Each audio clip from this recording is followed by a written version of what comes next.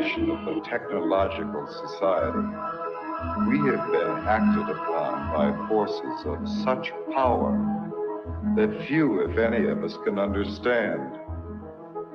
Extensive information gathering on every American, human experiments with drugs and psychosurgery, electronic surveillance, the era of the computer, invasion of privacy, growing government and corporate power over our lives, a people plagued by dehumanization, loneliness, and violence. Dramatic? Perhaps. But we are losing control of our technology and our lives. Not so long ago, people in a similar situation did not awaken to the forces around them. Are we so unwise as to do the same?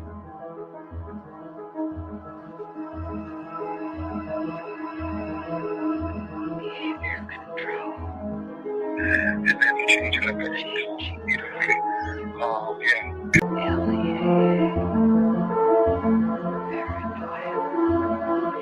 enemy list,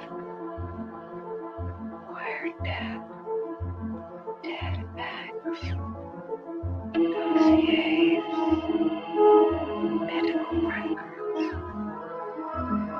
social security number, credit record, national security. With another agent, Pat Webb. Pat was an explosives agent.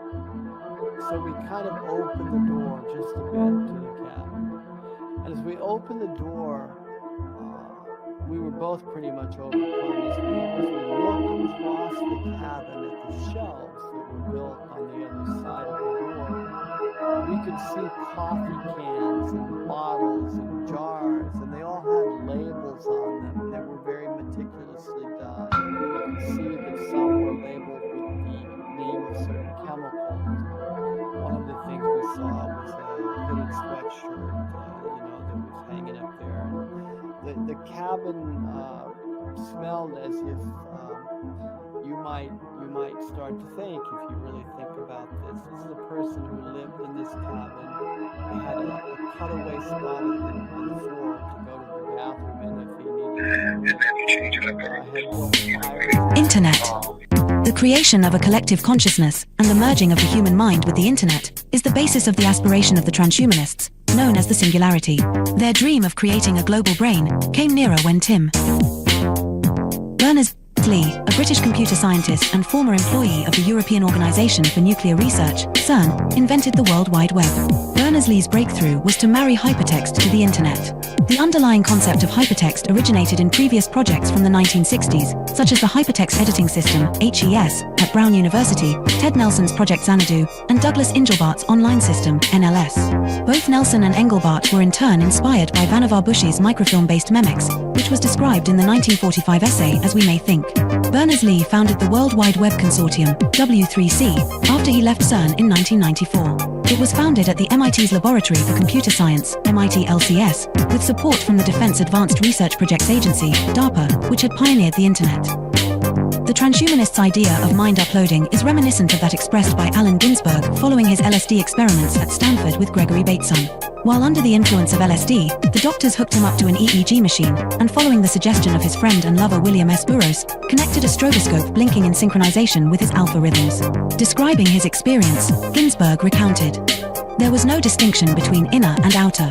Suddenly, I got this uncanny sense that I was really no different than all of this mechanical machinery around me. I began thinking that if I let this go on, something awful would happen. I would be absorbed into the electrical network grid of the entire nation. Then I began feeling a slight crackling along the hemispheres of my skull. I felt my soul being sucked out through the light into the wall socket and going out point one." During the final years before his death in 2000, Terence McKenna became an early proponent of technological singularity and called the internet the birth of the global mind, believing it to be a place where psychedelic culture could flourish. Point two, however, as Derry clarifies in Escape Velocity, cyberculture at the end of the century. 327. 328. Transhumanism. But as Thomas Hein reminds us in Facing Tomorrow, what the future has been. What the future can be, futures like McKenna's are stories we tell ourselves. About the present, an attempt to invest our lives with a meaning and a drama that transcend the inevitable decay and death of the individual. We want our stories to lead us somewhere and come to a satisfying conclusion, even though not all do so. 1264 placing our faith in an end-of-the-century Deus Ex Machina that will obviate the need to confront the social, political, economic, and ecological problems clamoring for solutions is a risky endgame. The metaphysical glow that increasingly halos the high-tech tomorrows of cyberdelic philosophers, corporate futurologists, pop science programs such as the Discovery Channel's Beyond 2000, or even ads such as AT and TSU will campaign, blinds us to the pressing concerns all around us. Point 3. As Eric Davis remarked in Technosis, some Christians, especially those with a brute Protestant conviction in the rock-solid inerrancy of the biblical word, would concur with Teilhard that our headlong flight toward planetization is part of a master plan. 4. Davis was commenting on Marshall McLuhan's 1969 interview in Playboy, where McLuhan mentioned that computer networks hold out the promise of creating a technologically engendered state of universal understanding and unity, a state of absorption in the logos that could knit mankind into one family and create a perpetuity of collective harmony and peace. McLuhan clarified, in a Christian sense, this is merely a new interpretation of the mystical body of Christ, and Christ, after all, is the ultimate extension of man. 5. However, as Davis pointed out, in a letter to the Thomist philosopher Jacques Maritain, McLuhan flip-flopped on the idealism he had earlier expressed. Electric information environments being utterly ethereal foster the illusion of the world as spiritual substance. It is now a reasonable facsimile of the mystical body of Christ, a blatant manifestation of the Antichrist. After all, the prince of this world is a very great electric engineer. Point 6. However, for the transhumanists, the internet is not just an agglomeration of inert information, but poses the possibility of humanity creating a collective consciousness of the mystics. Effectively, transhumanism is the hallucination arrived at by computer scientists on drugs. As psychedelic drugs impede the ability to discern reality from imagination, they often lead to the mistaken attribution of life, or even divinity, to inanimate objects, like a computer program. The ultimate foolish dream of the transhumanists is that with the creation of cyberspace, we'll be able to enter the pleroma, the mystical realm of the ancient Gnostics, by uploading our minds to the internet. Thus, the internet will have come to serve as a totality of human knowledge, the omniscient collective consciousness of Teilhard de Chardin, also known as the global brain. Global brain. The relationship between the global brain and the internet, and its connection to the thought of Teilhard de Chardin, is explained in The Lost Symbol by Da Vinci Code author Dan Brown, a fellow alumnus of Exeter with Stuart Brand and Facebook. The Singularity. 329. Founder Mark Zuckerberg. There is an important section from the novel, which is based on revealing the secret of Freemasonry, where Willis Harman's Institute for Newtic Sciences, IONS, named after the new sphere of Teilhard, plays a central role. Here the character Catherine Solomon explains the significance of Newtics. 2 heads are better than 1, and yet 2 heads are not twice better. They are many, many times better. Multiple minds working in unison magnify a thought's effect exponentially. This is the inherent power of prayer. Groups, healing circles, singing in unison, and worshipping en masse. The idea of universal consciousness is no ethereal New Age concept. It's a hard core scientific reality, and harnessing it has the potential to transform our world.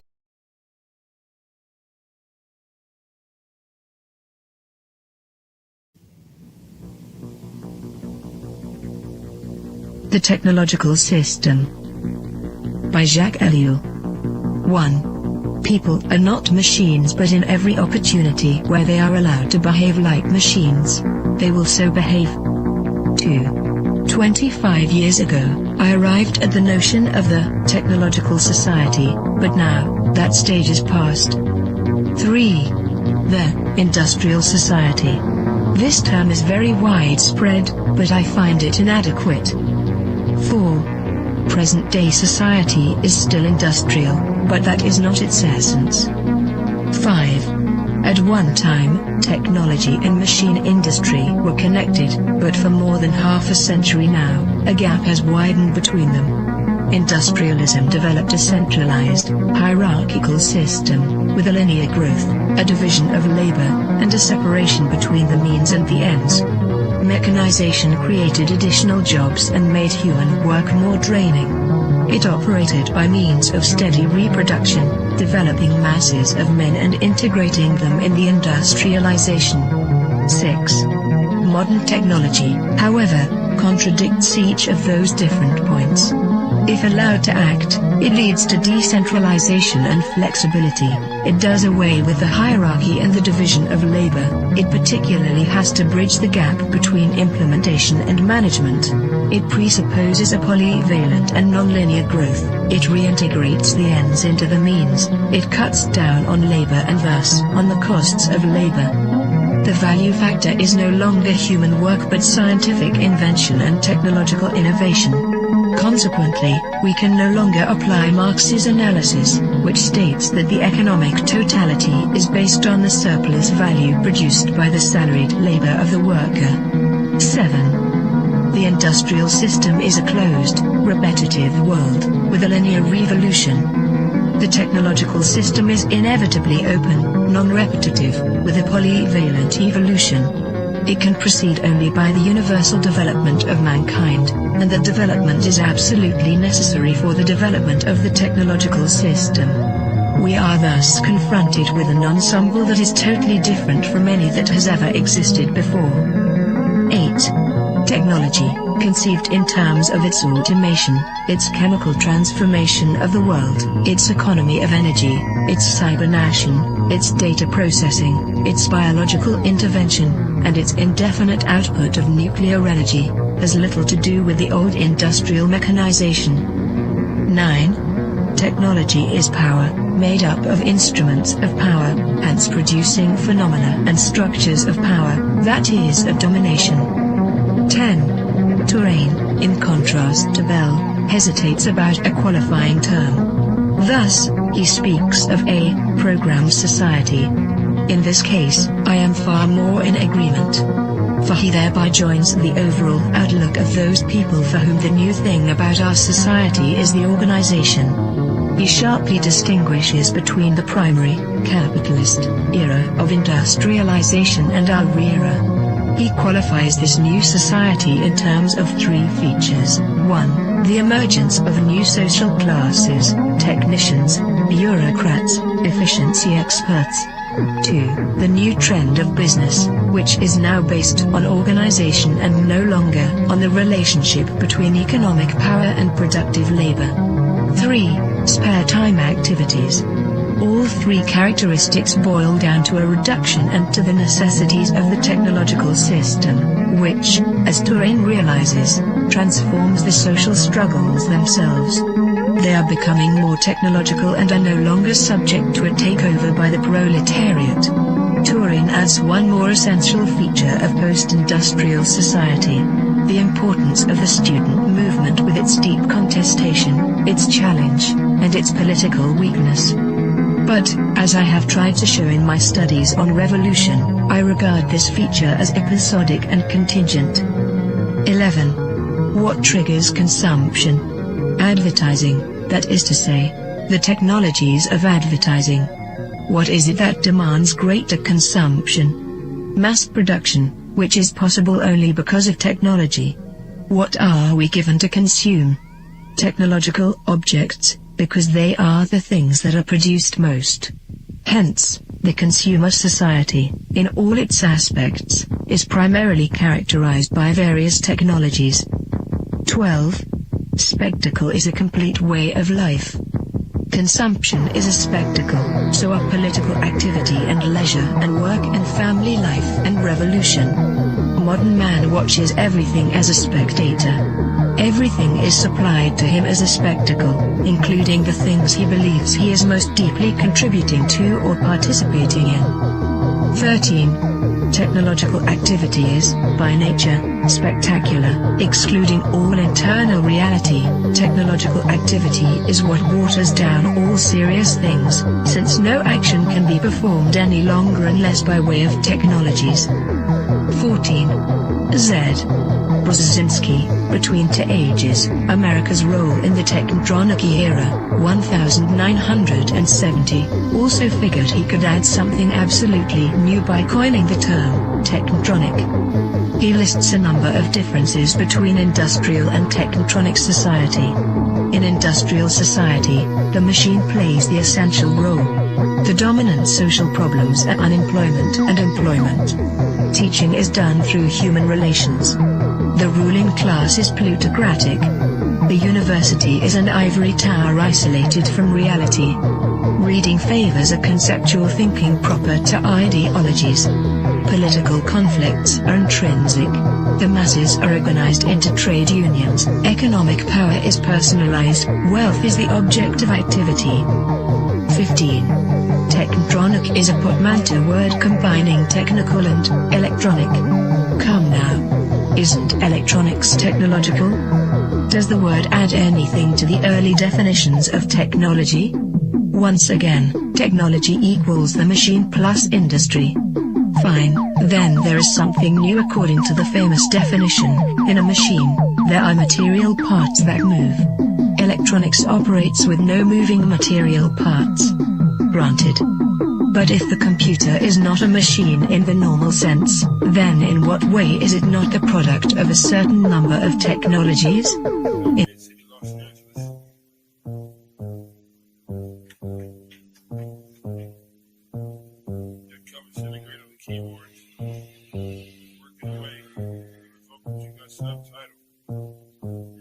I gotta go to work so I can work it out. Come on, computer, make it work. Come on, satellite, work with me. I gotta go to work so I can work it out. Come on, computer, make it work. Come on, satellite, work with me. I gotta go to work. Who would have thought that I would slaughter these jerks? The first full-time clock and serial microphone rocker. I used to jump on the stage back in the day wearing a stocking. To conceal my identity in any stereotypical venue. Never will I reveal the serious way that I feel. I'm on job time, all I do is talk into the steel. Use my style to hide and conceal. Profile and be cowed while I smile and just say that I'm real. Bad luck strikes in 3, all of you will agree. I didn't have a heat shield, they rained triplicate on me. But it's squares versus circles, then and if you can compare front and back are differentiated by a 90-degree squared circle. If you know what I'm talking about, you know the code, work it out.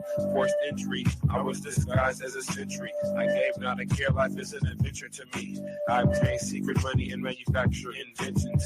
Fracturing the line between space and time dimensions. Restructure the torque and the structural integrity. So I can walk on water while the returning surface tension.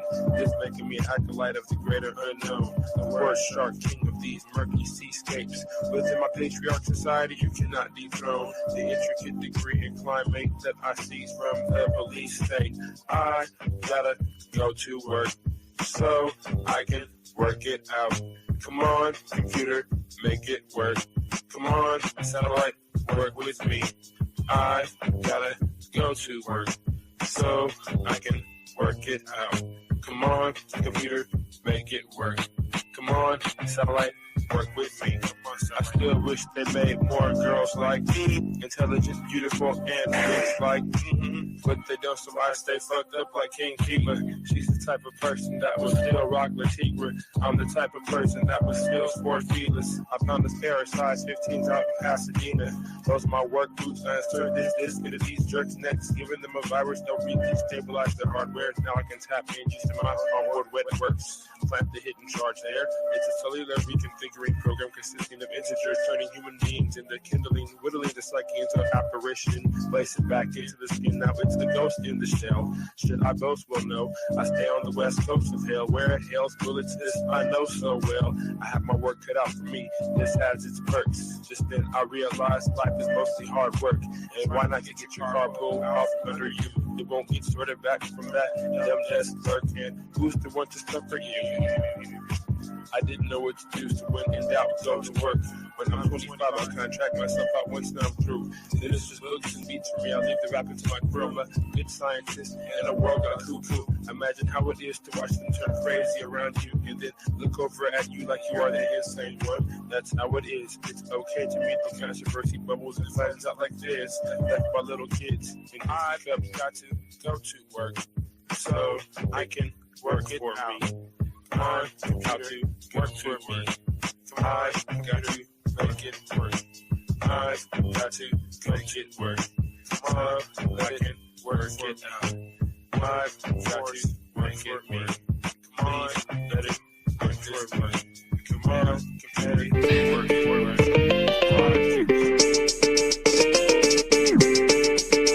Drop shit. Hegemonic sentences through cavalcades of reminiscence. The dark soul mentions crevices of insight, appendages of tripwire reps. The gun hill legend brandish your weapons for Armageddon. Headless corrections for willing participants before the line finishes. I got shadow grimace, the obscene dream with human chaos for the pilot smoke screen. Combined with the best wishes, master attacks, detected full advanced craft methods that were highly adapted to the presence, sharpening psyche, which often might be construed as badly used or beautiful looks just like to mirror the schism unseen hidden. The newest eyes cast shadows into the bluest skies until the Tory Alleluia brought to the kings before me as the sacred justice plotted to misinform the whole to chorus within construction.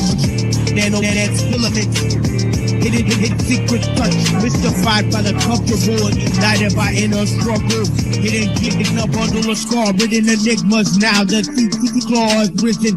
Man is up with cheeky. With this sight disease praying to the east, not to the man-made structures, but to the rising of the sun. A comparison of those diligent millipede legs rushing around in any direction. Misperception and prism seem to bad design.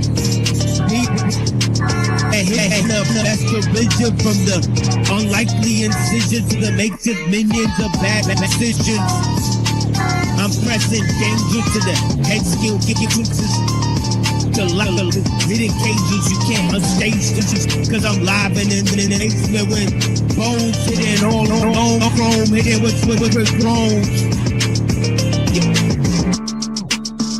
Like a program metal skull covered in the hard routinely cycled by a metronome.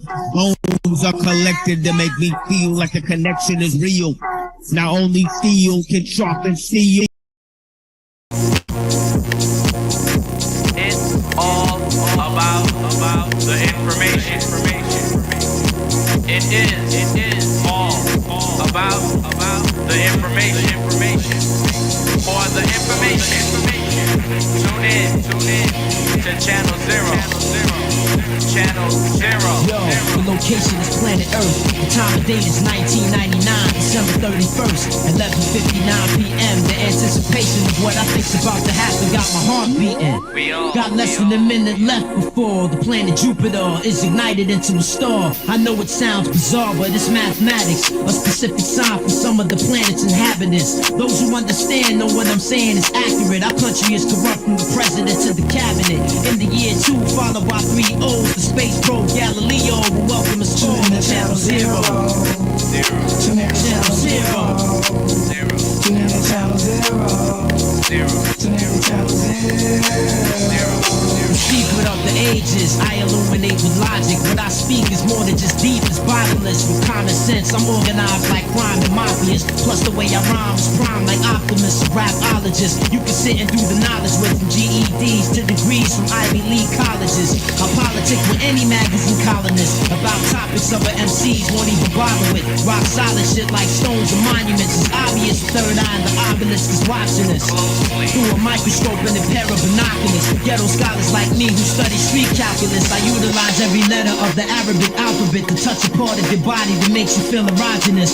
The key to knowledge is guarded by ancient locksmiths who travel across the universe and flying objects. Sequence deadly to man is dioxin. We sparring with guards, our arms are too short to box with. 4,000 years before Christ in the times of Pharaoh.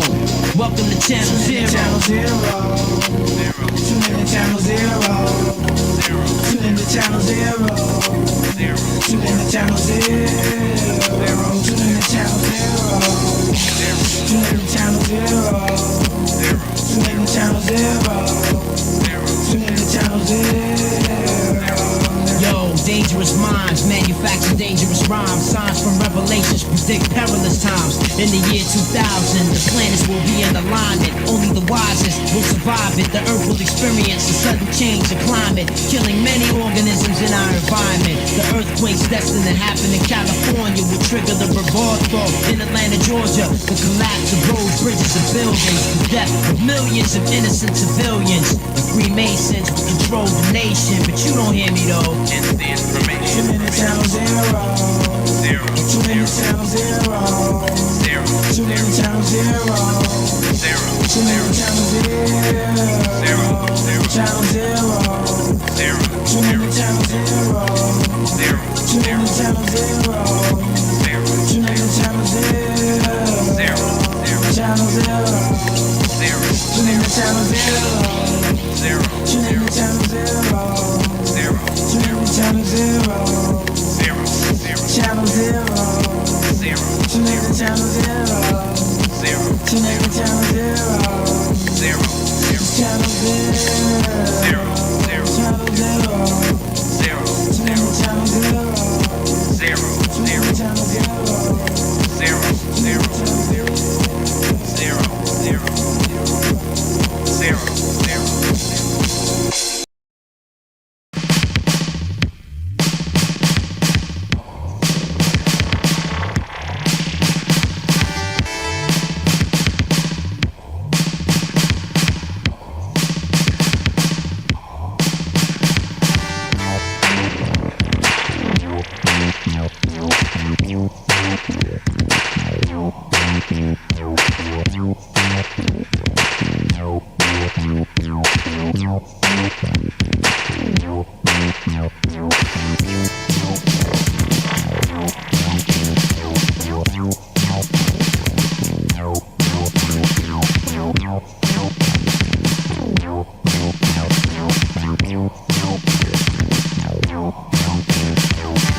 Everybody from the East Coast, rock.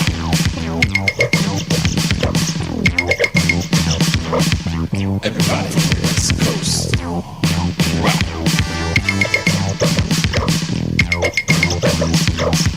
Everybody from up north, rock.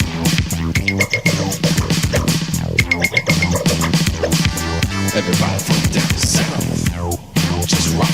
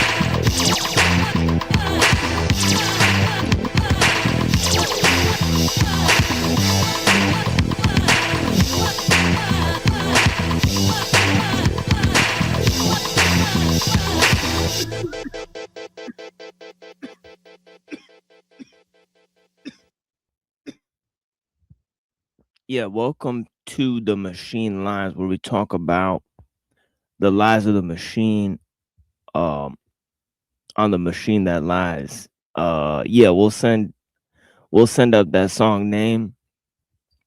It's on it's a track from a beat tape of James Pants called Rhythm Tracks from Stone's Throw Records, right? It's just called beat number 4. So it'd be hard to find it, but yeah, but I'll send it to you.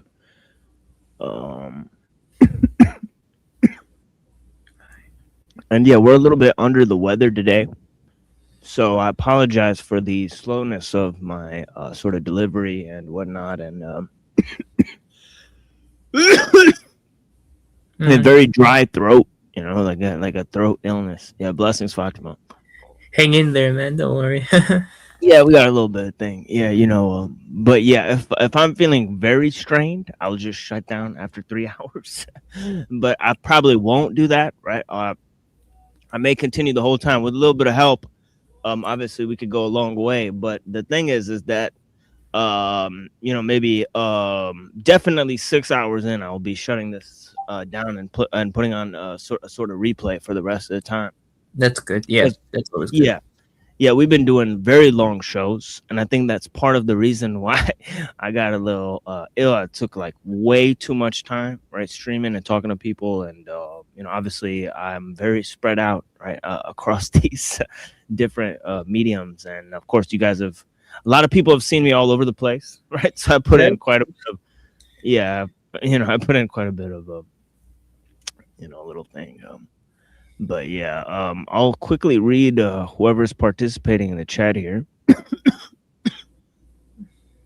And then we'll go ahead and, you know, give me a second.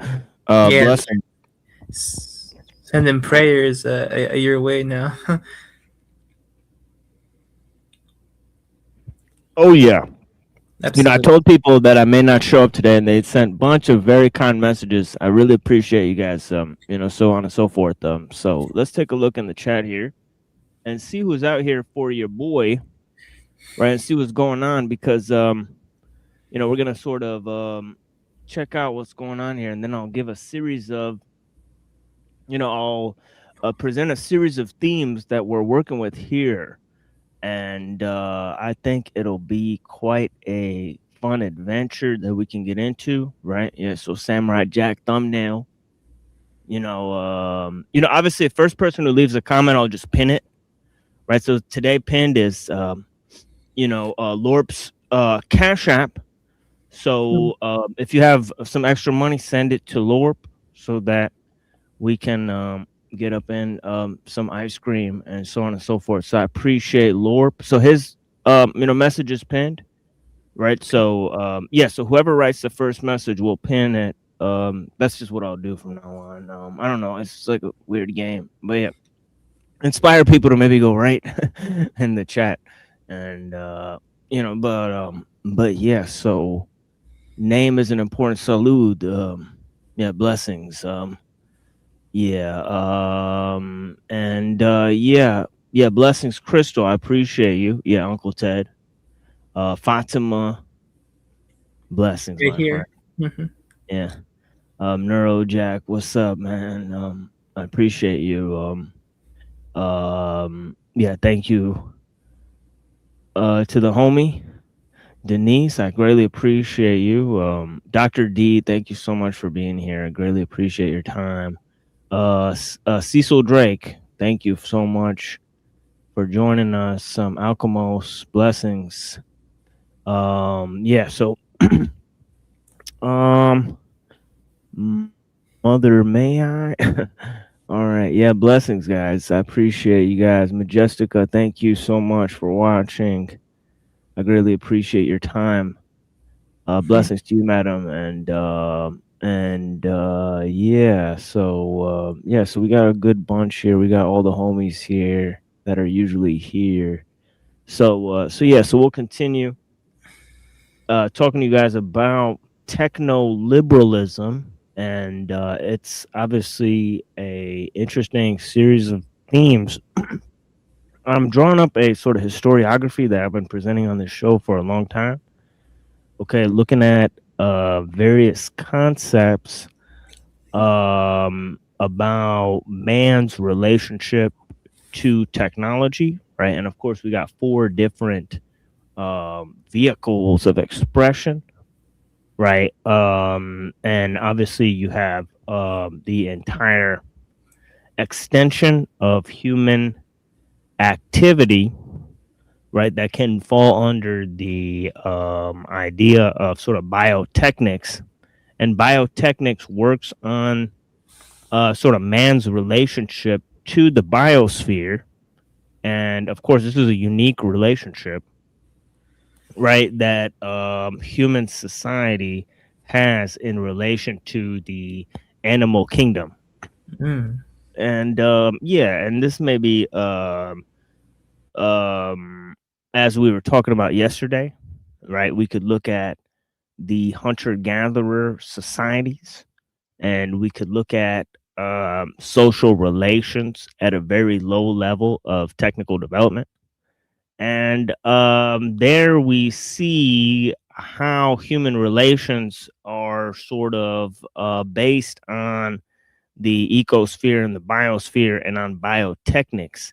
Now, the next form of expression that sort of develops is, as we noted yesterday, right, is this whole idea of agriculture and the use of tools, right? And of course, this relates to it, this entire vehicle of expression, right, that seems to make the capacity to organize, right, much greater, right? So obviously, when we look at the biosphere, right, just on the biological level, right, man is a symbol making animal.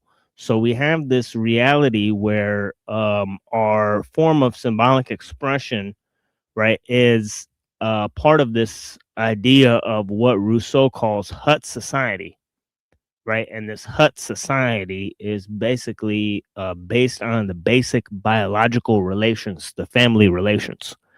And and these family relations, he says, were part of the sweetest sentiments, right? The sweetest sentiments that developed. And of course, you know, as we're reading in Spangler, right, that it's kind of like this idea of the freest expression of the human, right, is in sort of one biological unit, right? And of course, this is sort of the most mobile, most freest expression of life that there is, right? One could call it sort of the individual, right?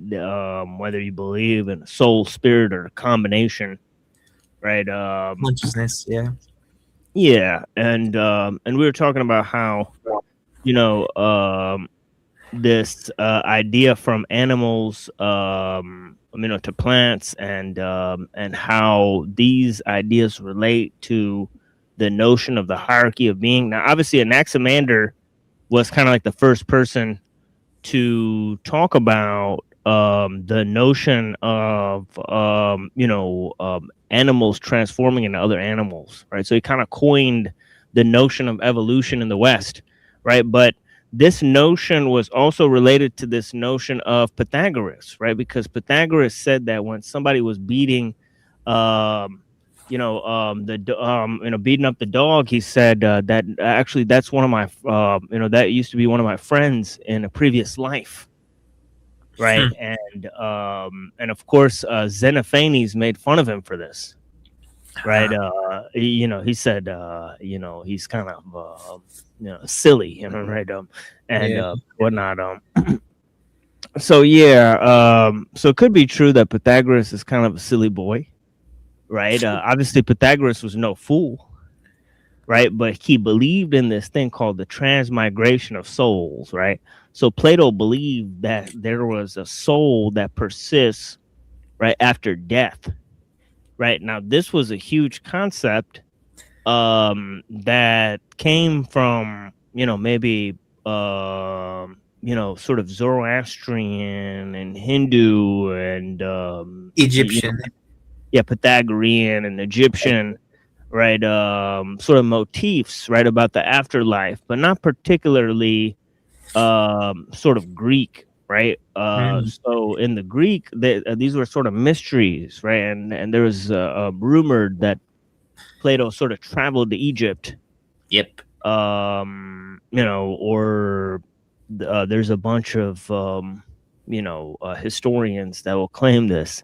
I've been taken to task by certain gentlemen from the panels that was saying that there's no historical proof of Plato, and I was like, whoa. That's kind of a bold statement for like very bold statement. Socrates, that's more rationally defended, but for Plato, whoa, we're gonna deny like all of like the historical accounts of him during that time, which are verifiable. I don't know where that came from. And he was he was sort of pushing a Black Athena type of scenario as well, where a lot of the achievements of the Greeks came from Egypt, right? So some of them definitely may have came from Egypt. Some of them came from Mycenae, right? So I mean, if you think Egypt was Black people, definitely Mycenae was probably not Black people. They were definitely brown people. Brown, little brown guys. So a lot of the reason why the history of Mycenae is hidden right now, obviously, Plato believed in this idea of the transmigration of souls, right? So he may have believed, along with Pythagoras, that this idea of the soul wasn't specific to humans, right? So, but of course, he may have thought that human beings possess a special kind of a soul, rational soul, right, that allows them to perceive the forms, right? So in terms of Aristotle, he created this notion of the hierarchy of being, right? And he said there's plant souls, right? There's animal souls, right? There's human souls, right? And of course, there was all sorts of types of souls added to this by Aquinas, right? So there's like angelic soul, and so on and so forth, that's higher than the human soul, or something like that, right? And so on and so forth. So there's this hierarchy of being that's established. So for this notion that Plato has of this sort of development of the soul that passes through this transmigration, he has this notion about the human level of ascension. So he says the animal soul, or the vegetative soul, or the animal soul, and all these kind of souls, right, and the rational soul are part of the human, right? So he kind of says, well, there's a sort of appetitive soul, right, which is kind of like a plant soul, right? There's a passionate soul that's kind of like an animal soul, right? And then there's a sort of rational soul, which is kind of like the human soul, right? And of course, Plato's internal sort of tripartite soul that exists within the person is taken by Aristotle to be a vertical hierarchy of souls, right? That are separate, but constitute a sort of universal expression of soul. And so they have this notion. They go back and forth with this notion, right? And it's important to develop this idea because it definitely assists, as I mentioned, right? It assists this notion of Christianity, and of course, as I said, not everybody believed in the sort of soul business, right? In the ancient sort of world. So this was like not something that everybody sort of considered. But of course, the whole notion of the immaterial and how the immaterial relates to the material. Mm-hmm. This was a huge aspect of the dualism of Plato and Aristotle. If you could sort of combine their views into one, right, you could say that they're both talking about how the immaterial relates to the material, right? Yeah. Because of the immaterial, there's no change, and it sort of permeates, and then of the material, there is change, and it's sort of divided up into many parts, right? So you have not only the division of the one and the many, but the division of the material and the immaterial, right? And the separation of being and becoming. Yeah. So these three ideas that we touched on heavily, right? We're going to go into how this differs from Leucippus and the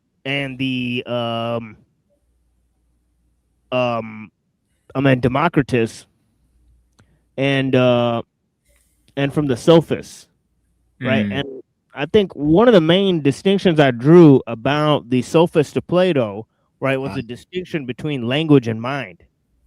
Right? Okay. So sophists thought that language is primary to mind.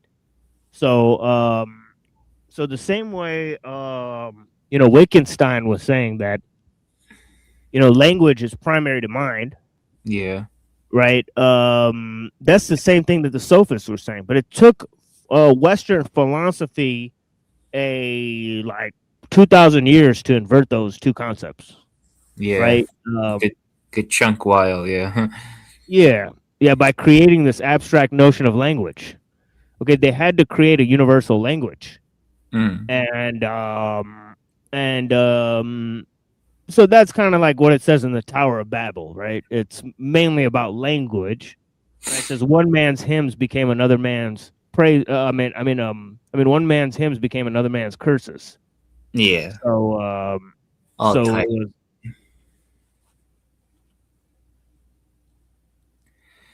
Pretty interesting stuff when it comes to language and the mind. Because just the other day, right, or like a few weeks ago, not the other day, I was reading about a romantic / counter enlightenment thinker and philosopher called Johann Hamann. He pretty much said that language is embodied within being, right? So this whatever happens with language happens in reality. It's almost because he was a irrationalist and a fideist. So, and he considered himself a Aristotelian because he thought that reason was embodied within the body, while like he called Kant Platonic because Plato thought that reason was disembodied. Oh yeah, I think Kant is completely Platonic and dualistic, right? Yeah, he is. No, for sure. Yeah, people say I think he lean. People say he's tried to like reconcile, Aristotelian and Platonism, but no. Oh he's Platonic. Yeah, people who say like I had these friends in college, right? They'd be like, oh, Kant's a closet, monist, and I'm like, get the fuck out of here. No, he's not. No way. No, motherfuckers. Yeah. Makes no sense. The categorical imperative, which is like another like a pillar of like his philosophy, his very very weird philosophy, is like you need to separate then wait, it's not the category. It is his project of transcendental idealism, right? Is to separate a reality, the phenomenon, and like the noumena, away. You can't prove God anymore, but yet you still need him to justify the categorical imperative. Like that's one thing I never quite understood, how people never saw just how like absurd that was. Like the ground ethics, but yet you can prove a divine being.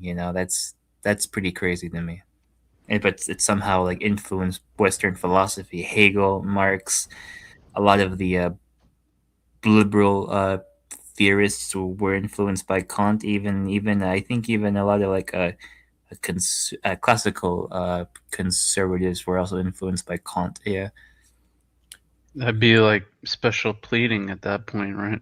Oh yeah, it is special pleading. Yeah, Kant's philosophy, like, it is special pleading because he was trying to answer David Hume, who I think was more honest, at least, of like, hey, I pretty much destroyed, or like I wanted to just get rid of like metaphysical, speculation altogether, and just live in like skepticism and like I guess like intuition. That's more honest. But Kant was like, no, I want to have my cake and eat it too. Pretty much caused like built a house of cards that was always like going to fall because like of just like the special pleading nature that's inside Kant's philosophy, especially like his epistemology and his like ethical system, which do complement one another. Yeah. Yeah, as I've sort of stated on the show is that and this is mainly from Henrik Skolmowski, right? That he was sort of remarking how from the transition to from Plato to Aristotle, right? They had a sort of compartmentalization of knowledge, right? And this compartmentalization of knowledge, right, meant that truth, beauty, and goodness cannot be held together. And then what transpired because of this, and Aristotle makes a bunch of different categorizations. For example, he invents the word energy, right? He invents the distinction between substance and accident, right? He invents the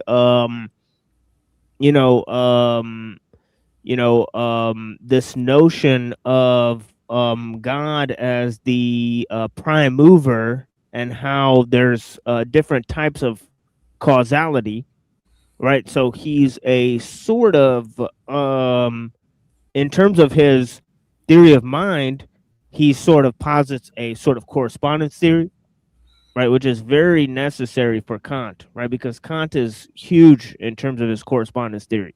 Yes, extremely. Right, Yeah. mind. Like you definitely need that epistemological framework, right, that is literally laid down by Aristotle, and he kind of says that this is Kant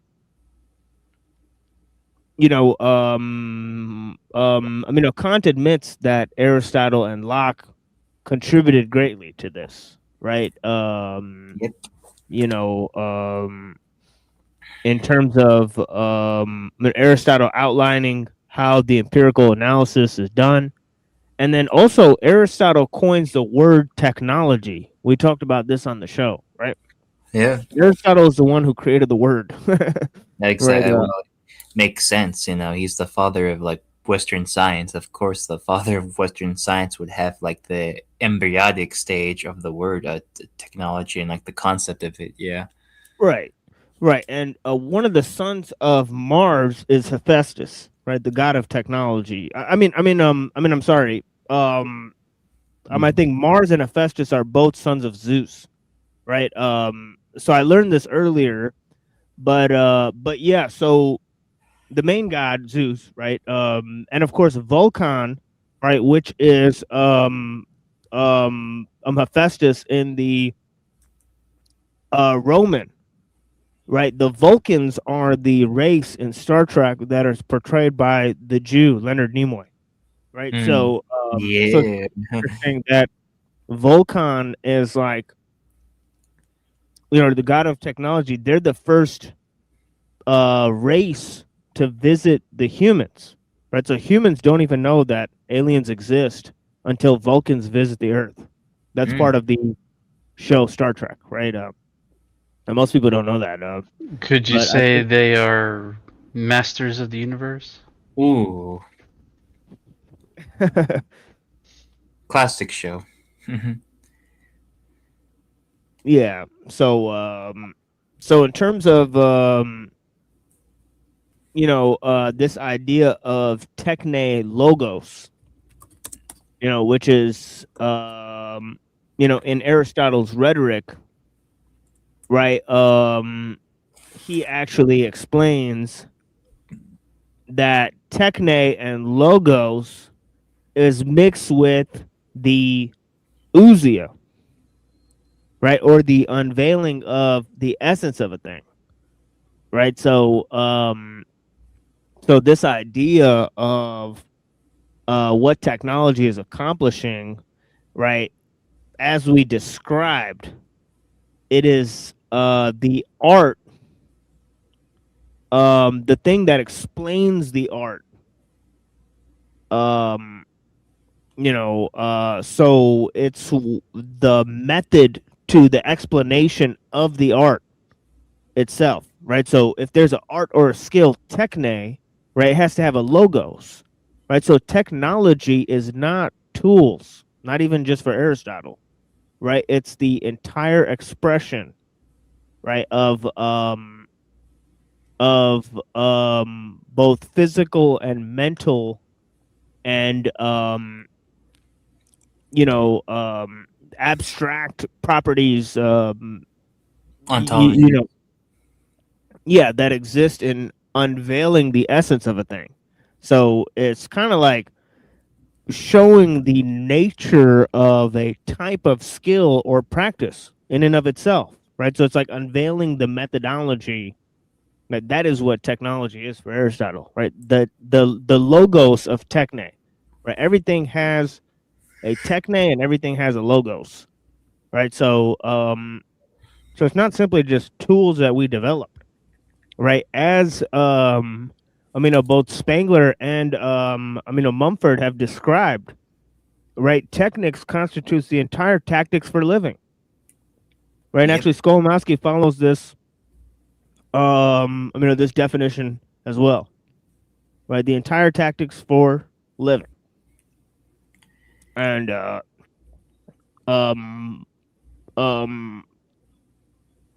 course, ellul describes it as the total ensemble of means to a particular end. Mm-hmm. And we describe this idea of the tecton, right, or the architecton, right, or the architectonic, right, because archi, right, as we explained. So this is how I introduce the subject to people, right? So I've said this on the show hundreds of times because this is kind of like how I introduce the subject. Yeah. Right. As I say, there's an archi for the universe, and that archi in the prologue of John is the logos, right? He says en arche kai hon logos, right? That means the ruling principle of the universe is the logos, right? So this idea of archi was talked about by the pre-Socratics, right? Each pre-Socratic philosopher had an archi, right? For Thales, it was like they kind of simplified and they say elements, right? Thales was not saying that water was the ruling principle, right? He was saying it's like water, right? Like wetness or moisture, right? Like Heraclitus was saying it's like fire or energy, right? That can be transmuted. He's not saying it's literally fire, right? That's very simplistic, right? Understanding of what they're trying to say. But they said there's a ruling principle, right? And the architecton is the one who can communicate what the ruling principle is by carving out the symbols, right? So the architecton, right, is the one who creates the arts that create all other arts, right? And we could sit here and ask ourselves what that art is, right? For Plato, it has to be mythology. Yeah, for Plato, it's politics. For Plato, it's politics, because yeah. Plato. Funny that Dom said that because Plato was like critical of using a mythology and poetry to like convey. Right, exactly. It's like so Dom's really going against the Platonic Very much so, and I kind of respect it because I'm not a big fan of like this might be controversial for some, but like yeah, I am pretty critiqueful towards Platonic philosophy a bit. I do understand the importance of it, but like its conclusions, I don't really agree with. Yeah. I would call politics mythology myself. Mm. So Plato fits right in there because politics is just people putting on strange dresses, going to strange buildings, doing strange things that no one else does, that everyone believes has influence over their lives. That's exactly how the gods function in mythology. Now they're just a person. Yeah. They've replaced like mythology with like the campaign trail and like elections and debates on TV. I'll give you another example. Like I heard some people say that Neil Armstrong is like the bravest human being to ever exist. Like I've heard people say that, and I'm just like, wow, this is literally secular mythology I'm hearing. I mean, even if he was brave, I get that, but to say he's like the bravest, how do we even know that to make such a claim? Yeah, it's kind of bold claim to make without much reason to even say it. Yeah, Neil Armstrong. Yeah, it's pretty weird. Yeah, it is. Yeah. The point is, it takes these people who specialize in these jobs, and because these people are good at these jobs, like an astronaut or an athlete, they got the FIFA Cup going on right now, whatever it is. Oh, sports is a big like secularized mythology, like an extreme one. Yeah. And these things basically, they make the people feel okay with their jobs and their place in the machine, because these people sell the common worker, like the people who have the big jobs, like the soccer player or whatever. Their job is to sell the regular worker that their place in society is necessary and good because they're out there getting paid. You're out there getting paid. It's just that, they perform in front of millions of people. Yeah. And like you're like analogy, or like you're like a comparison with like politics with like mythologies. It's just like more secularized. Like kind of reminds me from a long time ago. I was reading Mark Fisher. I don't read him much anymore, but back then I was more like interested in like Mark Fisher. Right, he wrote the capitalist realism. He was more of like the good side of like acceleration. If you can even call it that, but he pretty much said that yes, like we live in like a naturalization of like myths and legends, and everything is like a magical voluntarism. We pretty much like replaced like the gods, the monsters, the holy grail with just like economies and prices.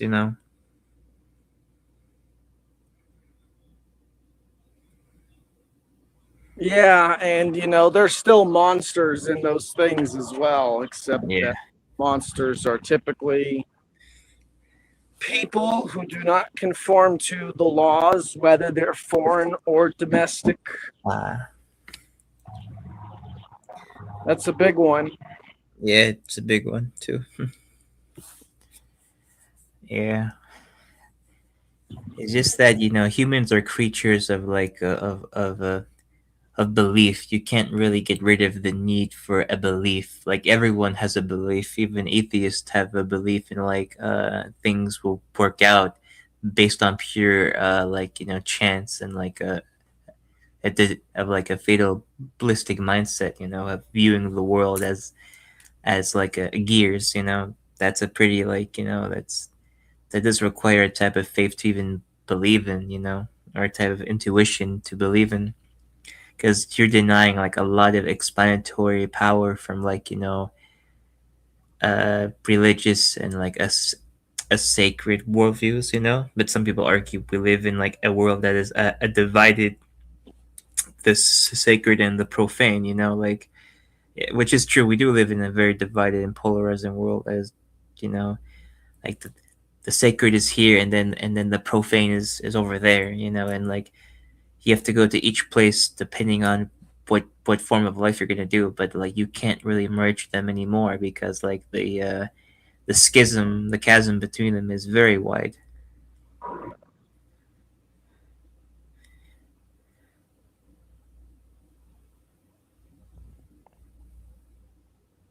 Yeah. This is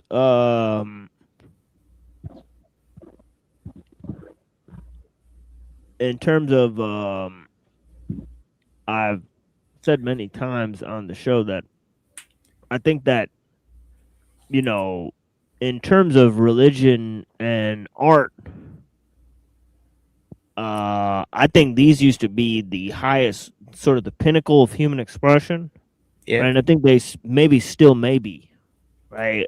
We may have not gotten higher than religion and art in terms of expression, right? But science and politics have replaced them. Right now, I think that science and politics are mythological to their very core, right? Yeah, you know, the myth of man and the myth of the machine, right? These things are very necessary to build society, right? People have to believe that these things are the ordering principle, right? They have to believe that these things are what keep things ordered, what gets the job done, right? They need to know that the machine is benign, it's under the control of the human, or they need to be assured of all these things. And you see now with the sort of crazy sort of psychosis, right? This sort of fear tactics that's going along with the propagation of the new technology. Right? It seems like, you know, they're constantly trying to assure people that we control the future. Right? So you would think that the op would sort of want you to surrender control, right? Or whatever. So it definitely is a Brave New World type of scenario. So in terms of that, right? Yeah, like science, progress, right? Politics.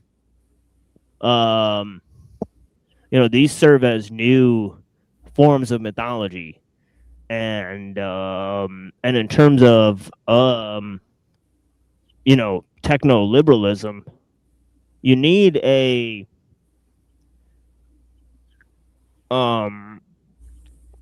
you know, somebody said tech agnosticism, right? There's a guy named Epstein who wrote a book called Tech Agnosticism, right? Which we were looking at how silly this concept was, because he was saying that technology is a religion of the modern age, and he's a tech agnostic, right? So it's pretty funny, you know, meaning that, you know, he won't do anything.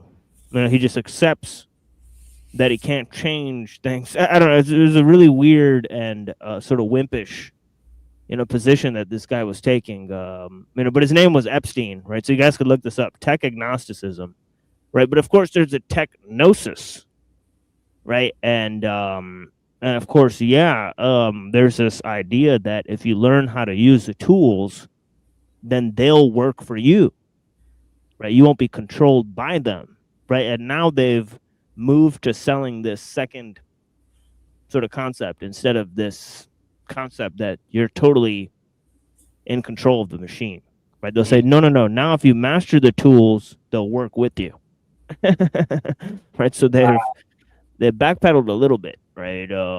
But still, their mythology has remained intact, you know, in terms of, you know, and I've written this at the end of my book, right? I said that, let me read this real quick. I said a false dialectic exists in the modern age between religion and science, as the modern world is itself a dialectic between science and art. So I think, obviously, in terms of, what I said before, right? How we moved from religion and art to science and politics, right? You could see how politics is a transitional mode, right? Because either whatever you think is first, religion or art, there's a huge competition based on what people think, right? Obviously, if you're of a sort of, Abrahamic persuasion, right? For lack of a better term, right? Since those often get lumped under very a umbrella, right? Well, So you if know you're what's under the interesting yeah, is that the Egyptians, they didn't even have a word for art because to them it was just synonymous with religious veneration and expressing. exactly. Yeah, there Right. was like a division between like art and like a religion, because because that was back then. There was no conception of even dividing the sacred and the profane. None Yeah. whatsoever. Yeah. Yeah, but I mean, in terms of what people say, right, is more important, right? It'll depend on what side of the game you sort of fall on, right? Because it'll either be that you find that culture created religion, right? Yeah. Or religion created culture. Right now, if there's a thing where Adam was taught by God, right, the names of all the plants and the animals and all those, then literally, right, religion created culture, right, because religion was there at the beginning, right? So if you believe that there's all these different tribes and they all had different religious outlooks, right, there was no unifying principle in terms of religion, so there was no common religion for man. That means that you believe that it was some sort of art that then became some sort of henotheism, right? And then transmuted that into monotheism, right? So whichever way you go, right, and I'm not being critical of whichever one you choose. You're free to choose whichever one you like, right? But in terms of whether you think art created religion or whether you think religion created art, the next stage is politics, right? Yep. Because politics creates the myth of man, right? Creates the myth of universalism, right? And this notion that man has a universal property. Now, one could argue that this belief that man had a common religion at the beginning sort of was used to supplant this ideal, right? This universalism. And of course, Nietzsche and a bunch of others have argued that this isn't the case, right? That this is definitely the case, right? That these religions created the sense of universalism in man that then was hijacked by liberalism, right? So you could say that whichever way you look, it looks like whether you think art created religion or religion created art, the transitional mode of politics led to the mode of scientific totalitarianism, right? So we made a transitional mode in which we said no, there's no such thing as art and culture and religion, right? There's just one universal mode for man, right? Let's call it science and liberalism, right? And then they said that through that we're going to create a state, the machine that speaks for man, and through that they created a system of scientific totalitarianism that they thought was going to liberate man, but led to the worst form of slavery. Yeah. Yep. Ever known. You just never know. This is why I think Mumford is pretty correct, or I think he's probably one of the most correct people, because if it is religion that came first, then something happened to the religion that made it go from earth goddess veneration, respect of life, seeing yourself in all things, to Father Sky God overseeing and looking everyone and enforcing his decrees and demands. And you got to venerate this Sky God because he makes everything so great for your life.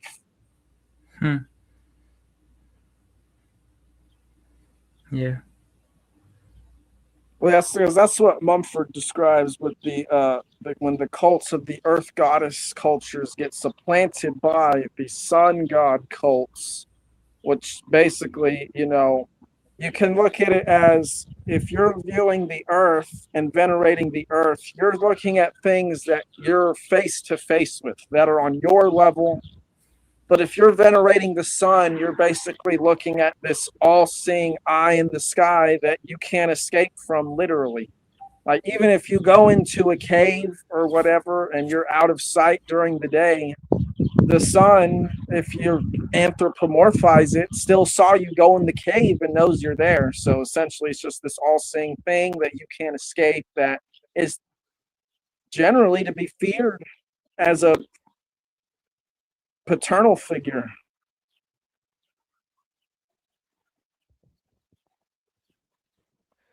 Yeah. Yeah, he's got something about the sort of patriarchal aspect of this too. And I think to a certain degree, as we'll read in Diamond, Jared Diamond, he kind of makes this point too, that yeah, blessings, Fatima. Yeah, I greatly appreciate you for joining and contributing. So yeah, so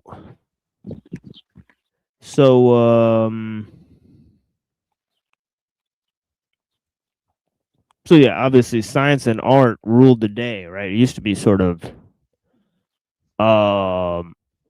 religion and art, right? Then it sort of became religion and politics, right? Then it became politics on its own in the form of liberalism, and then it became science, right? So there's been a series of transitions according to the modern historiography about where this sense of progress first arose, and all of this constitutes the myth of man, the myth of the machine, right? In its own sense, because it explains why man would idealize a universal form of development, right? That favors the technical, right? And is totally hijacked by the technosphere, right? And just as a religious sensibility was hijacked by liberalism, right? So just as liberalism predates on the religious modes, right? The technosphere predates on liberalism itself, right? And creates the global vampire of techno liberalism, as it were, right? So we've explained this many times. I think this is a good point to move on to the text that we have, as I'm feeling very, under the weather and whatnot. So yeah. So yeah, you guys. Yeah. Going to say that,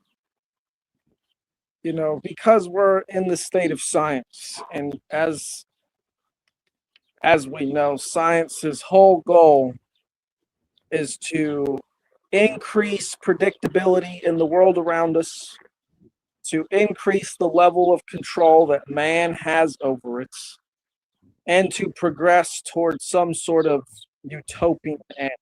So essentially, it's just the progress is just to eliminate chaos and get full control, which goes back to what I was saying, I think, because if you are like a sun god or a sky god that oversees everything, then that's your whole purpose, is to control the world in this grid-like function and oversee it and enforce order. So really, it's just man reaching a stage where we're like these gods we always thought of, but perhaps we're just not spiritually mature enough to handle the responsibility. Perhaps. Or it could be a responsibility we were never meant to have.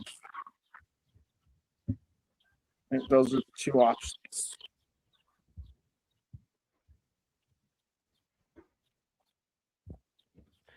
Yeah, now I want to address this here. It says here, yeah, thank you for that. Thank you for that, Battle Axe. I appreciate you. Yeah, we're kind of phoning it in today, but it is what it is. But yeah, I just want to be here for the people and whatnot. But it said, what constitutes a machine? Isn't Earth a machine? So there is a sense in which we could look at all sort of technology as a second order nature, right? We could look at nature itself as technology, right? In a sense that it could either be created or self-creating, in terms of it could be intelligent. And so there's a huge idea about whether the intelligence or creativity that arises in man already exists in nature, or was imbued onto man by God, or imbued onto nature and man by God, right? So there's all sorts of series of questions of what constitutes creativity and intelligence, right, in the universe, right? But once we get over that hurdle and you get to what constitutes intelligence and creativity, right, then the application of this creativity or intelligence, right, in terms of creating a method or a skill, right, that constitutes technology, right? And of course, as I explained earlier, technology is techne plus logos, right? So it's the application of a skill or a craft in the way of developing a method. And so this idea of technology, right, is part of this notion of technique. Right now, technique is sort of the collective methodologies, right, that constitute, right, different forms of technologies, right? So technology and technique are sort of interrelated, right? What is technology, right, is dealing with this idea of techniques, right? Which is like, if you develop a method to something, you develop a how-to behind it, that's kind of like a technique. So obviously techniques of organization, right, in terms of humans, right, in terms of symbolic expression, right, those constitute the first type of techniques. Right now, in terms of technique and technology, right, how they're used to develop tools, right, well, tools are reliant on human skill, right? They're also reliant on human forms of cultural expression. They're also mediated by the speed and pace of human movement. So there's lots of different things in terms of the human which mediate the use of tools, right? So tools still function on a human level. The machine is the automation of a human skill, right? So it's going beyond the tool, right? So machines are not technology and they're not tools, right? Machines are something different than technology and tools, right? But how they relate to tools and technology is, part of a, web, right, of development, right, sort of chain of development, right? So it's important to distinguish between technology, tools, and machines, as ellul does in his work, The Technological Society, which we broke down in painstaking detail how he distinguishes between different elements. Right now, Skrbina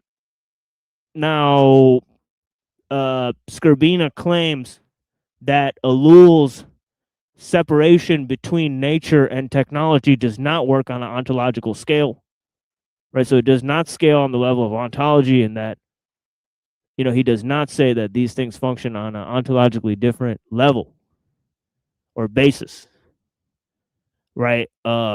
So he clarifies that nature is used to make technology, which is a second order nature, right? So as he says, technology is nature made nature. Okay, so whichever definition you go with, techne logos, the total ensemble of means to a particular end, as ellul defines it, right? Or nature made nature, as Skrbina defines it. There's many different definitions, right? But of course, we're here to define what is technology, what are machines, right? What is the mechanical, right? What is the mythos of mechanos, finally, right? Because there's a myth of the machine, as me and Dom were sort of ruminating on. I think a definition that would kind of combine all three of those would be basically like the software code that runs the mega machine would be technology.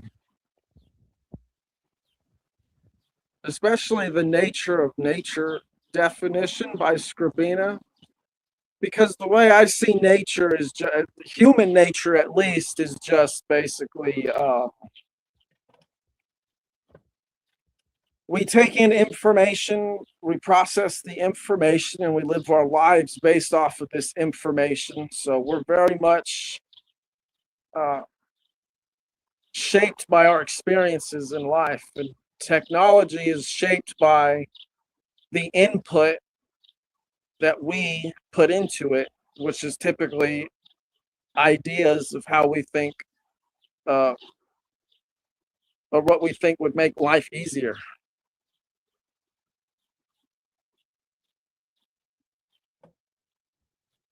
Should I read the sort of definition he gives in page 119 of MIT? Sure, yeah.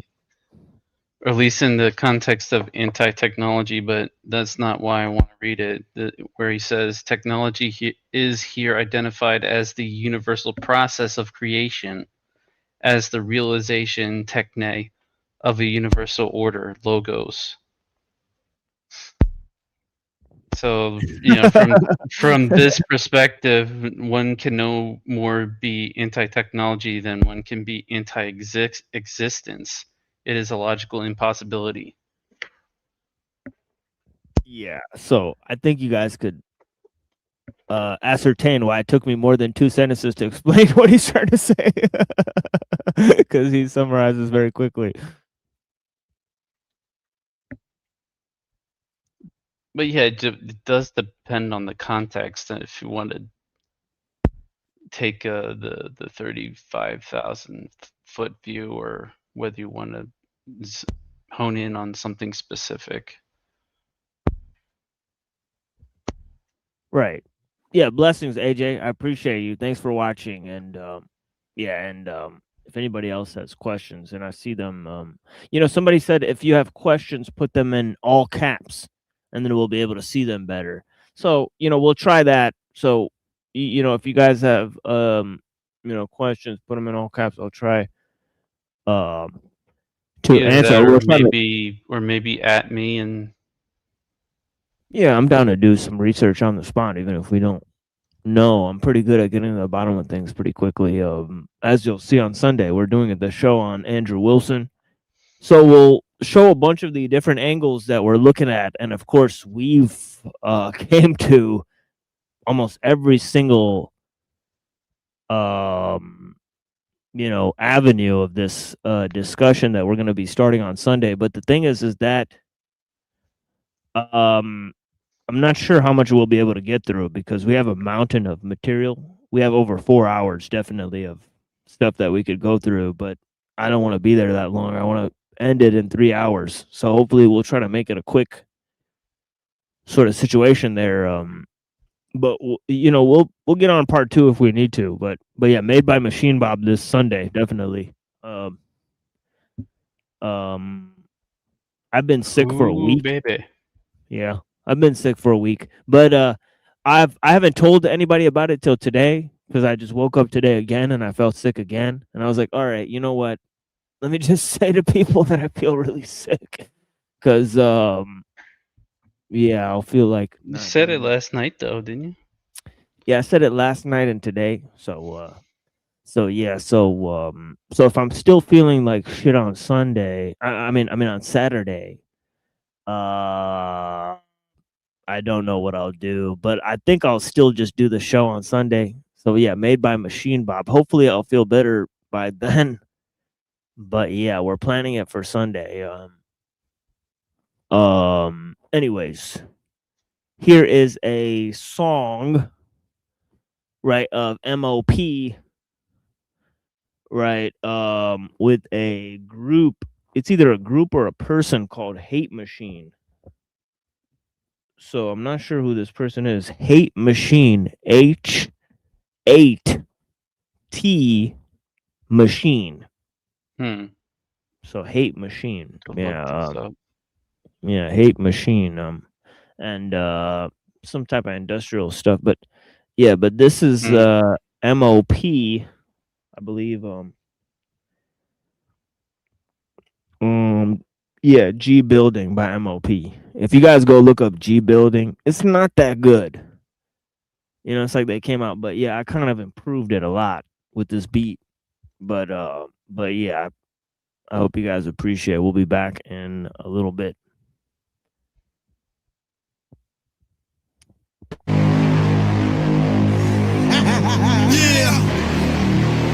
Hear me though. Hear me though. Yeah. You see it. Say what? You see it. Bang your head against the wall. Come on.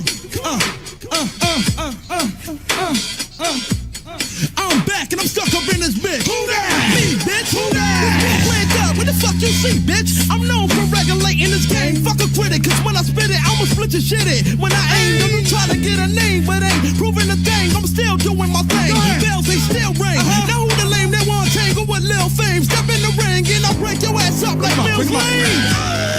How you like me now? That cool Mo P shit, nigga. Put it down, yo, I need the silence to get. Shit too loud when that bitch start to holler. Niggas do shout, made the church people on your block wanna move out. A bump off and a dump off and a nigga cool out. Cause when we in the place with the guns in our waist, we don't say put your hands up, niggas stand down. You gotta get it cause you're not listening. Dump off your body, send your whole family to grind fishing. The street mayor, ghetto street player, hit your hooker with this heavy dick meat playing ass tick player. Fuck the fame, fuck the fame, but I got 4 words for ya. Don't fuck with fame, cause I'm a machine gun Kelly. Clap a dude, write my name across your belly. Clap a dude, ain't no escaping these streets I'm raised in. It's so amazing, but I'm still blazing. Ain't no safe in your ass, I'm hell raising. They be screaming you can't alone off the pavement. With your waist split in half and your chest caved in. So walk on the green, I'ma cut your ass down if you walk in between. So listen up and hear me, boy, I'm the American Kenny boy. First fam, ridiculous.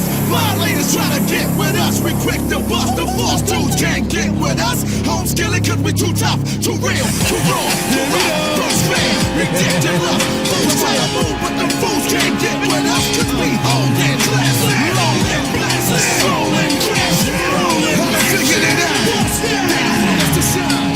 You lost your mind when you thought I tossed my iron. I still got it. But when I'm facing situations like this, you dissing, I'm hitting, listen.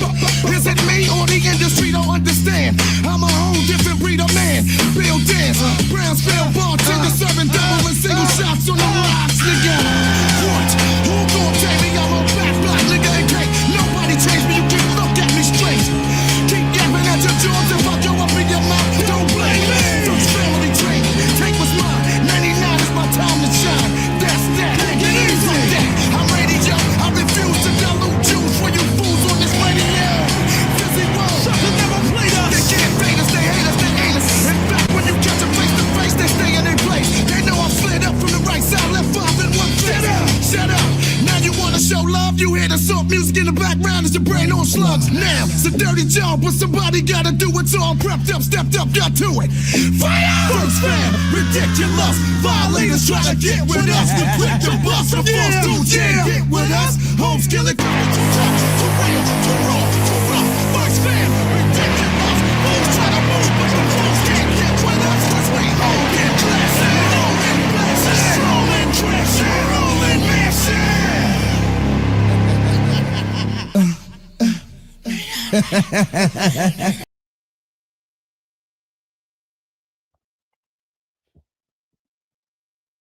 Yeah. So Yeah, I put new music every show. And then we have like little music shows where I play like all this videos I've made. I've made like hundreds of videos since we started the show. Some of them are good, some of them are trash, honestly. But I can't either seem to find this hate machine. It's like a ghost. let me You see. said H8T machine? Yeah. There's one that's H8 machine with no space, but that's like a hardcore band. I don't think that's what Yeah, that that's definitely weird. wasn't hardcore that you just played. Yeah, I'll try to find it for you later. But yeah, that's weird. Yeah, But it's anyways, hard it's to not find it. Yeah, derailed. I just try to look it up and I can't find it either. But yeah, maybe it's It's a spelled good differently. tune though. Yeah, pretty good. So yeah, I so would go to Juno Download, but they don't exist anymore. Sad trombone. right. They use So Beatport or something. yeah. So let's hear the last trash piece by Bostrom on transhumanism. And yeah, we've reviewed the entire thing. It's just it's got some very questionable ideas in there that I think people should take notice of. Let's just put it that way. I was surprised to see how much he focuses on eugenics, right? Kind of disheartening. And yeah, he seems to be on a quest to create designer babies, right? Sheesh. Which could go either way. It could go 50-50. So yeah, so let me put this here. The link for the show. If you want to come and join us and have a conversation, it's up to you, honestly. It's an open show. You could participate if you like. But yeah, let's go to this. Of course, we greatly appreciate the people that participate and stream and spread the show around and tell people. Obviously, we don't have a lot of hands on deck. This is kind of like a one-man thing here. I don't really promote the show, right? A lot of these ideas are kind of locked down, right? So I don't know. We're moving along the best way we can, and yeah, so one of the main things we provide is series of critiques of transhumanism. I mean, we've done hundreds of hours of critiques of transhumanism.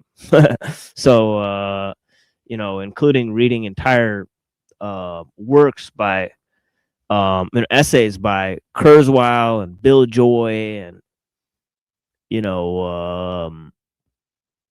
obviously Uncle Teddy, Techie's Wet Dream and whatnot. We looked at tons of hours of discussion of Kurzweil. Even on a recent Truther Cop show, we'll be bringing that back this Friday. We'll be talking more about Kurzweil and the transhumanists. So consider this just a continuation of hours and hours of explanations that I've done of the concept, whether we think it's real or fake. Right? Obviously, we're of the view that it's sort of like science fiction, right? It's more myth than it is reality, right? And of course, it's sort of a constructed myth of the modern age, and so on and so forth. So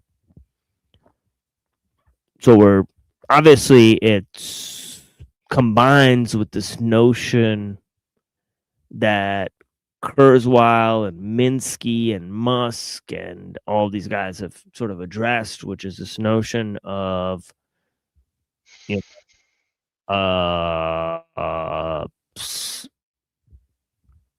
sounds stupefying, right, to even utter this, right? But they are talking about creating God, right?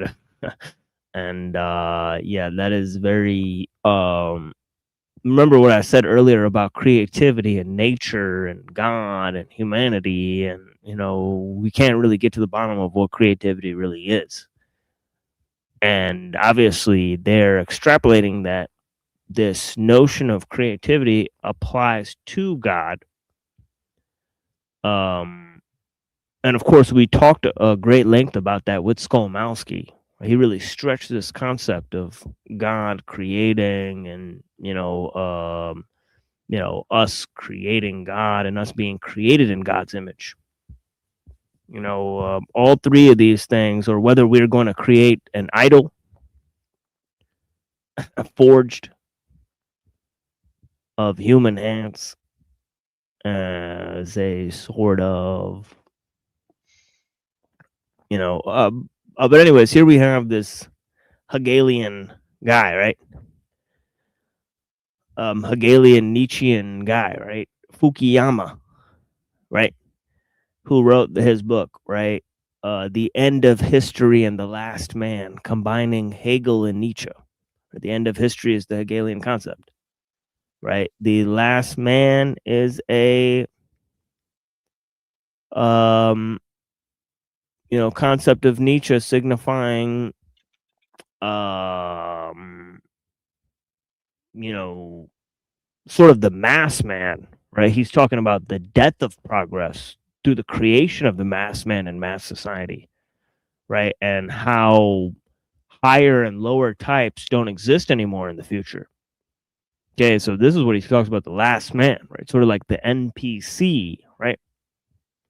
Becomes the main character in the video game sort of scenario, right? So for Fukuyama, however, the chief concern is not about the subtle undermining of quote unquote meanings, but the prospect of violence and oppression, right? Right. He said he wrote this diatribe against transhumanism, right? But he's really for progress, right? So he's pro-progress, he's anti-transhumanism because he thinks it'll be post-human. And of course, Bostrom addressed that, right? He addressed the relationship between transhumanism and posthumanism, right? And yeah, he's pretty comfortable with it, right? He doesn't think that transhumanism implies posthumanism, right?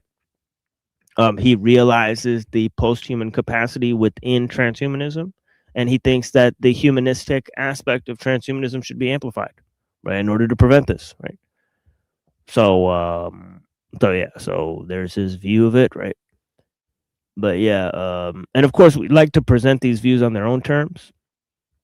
But of course we've been highly critical of this one article. Anyways, he argues that liberal democracy depends on the fact that all humans share an undefined factor X. So notice that he's opposing, right, technical universalism with liberalism, right? Which liberalism already posits universalism, right? So liberalism is already halfway to transhumanism, right? And posthumanism is only a step away there. And of course, he's going to mention this idea of posthumanism here, right? So he's saying this idea of equal dignity and rights being a part of liberalism, and also I think ellul also talks about how humanism is sort of a barrier on technical universalism, because humanism still assumes sort of private agency, whereas some of those other conceptions of man, especially when you go to certain sort of post-Hegelian conceptions of man, right?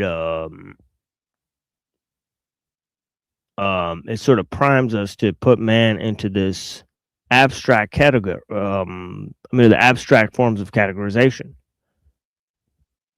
So it says bioethicist George Annis, Lori Andrews, and Rosario.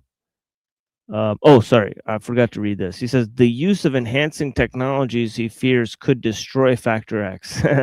Yeah, no shit, Sherlock Holmes, right? So bioethicist George Annas, I don't know. Sounds Arabic. I don't know. Lori Andrews, Rosario, Azazi, I don't know. Have proposed legislation to make inheritable genetic modification in humans a crime against humanity, like torture and genocide. Their rationale is similar to Fukuyama's. The new species or post-human will likely view the old normal quote-unquote human as inferior, even savages, and fit for slavery or slaughter. The normals, on the other hand, it's kind of like Wrath of Khan, right? Roddenberry wrote this idea of these genetic wars, right? That humanity tries to create the perfect breed of human, and they fail. They instead create genetic wars that plague the planet until they create a world civilization. So before the creation of the Star Trek Federation, right, there's this genetic war that happens on a planet-wide basis. Right, one of the main culprits is Noonien Singh, right, the scientist, right, who thinks that we should be able to better humanity, right? He also creates the cybernetic android Data in the show. I know quite a bit about Star Trek, but it is what it is. But yeah, Noonien Singh, right? It's funny because he's a Punjabi dude that's kidnapping white women on the show. Sheesh. So yeah, that's definitely Fox News level shit from Roddenberry there. But yeah, it's crazy. So is it the rationale is similar to Fukuyama's, right? And I'll read the Singer thing after this because Singer does some interesting thing with this. The normals, on the other hand, may see the post-human as a threat if they may engage in a preemptive strike by killing the post-human before they themselves are killed or enslaved by them. It is ultimately this predictable potential for genocide that makes species-altering experiments potential weapons. Right, like Han Noonien Singh. Right, he's a weapon. Right. Is ultimately this predictable potential for genocide that makes species altering experiments potential weapons for mass destruction and makes an unaccountable genetic engineer a potential bioterrorist. Now look at this here. The genetic engineer is a bioterrorist. But if we go earlier to the Singer thing, and this is in the same paper, he's pointing out this. Yeah, look at this. The preventative principle. For any condition X, it would be a form of child abuse for parents to inflict X on their child after birth, then it must, all other things being equal, at least be permissible to take steps to prevent one's child from having that condition. So this is saying that you have to take genetic interventions on the child. Right, and here it's calling the genetic engineer a bioterrorist. Sheesh. Well, let's go over here. It says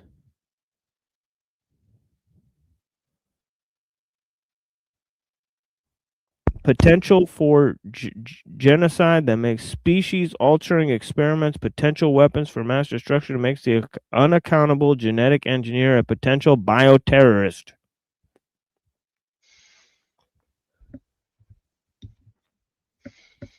So, yeah, two radically different concepts there. I would say, so it says there is some common ground between Anas et al. And the transhumanists. They agree that murder and enslavement, whether of humans by posthumans or other way around, would be moral atrocity and a crime. Transhumanists deny, however, that this is a likely consequence of a germline therapy to enhance health, memory, longevity, or other similar traits in humans. If and when we develop the capability to create some similar entity that could potentially destroy the human race, such as a super intelligent machine, then we could indeed regard it as a crime against humanity to proceed out a thorough risk analysis and the installation of adequate safety features.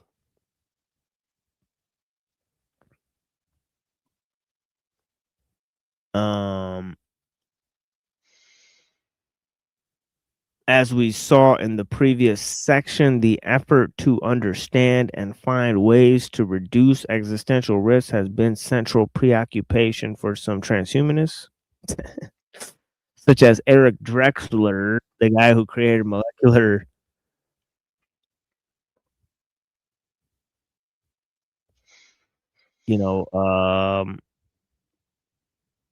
nanos.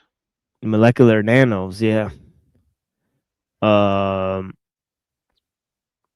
Nick Bostrom, the guy who's writing this, and Eliezer Yudkowsky, who I think he's a total weird sort of promoter of extropianism and also a critic of artificial intelligence, but not technology in general, right? So he is a supporter of progress and a doom sayer. He's like this weird, and he gets to be the only person who's allowed to give the kosher conspiracy about AI. Right. So for whatever reason, I think Eliezer Yudkowsky, right, is like working for the Mossad because he's able to go on shows where they say that any criticism of technology is is equivalent to terrorism, right? To a terroristic act, right? To committing a terroristic act. Right. This is what they've said, right? That if you critique AI or if you say AI is going to bring about the end of humanity, you might be wanting for people who are developing this to be killed in Minecraft, right? Well, that is really weird, right? That's a really weird line of argumentation, I think, right? Right, but we've seen Eliezer Yudkowsky appear on shows where this line of questioning is seen as legitimate. And then he's allowed to be a critic in this way, right? While promoting the technology itself, right? Meanwhile, others, if they critique such technologies, they are promoting all sorts of, really, they're inciting all sorts of, it's crazy. You can't even critique, it's going to get to that level where if you critique the system, you get, put on a list. Obviously, we're already there, and you motherfuckers are literally just, asleep, and so on and so forth. So yeah. Yep. So, but yeah, there are other commonalities between bioconservatives and transhumanists. Bioconservatives, remember that? Bioconservatives. It's the guys who put their farts in jars. Clown Town. Yeah, Clown Town. Exactly. So they can save them for later, right? Yeah. I mean, they fart in a Ziploc bag so they can save it for later, as our friend Rant, likes to say. I was just thinking that. Yeah. Yeah, he says that. So maybe that's how they're, conserving the bio. Maybe So yeah. So bioconservatives are worried that technology might succeed, then that it might wait, what? Here, hold on. Both agree that this imposes an obligation on current generation to think hard about practical and ethical implications. No shit. Both are concerned with medical risks of side effects, of course. Although bioconservatives are more worried that technology might succeed, then it might feel what? Like, doesn't seem like it.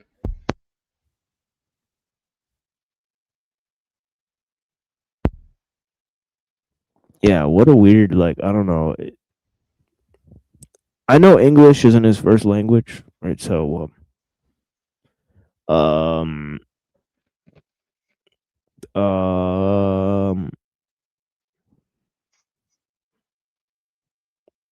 so they don't want the medicine to go beyond therapy to looking at ways to enhance humanity, right? Both sides condemn the racist and coercive state-sponsored eugenics programs of the 20th century. Bioconservatives draw attention to the possibility that subtle human values could be eroded by technological advances. Notice nowhere in this, right, the bioconservatives are basically people who say we can't control in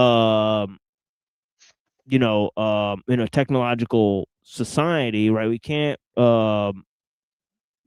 stop progress. We just have to mitigate the effects, right? So both bioconservatives and transhumanists are literally like copers, right? Whether you're an extropian or you're somebody who thinks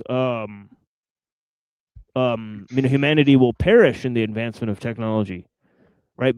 Both of them sort of think that the progress of technology is sort of inevitable condition that mankind has to accept and then cope with, right? So neither of them are critiquing technology on its own, right? He's acting like there's one group that's a critic of technology and one group that's unabashedly supporting technological progress, but they're both sort of supporting it, right? Just in different ways, right? So he's given this sort of very controlled dialectic between the bioconservatives and the transhumanists, which is really just the dialectic between the technical humanists and the technocrats. So he says both sides condemn the racist and coercive state-sponsored eugenics programs. So what? Big whoop, right? Bioconservatives draw attention to the possibility that subtle human values would be eroded by technological advances. And transhumanists should perhaps learn to be more sensitive to these concerns.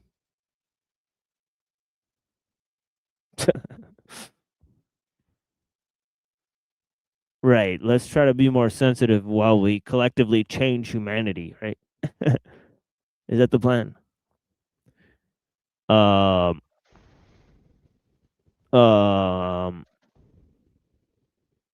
So on the other hand, and I'll just read this and then I'll read the Transhumanist Declaration next time, and also I have another document that he's written called the Transhumanist Manifesto, which I'm not sure if it's the same document. It appears that the Transhumanist Manifesto is much longer than these 10 points he's mentioned in the Transhumanist Declaration. So it does appear to be a different work, but the Transhumanist Declaration may be a part of the Transhumanist Manifesto that he's written. But we will read the Transhumanist Manifesto, which is also written by Nick Bostrom. But yeah. So I'll read this last sentence. He says, on the other hand, transhumanists emphasize the enormous potential for genuine improvements in human well-being and human flourishing that are attainable only via technological transformation, and bioconservatives could try to be more appreciative if the possibility that we could realize great values by venturing beyond our current biological limitations. I don't know why, even since you want to preserve humanity in the transition to a new mode of, human machine civilization, why don't you actually why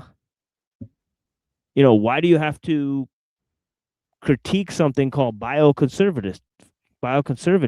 Don't you want to hang on to part of your humanity? Very strange stuff. Right?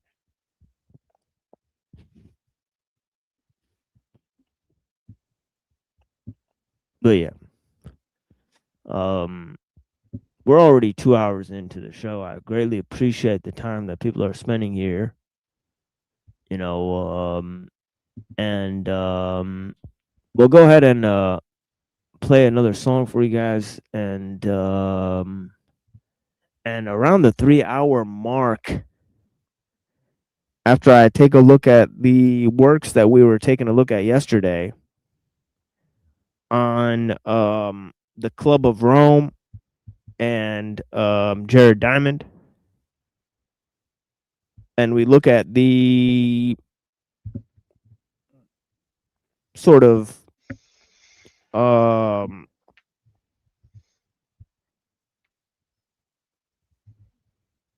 the global environmentalist movement, or that sort of culminates in the World Economic Forum and so on and so forth, right?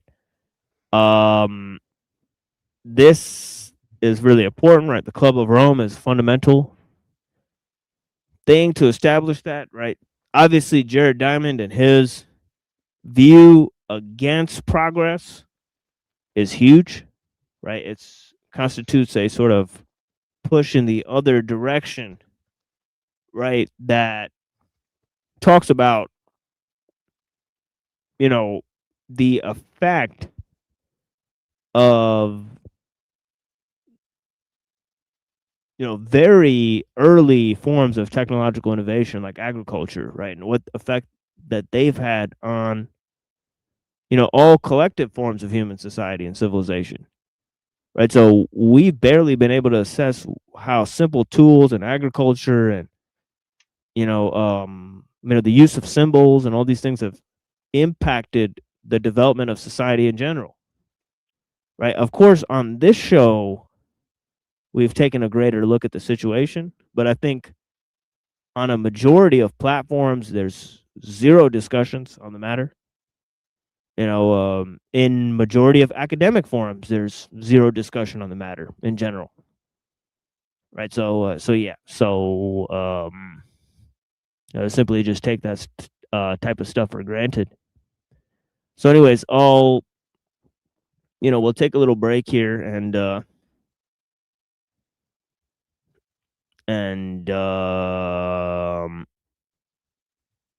yeah, this is called Saying Something by Edo G. And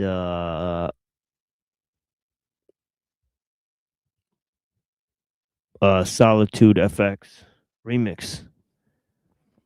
But yeah. Yeah. Edo G. 2000. Primo. Yeah. Niggas claim they running this house. They just running their mouth.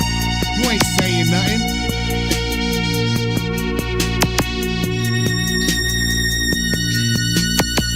Yo. If the opportunity was to present itself, I might just have to go and reinvent myself. Hook up a chick in advance, don't stick whenever the chance. Sometimes I hit, most of the time I dig in my pants. It's all dogs, put your life on pause. Your head's wrapped up in bras and drawers, fighting a lost cause. We break laws, give gauze when we break jaws. Finding flaws in stars and keep it even with the odds. And head nods, I'm Spanish redhead broads and stay Trump tight with the cards. Went from a meter to a yard, living my life scarred. Cause every minority grow up hard, blow up hard, ill and get your band and bored. Soon as you start sleeping, catching you off guard. The very thing is the very thing. Either everything is working or you working for everything. Boston niggas don't play. Rob and direct, son. The crew is saying something. You know when them dogs that smoke blunts with you, throw a punch with you, or hold it down when you down and the months hit you. We all got tools. I hate telling good people bad news. Everybody living by their own rules. Niggas make me so sick I get nauseous. When I'm in the streets, I always remain cautious. You can get rolled up like an ounce in some gauzes. Compare my accomplishments to my losses. Everybody wanna wonder what the winner does. On my worst day now, it was better than it was. Cause money kept is twice as good as money burned. And money won is twice as sweet as money earned. Will there ever come a time when the crying ends? Cause death is just the moment when the dying ends. The very thing is a very thing. Either everything is working or you working for everything. Boston niggas don't play. Rob and direct, son. The crew is saying something. You know the deal. Boston niggas don't play. Rob and direct, son. The crew is saying something. You know the deal. Alcohol and weed is my vices. To see my daughter smile is priceless. I leave the nicest lifeless. Return like Christ in a crisis. Take this American pie and distribute out slices. Black enterprises who take it to the wire and shine so bright, niggas need a sun visor. MCs search the 7 seas and wind up fishing. There's little to no competition when I appear like an aberration. Your repetition kept you in the same tradition, same position, same old rapper, same old mission. The game won't listen. We got 2,000 new ways to shine and glisten. Educci is to rap, but Pedro's to pitching. Nowadays, if you dissing, you can wind up missing. But if you ain't under guard, you going under hard. And we gon' be the main event, and y'all are undercard. The very thing is a very thing. Either everything is working, or you working for everything. Rob and direct, son. The crew is saying something. Boston niggas don't play. Rob and direct, son. The crew is saying something. You know the deal. Boston niggas don't play. Rob and direct, son. The crew is saying something. You know the deal.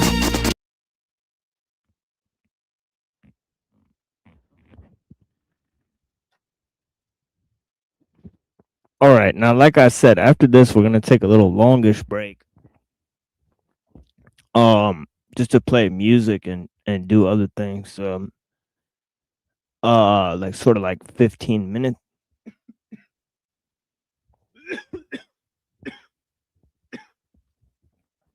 And before we move on to Guanan and the other stuff that we have planned for today. But yeah. I think we're doing all right. And I think we could definitely be here for a 6-hour thing. Yeah, I'll drop the link again. And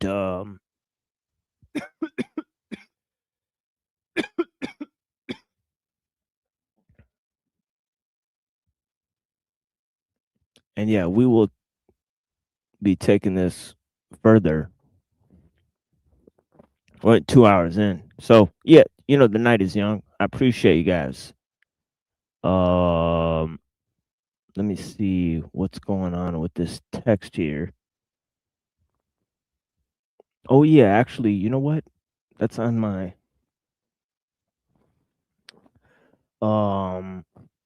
yeah, that's actually that's here on the computer.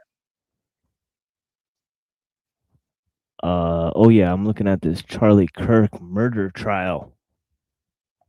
Interesting stuff. But yeah, we got a lot of information coming up on that on Sunday. So stay tuned. We got some people that are kind of like specialists that just are chilling in my Discord. they got talk about all the numeric connections and the Star Trek connections and the movie connections and that You got stuff. some stuff on that? You know, I did when it first came out, but I honestly See, this forgot. is what it means. See, we're digging up shit from a year ago now. So we're actually digging up shit from a year ago, and they're doing this on purpose. I Wow, forgot. this late because everybody forgot about what happened. So now, they could take advantage of the amnesia. There's a channel called Ciphers that did a good thing on it, and I was in the chat sharing my knowledge, and they were reacting to it. So there I could watch it again and remember what I forgot, because I forgot about Captain Kirk. Yeah. I honestly didn't even know he was that famous until it happened, but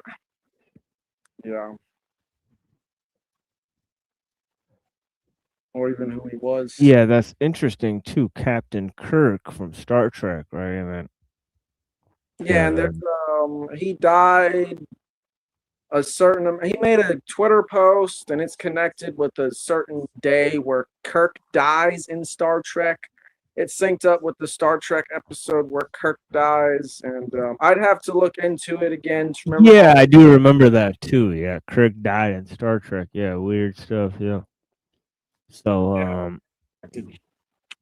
mean, for sure. You know what's a good channel is the 88 Finis Temporis channel. That's probably like the ultimate channel I've ever seen that decodes symbology in movies. Yeah, I don't know if you've ever seen that channel. No, I've never seen that one.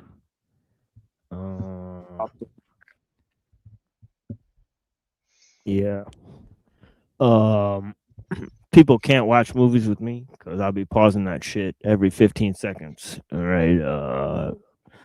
And jumping around like a monkey and saying, "Oh my god, the symbols!" Right, and yeah, they want to turn that movie off, and yeah, so yeah, it's impossible to watch a movie with me because and of course I will not go to the theaters unless I'm extremely able to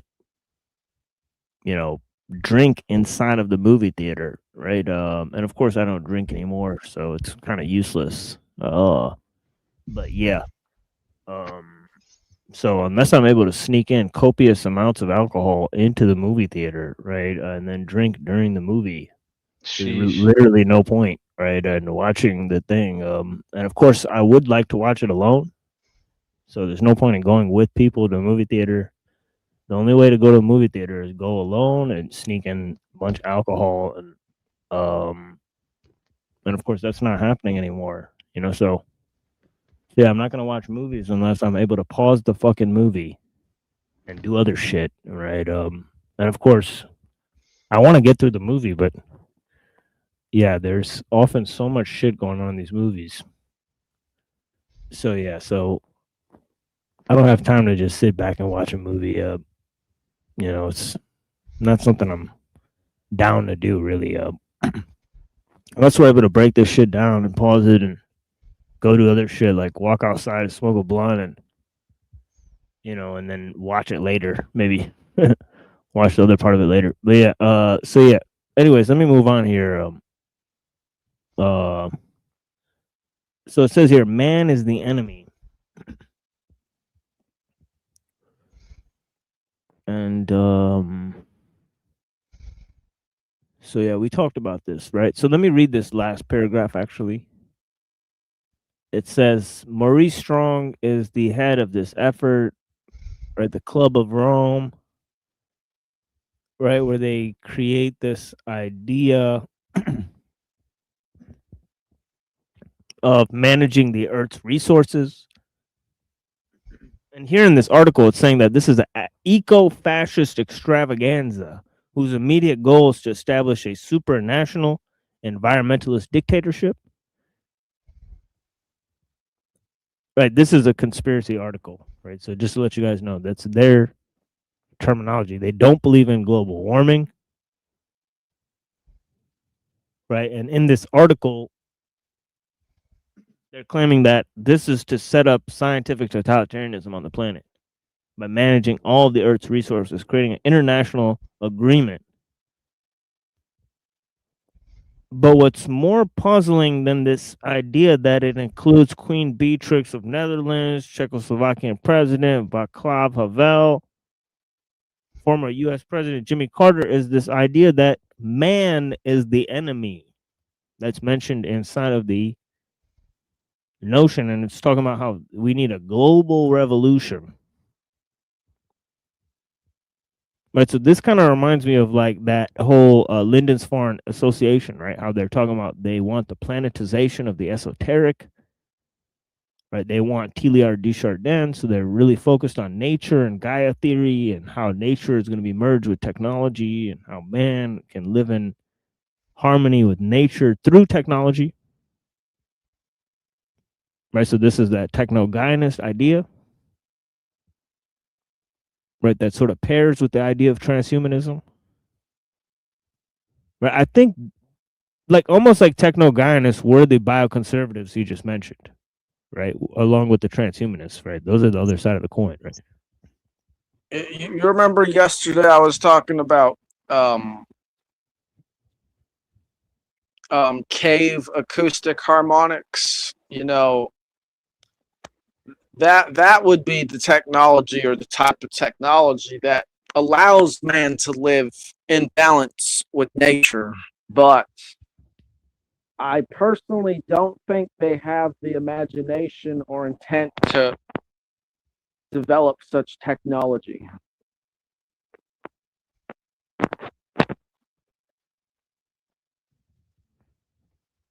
Or I don't know, maybe who is writing this particular article? I kind of doubt they do, but they may have something in mind. It's a LaRouche publication. So I'm not sure if you know about that. Lyndon LaRouche? No, I don't know. It's a very specific brand of conspiracy.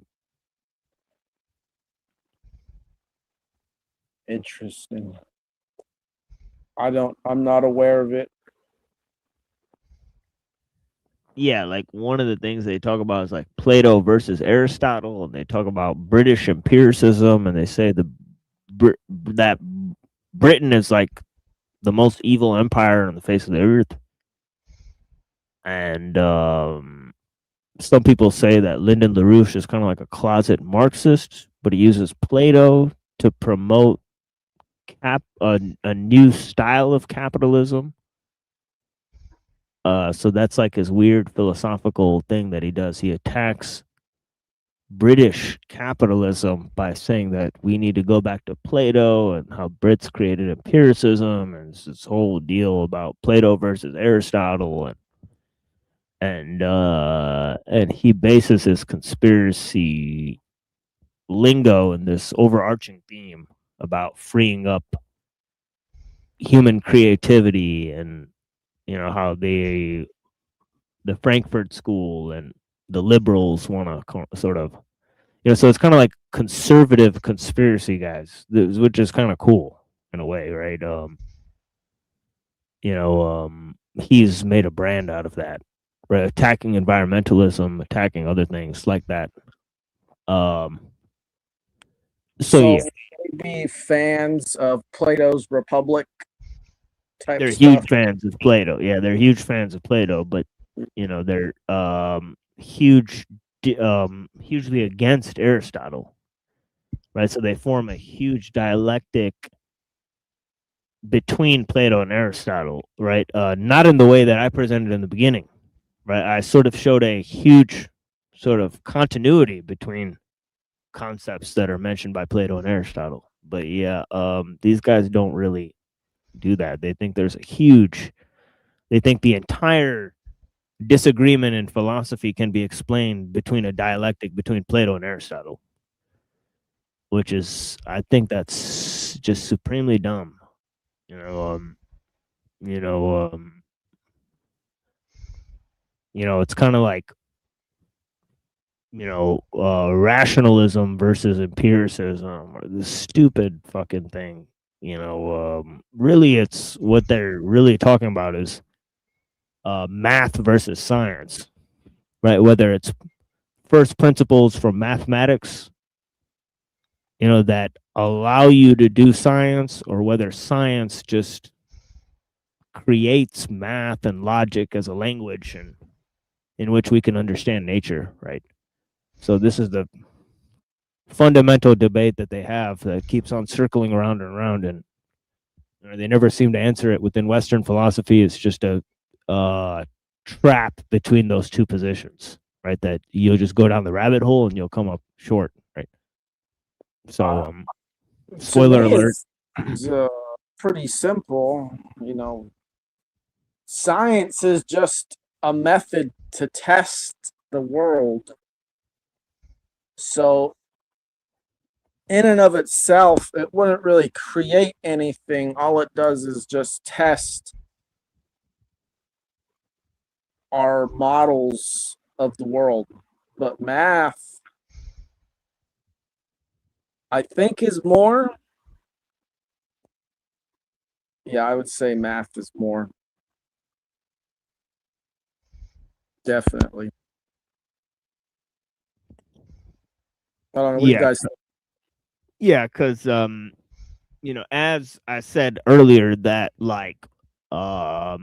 as I've stated, this whole idea of compartmentalization of knowledge, I should have mentioned this in the beginning, that as Aristotle created technology, he also created science, and that's not really intelligible statement, right? I said this one day, and Joe Cool lost his mind, right? Because he was saying that how could he have created science? Everyone was doing science. Science is just observing shit that happens in nature. How could he have been the inventor?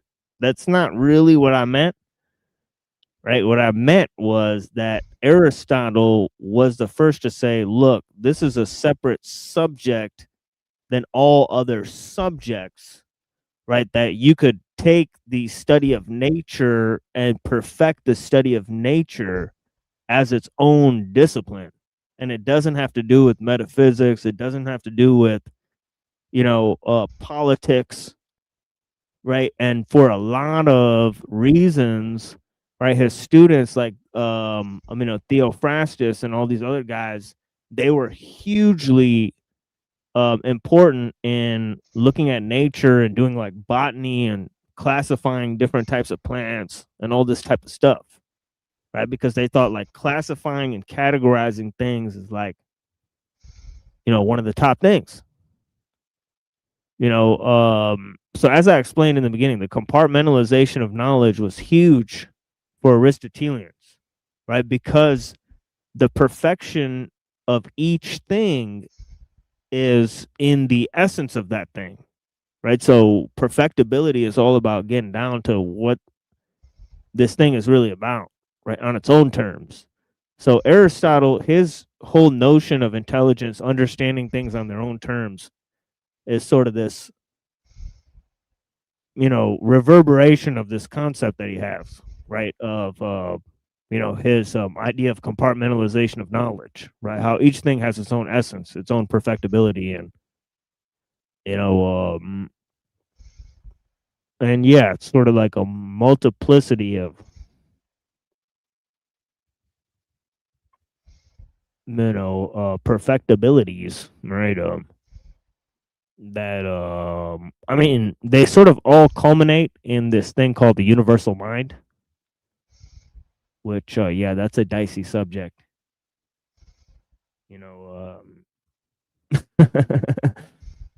I definitely don't think it's real, universal mind. Well, I'm not into that concept, but many people are. So, to them, is the mind separate from the universe, or is it? Oh yeah, it's immaterial, so it's got to be separate from the universe, right? So, Yeah, okay. Well, I mean, I would agree with the words if they didn't separate it from the universe, um God is mind, or what exactly did you Oh say? yeah, yeah. I think that's definite. Like I'm like a Spinozistic sort of universal mind. Yeah, that's more plausible. I think too. Right. So yeah, I think you're onto something with that one. Well, for sure. Well, I think it's just more of a hyper intelligent awareness. That's what I mean, if you could call it a mind, but all I really think it does is it's just kind of like, to me, God is like the map of being that brings together opposites into experience.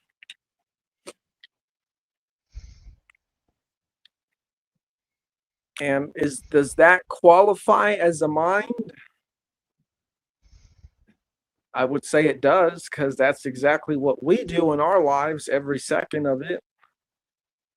Every second we bridge together the potential that we could make any choice in our life with the singular life path that is the totality of all our choices.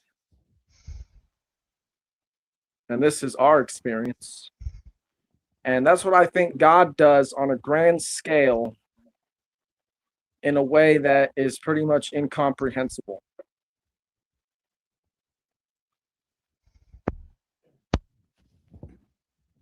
Right.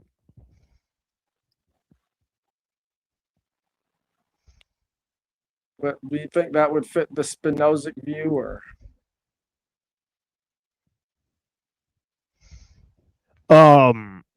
Yeah, partially. I mean, for Spinoza, the mind and nature are part of the same expression. Right. So they're part of a singular form of expression. Right. Where you know, mind is sort of the immaterial expression of body, right? Whereas body or matter is sort of the extension of mind, right? The physical extension of mind, right? So that's kind of like Spinoza, right? He thinks nature is mind and nature is God. Well, to me, nature is several fold. Like there's essentially the primordial nature, which is just essentially what you would call the nun or the abzu in myth, which is just the sea of potential where all things come and are birthed from. And then there's the nature we see in the world where it's essentially this chaos in motion, because the chaos is static and not moving. The ocean is not moving, right? Unless it is acted upon by some type of force that causes it to move. But the water itself would just stay still, and this is the stillness of being. But when you come from the stillness of being into a limited expression of it by reducing the potential into a field of information, that's what I'm saying God does. I'm saying God takes from this infinite potential that exists, the limitless potential, and collapses it into meaningful information as essentially a bridge, an intelligent bridge.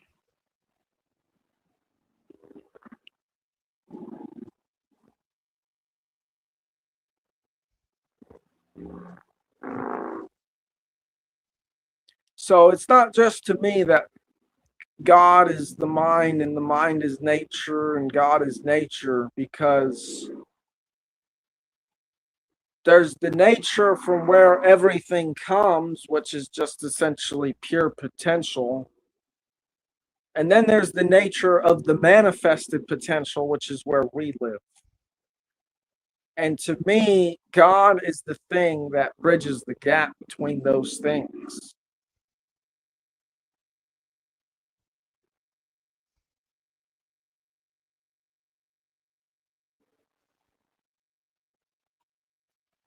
In fact, you know, if you want to look at it, let me pull up the verses. It's right there in Genesis. Literally, the first 3 verses of the Bible describe this. So it reads, in the beginning, God created heavens and earth. So creation is in an artificer sense because being cannot be added to via ex nihilo. It's ex dio, because this would insinuate that God is separated from heaven and earth. Instead, God is a part of the heaven and earth. And then it continues, now the earth was formless and empty.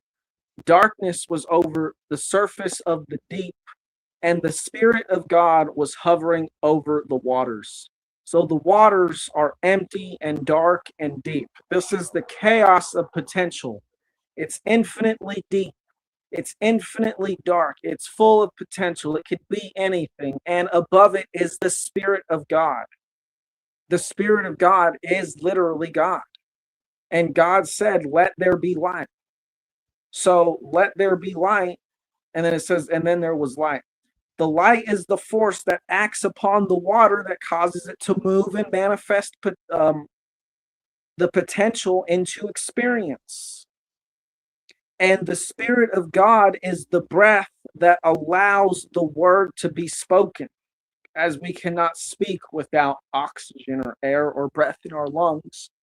But it is this logos that comes after this breath that then orders this breath into words, let there be light, which is essentially just electricity acting upon dielectricity through the electromagnetic field. I mean, it's right there in Genesis. The first three verses of the whole Bible tell you exactly what God's all about. God is the Spirit that floats above the waters of the deep, infinite potential that allows the words or the light to grace it and allow the potential to manifest into experience.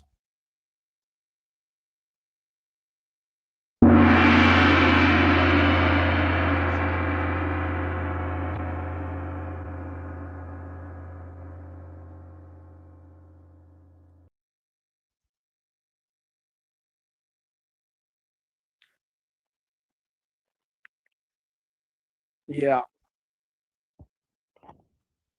Yeah, it's crazy.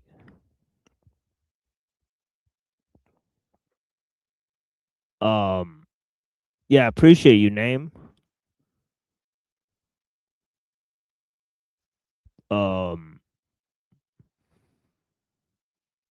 Yeah, that was wild. Yeah, in terms of you know, what Dom is saying about potential. I guess I never considered potential being a part of Genesis, right? So and I think that I heard such a term from our other homie recently. So I think he used a similar term. So in terms of describing very beginning of things, potentialities or so on and so forth. So I'll have to look more into this concept. Of course, so fascinating stuff. But in terms of this global situation, right, about either you know humanity or obviously the idea of God brings us into this notion, right? Because the pseudo eschatology of progress was sort of supplied by the notion of bringing heaven to earth, so to speak, right? So there's a utopian mindset, back in the religious age, right? Of theos, right? I think it's mythos,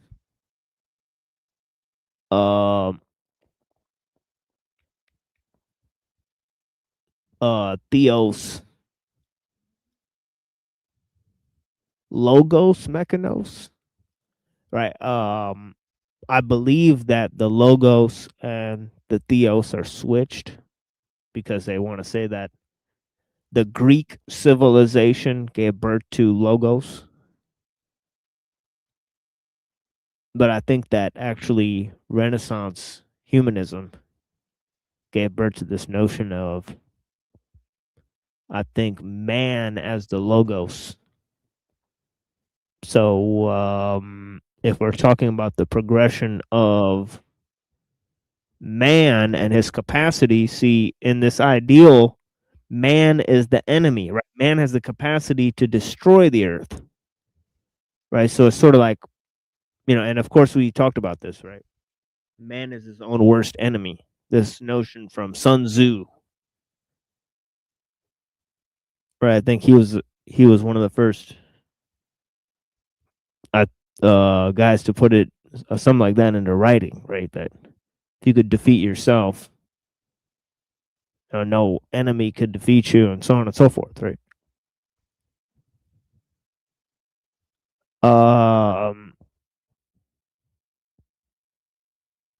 Lao Tzu said a similar thing.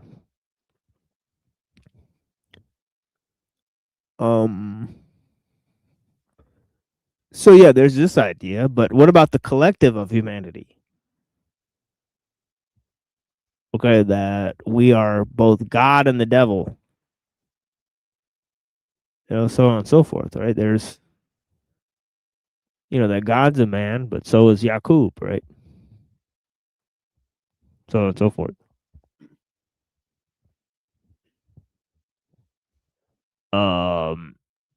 As the Nation of Islam teaches, right? So man is both the God and the devil in that equation, right?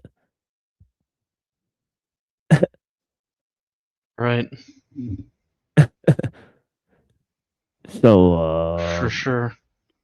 Yeah. As Noble Drew Ali said, right? He was kind of like a guy who earlier founded the thing that led to Nation of Islam, the Moorish Science Temple. He said there never was a time when man was not. So he's sort of hammering home this idea that man is like the eternal thing.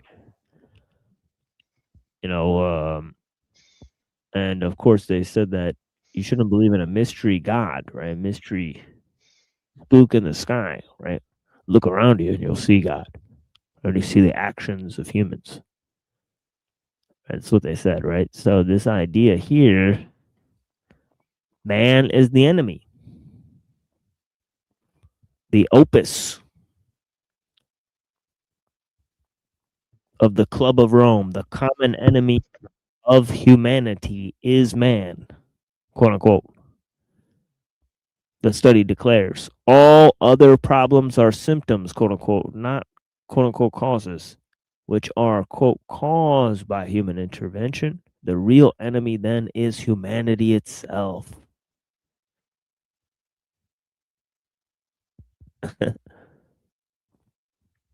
Thus, it is not surprising that the report demands the continuing depopulation of the third world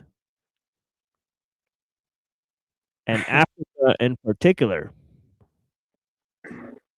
along with draconian controls on any future industrial and agricultural development. Could I just comment real quick?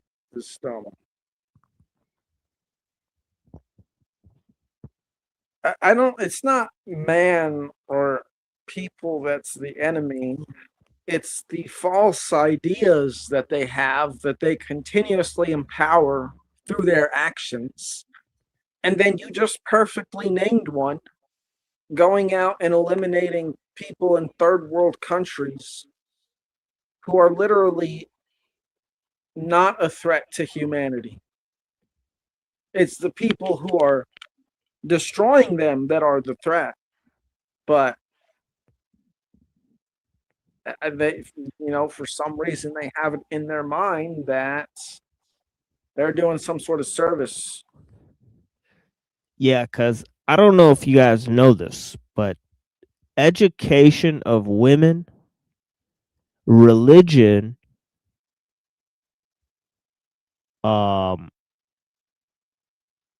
that falls away, right? In terms of religious customs, right? No longer part of the social atmosphere, right?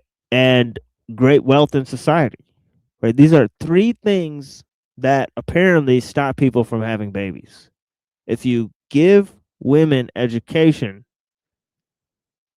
right, you have a standard of, wealth and, standard of living in the society that accomplishes that most of the society is living above the poverty line, right? And you have zero religious people, which usually corresponds to liberalism, right? Well, that's a good way to stop having an increase in population, right? So if you give people sort of pesticides, computers, right, jabby stabbies and stuff, right, that could usually change within a couple of generations. They'll stop having babies, right? If you give them, give them sexual education and so on and so forth, right? You educate their women, right? But then the thing is that, the people who are poor and religious, right, and the people that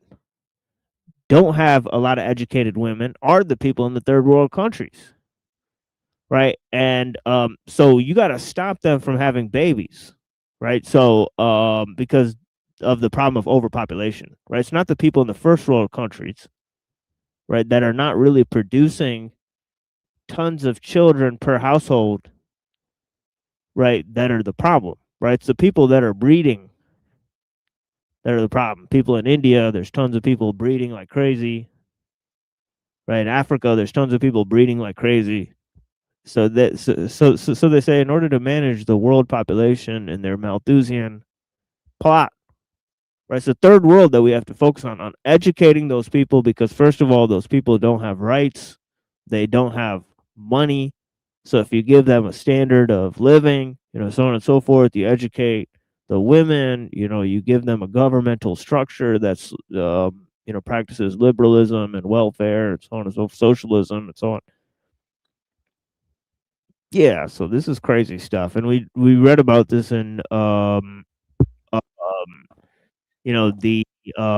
Bertrand Russell, right, when he looked at birth control, right? They wanted to suggest birth control to lower the population, and only the rich people were taking it, because obviously the people who care about lowering the population and practicing safe sex and having fun parties where you get to do all sorts of drugs and you get to drink all sorts of alcohol and you get to have sex with whoever you want. Well, those are the rich people, right? So of course they're the main ones that are going to use birth control, not the poor people, right? So you kind of miss your opportunity to stop overpopulation by spreading birth control around, because it's only the educated people that are going to use it, and then they're going to stop having babies because they're sexually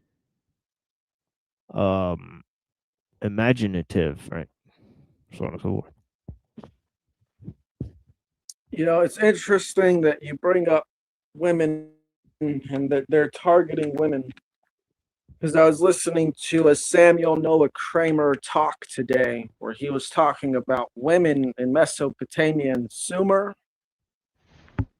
And around 3000 BC to 2500 BC, he said that women had the more prominent role in society, and that gradually it became less and less so and became replaced by men. And that even that the chief, like the most important god in their whole pantheon, he said, was Namu, the goddess of all of them. And he said that she was actually more important than Anu, the Father God. And it was actually Christian theologians and such, when they were retranslating the texts, when they rediscovered them, who couldn't handle the fact that women were more important than men. So they, to make it fit more so with their Yahwist gods or Yahwist religion, made the men more important. And he also spoke about how women were respected in Mesopotamia and or Samaria, and some of they were even feared. Like the mother was feared because her punishment was harsh. And then another one even wrote about how lovely their mother was, how their mother was the ideal woman. So just gradual. I mean, the ancients did not view women the way we do now.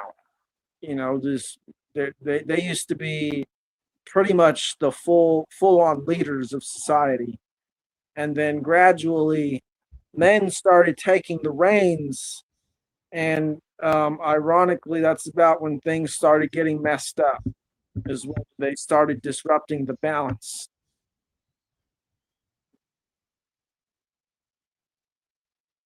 And they disrupted that balance through imposed laws and boundaries and monetary systems that were essentially unprecedented in the name of safety and technological development and distribution, technological distribution, really. Yeah, and that is something that neither LaRouche is addressing with this idea that science and innovation can save civilization, right? If we just stop the leftists from bogging us down in this mind warp, right? And so on and so forth. And then in his entire thing, right? The whole idea from Maurice Strong and Alexander King is that, you know, even though man is the problem, technology is the solution, right? So they're trying to work with the global technological system in order to implement this great change, this global revolution, right? So it's like either way, they don't understand where sort of civilization or the world technological system sort of crosses the line, right? Sort of usurps on man, right? And yeah, it seems like they never sort of make that distinction, right? They always think that this science or this capacity is totally controlled by man, and it's a vehicle of ingenuity and progress, and that this is always for the security and the wealth of all nations, right? So having then put that forward, they then basically submit themselves to a global agenda, right? You know, because that is a global sort of humanistic universal improvement in all aspects of, you know, the world technological system. So they are sort of baking that into the pie, as it were. You know, so that's why there's again, either in this paper that we're reading, in the transhumanist paper that we've read earlier, there's actually no valid critique of the world technological system, right? We have to actually look for it, and you know, the very specific people that I outlined, right? It's like Rousseau, ellul, Mumford, Skrbina. There's not the Skolimowski. There's like not that many people who actually critique this stuff. Spengler, right? Junger, right? So like these guys are super critical because they called it out, right? They said, no, it's actually civilization and the technological system that encroaches on man. This is a critical distinction that has to be made in order to understand the modern situation. And not only is this done psychologically and in terms of the objective factors of power and just in terms of the physical reality, right? But it's done in the ideological and spiritual and mythological forms as well. It's even accomplished there.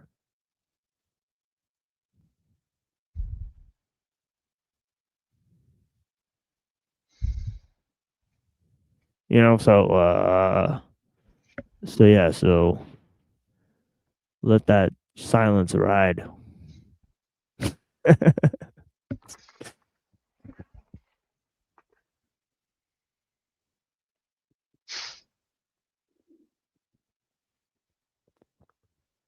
Yeah, moment of silence for the falsified philosophies of our modern age. So let's go. Oh, we need more than a moment for that. You know what I was thinking today is I think that part of the reason for that is just because of progress. I know you talk about the myth of progress a lot, but I mean, if you just think that humanity's sole purpose is progress towards some sort of utopian teleological goal, then basically no one's lives actually matter in the grand scheme of things, which is why we can just take their ideas or their philosophies and totally misinterpret them, because we're not looking at people as people. We're looking at them as like stepping stones or something, which eventually you'll just become part of if you keep viewing people like that yourself.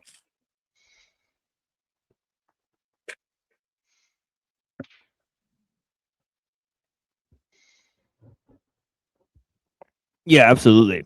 And it's unfortunate that man is the enemy and technology is the solution. What could that mean other than that man is a resource to accomplish your globalist agenda? I mean, it's such a fucking weird statement, right? But yeah, so let's and maybe that's unfair extrapolation, but I don't think so. I think I pointed out the unfair extrapolations that the LaRouche guys have made, and obviously I'm critical of their criticism of this plot, but yeah, the plot is gay, super fake and gay, and so it says here, thus it is not surprising that the report demands the continuing depopulation of the third world, Africa in particular, draconian controls on any future industrial agricultural development and enforcement of the quote sustainable development unquote, i.e. zero growth economic model, which will ensure mass starvation and death throughout the world, they say. The report is meant to be a quote blueprint for the 21st century unquote. Co-authors Alexander King and Bertrand Schneider declared a press conference in Washington, D.C., September 16th. They confirmed that its publication was timed for maximum input into the Earth Summit. Close to 1 million copies will be printed in 19 languages.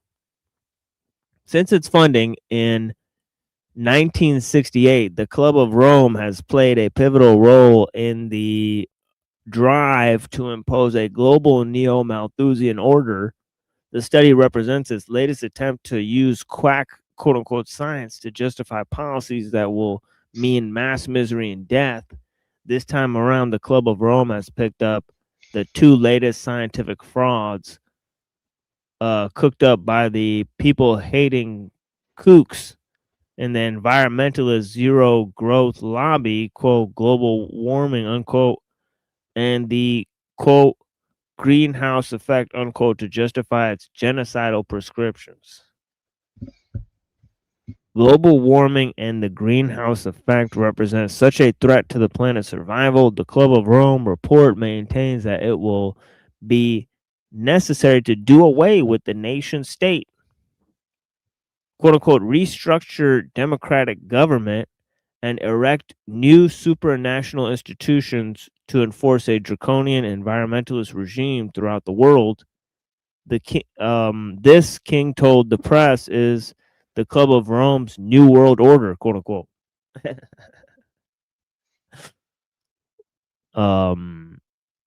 Did Dom leave? Yeah, blessings, Dom. Or did he leave? Yeah. Anyways, let me then move to the musical break that we're gonna have. Where did Don go? Yeah, that's what I'm wondering. But yeah, I guess he just hopped away. It is 3 hours into the show. I'll drop the link again. I appreciate you guys watching. Yeah, we actually made it halfway through the show, but if there's not going to be any participation, and I'm like terribly sick here, but yeah, I'm not sure what we'll do, but yeah, I guess we'll continue. We're getting a regular amount of views, I guess. So yeah, we may continue. I dropped the link. Okay, here's our friend. There he is. I hit the back button by You hit the back. Yep. Yeah, that's no worries. Yeah. But so I don't know what's the last thing. Yeah, last thing I read, they're talking about this New World Order. Because they said they're gonna have to establish groups between nations, supranational institutions. And they said they're gonna have to sort of do away with the modern nation state model and restructure that. So yeah, so he talks about this New World Order agenda. It's called the Borg Collective. You probably heard of it.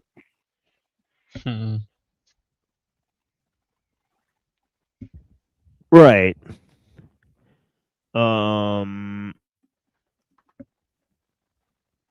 Yeah, there's another thing. Joseph Campbell. Right, if you look this up. Arrow. Yeah, you guys could look this up. Go to Changing Images of Man. This is developed in conjunction with the Club of Rome report. Right, prepared by the Center of Study Social Policy, Stanford Research Institute International. Willis Harman. Right, and this guy is mentioned in the beginning of the show, right? Changing Images of Man. And yeah, Joseph Campbell worked on this too. So there's a whole team of people they have in this book. Oh, look at this. Sir Julian Huxley. Ooh.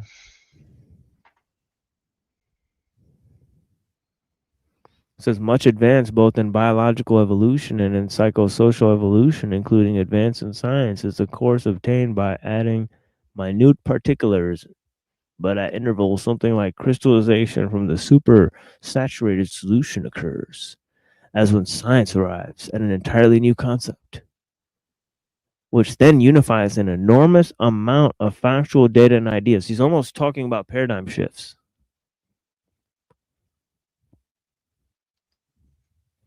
Sir Julian Huxley. Oh, look at this here. It says spiritual power, greatest spiritual power. And they want to form a world government. Yeah, so this is an interesting thing. Oh, I saw one thing that said ecological crisis. Oh, ecological ethic. Self-realization ethic. Anyways, yeah, there's a lot of modern myths in here. This is like a modern myth machine. Oh, whoops. But yeah, changing images of man. Look this up in conjunction with the Club of Rome thing. Obviously, we don't have time to go through this right now. Well, but yeah, just letting you guys know that if you look up changing images of man, Club of Rome, it'll pop up. You could also go. I've gone on the Club of Rome YouTube channel, and there are some pretty enlightening talks on their agendas on there. They're just out in the open about it, bragging about all the stuff they do. It's kind of funny. Like one of them, they said that they're basically a continuation of the Lunar Society from the 1700s, and that they're going to they go away every so often. So the Lunar Society lasted so long, and that's by design. And then they disappear, and then they're going to reshape again. So he says that the Club of Rome is going to disappear, and they're going to go away for several decades, but they'll reshape again in like the 2100s or the 2200s again or something with a new name. But it'll be like the Lunar Society or the Club of Rome all over again.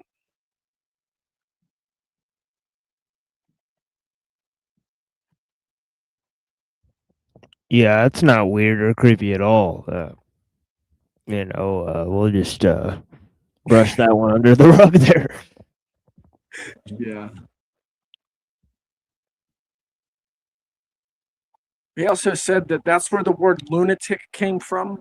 He's all like, yeah, so the reason that, or he said that the Lunar Society called themselves that because they would meet in the middle of the night and use the moonlight to light their way. So when they walked out, they knew where they were going. And that the locals would call them lunatics.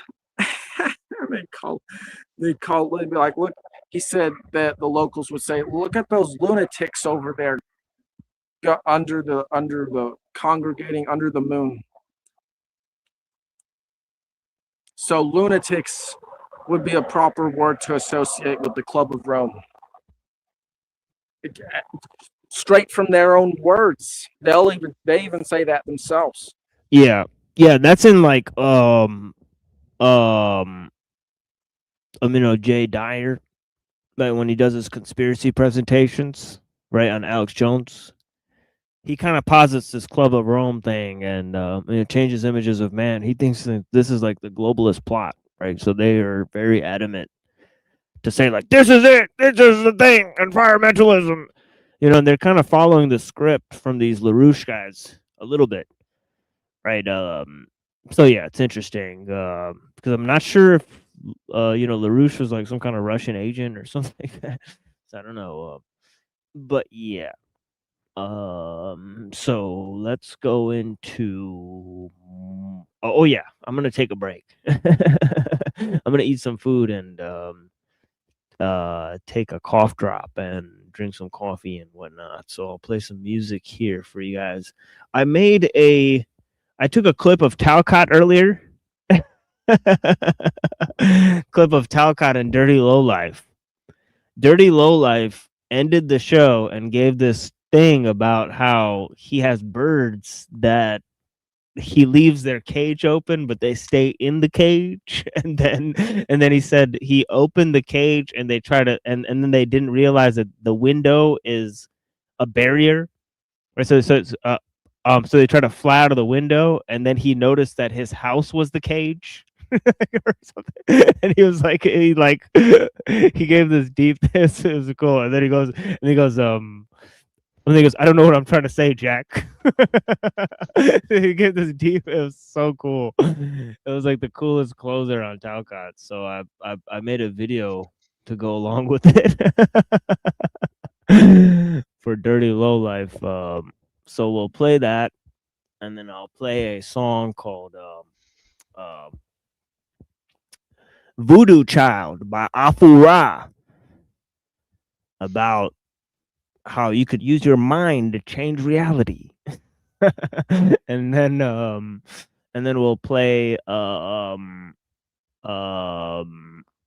song about how your mind is your own monster, right, with Idea. Now I made this video a long time ago for Birth of a Fish. It's a really deep song. So right, you're gonna play 3 songs right now? Yeah, we'll take a little 15-minute break. So this is the thing we're doing.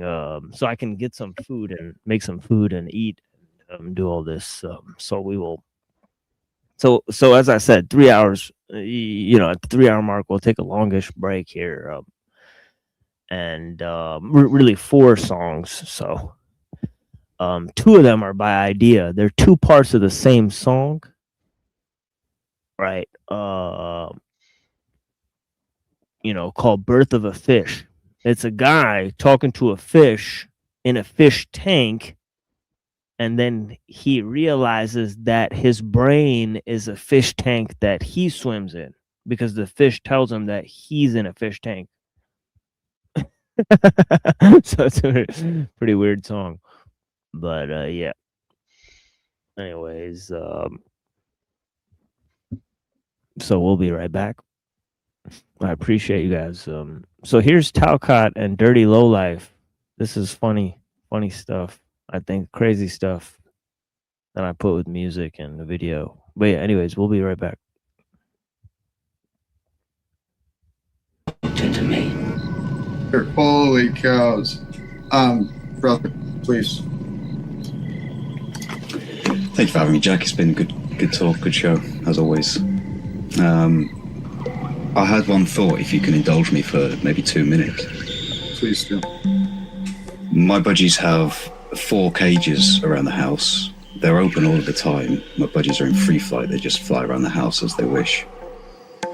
But they're almost always in their cages. And I find a reflection about humanity and me as a being in that. There's something safe about a cage, and we like to be safe. So often, instead of getting out of the cage we're in, even though the door's open, we beautify the cage we're in and make it a nice place to be. And I don't think that's necessarily a bad thing. One of my budgies escaped and lived outside for a week. She was attacked by magpies, and we found her. Luckily, somebody found her, went to a vet, and then we picked her up from the vet. She came back full of infection, lots of feathers missing, broken beak, and she's on antibiotics and all sorts. And for about a month, she was very close to just passing away from the infection. And since then, she knows what windows are. I've taken great care to explain to Mango what glass is, and she now understands that glass is a barrier that she can't see. So I realized that my house is a cage. I don't know what I'm trying to tell you, but I think we need to break out of the cages we're in. I think we need to live without fear, but that needs to be tempered with looking after ourselves. Take care, everyone. Good to talk to you. Brother, beautiful words, once again, sincerely. And what I think he's getting at there is a beautiful reminder. It's really easy for us all, man, woman, whoever we are, whatever stage we are in life, it's really easy for us to get comfortable, right? To get comfortable in our little cage, get comfortable looking at the walls of our prison, and forget to venture out. Venturing out can seem scary, especially if you haven't left the cage for a little while. You haven't left your community, your routine, your social circle, your patterns, right? If you haven't walked out and broke free from the cage that you found yourself in, it might be time, right? This is your lifetime. This is your life. This time here on earth is for you.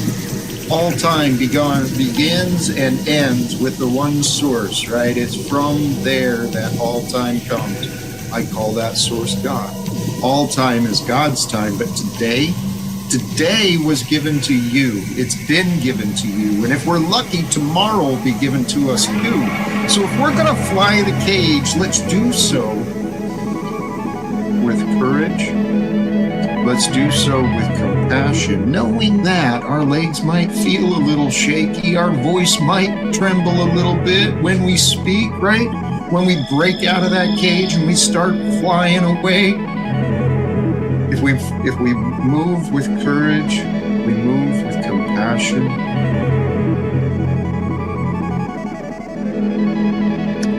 That's where you find your freedom, right?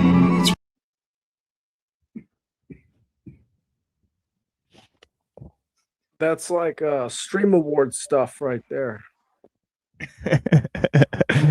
Yeah, maybe I'll ask Talcott if I could play that tomorrow, see what they think. That's some trippy shit, bro. Yeah, so we'll see if they like that. No, it's probably better than Kenny singing. Can't be worse than that. But yeah. Well, some people will tell him he's good at singing, and that he does a good Elvis. Yeah. The LARP goes on. You know, my heart will go on, right? This LARP will go on. Right? It's like he should sing that, this LARP will go on. That's what he should sing. But yeah, anyways, this is Voodoo Child by Afura, and then we'll play Birth of a Fish shortly after that as I grab some food. And yeah, so here's this.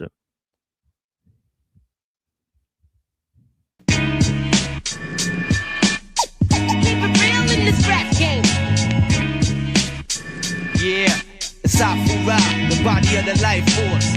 DJ Cam in France, you know what I'm saying? It's the remix with DJ Premier.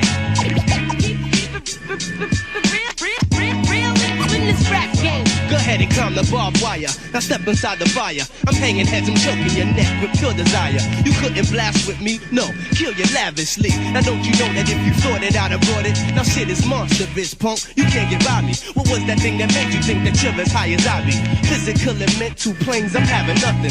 Fuck it, lyrically awaken, nothing in the sun. You shouldn't tamper with this, please, I don't advise. I thought that much before you were born, you realize the body of the life force, chemically, metaphysically, mentally, physically, internally, horizontally, vertically, absolutely, I'm deadly. Minus no assistance, I'm kept in higher places. You can't erase this logo carved behind your faces. Battle stations wherever the beefing has arisen, and in the grave is what the body's gonna pissin'. A chance with me, you couldn't dance with me. If you think you're physical, you couldn't dance with me. A chance with me, you couldn't dance with me. If you think you're physical, you couldn't dance with me. I'm using trances, G, and I don't think you got the ammo. A chance with me, you couldn't dance with me. If you think you're physical, you couldn't dance with me. I'm using trances, G, and I don't think you got the ammo. Now it's the second verse. I guess you thought you'd get a breather. To have to keep on hitting you, making you a believer. It's heavy thesis, endowed with telekinesis. You'll never see it, to never think it, never reach it. Climb a pathway to the top, you'll never reach it. And don't get caught too close to the sun, you're gonna hate it. Your skin will feel it, while the heat starts to peel it. Tell you it's smashed to be nine, you wouldn't last with me. Seize control over your mind telepathically. Oh yes, it has to be done by someone.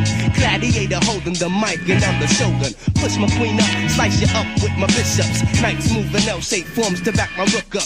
Making 5 moves, I guess you thinking that you passing. Strategical ways of killing you, I've been mastering. You must have had a death wish to get with this. Power is nuclear, acts of physicists. Keep it real in this rap game.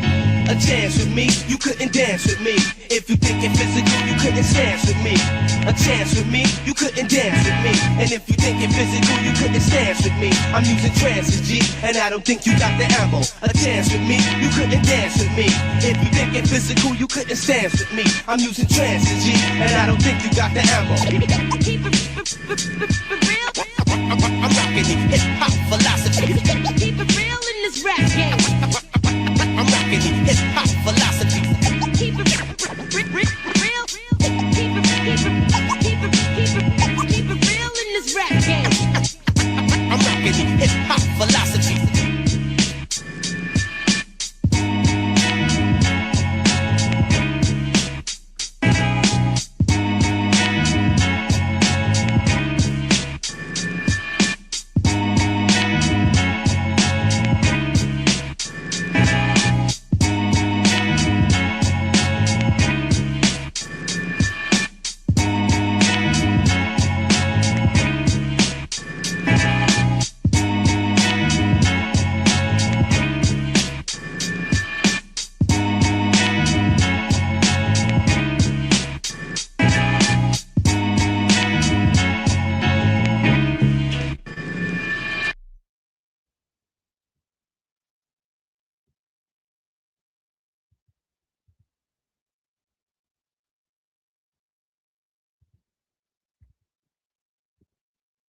Now, where'd I put this? Oh yeah, here it is. It is kind of. Oh, what? He lives in a 4x2 glass box. It reminds me of my head. I wish my floor would have rocks, but it's covered with puddles instead. If I could be him, life would be great. I could erase his permanent frown. I wouldn't even be held down by my own weight. I woke up, walked to the tank to hear his thoughts on yesterday. How was it, I asked, and after a tap on the glass, he looked my way, then gave me this depressed expression and pressed his best just to say, besides the tides and the gray skies, it was okay. And I said, hey, Mr. Fish, you get all that you wish. You got nothing to complain about while hanging out in this bit. And he replied, well, existence is bliss. There's so much that you miss. Besides, get off the trip. Happiness is just a myth. I said, living in water is extremely more peaceful than life. Confined with mind blinded by the evil and forced to see through these two peepholes. It seems to redeem freedom not being limited by walls, but that only means I qualify as ground for the sky when it falls. That only means I qualify as ground for the sky when it falls. That only means I qualify as ground for the sky when it falls. That only means I qualify as ground for the sky when it falls. But Mr. Fish just laughed as I went on and on and on. So I interrupted his chuckle, putting up a middle finger, and he boldly told me it's too bad I'm such a thinker. So arrogantly I asked, how could someone think too much? He added that insanity lingers and thoughts brought me to the brink of such. He said you live inside a head that reminds me of my glass box, and everyone's the same. All brains are contained by a reality frame and changed with the brain it's trained not to change. And once you see what I've explained, you hit the jackpot. And at that very moment, it was like my eyes really opened. The air that previously surrounded me was now an ocean, still totally invisible except for minor pieces of debris. The Mr. Fish pushed up to the glass and he looked just like me. My whole world spun around. I didn't understand, but I realized I was no longer a man. So I thought about what he said and asked him what was going on. And he said, you didn't know it, but you were the fish all along. He said, congratulations, you did it. You broke free. You're just a fish, like the rest of humanity. Now it took me a long time to get adjusted to this tank, but now I know what I am. And so to that man I give thanks. I've always lived inside this glass box. It reminds him of his head. It just goes to show you that your mind is your own monster. Reality's what you make it, and if you take it away, you're just a fish like me, swimming in the powdered water.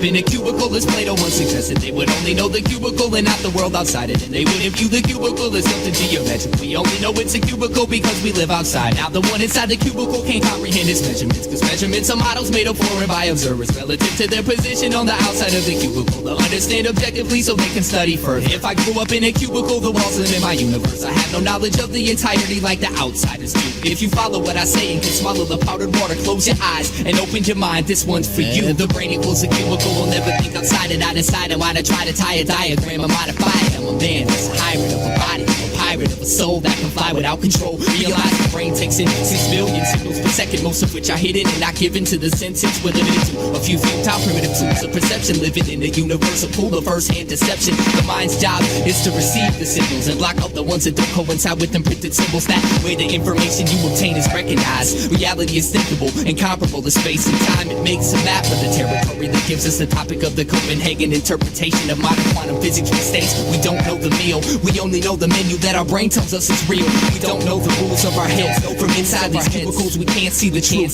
No one really knows exactly what happens when we think, therefore we can never really ever know anything. This is the consciousness revolution. You got the right to think, don't think about it, just do it. This is the consciousness revolution. You got the right to think, don't think about it, just do it. This is the consciousness revolution. You got the right to think, don't think about it, just do it. This is the consciousness revolution. You got the right to think, don't think about it, just do it. This is the consciousness revolution. You got the right to think, don't think about it, just do it. This is the consciousness revolution. You got the right to think, don't think about it, just do it. This is the consciousness revolution. You got the right to think, don't think about it.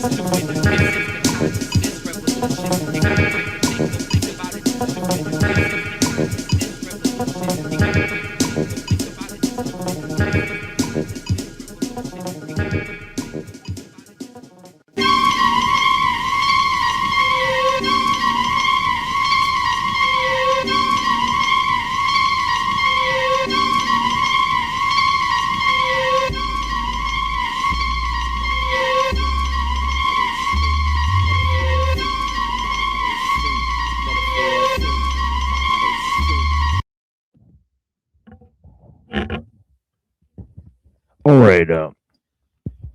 Welcome back to the show, my friends. I greatly appreciate your time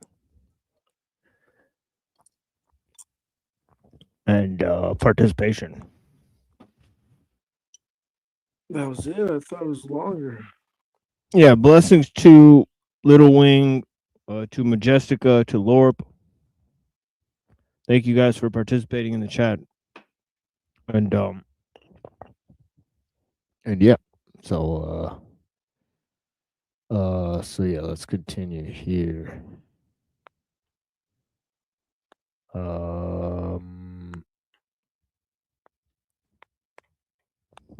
So I was in the middle of this thing here. New World Order, they declared. So I'll read that sort of paragraph again. It says, global warming and the greenhouse effect represents such a threat to the planet's survival. The Club of Rome report maintains that it will be necessary to do away with the nation state, restructure, quote unquote, democratic governments, and erect new supranational institutions to enforce draconian environmentalist regime throughout the world. You know what Mark Passio says about the New World Order? Also, he also brags about how when he was part of the Church of Satan, he said it was basically like a screening or recruiting area, and that he would have eventually went on to serve in the Club of Rome if he had continued down that path. But he says that the New World Order is just basically the same as the Old World Order, which is that before it was kings and now it's government, and functionally there's no difference. The only difference is that before it was one person and now it's several politicians run by really an interconnected global apparatus of corporations, banks, and religious institutions and other things. But I don't ever hear him talk about what I would consider the final stage of the New World Order, which would just basically be creating a one world government.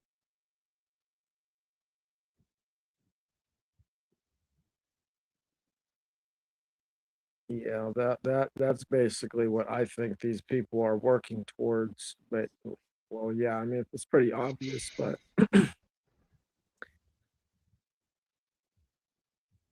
the point is that the New World Order isn't so new. It's just a lot of the same old stuff.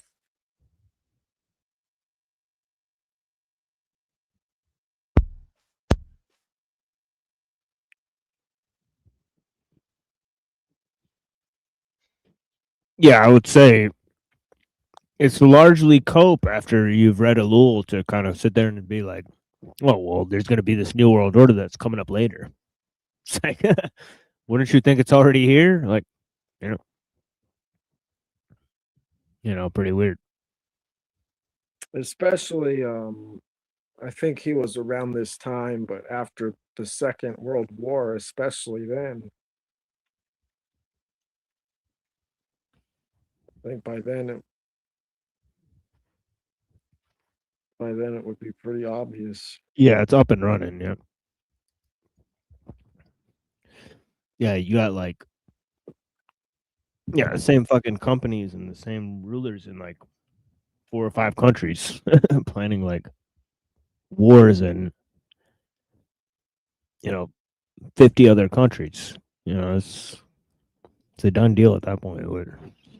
What are you waiting for? But yeah, so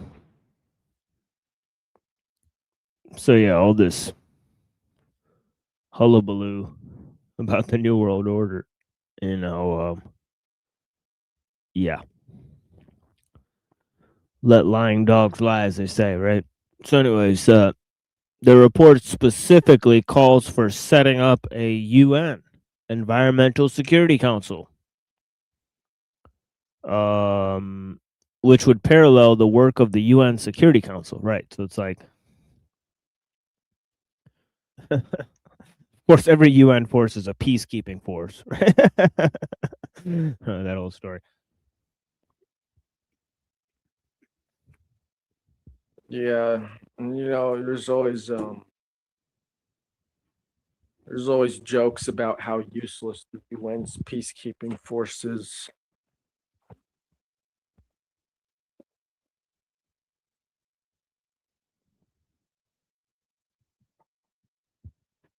Yeah, so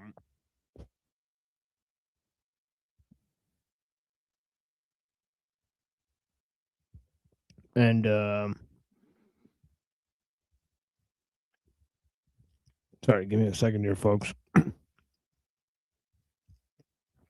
Like chewing on a powdered donut. And there's a reason I don't come up, because it look like we smoke crack and whatnot, eating these powdered donuts. I got these cheeseburgers, man.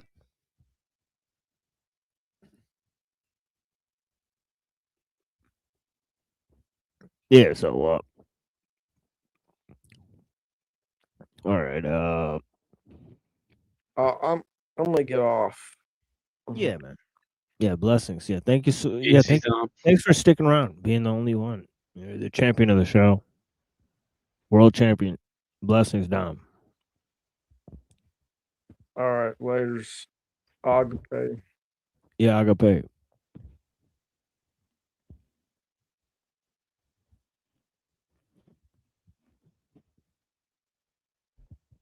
Well, there goes a scholar on the road, and not a road scholar. You know what I'm saying?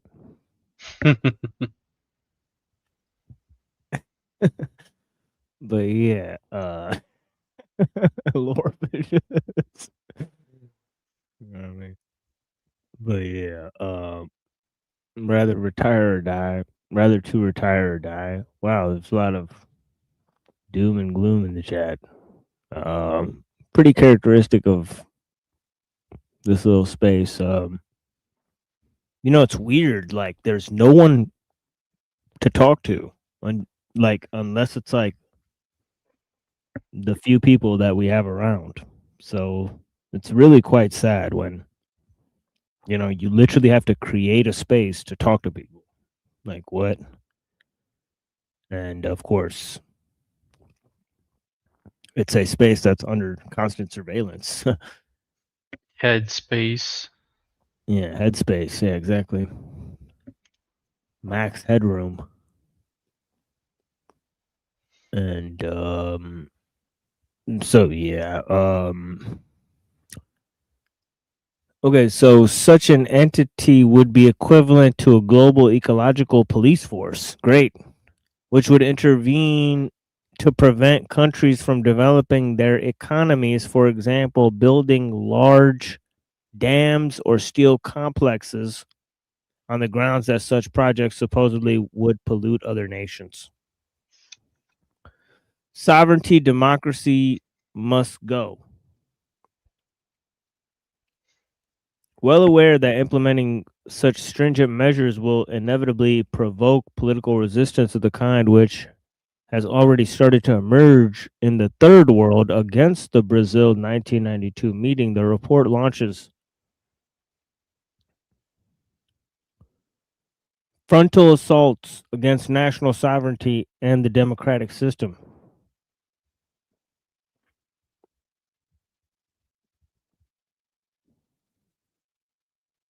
On the grounds that these conceptions represent major obstacles to creating the supranational dictatorship centered on a revamped and strengthened United Nations,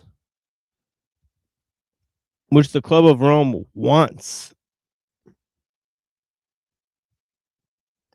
The very concept of sovereignty proclaimed as sacrosanct by all governments is under challenge, and not only as a result of the development of regional communities. Yeah, when we examine this concept of sovereignty, you take a closer look at this concept, in Hobbes and Locke especially, yeah, there's almost no grounds for their so-called concept of sovereignty. Right, it's pretty weird. It would appear that it would be a sort of legal fiction practiced by the people within the commonwealth that it seeks to establish, and it does seek to establish sort of economic bond between the citizens, and not a bond based on sort of a cultural or religious identity whatsoever. Right, so I mean, it's especially interesting in the ways that we've described in our opening. Can't believe we're 3 hours into this stream, and now it's all of a sudden going extremely slow because it's only us. Let me actually drop the link again. It is what it is. It is what it is. 0 participation. We get 0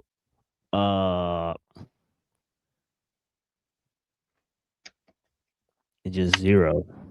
Just a big fat 0. But yeah, I appreciate you guys. So let's see what else we have here. Supranational dictatorship, right? The very concept of sovereignty proclaimed as sacrosanct by all governments is under challenge.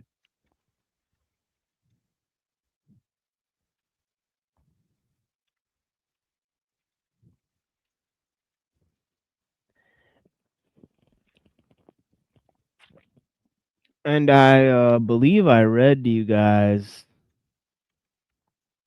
Oh yeah, I won't be able to find it right now.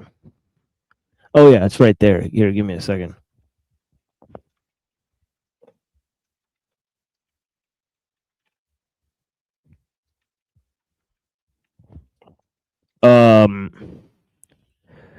The generation of the great Leviathan, or rather, to speak more reverently, that mortal God to which we owe under the immortal God our peace and defense.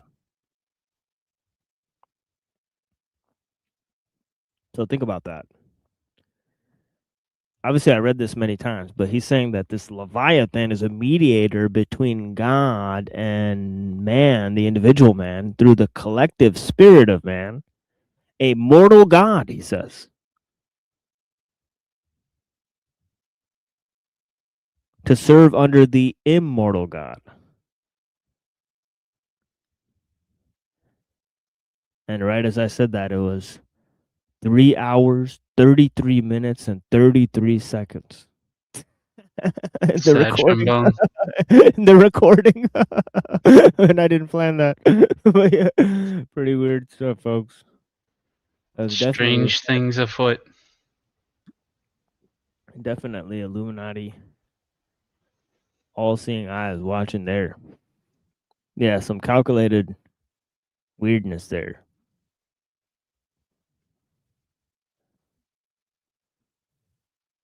It's a crazy looking avatar pic there.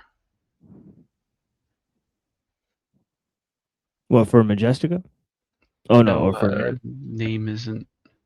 Oh yeah. Yeah, it's cool. Yeah, blessings to all the people here. And yeah, so let's move forward.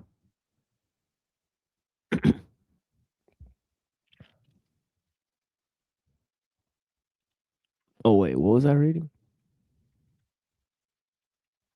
Something about oh yeah. or... Oh yeah, that was Hobbes in the Leviathan, right? So he's saying that this idea of sovereignty is sacrosanct. I mean, this is how Hobbes is describing the sovereign. Obviously, Locke describes the sovereign in a totally different way. And he describes human freedom in a totally different way. And he really enlarges this notion of human freedom within his summation.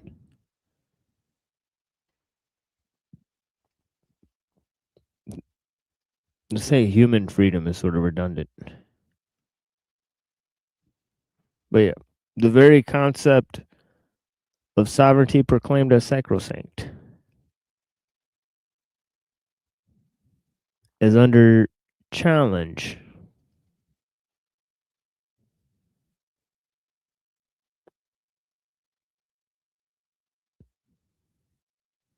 And not only as a result of the development of regional communities, the report gloats. Quote, indeed, many smaller communities already have very little control over their own affairs in consequence of decisions taken outside their territories, such as the establishment of commodity prices or interest rates, or economic policies modified to obtain IMF, international monetary funding.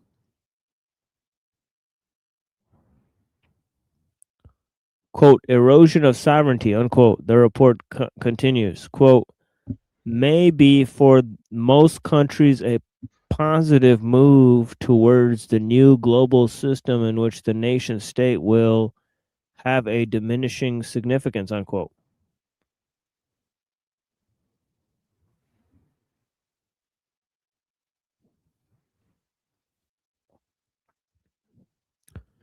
Okay, this is the last paragraph here, so I'll read this and then we'll move to the next piece, which is Jared Diamond, the greatest mistake in the history of the human race, where they take quite a different tact than this here article.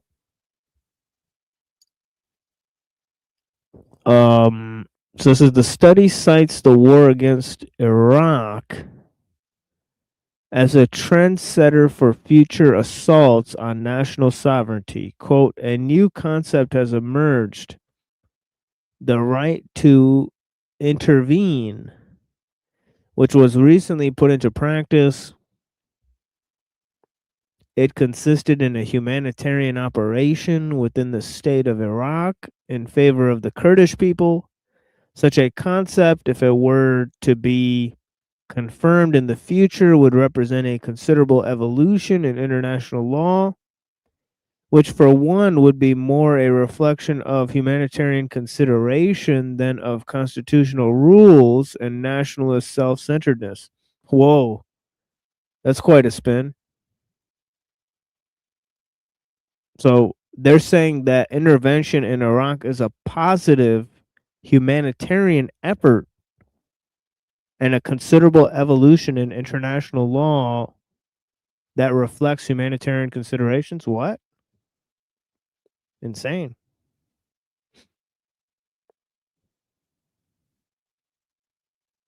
Well, what? Yeah, that's wild stuff. I guess that's one way to look at the situation. What the fuck?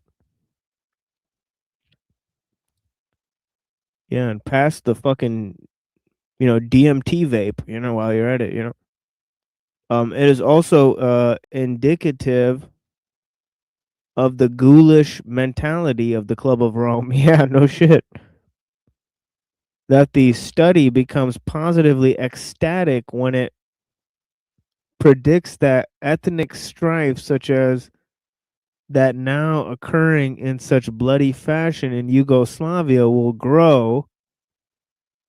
The authors clearly anticipate that this will exacerbate the collapse of the central government and allow for unfettered intrusions on national sovereignty. So they want this, right? They want to form an international community. They want to form international conflicts. Pretty weird stuff.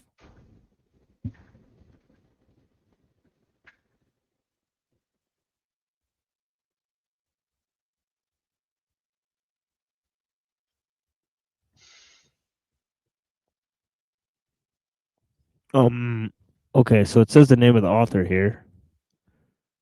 Kathleen Klensky. Klensky. NETSKY.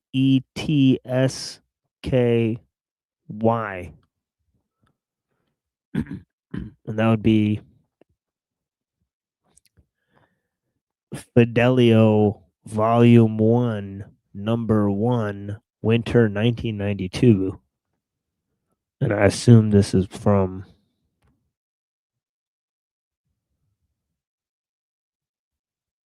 the Schiller Institute. So that's pretty sure that's LaRouche or whatever. If you go to the website here,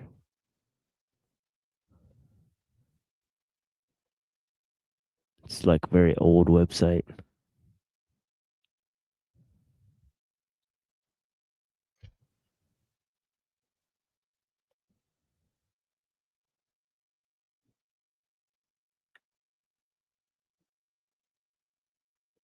Yeah, this is what I was talking about, where they talk a lot about Plato. In the footsteps of Socrates and Plato, solution to Plato's paradox of the one and the many.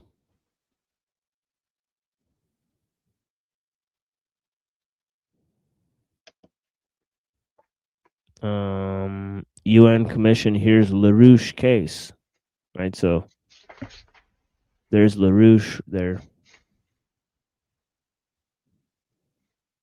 They're referring to Lyndon LaRouche.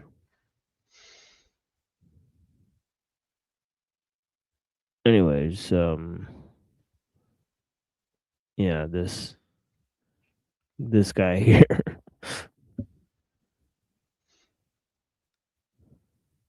If you guys aren't familiar with this dude is like one of the top conspiracy.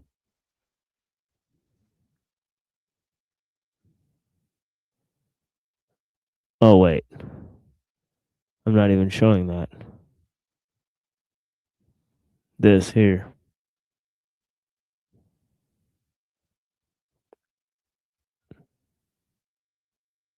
Speeches and dialogues.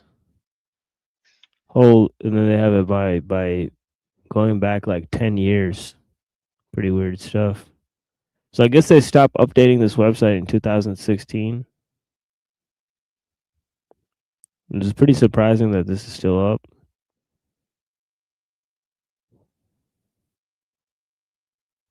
The economics of the news feed. Check this out. So so he's probably heavily critiquing the Teilhard stuff in this. Economics of the newsphere and tying it to economics of the newsphere. Why Lyndon LaRouche is the most successful forecaster. Wait, what? Why dead minds can't know the newsphere? What? On the fundamental material energetic distinction between living and non-living natural bodies of the biosphere. What? Yeah.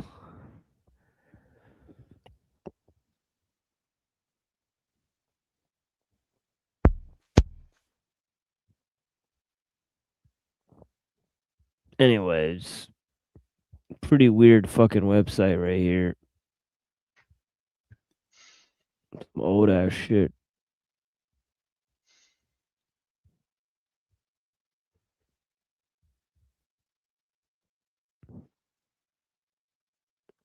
But yeah, we'll move on from that and go to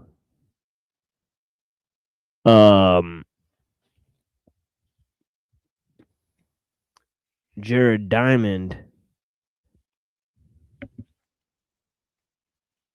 Let me see where this is.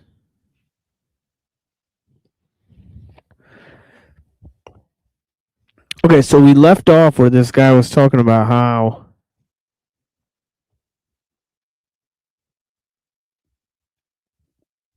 he doesn't want to become a farmer because he can forage for enough food. And it seems like the neighboring people who all run farms, they spend all their time managing the farm. right? Whereas these hunter-gatherers sort of live in small groups. They don't forage and hunt for that long, and then they just don't do much. And they're pretty healthy compared to their farming neighbors. So when you compare their psychological health, their physical health, right, the amount of leisure time they spend, and so on and so forth, and I guess Diamond is saying that their lives are in some ways better. Right, so this is the first time ever that we could analyze low tech people with people that live in extreme abundance because they've been able to use agriculture to produce a surplus of food. And so he's saying that this technology of agriculture is kind of like the worst mistake in the history of the human race. So that's what this is called. Worst mistake in the history of the human race by Jared Diamond.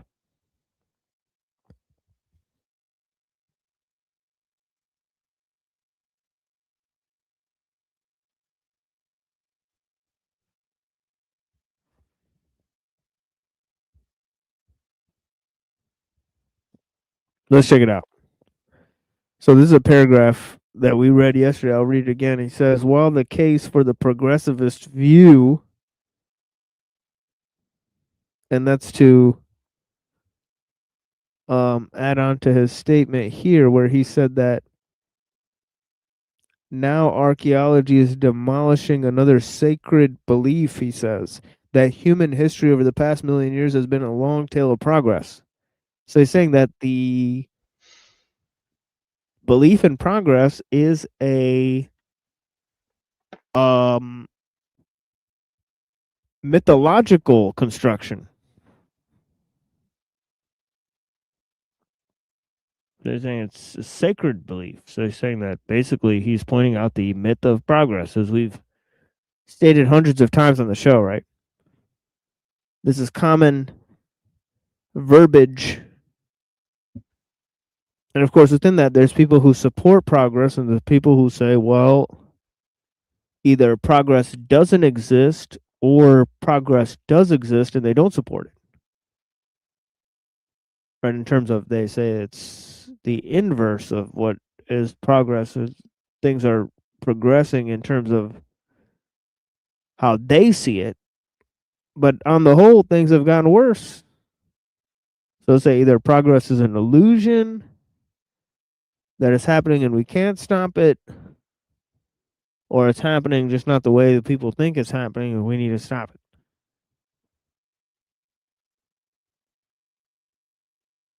Right, so this is a great shift, right, from progress to anti-progress. Right, it's kind of like way different than conservative and liberal. Right, it's kind of more accelerated. Right, on both ends. Right, the anti-progress is more conservative than conservatism, and the pro-progress is more liberal than liberal. Right. So it's expanded on both ends.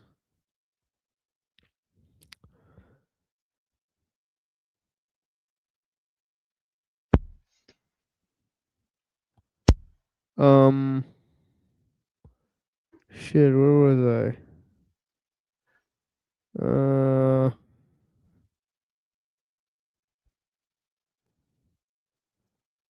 So yeah, so he says, well, okay, I think I just read this first line. The case for the progressivist view. Right, because I'm talking about what this idea of progress means in this context, right? Or what progressivist means in this context. He said it's hard to prove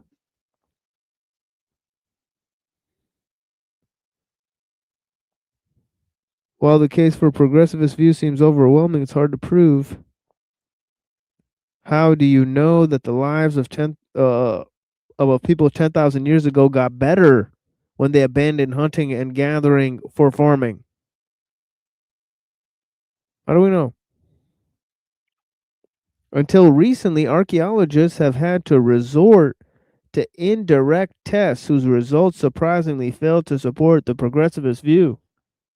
Hold on, let me pop in this fucking what do you call it? Cough drop.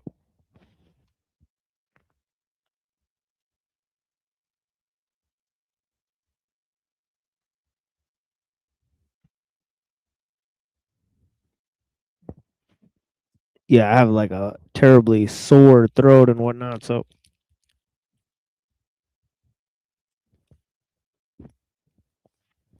the cough drop popping off in this bitch. And we'll hustle and bustle. So yeah,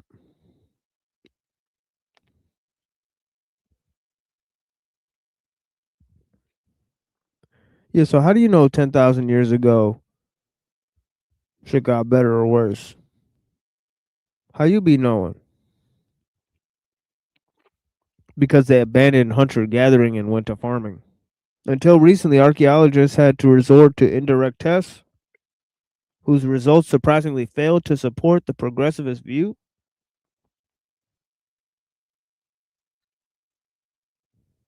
Here's one example of an indirect test. Are 20th century hunter gatherers really really worse off than farmers? Excuse me.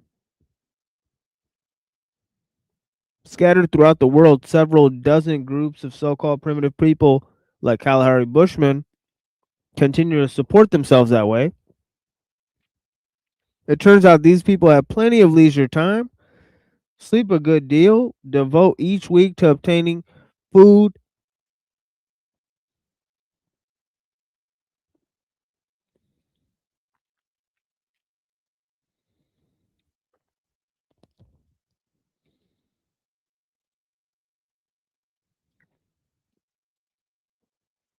Time to getting food, 12 to 19 hours.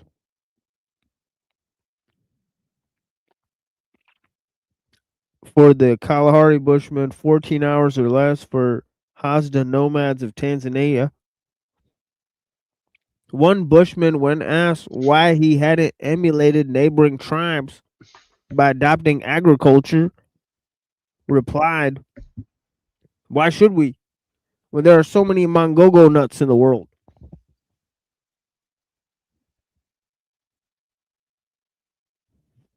So obviously, there's not enough mangogo nuts to go around for everyone. But he's just comparing his livelihood to the neighboring farmers, right? That's all they're trying to compare in this one sample case, right? Whether who's happier, the bushman or the farmer. I think they're surprised to find out that, on the whole, sometimes the farmers are struggling in poverty and sometimes the bushmen always have enough. It's weird. It's almost Taoist.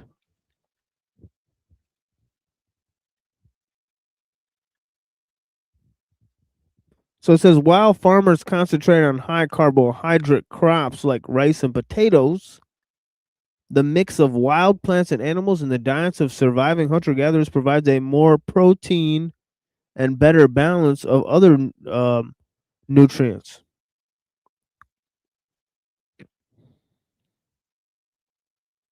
In one study, the Bushman's average daily food intake during during a month when food was plentiful was 2,140 calories and 93 grams of protein, considerably greater than the recommended daily allowance for people of their size. It's almost inconceivable that Bushmen who eat 75 or so wild plants could die of starvation the way hundreds of thousands of Irish farmers and their families did during the potato famine in 1840.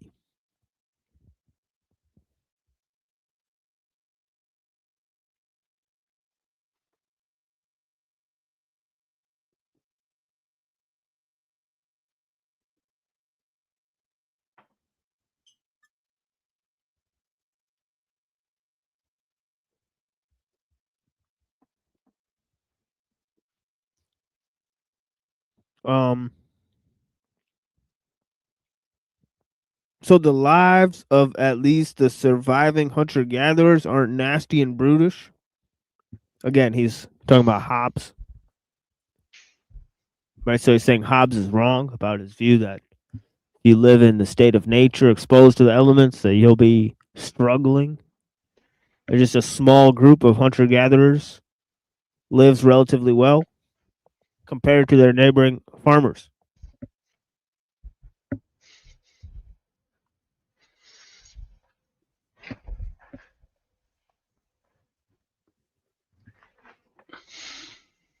And don't worry, we'll look at the opposing view as well, right? We have a critique of anarcho-primitivism,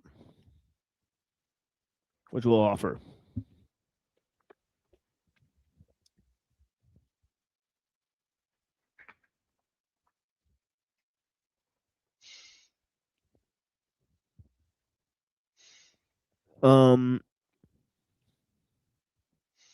So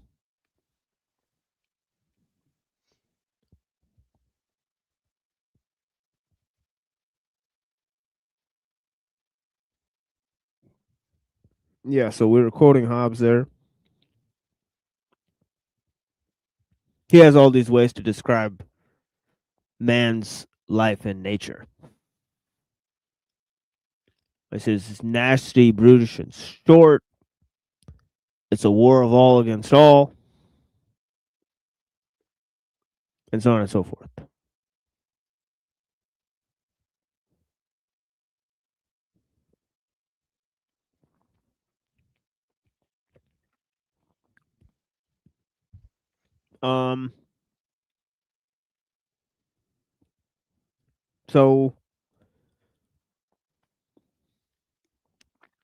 So he says,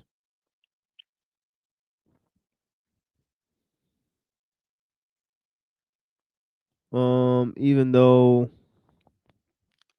farmers have pushed them into some of the world's worst real estate, but modern hunter-gatherer societies that have rubbed shoulders with farming societies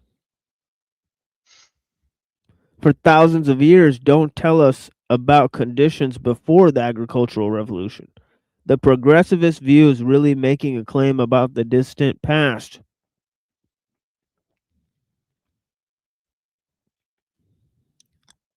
That the lives of primitive people improved when they switched from switched from gathering to farming.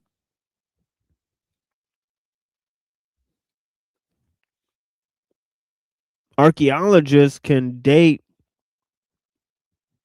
that switching by archaeologists can date that switch by distinguishing remains of wild plants.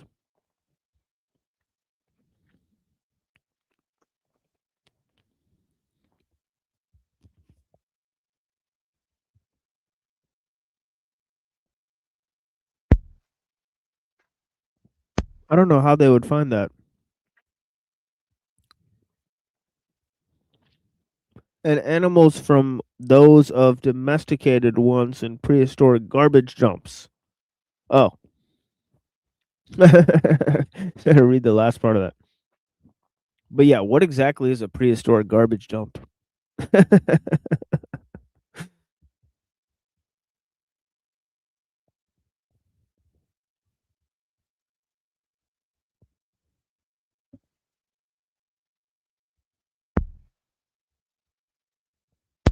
Like I guess they had some place where they disposed of certain materials that would cook or something like that. I don't know.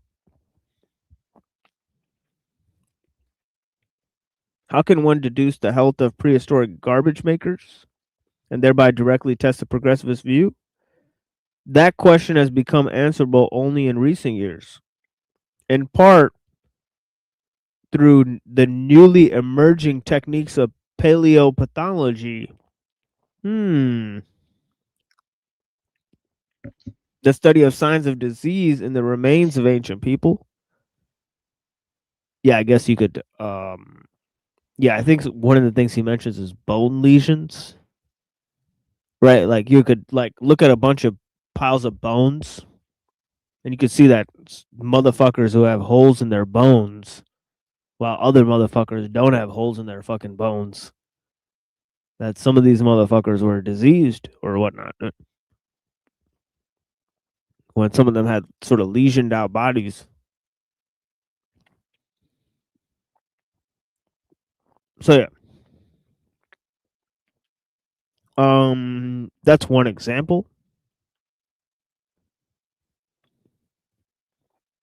So he says in some lucky situations the paleopathologist has almost as much material to study as a pathologist today. For example, archaeologists in the Chilean deserts found well preserved mummies whose medical condition at the time of death could be determined by autopsy. And feces of long dead Indians. Oh my God.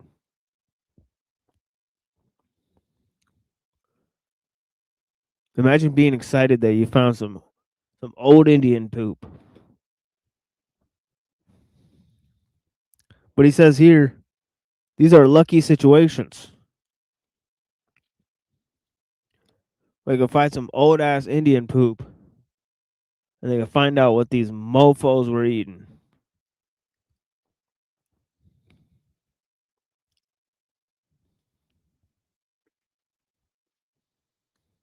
One of my friends used to say, something to the. It was very crude, but it was something to the effect of, I'd eat the corn out of her shit to find out where it came from, or something like that. It's like, good lord.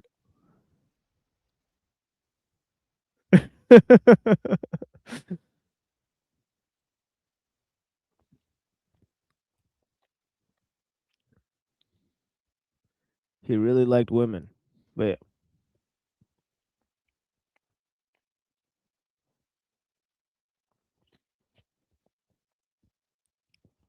Of course, we're much older now, right? So he's changed considerably. But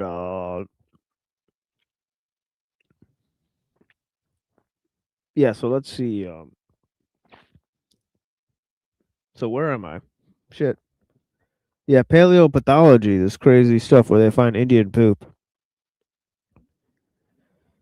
Feces of long dead Indians who lived in dry caves in Nevada. Well, folks, here we are. It's Wednesday night. I have a low viewer count, and I always wonder why, and this is probably why. Oh. It's because this is the only show where at Wednesday night they're talking about long dead Indian poop. Long dead Indian poop, my friends. Long dead.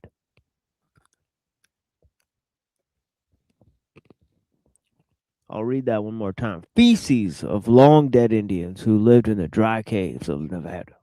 That's got to be some dry ass poop. Remains sufficiently well preserved to be examined. What does that even mean? This poop is well preserved? To be examined for a hookworm and other parasites. Usually the only human remains available for study are skeletons. Yeah, that's what I would have thought, right? Got like some holes and some skeletons, so you just examine that shit, right? This was found in Arizona, did you say? He said Nevada. Nevada. It would have to be pretty dry for that to be Yeah. preserved, I would imagine. Yeah, I wonder when they find like a rock. I mean, it would have to be petrified. So it'd be like, this rock is poop somehow. I don't know how they'd figure that out. But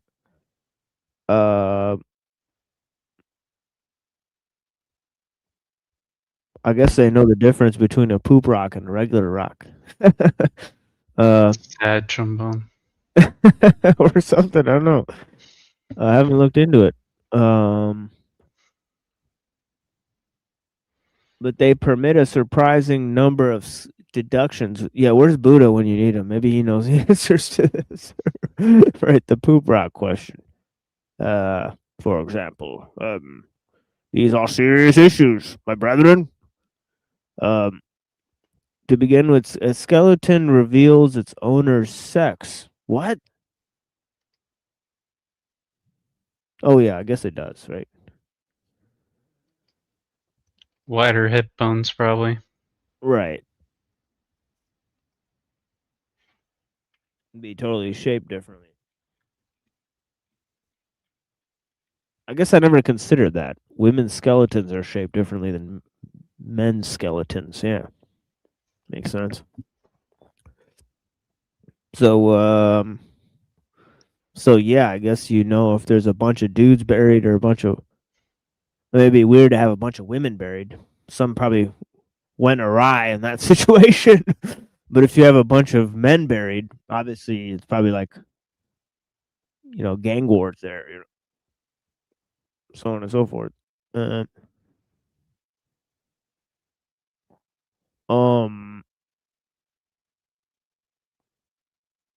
Oh yeah, skeleton reveals its owner's sex, weight, and approximate age. In the few cases where there are many skeletons, one can construct mortality tables, like the ones life insurance companies use, to calculate expected lifespan and risk of death at any given age. That's pretty morbid. Insurance companies treating us like we're buried bones, huh? A paleopathologist can also calculate growth rates by measuring bones of people at different ages. Examine teeth for enamel effects. Signs of childhood malnutrition. Damn, that's not good. You ain't feeding your kids, fam?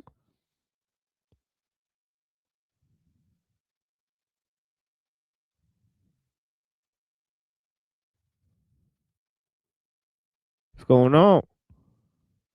And recognize scars left on bones by anemia, tuberculosis, leprosy, and other diseases. Holy smokes. One straightforward example of what paleopathologists have learned from skeletons concerns historical changes in height.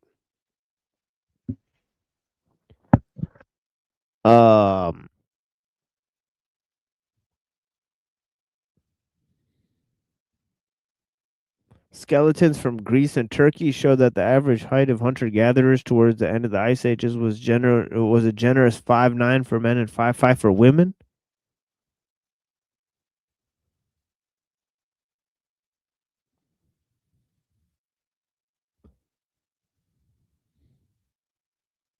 With the adoption of agriculture, height crashed and reached the low of 5'3" for men. What the fuck? It's like toilet bowl birth size. Or 5 for women. What the hell? Some tiny motherfuckers.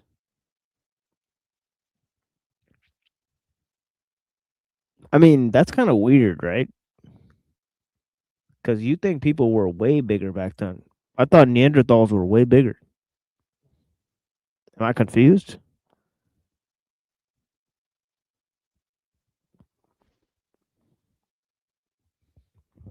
I don't know. Let's look this up.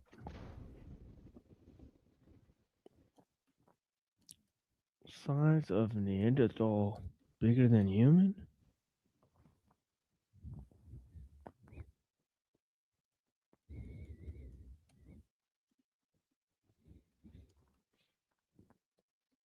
I'm not sure if we came from Neanderthals, if that's what the evolution guys say.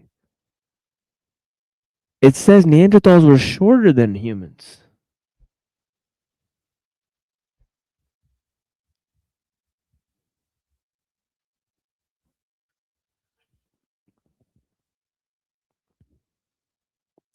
but they got bigger brains? So what the fuck? So they usually portray Neanderthals as giant dumb motherfuckers, and they're actually smarter motherfuckers that were smaller. Am I getting this right? Is this about right? Well, it's quite an inversion.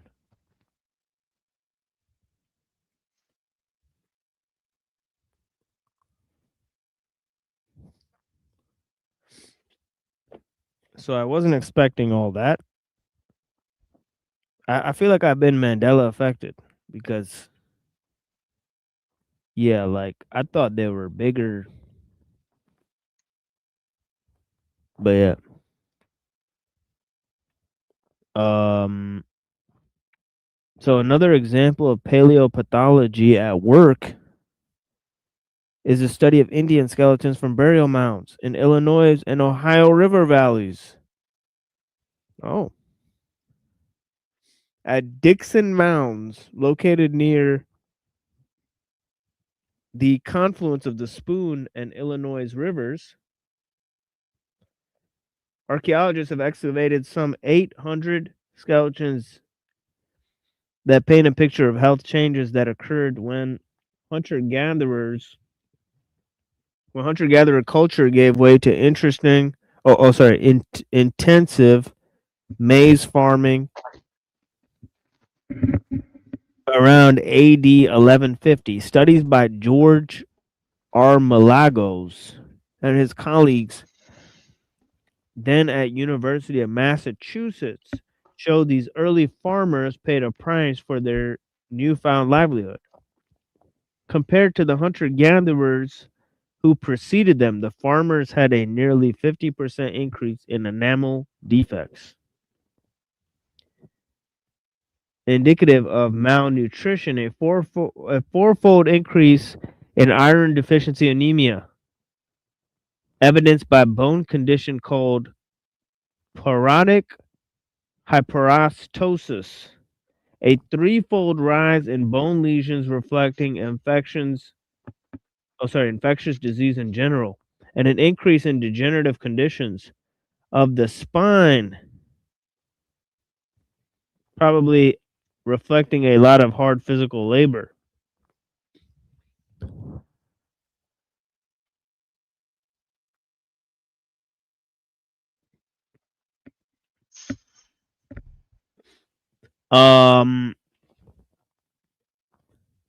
Quote, life expectancy at birth in the pre-agricultural community was about 26 years, says Armalagos, but in post-agricultural community it was 19 years.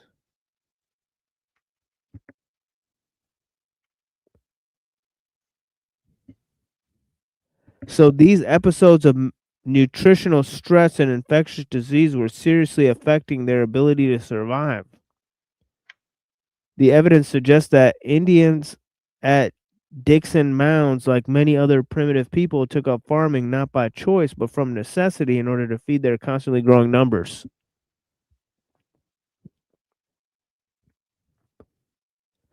Quote, I don't think most hunter-gatherers farmed until they had to.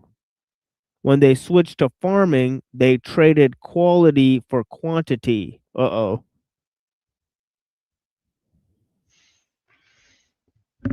There's like some Guanan thing there with quality for quantity. The reign of quantity. Remember, he called his work.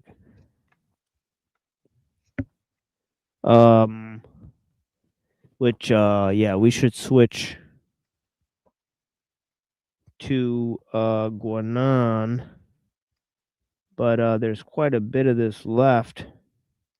So yeah, so we'll switch to Guanan in a minute here and continue reading the rest of this on Saturday. Yeah, Saturday.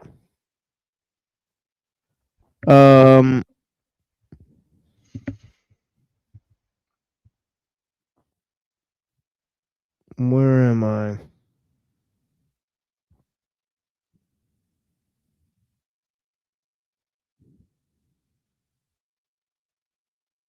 Oh yeah, here it is. Yeah, they didn't take it up by choice, but because of constantly growing numbers. So quite a strange idea there. He says, quote, I don't think most hunter-gatherers farmed until they had to. When they switched to farming, they traded quality for quantity, says Mark Cohen of the State University of New York at Plattsburgh, co-editor with Armalagos of one of the seminal books in the field, Paleopathology at the Origins of Agriculture. Huh. When I first started making that argument 10 years ago, not many people agreed with me. Now it's become a respectable, albeit controversial side of the debate. Digging up dead people and seeing what type of diseases they got. Well, I think I found my calling, folks.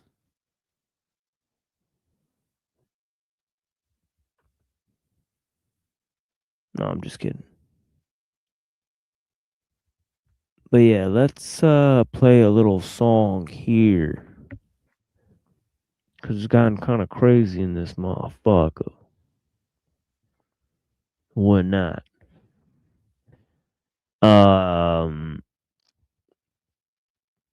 So yeah, how about we'll play some Alias. Rest in peace, Alias. Yeah. Divine Disappointments and Watching Water. And I'll let you guys know how we feel about all of the people and all of their hopes and dreams. Because, yeah, they got some shallow desires, some shallow aspirations out here. I'll tell you.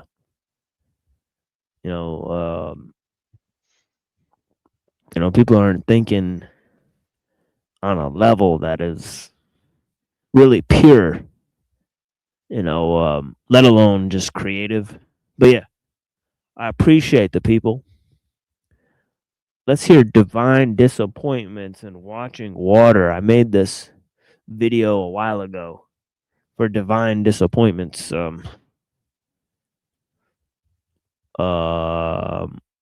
Or you know what? Maybe I'll play Watching Water first and then Divine Disappointments because it's more.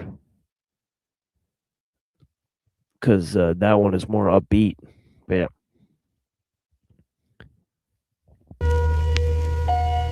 Intake ambiance, a tool for meditation. Pressing towards the clouds, and with whom I am complete. Defeat the change that restrain and aid a sensation. Equal balance in and out, all inhibition shall deplete. Intake ambiance, a tool for meditation. Pressing towards the clouds, and with whom I am complete. Defeat the change that restrain and aid a sensation. Equal balance in and out, all inhibition shall deplete. I'm trying to break this spider's cramp, massage my hand and daydream. Out the window, innuendo, watch the water find its path down the glass. It seems erratic direction, it's only perfection. Rest my head inside my hands, pace back and forth inside my mind. I wish sometimes I wouldn't reminisce so much. Such things tend to make one reflect and dissect situations to an extreme. Hard now to redeem what was there before. No more gone are those days and ways have parted. Gone from feeling solid trust to outsmarted. Anyway, I'm not moving on to a distance far from yesterday. It's best this way. I felt as though I've missed this moment of truth. Outcome uneventful. I've lost the ability to feel sentimental. I can stare at a puddle and see a million places I love. It's comforting thoughts of places I've been. Places I will never see again. Send my love to all who were there, wishing I could crawl back in. But I transformed and the pieces wouldn't fit, so the sore next will cease. I searching to the sky to try to find some form of peace, and I keep pulling up blanks. Yet I'm wearing this mask for the sake of others. We all miss things, I suppose we must let go, but I'm not ready. Just let me sit in silence and soak in what's trailing down the window, to cleanse my emotions, to begin the process of preparing myself. Intake ambiance, meditation, pressing towards the clouds, I am complete. Defeat the change that restrains and read a sensation. Equal balance in and out, and all inhibition shall deplete. Intake ambiance,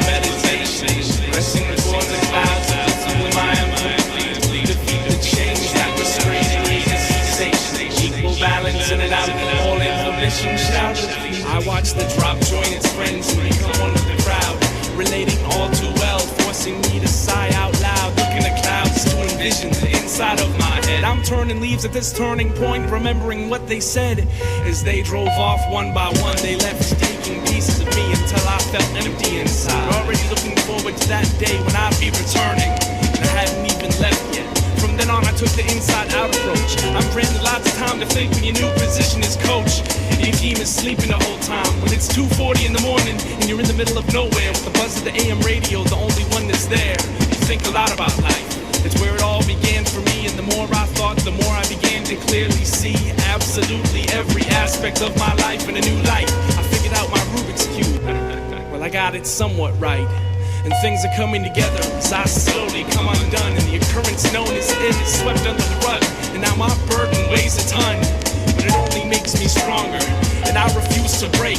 I'm letting things pass by for the family's sake. Just give me a picture of the truth so I can hold it near and watch the rain fall syncopated with one lonesome tear. Intake ambiance, a tool for meditation, pressing towards the clouds of the mind completely defeat the change that restraining a sensation. Equal balance in and out of all inhibition, shout the fleet. Intake ambiance, a tool for meditation, pressing towards the clouds of the mind completely defeat the change that restraining a sensation. Equal balance in and out of all inhibition, shout the fleet.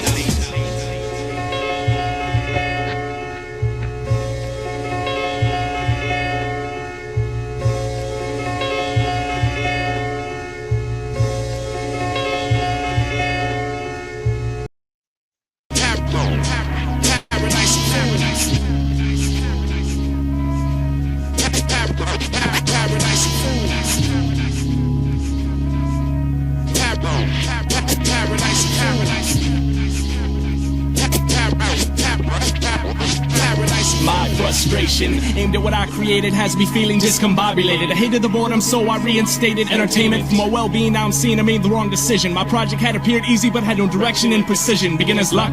Only up to recent times do I feel stuck. I'm the only one to blame for things that ran amok. I built up a universe that is now building me, you see. Technological advancement is a creator now, and all things to be decided will have not even once touched my hands. My quote-unquote followers still constantly fill the stands on the so-called 7th day. For years it's been this way, but these people can't figure out whether it's the first or last day to pray. They seem to think that I'm forgiving of all, which means they have a scapegoat.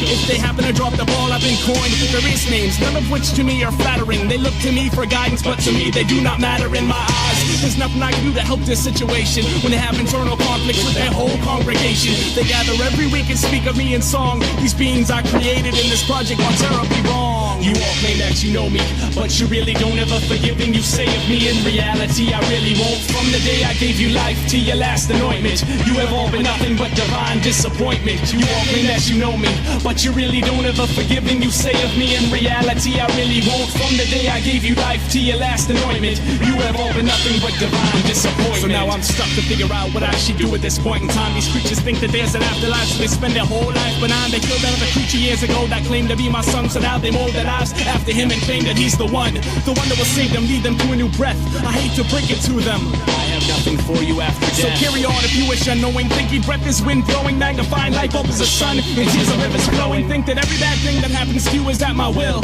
like bankruptcy, adultery, and the reason why others kill. Go on and be misled as you have your entire life. Think that I'll somehow reward you for all your pain and strife. I can't control destiny. Where'd you come up with that notion? There's no cure for AIDS, so don't even bother with that potion. I didn't create the disease to punish others, I didn't even make it. So if you have that frame of mind, you go ahead and break it. I'm sick and tired of feeling responsibility for all of you ungratefuls, unwilling to share with the starving while you enjoy all of your platefuls. Even if I had the power to help you, I wouldn't even bother. So stop thinking that I love you and stop calling me your father. I didn't plan on you evolving into this mess with which I deal, asking for my forgiveness when you lie, cheat, and steal. What the hell do you want me to do?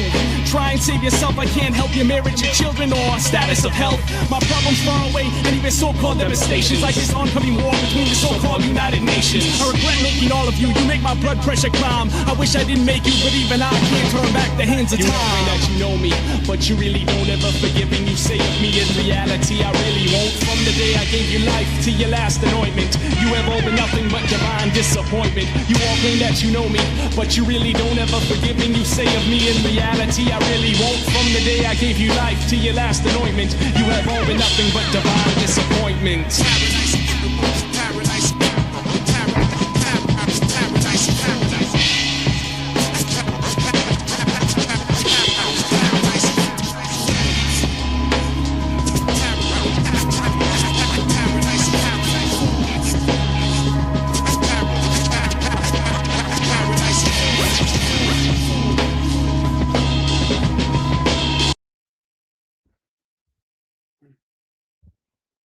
All right.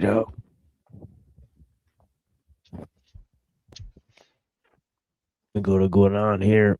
And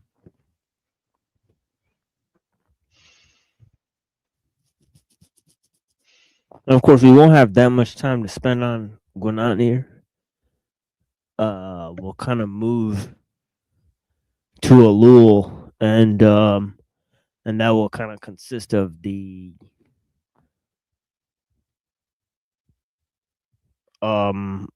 last hour of the stream here. You know, because again, as you can clearly see, very low participation here. I was actually hoping that, you know, because at certain times people do come in and hold down the show and they talk at length. And sometimes they debate each other. So we've had hundreds of instances of that occur here due to primarily to my own enticement.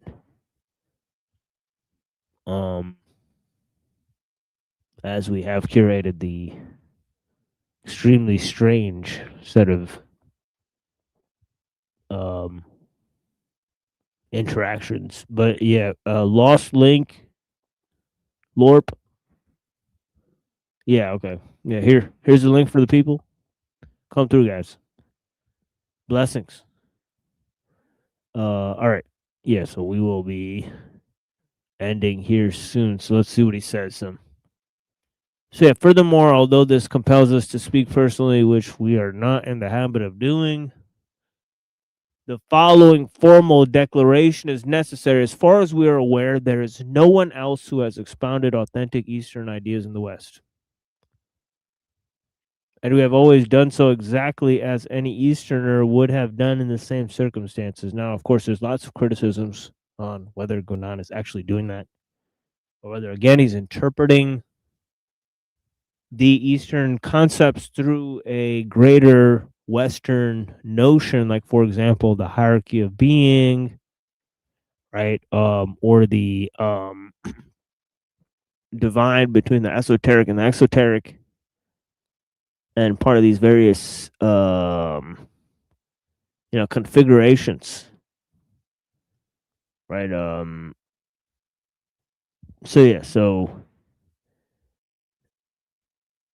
So he's claiming to have a pure sort of understanding of what Eastern traditions represent. Obviously, this is,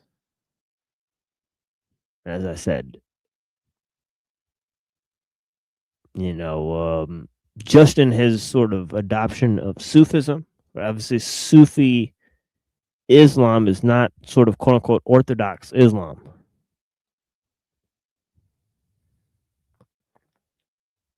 So him adopting a sort of mystical form of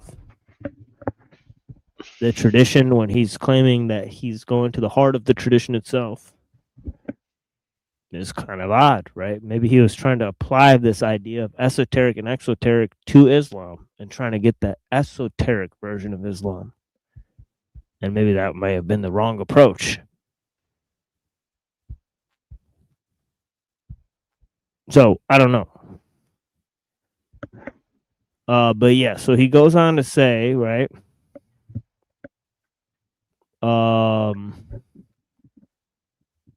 He says he's popularized Eastern traditions with I'm sorry, he's trying to stay away from propaganda or popularization. You know, that he says he's not trying to attempt to do that. He's trying to describe it on its own terms.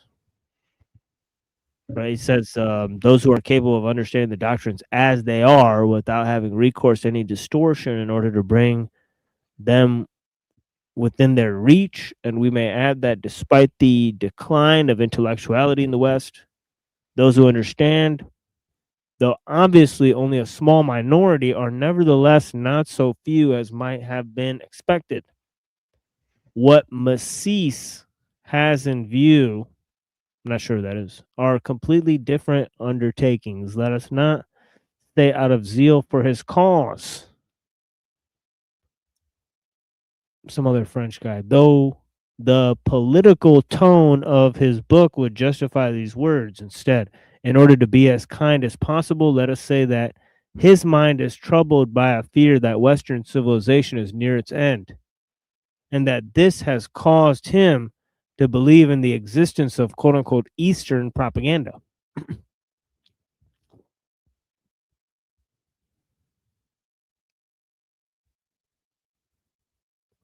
Eastern propaganda. But actually, I was remarking on this today, right? We were talking about this guy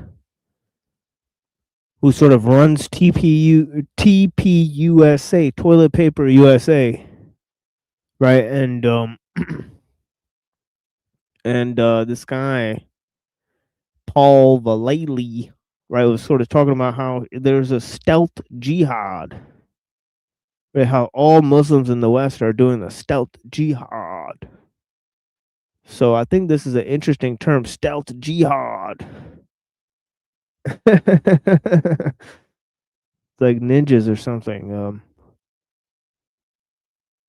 But I guess it's like they're saying that ideological subversion in Islamic form, right?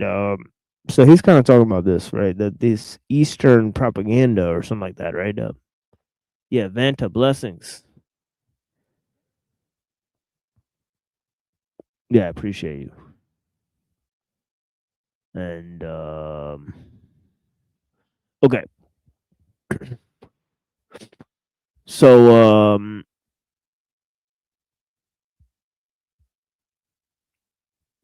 so yes, where are we? Oh yeah, Eastern propaganda.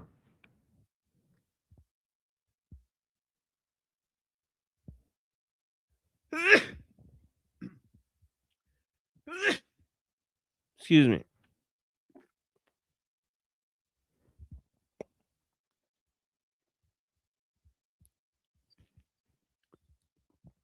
Sort of sneezing there.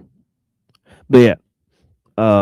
At the same time, we may regret that he has been unable to discern the real causes and may indeed bring about this collapse, even though he does at times show a just severity towards certain aspects of the modern world. This is what causes the continual fluctuation in his thesis. On the one hand, he is not quite sure who are the adversaries he has to fight against.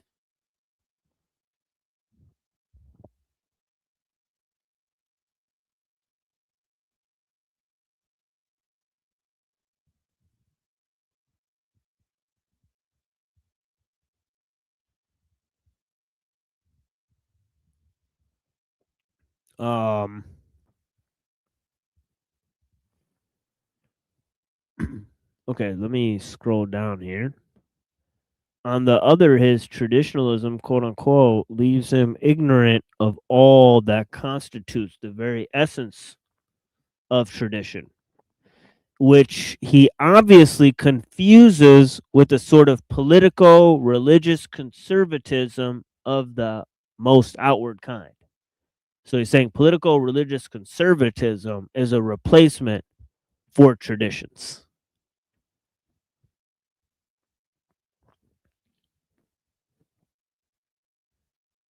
And then what does it seek to do? It seeks to blame Eastern propaganda for the woes of the West, and so on and so forth.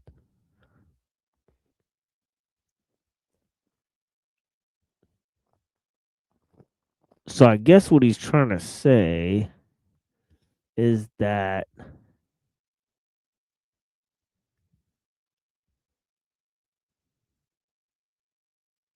real traditionalism, would just affirm its traditions, right? It wouldn't need to react against the political and religious climate.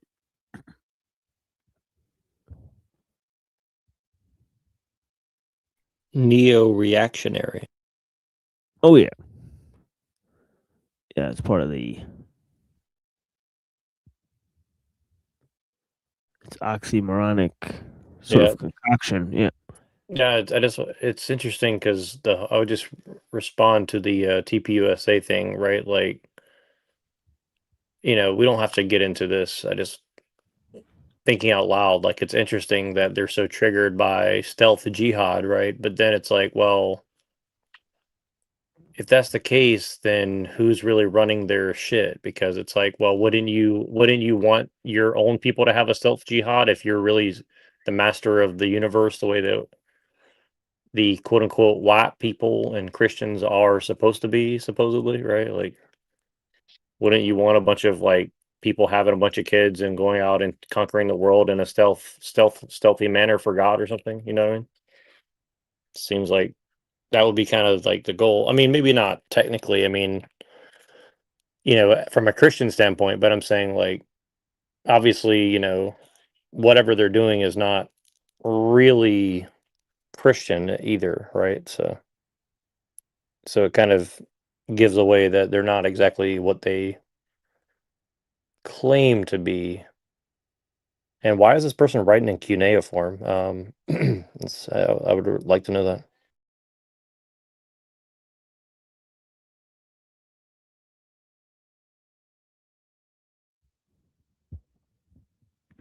Is that what that is?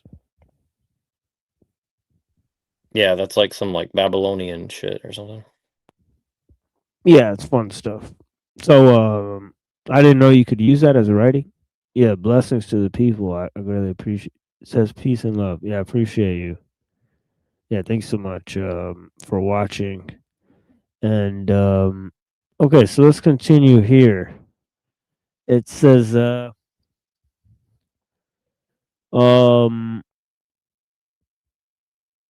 yeah, where are we at? Yeah, the best proof that Massis's mind is disturbed by fear is extraordinary and completely incredible attitude he ascribes to these so-called Eastern propagandists. He would have us believe that they are animated by a savage hatred of the West, and that it is only to injure the West that they are striving to impart their own doctrines to her. That is to say, to bestow to her the most precious thing they possess, which constitutes, in a way, the very essence of their spirit. One is reduced to a state of bewilderment by the sheer contradictoriness of such a hypothesis. The whole laboriously erected argument crumbles in a moment. Yeah, it would seem that, so he's saying that the one thing that they're using against the West, which is their traditions, why would they try to, use that against the West in way of trying to convince them to become traditional like them, thereby handing over their only strength? Well, yeah, and I don't want to like derail what you're saying, but what do you think about what I said about the situation of like, well, because I think I'm trying to, I think it's very related to what you're saying there. It's like, okay, so we're upset that they're using their traditions against us in a stealth jihad, but then it's like, well, what are we fighting for here in the West, and why are we bringing all these people here? Unless it's to take away their tradition, or because it's certainly not fighting for our own tradition, because whatever we're doing is obviously usurp that, right? So, I'm just trying to like maybe do a deductive reasoning exercise of like, well, what would that leave us with ultimately,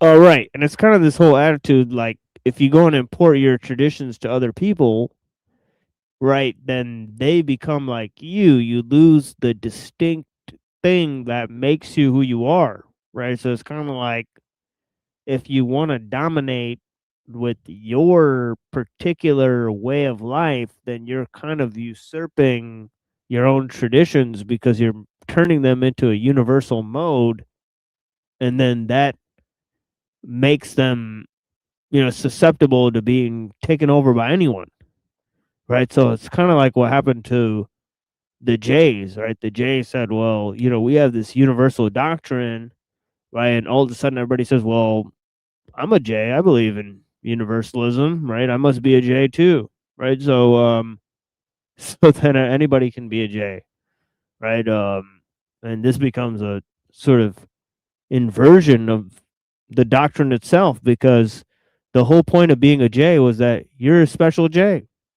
Nobody else in the world is that. Only you, right? So, so so yeah. Anyways, that's one small example using the letter J. Well, I wrote. Well, I wrote this article a while back about a couple things, and it was, it's kind of about this thing of like, well,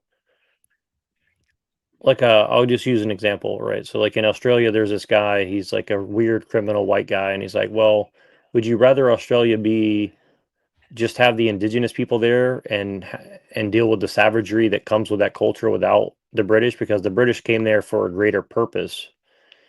And I'm honestly, I'm partial to the argument in a sense, but in another sense, obviously, I disagree with him, right? But he's trying to make the argument like, well, we have all these nice things now. We brought civility to some example through brutality, right? And to some degree, that's true, right? But on another level, the British have obviously lost themselves in the sauce, or perhaps they were tools of the Jays all along. Either way, here we are, right? So, and he's complaining about how all these people are coming in as invaders, and they're using violence for the sake of violence, right?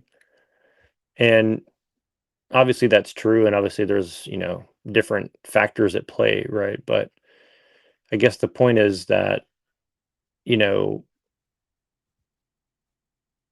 without a tradition that actually matters, then at the end of the day, what are you fighting for? What are you conquering for? And all these things, right? Like, I look at the Bible, it's like, a lot of people are obviously offended by the Bible, but I think the Bible's a book about righteous violence and righteous conquering. Now, to the people being conquered, it probably didn't seem that way, right? But I think that's a large portion of what's going on. And not all conquering is via violence either, right? Like, it's ideas, it's traditions, it's a relationship with God, or whatever you want to say it is, right? Methodologies or lack of methodologies, right? So I don't know. I'm just trying to get on a wider point of saying, like, well,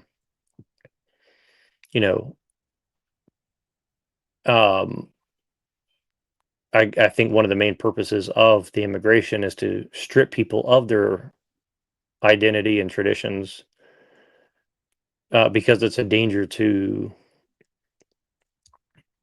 the convenience, right? That has kind of enslaved us in a sense, right? So that's kind of my thing. Now, again, I don't know what to do with that, but I think that's just trying to add to what you're saying a little bit. No, yeah, absolutely. Yeah, and feel free to, interject wherever you guys, yeah, feel free. I don't know. Can you hear me? Yeah, I get you. I mean, I would go as far as to say it's more or less. I mean, yeah, I would say they're trying to strip our own culture, but I can tell you, I mean, some people are tolerant of the mariachi band music, but no offense, but I get kind of tired of not being able to walk down the street and not smell tortillas. or not here, and you can tell that a lot of the people who lived in these neighborhoods, before the blacks start moving in, the white people, even some other people from other countries, the older people who clearly don't want to live around, whether you're white or black, it doesn't matter. They don't want to live around young, rambunctious people. They want quiet neighborhoods. And, they're just getting tired of other people's cultures. And it's mainly the Mexicans, right, and the blacks. But, I can tell you in this neighborhood up here, just about almost every old white person who had been living there up until the mass migration of people, they're not there no more. And even a lot of the Mexicans who were living here originally before the new wave of them started coming over, they took tail and ran. They built up, and what's funny is that they built up their property value in some pretty nice houses. Like, I can't imagine what the houses looked like before they moved in. And then these Mexicans moved in, and then they drove up the property value quite a bit, and then realized what was moving in the neighborhoods around them and sold their house and then dipped and haven't been back. So, if the goal is to integrate people, well, I mean, I can tell you my city has no problem right now going and hiring a bunch of illegal immigrants and work on projects, and then wonder why people are falling in holes a few months later after it happened. So, if you want cheap labor, not made American, that, isn't actually fixing your infrastructure, then. Well, it's because, I'll just add on that, because again, it's nuanced, and it's like, no matter what you say about this stuff, people will call you racist, but it's really beyond that. I mean, I'll give you an example. Like today, look, I've had my problems with white people, and if I'm ever in an altercation that ends my life, it'll most likely be with a white person, honestly. But having said that, it's like, it's I was driving down the road today, right, and this guy literally is like 6 to 12 inches behind me as I'm driving, 5 miles over the speed limit on a 2-lane highway, and I just have nowhere to go other than if I just, pull off the road and let him pass, which is probably what he wanted. So I kind of like gently slow down so he gets the picture, like, don't fucking go that close to me, because if I stop, you're definitely going to slam in the back, right? Give him 2 more chances, he doesn't do it. So I basically like almost stop my car in the middle of this road, and I'm ready to get out and like drag him out of his car, to be honest with you, right? It's not because I'm mad, it's because it's like, and of course it's like some Hispanic dude and he's a construction worker or whatever, but it's just like the idea of like, look, everybody's in a rush to where they want to go, right? But it's like, the highway's backed up, we're on this road for a reason, and you're about to cause an accident for what? Because you're what, like, in a rush to go somewhere or what? So again, I would have that interaction with a white person most likely, right? But look, I know how to deal with my own people. I don't know what this dude's mindset is, because he doesn't have the same mindset as me, right? So it's a different problem, right? And so it complexifies the issue, right? And so I'm just using that as an example, right? And then on top of it, he's working a construction job. Well, why is he getting the construction job? Because where he comes from, life is not valued, right? Uh-oh. And then he brings that here, and they don't value him because his culture doesn't value life. And again, I'm not saying all Hispanics are like that, but I'm saying in general, I've been to third world countries. People risk their lives for $2. Okay, I saw somebody literally shoot somebody over a $3 taxi cab in a third world country in a video earlier today, right?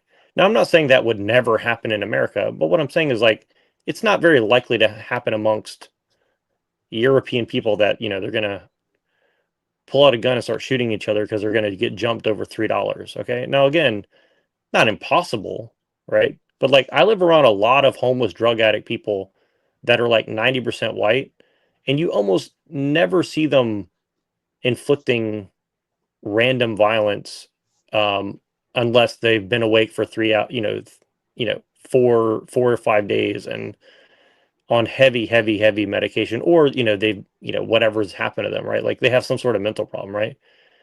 But people who are totally stone cold sober will do that in third world countries for over like a few dollars, right? And again, I'm not saying that's because they're inherently bad because of their race or anything like that. I'm just saying that's the reality of the situation, right? So, Or it's maybe not maybe that weird just that people depends don't. on how we see it here in America. I mean, Yeah, look, maybe there's a a shooting is just a normal Wednesday here. So, well, look, maybe there's a good cause to kill someone over $3. Maybe not. I don't know. But the point is that, like, obviously, the average person is not really going to want, like, a sane person is not really going to want to live in that environment, right? But again, a lot of the scams involving the economy are centered around labor and housing and usury. So these 3 or 4 things kind of like keep the whole system afloat, right? And if they stop doing that, well, the whole global empire is going to come crashing down, and then you're going to have about 5 billion people who are either going to starve to death or um come looking for your shit in your country because they don't have shit in their country, right? So either way, you don't have really a good situation. you hear that, all you white people? Don't complain when the Mexicans own 3 houses and 7 cars like they do up here. Remember, carbon tax, except for them. Well, here's the thing: is like they don't own the house. Most likely, That was a LARP. Sorry. No, but most likely they don't own the house. Most likely they're in debt on a house that's like overvalued by at least So much in debt they can go out and buy brand new sports cars. I don't know about that. I mean, but they might be. I mean, they might be. I mean, very few people are able to go and buy things cash, in this economy. Now, again, even if they do, the likelihood of somebody going and buying houses and cars going bankrupt is very high, in my opinion, right? Because this entire economy is rigged in a sense. Like it's kind of rigged towards, investment, quote unquote, which is really just over leveraging, And again, I'm not really a super financial whiz kid or something, right? But there's a reason why. That's right. Without corruption, the system wouldn't work. We know. Right. So yeah. So that's my point. Is like, I said it to my wife the other day. I was like, look, the main reason they want more immigration is because they want new people to scam, and then they want other people that will come in and be scammers as a part of the economy, right? So again, I'm not judging anybody's soul or anything. I'm just saying like that is a part of what's going on, in my opinion, right? So that's right. So don't complain when a lot of money comes missing out of your account in New Jersey.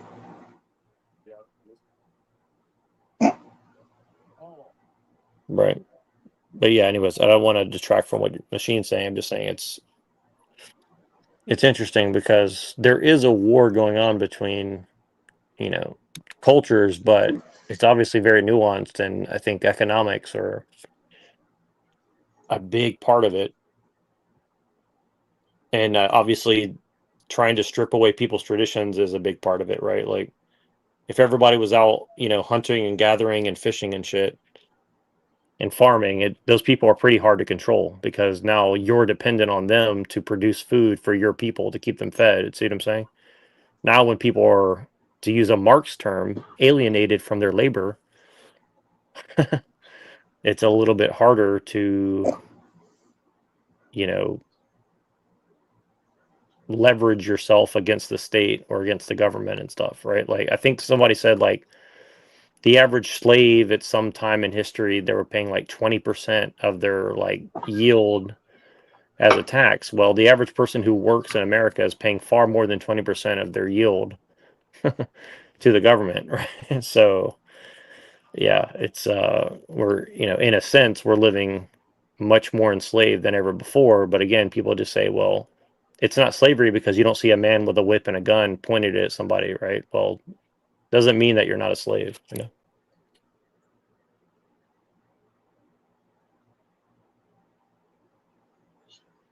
I don't know. I just feel like they won't like it when they say, I don't want your cow no more. I want my own cow.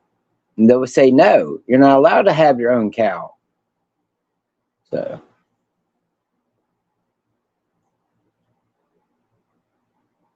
I'm just saying my locals my local farmers market has felt the biggest punch of this technological age that we're living in. Like, there's maybe now like 2 people who go down there and sell maybe a few fruits, but people, the traditions that were always being held, like we have a cruise night here. And I can tell you what took over cruise night. I don't want to sound racist, but anyway, I can tell you, you know, well, it ain't cruise night no more. It's twerk night. So just saying, it's not just, you know, because of the immigration that we're losing our cultures. We complain about other cultures taking over, but but here's the thing: is like what it means to be, a Mexican has vastly changed in the last 100 years too. Like, they used to be cowboys and like tequila farmers or whatever they farm down there, right? Now they're, cocaine runners, or just normal people with normal jobs, or a lot of Mexicans live like a very American lifestyle, right? But a lot of them also live like a very, third world, like hellhole existence, right? I can tell you that probably from the ones that I've noticed since they've moved, probably 60% of them care to integrate. And most of the ones that you come across in like your grocery stores that you don't ever see again, they absolutely clearly have no, plan to integrate whatsoever. They walk right over you. They don't care, who's with you, what you're wearing, what you're driving. So I'm just saying, what there is, at some extent, what can you really do about that? You can't really force, 4 short Mexican dudes all jumping in a, jacked up truck that's too big for them to say, you need to respect that American flag a little bit more if you want to, reside in this country. Because I know people who died and bled for that flag, unlike you. And, they just, laugh in your face and say whatever in Spanish and think you don't know it. So what are you going to do about that? I mean, what, we're going to send them to indoctrination camps like school? Yeah, that worked, right? Well, look, we've all been indoctrinated as well, right? So it's not like we're above it, but it's also like, well, again, I think part of the problem, part of the plan, if you want to call it a plan, is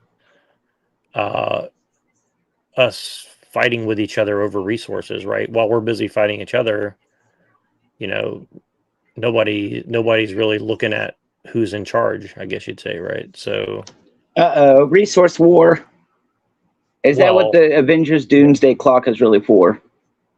Well, Machine said it earlier, like, think of it like this, like, everything that we're doing right now is geared towards one goal, seemingly, right? Like, if you want people to stop having kids, you're doing what we're doing right now, right? Like, the world will stop having kids because of the way we're living, right? How you live determines what you do, right? And I guess, and I'm trying to think of a better way to put it, but yeah, I mean, and why they want people to stop having kids is, one thing, but again, they're trying to select for people that will keep the system running, and I think a big thing is, like, a lot of people think it's racial, and I guess to some degree it is, but I really don't think it is ultimately. Like, it's about whatever can be done will be done, meaning, like, if a group of Somalians take over the system and they're able to keep it floating for themselves rather than a bunch of white people, like, they probably will do that because, if you have more control over the situation, technically, like, in a sense, you'll feel as if you're getting more resources than you're putting in. So, it's kind of like a natural thing that humans would probably want to do. Most likely, I don't know. I mean, again, we can theorize, right? But ultimately, I don't know. I think a lot of us are trying to figure out, like, okay, I'll tell you another way to put it. Like, I was talking to my wife about Marxism and stuff like this, right? Like, I think Marx was kind of saying, like, look, if you want to change things, you can't really just blame the rulers. You kind of have to blame yourself to some degree. And I could be wrong. This is just the way I'm putting it. But I think Trotsky very wisely and in a very evil sense told everybody, like, well, you're the good guy, and so you just become a revolutionary that never stops being a revolutionary. And through that process, the world will improve. See what I'm saying? And I think Marx really had that embedded in it, but I think he probably had a better way of hiding it, right? And I think Trotsky is more like overtly put it into the terms of like, well, you're a good person, and so you deserve all these things that you want. Like, again, like most communists are just capitalists with, you know, a Hot Topic logo on at the end of the day, right? Like, they really just want more shit for themselves and their people, right? They don't really care about altruism or something. You know what I mean? Very few people in this world care about altruism, right? But if you want to do a bunch of evil shit, the best thing you can do is tell everybody that you really love everybody and you really care about everybody, right? I mean, no offense to Jack Talcott, but, you know, that's probably what you'd be saying, right? Like, we need to end all wars and peace and love and harmony. I mean, they do have their usefulness when, you know, anyway, Woodstock. yep. Never forget Fred Durst caused a riot. And again, I don't want to detract from Machine. I'm just trying to fill time. But I don't know. I think I'm saying something so profound, but I could be just talking out of my ass.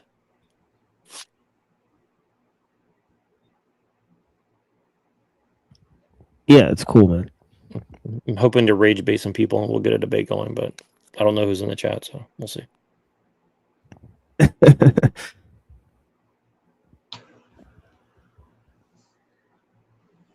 You know, I'm just saying, you know, if they're rolling out a red carpet, it'd be nice to get some pictures already.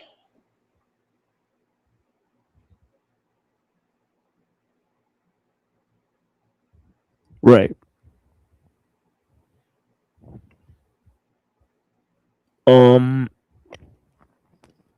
So yeah, let's see what else we got here.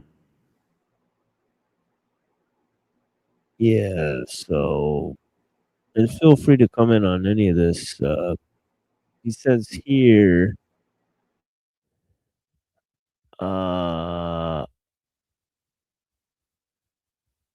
we load to suppose they could be aware of all the improbability of such a theory and simply counted on his reader's lack of insight to cause him to believe it. A little elementary reflection should be enough to make it plain that the first thing for Easterners to do if they hated the West so violently would be to guard their doctrine so jealously for their own exclusive use, and that all their efforts would be towards denying Westerners access to them. Indeed, this is a reproach that has sometimes been leveled against Easterners, and with more appearance of justification. The truth, however, is rather different. The authentic representatives of the Eastern doctrines feel hatred for nobody. And there's only one reason for their reserve. It is that they consider it utterly useless to display certain truths before those who are incapable of understanding them, but they have never refused to make them known to those who possess necessary quote-unquote qualifications. Whatever may be their place of origin, is it their fault if among such there are very few Westerners? And at the same time, if the mass of Easterners have come at last to be really hostile to the Westerners after having long regarded them with indifference, whose fault is it? Must one blame the elite, who, given over to intellectual contemplation, hold themselves strictly aloof from all outward agitation? Or is it not rather the fault of the Westerners themselves, who have done everything to make their presence odious and intolerable? As soon as the question is put thus, as it should be, the answer becomes clear to everybody. And even if one admits that Easterners who have hitherto given evidence of incredible patience show at last a desire to be masters in their own time, who can bring himself honestly to blame them? it is true that when certain passions come into play, the same things can be appreciated in a very different and even quite contrary sense according to the circumstances. So, for instance, when a Western people resists a foreign invasion, this is called patriotism, quote unquote, and merits the highest praise. But when an Eastern people does, it's called fanaticism, xenophobia, and merits hatred and contempt. Moreover, is it not in the name of quote unquote right and quote unquote liberty and quote unquote justice and quote unquote civilization that the Europeans claim to impose their dominion over all others? And to forbid anyone to live and think otherwise than do themselves, it cannot be denied that moralism is a truly remarkable thing, unless one prefers to conclude, as we do, that save for exceptions as honorable as they are rare, there remain in the West really only two kinds of people, neither of them very interesting: the gullible, who take these big words at their face value and believe in their civilizing mission, quote unquote, completely unaware of the materialist barbarism in which they are sunk, and guileful, who exploit this state of mind to gratify their instincts of violence and cupidity. In any case, one thing is certain, that is that Easterners are a menace to nobody and do not dream of invading the West in any way whatsoever.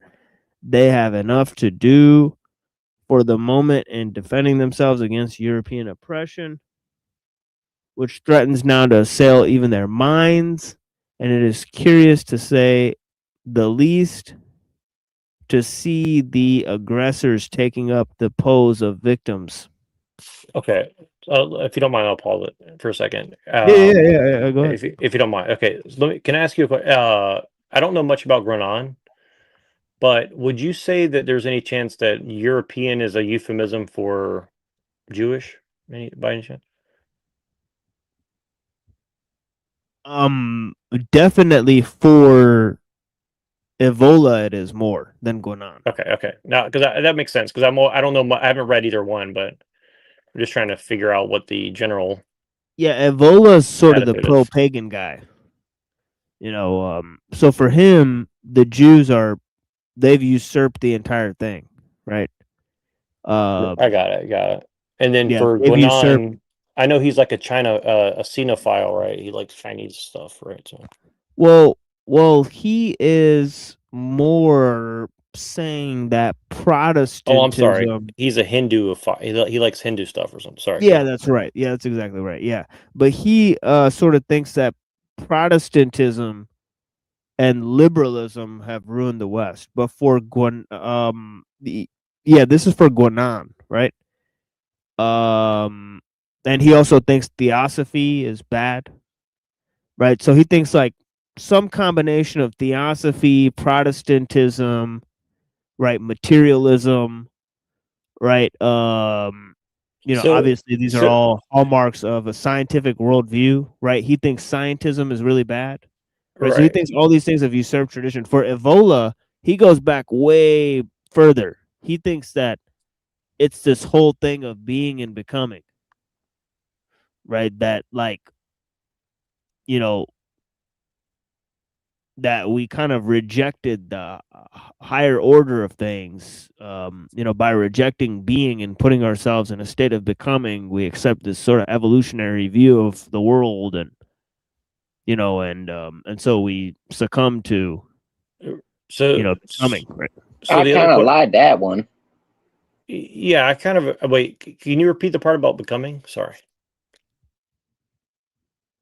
Yeah, as we'll see, like revolt against the modern world, he's saying that by placing ourselves in the midst of sort of this evolutionary change in nature, we're putting, we're rejecting the higher order of being and placing ourselves in becoming. Oh, yeah. Well, I definitely agree I mean, if I understand him correctly, I definitely agree Yeah, with the yeah, but with he the thinks, notion at least. Yeah. yeah, but he thinks that this move was accomplished from a move from paganism to the through the Greek philosophy to the Christianity and all that stuff. So he blames all of that, right? So So his blame is much more extensive than Gonan, right? Gonan doesn't explicitly blame Christianity. He only blames Protestantism, right? So yeah. well, the only other question I have to follow up, because I'm just trying to understand a little bit of the angle he's coming at from. So the only other question I'd have about that would be, does he view all European history as like that, or is this like a thing that happened relatively recently from his point of view? Like when he said, like, because like I understand what he's saying, and I do agree, but I think there is this thing like I don't think that it's bad to be. I don't think that conquering is bad. Like I don't think that colonization is bad inherently, right? Like I think these are Shout out to Shao Kahn. exactly right. Yeah, it's like I don't think that, and I noticed that this is kind of like a false dichotomy that's been set up. And again, I'm not trying. I just want to make sure I understand his position. Is he saying that all aggression and invasion and stuff is bad, or cultural imposition is bad, or is he just saying this particular type of it is bad? And I'm sure he says it elsewhere. I don't expect he's going to put that here, but I'm just kind of curious if you have a general sense of that.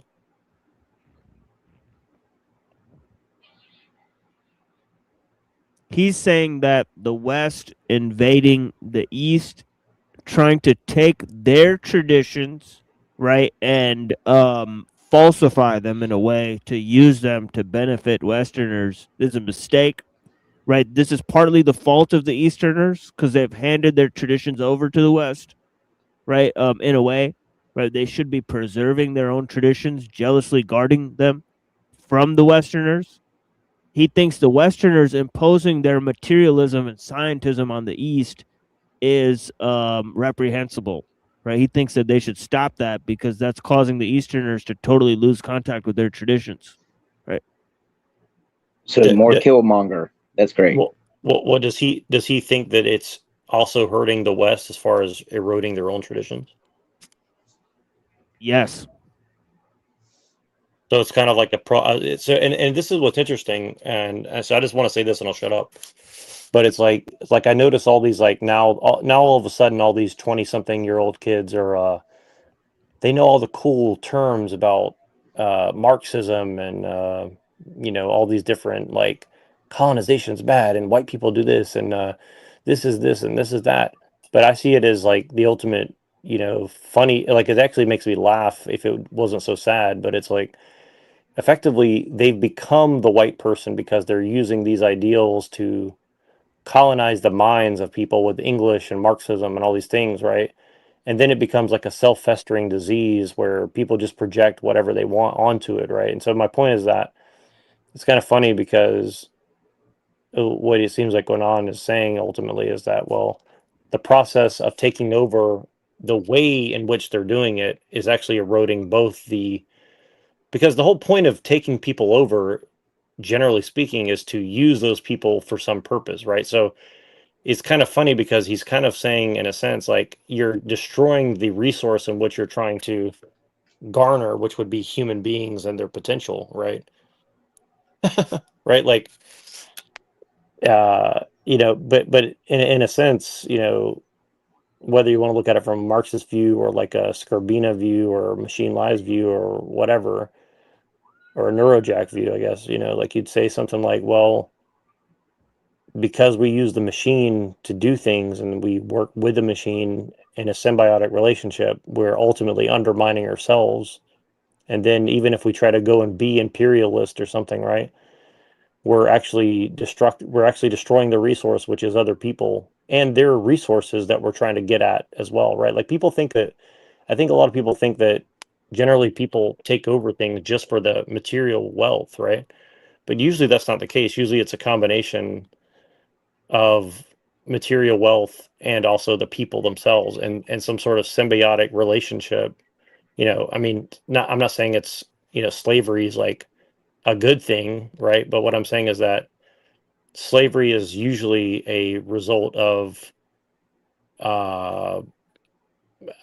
just as much necessity, just like technology, right? Like a lot of things done in technology and science and the way we're living is not just out of malice or something, right? It's out of kind of necessity. Like if you want this done, then this is going to happen, and then all these other effects you can't predict are also going to have to be mitigated simultaneously, right? And I think it's just, again, I'm reading a little bit too much into what he's saying, maybe, but I think it's an interesting set of problems he's kind of alluding to, because he's kind of saying, well, you're spoiling the spoils of war almost, right?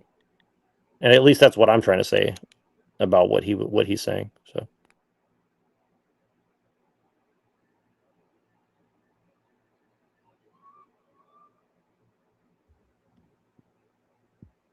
Yeah, it's interesting. Um, so I'm not sure if I want to move on with this, or I think I'll try to maybe go into just like maybe one more paragraph, but I think I'll move on to another sort of piece here with ellul, because we are sort of getting through the technological society and whatnot. So we will go through that. And I will just play some music, some more music here and shortly. So, and then we'll move on to ellul. So that might be the way to go, as it were. So I greatly appreciate you guys. And yeah, let's see what he says. That last paragraph was crazy.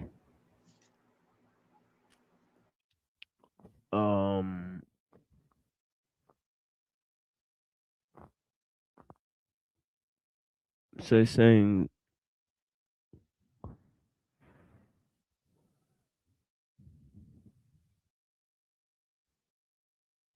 that this materialist barbarism is a cause of the loss of traditions, and of course he talked about the Easterners too quite a bit. So this paragraph is a little bit lengthy. And it's the last thing before he goes to his section that is just conclusions. So if this is the last section of Western encroachment before we reach the end of the book, then I guess I'll just read this paragraph here so we could get to his conclusions section next time. So let's see what he says here about Western encroachment. So that's the topic here. Western encroachment. Interestingly enough. So he says, this clarification was necessary, for these are things that need to be said, but we should consider it a waste of time to dwell at greater length on this theme, for the argument of the defenders of the West is too flimsy and inconsistent. Moreover, if we have momentarily abandoned our usual attitude of reserve towards individuals, in order to quote Henry Massis, it is mainly because in the circumstances he represents a part of the contemporary mentality, a part that must be taken into account, in the present study of the state of the modern world. How can this low grade and to a large extent artificial traditionalism, with its narrow horizons, remember he characterized it as political religious conservatism. Pretty interesting. How can this artificial traditionalism with its narrow horizons, lack of understanding, offer any real and effective resistance to an outlook. So many of whose prejudices it shares. Both outlooks imply much the same ignorance of true principles. There is the same biased denial of everything that transcends a certain limit. The same inability to understand the existence of different civilizations, and the same superstition of Greco-Latin classicism.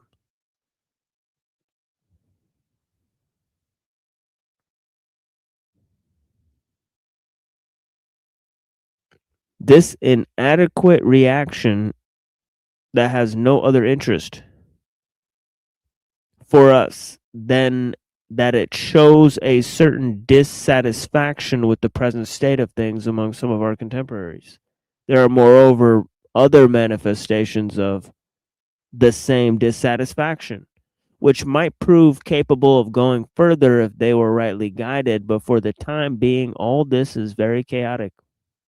And it is still difficult to say what will come of it. Some predictions regarding this point may nevertheless be of use, and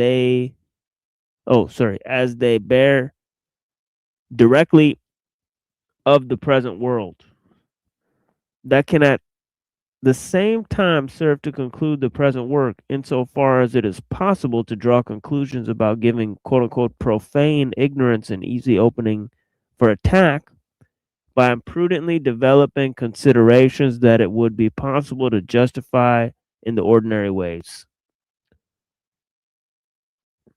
We are not one of those who think that all things can be spoken of indiscriminately.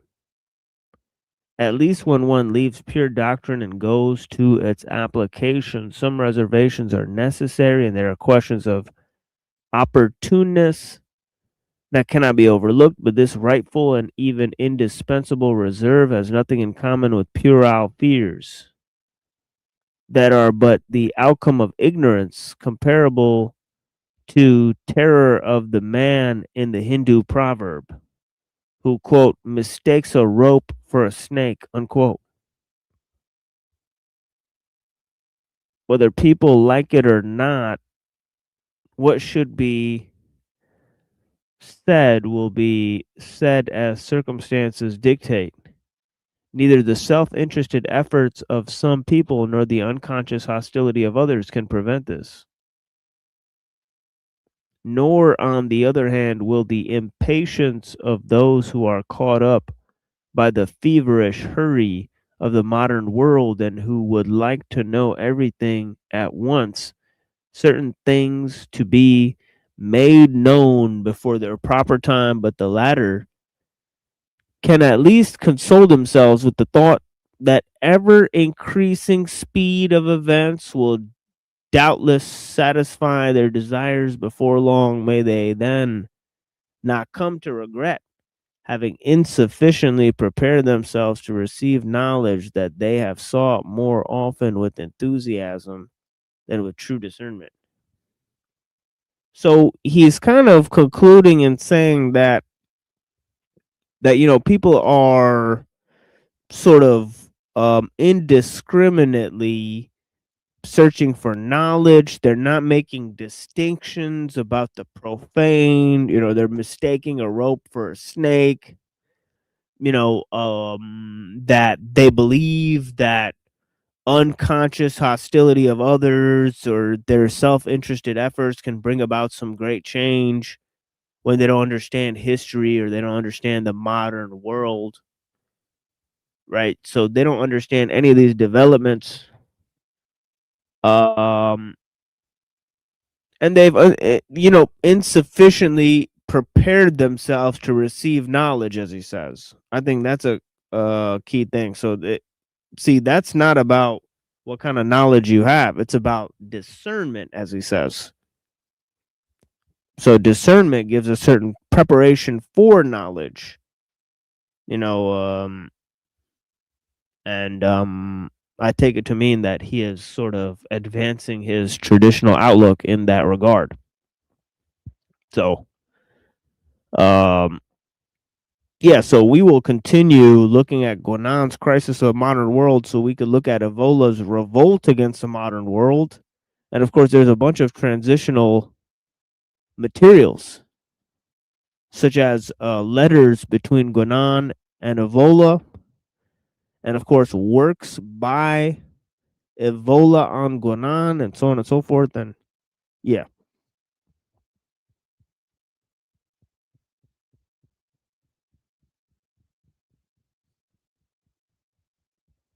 So as I've said, I'm feeling a little bit under the weather today, and sort of snifflies and whatnot. And we'll sort of conclude the show soon here as I go and play some tunes and grab the Technological Society by Jacques Ellul. Let me go ahead and come back into the Discord real quick. I mean, not the Discord, the StreamYard. Sorry, I'm getting confused where I am now. But yeah, let me come back into the StreamYard and I'll be right back. Blessings.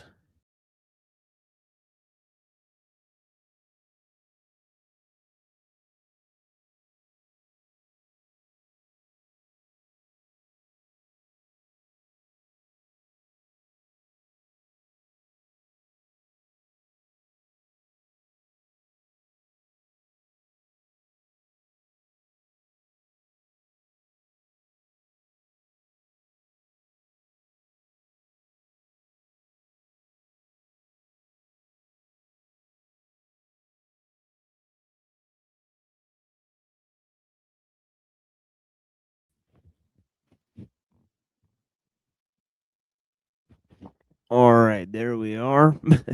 Sorry about that. Yeah, let me play some music for you guys, and we'll be right back with a reading of Jacques Ellul, Technological Society, and then we'll conclude for this evening. I greatly appreciate you guys' time, the people that are watching. Thank you guys so much.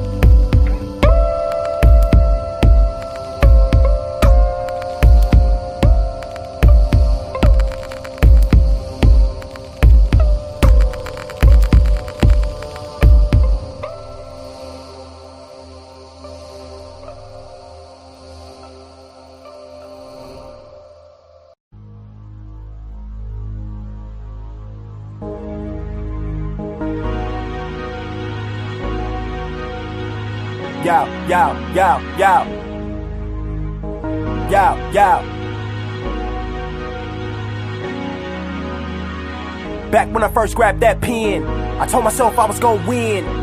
And I ain't no win, but it was gonna end. Dup happening, I won't end. So you can take your top 5 list, dead or alive, and put me after the M. I'm a fucking genius, gripping my fucking penis, living this life. You can't tell me nothing, still ain't really got no money, fucking right. I'm all about that real, this ain't no motion picture. I tell you how that feel, even when the odds against you. They wanna see me wear polo drawers, put 2 chains on, and that ain't wrong, but that ain't me. I go too damn hard on me, clothes and jewelry to stand out. Black lip nigga with his hair wild, too damn proud, but killing it since Cam made oh boy, I'm the man now. TDE, put the money in my hand, ain't shit free. Spin this quicksand, and I won't sink. Put the pistol in my hand, and I won't think. Rest in peace, you just made room for the next to be. I never been afraid to say what I wanna say when I wanna say it. Okay then. Furthermore, we do this for y'all. Rap is stressing, but it pays great. That is until you lose a pill when your release date. Get date raped, stay safe. Hold your head, I got 2 fish and a loaf of bread. Feed the people, food for thought, cause we all equal. Who would have thought? They wanna share my life. They wanna share my life. They wanna share my life. They wanna share my life. They wanna share my life. They wanna share my life. They wanna share my life. They wanna share my life. All my shine, I give you the light. You can have all my shine, I give you the light. I used to wanna rap like Jay-Z, now I feel like I'm run laps around Jay-Z. Now I ain't seen nothing, it's nasty. Big and Pot gotta come in when I pass too. You got the mic, I ain't the one you wanna pass to. My niggas say my new shit past due. I pay dues, even got that shit tattooed. High power, run another plateau. I know you know we need a few plaques too. The brand new niggas with an attitude. Poppin', Compton, Timbuktu. I might even sell my new shit for $10 too. Too ill when I jot these words. True ill when I shot the world. I know life's a bitch. When you know life's a bitch and that's not your girl. Cold shit, I'm hot though, like cold get. Absol, this is a shift in paradigm. I remember when I couldn't spare a dime. Now I step in with a paradigm. On P's, y'all know me. Flow like water, Admiralty. The best author ever to breathe. And as we proceed to follow these dreams, I ain't losing no sleep. No, on the no dose, and it's no if it's no dough. So high, but I'm so low. 2 cups and I sip slow. Taking my time, we don't just shine, we illuminate the whole show. Now let's go. They wanna share my life. They wanna share my life. They wanna share my life. They wanna share my life. They wanna share my life. They wanna share my life. They wanna share my life. They wanna share my life. All my shine, I give you the light. You can have all my shine, I give you the light. Time and time I drop line for line, but only time won't tell. If I ever go Caliban and cop 39s and cock back and kill. See, the truth is, they wanna know how close me, Dre, and Snoop is. So how the shoe fits when they choose this to be Tupac. But truth, I give 2 shits botch. Expectations of critics hating shit. I just put moms on vacation, bitch. You never know my new location. It's across nations. Court cases get thrown out. So tell a motherfucking King D-Thon now. I am ruler. I am Highness, the Prince of Munda. I am the shit like what the prune does. Black on black tint like King Kunta. Black is back, bitch, I'm King Kunta. Black on black crime, resent the shooter. Black, I attend the muture. Racks on racks, I don't rap on tracks without my A game. So please don't ask me about no pressure. Bitch, with a grip on my fingertip, I can hold this coast together. They wanna share my life. They wanna share my life. They wanna share my life. They wanna share my life. They wanna share my life. They wanna share my life. They wanna share my life. They wanna share my life. All my shine, I give you the light. You can have all my shine, I give you the light.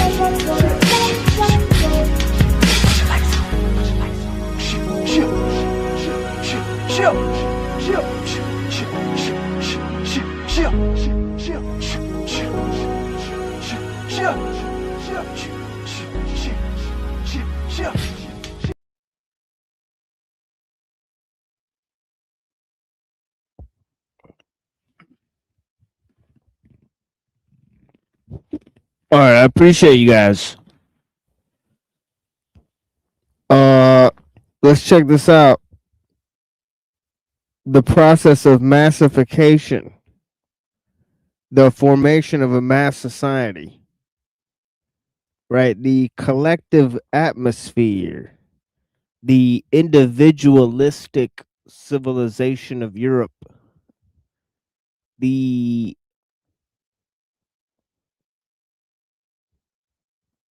sub, um, you know, sublimation of the individual to the framework of the technological society.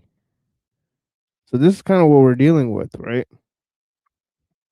Massification of techniques, the creation of a monoculture, and yeah. So he says here, the human being does not feel at home in the collective atmosphere. This is true of societies that differ in many ways among themselves. It applies to the primitive sociological collectivism of Africa, to the individualistic civilization of Europe, to the collective adaptation of a higher type in the United States. In all these societies, everyone is affected by a certain malaise. The change of sociological structure is occurring at a very rapid tempo and affects everyone. And the state demands an immediate collective effort from all the citizens. A sufficient respite is never afforded the individual to allow him to assimilate all the new criteria. The process of massification corresponds, moreover, to the disappearance of anything resembling a community.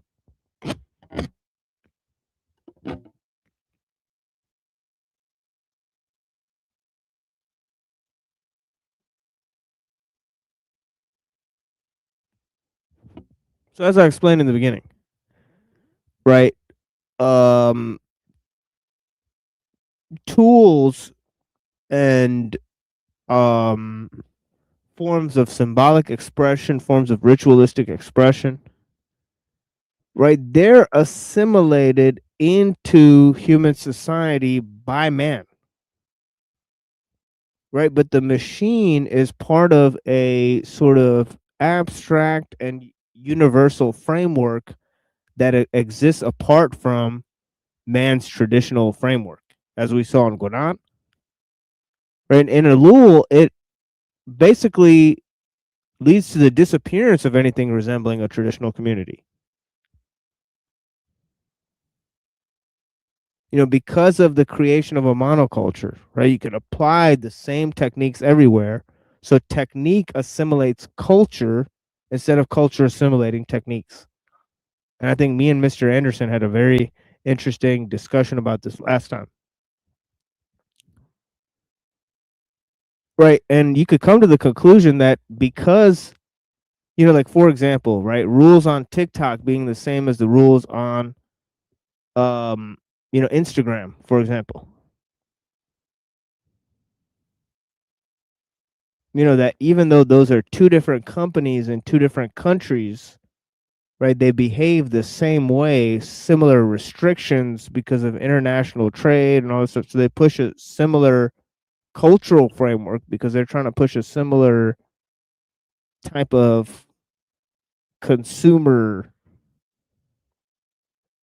right, producer dynamic.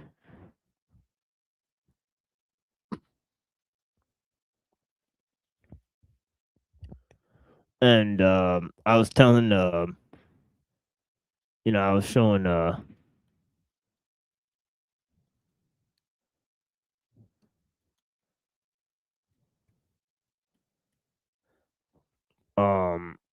Neurojack this thing. Slit scan. Right? It says in William Gibson's Bridge trilogy, specifically Edoru, Slit Scan is a fictional global scandal TV network and tabloid media empire descended from the late 20th century reality programming. It specializes in digital telemetry, tracking celebrity gossip, and destroying public figures for profit.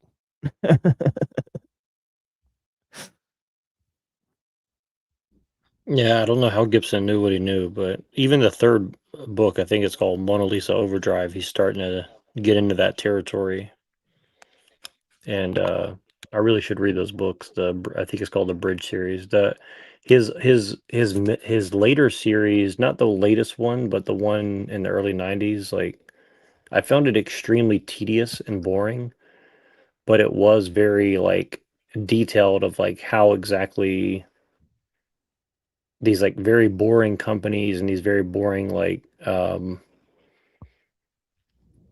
technologies kind of like geofencing and like geospatial warehouses that are like trying to sync up um robotics with spatial awareness and stuff like this. Like, once it's integrated, how it could be used to it could be used by anything, including things that are not human endeavors overtly, meaning like the Oh processes yeah, themselves become yeah, self-aware, for lack of a better term, essentially. yeah. Like on SlitScan, one of the celebrities is an artificial intelligence. So it's like, like people are not knowing whether it's reality or fiction that they're viewing, right? And these people are supposed to be quote unquote real people that they're seeing on the screen, but millions of people are uploading their own videos, right? So it's kind of like a social media / entertainment thing. So yeah, I don't know how Gibson sort of predicted this, but yeah, this is some wild stuff, right? And of course, people like Negroponte and Marshall McLuhan and all these other guys are already talking about this stuff. You know, um, I kind of forgot the exact quote by Negroponte, but it was something like conversations will become monologues, right? And the mass media will essentially disappear, and so on and so forth. So let's go on a little bit. And yeah, so the process of massification corresponds moreover to the disappearance of anything resembling a community. The majority of American psychologists insist on the importance of human social relations for the individual. As Jerome Scott and R.P. Linton put it, quote, every man requires emotional and intellectual satisfaction which alone secure him for his belonging to a community.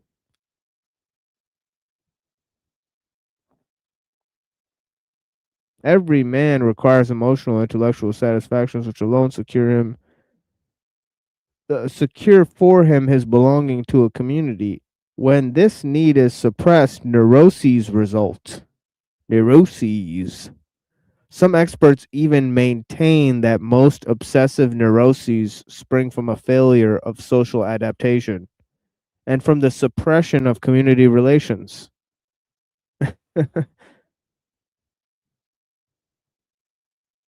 for which technical relations are substituted, as Roethlisberger has pointed out. This new sociological mass structure and its new criteria of civilization seem both inevitable and undeniable.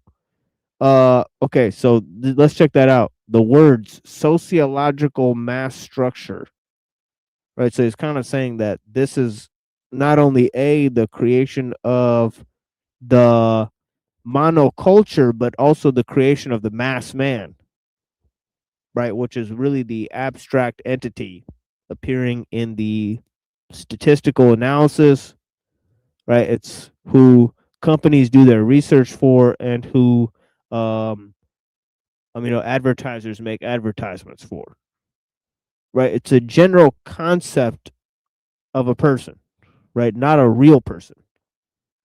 Right? They're trying to do a sort of catch-all casting of a certain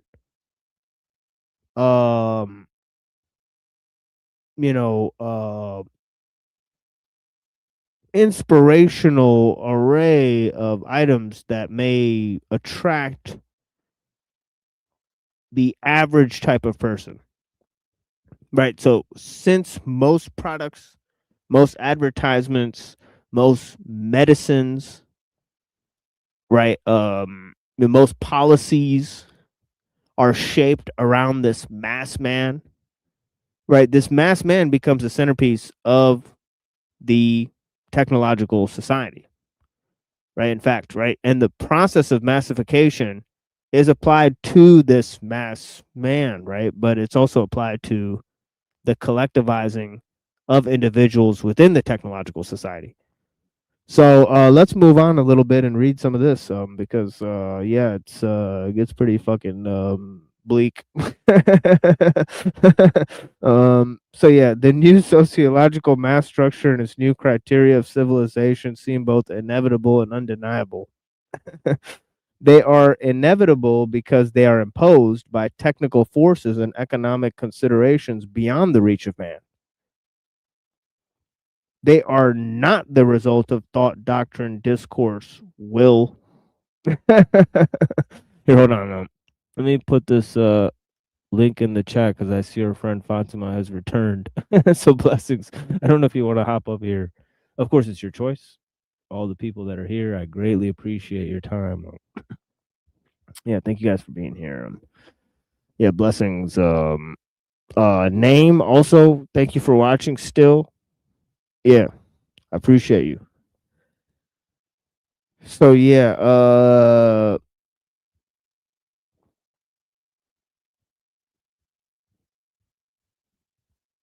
where are we at here? They are okay, I just read that. They are simply there as a condition of fact, right? The sociological mass structure, right? The technical forces and economic considerations that are beyond the reach of man, right? They're just a matter of fact. Right? All social reforms, all social changes are located wholly within this condition of fact. Unless they are purely utopian. When social change is truly realistic, it accepts this condition buoyantly, vindicates it, and exploits it.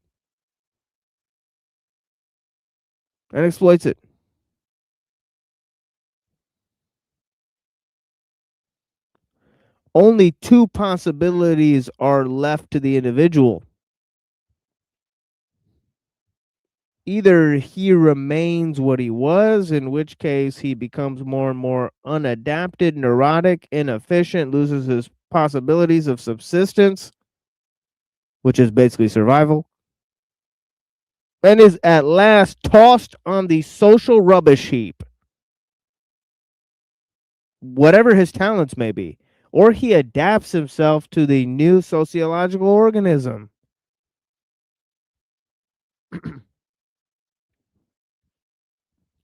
Which becomes his world, and he becomes unable to live except in a mass society. And then he scarcely differs from a caveman. But to become a mass man entails a tremendous effort of psychic mutation, the purpose of the techniques which have man as their object.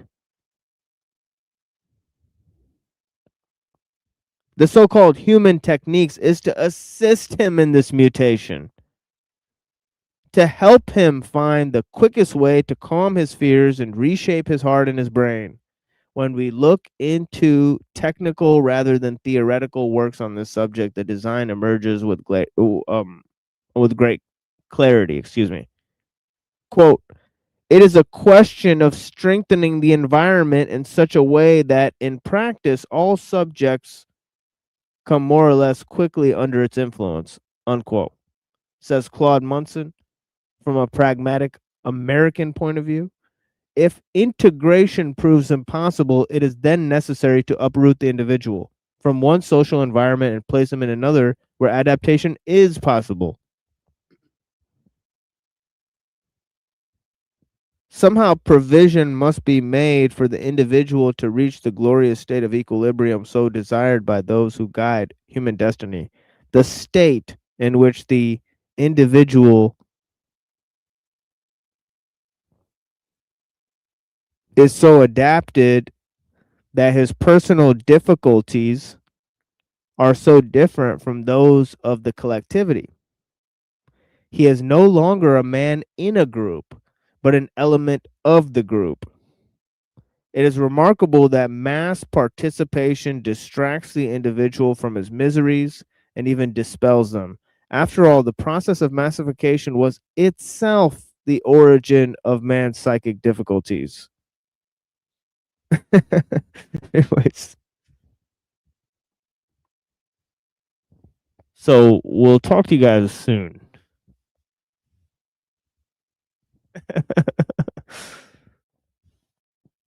But yeah, that's all for now. Unless anybody wants to hop up and tell us anything or talk about anything, more than welcome. I will say that I don't believe in coincidences, and I do find it very strange that a lot of the things that we read sometimes seem to reflect our own lives. It is very coincidental.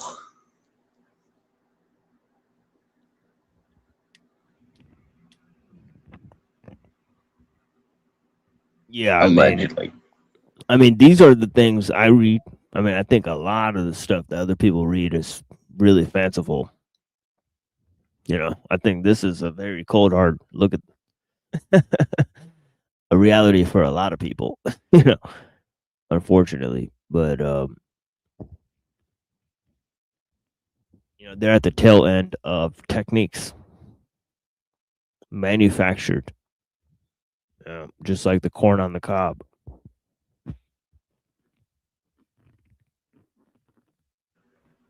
Oh, that's right. I forgot. Yeah, most people don't know. You know, corn's not natural, y'all. No wonder it comes out in whole pieces. Oh, yeah. Actually, they come to find out that the husks don't open. So it is an alien creation that needed humans to assist growing it.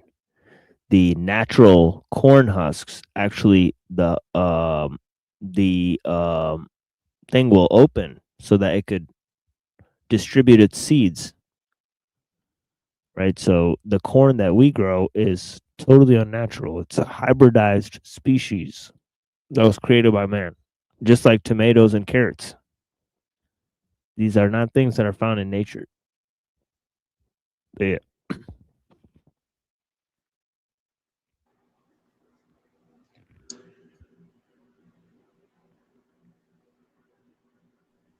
Well, when you say that, like if you find like just the best corn and you keep like mixing it and then you find like another good corn and you mix it, is that what you're talking about? Or are you saying that it's the genetic manipulation like on a different kind of scale?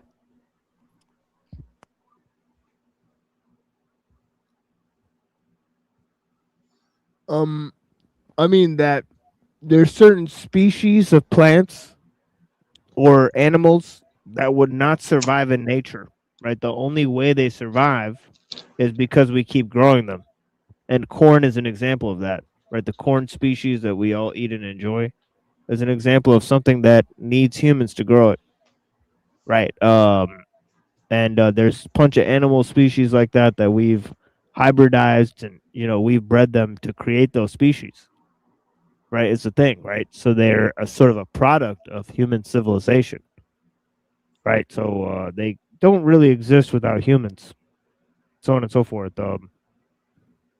There's tons of examples of that. Yeah, that's why you can't blame old white women for wanting pugs, because pugs are completely unnatural. They didn't used to look like that. It's funny. I saw a pug today. The pug lover.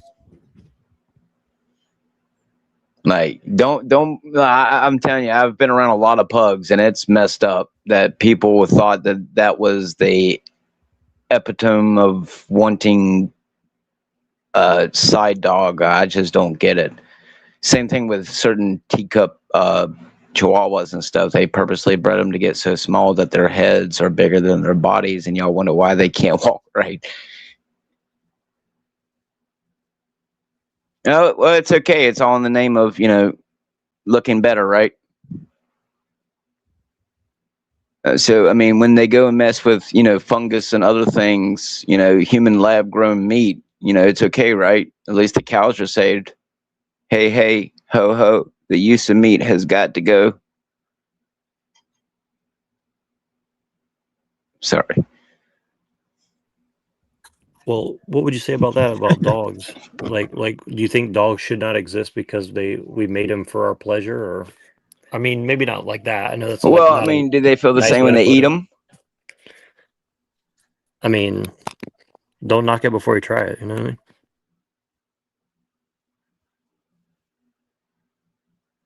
Well, I mean, the context of dogs, I think the idea of mutating in some aspects an animal just for it to be an accessory like Paris Hilton is fucking retarded, but Well, I I'll get put it it. like this: when you go to Asia, like I understand why people eat dogs in Asia. The dogs in Asia are not like Fido throwing your fucking bone to it. Like they're fucking rip your fucking leg off. They're not nice dogs. they're literally wild animals. You know what I mean? Like they're not like your buddy. You know what I mean? Well, that's just because we haven't brought, a red, white, and blue American grocery store to them. So,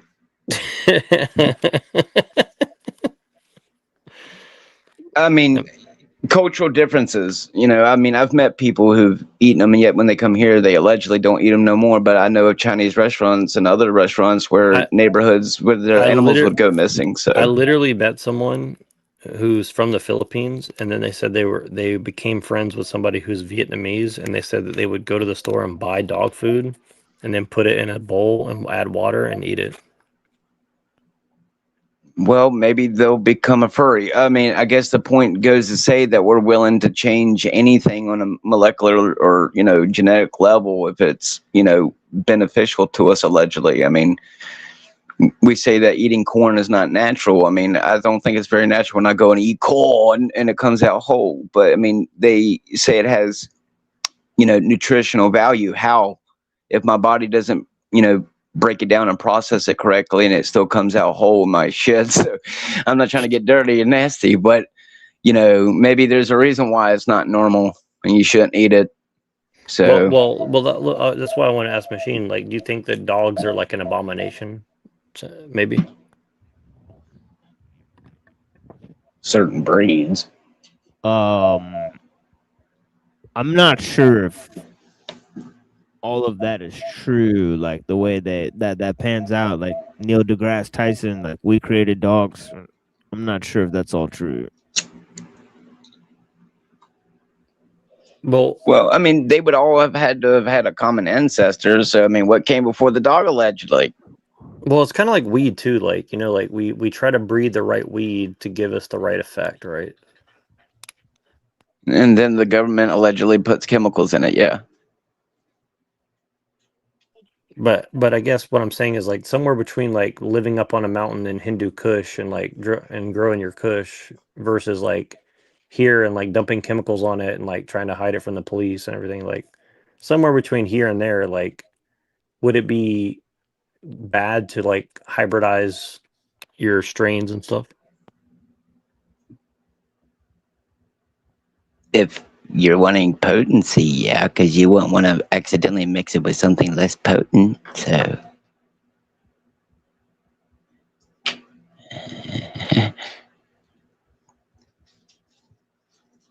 any feds? No, I'm just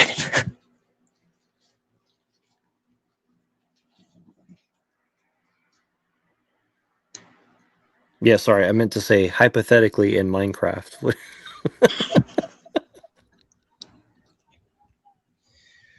No, but that's a serious question though.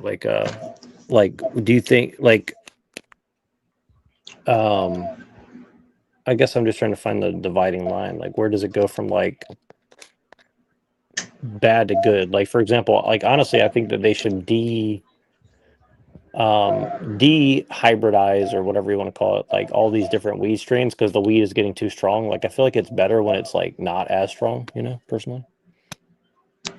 Well, yeah, I mean, I don't know about you, but I don't hear very many people in my local area or sanctioned know about getting in any wrecks or violent outbursts because they were doing drugs like marijuana. So it's usually all the other drugs that are causing the offenses, or no drugs at all. So yeah, I wonder like if something's mixed,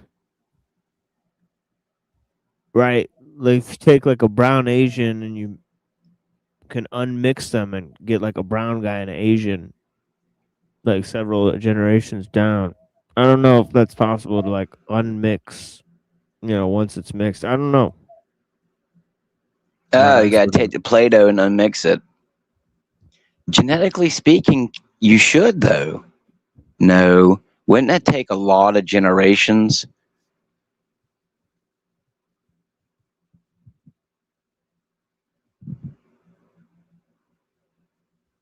I mean, because let's put it on the real here. If we're all one human race, we would all have a common grandpa. So, what's the difference between your grandpa and my grandpa? Other than one a little bit darker than the other, because we're all one family. So, is there technically any unmixing? Oh, that's right. I'm a reptilian. I'm a white man. The Grand Peepaw. Poopaw.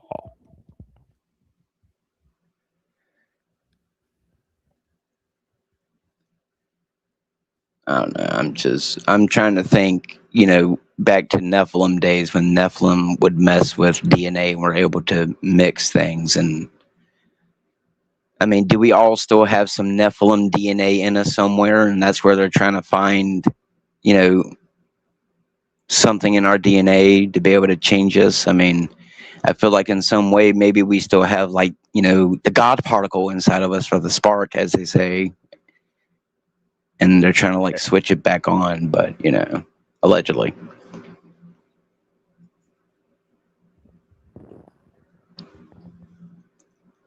Once you're black, there ain't never going back.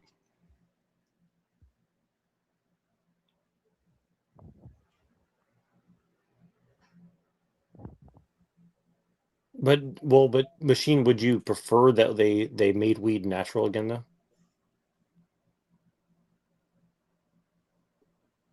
That's the thing, is like, do they have landrace strains? Or is it possible to just cultivate landrace strains? Like, I don't know if like Hindu Kush is a landrace strain. But yeah, there are certain like for example, like I'm pretty sure there's like Ethiopian types of coffee that they grow wild in Ethiopia, and they're very strong, right? So it's like sometimes if you go to the natural source and get the natural stuff, it's like way stronger.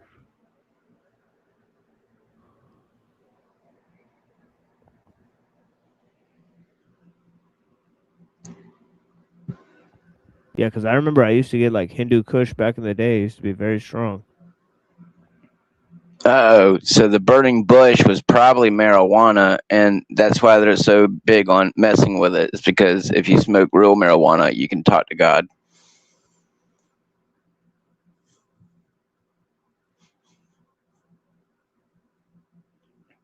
Oh, he didn't strike me dead. Okay, good.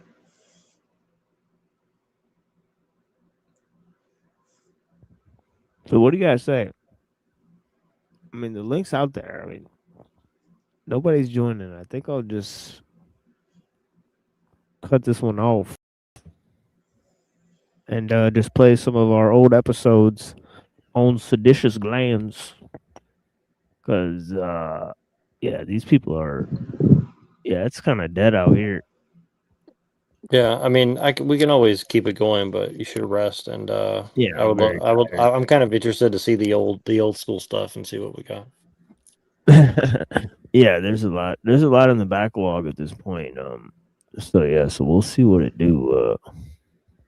Yeah, honestly, half of my shows I only listen to half of them. So, and I was there. So Right, we got some. Yeah, name blessings. Name. I appreciate you, and yeah, DeFreak. Thank you for watching. But yeah, we'll let the people catch up on the episode or whatnot. See if anybody wants to watch it. And yeah, I appreciate you guys. I laid down lots of material here. Obviously, we've been doing like these 12-hour shows, so I got very.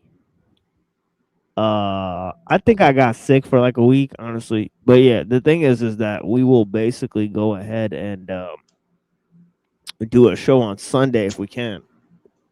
And the topics will be, I'll kind of announce tomorrow, sort of preview of what we may sort of talk about, so that I don't know if we really want to get too deep into what we're talking about, because we don't want people to like too many people to join and start hate watching the type of stuff we're laying down. So if we have a small group show up, that'll be perfectly fine. We just don't want huge, large crowds of hate watchers to show up and try to like take down the channel.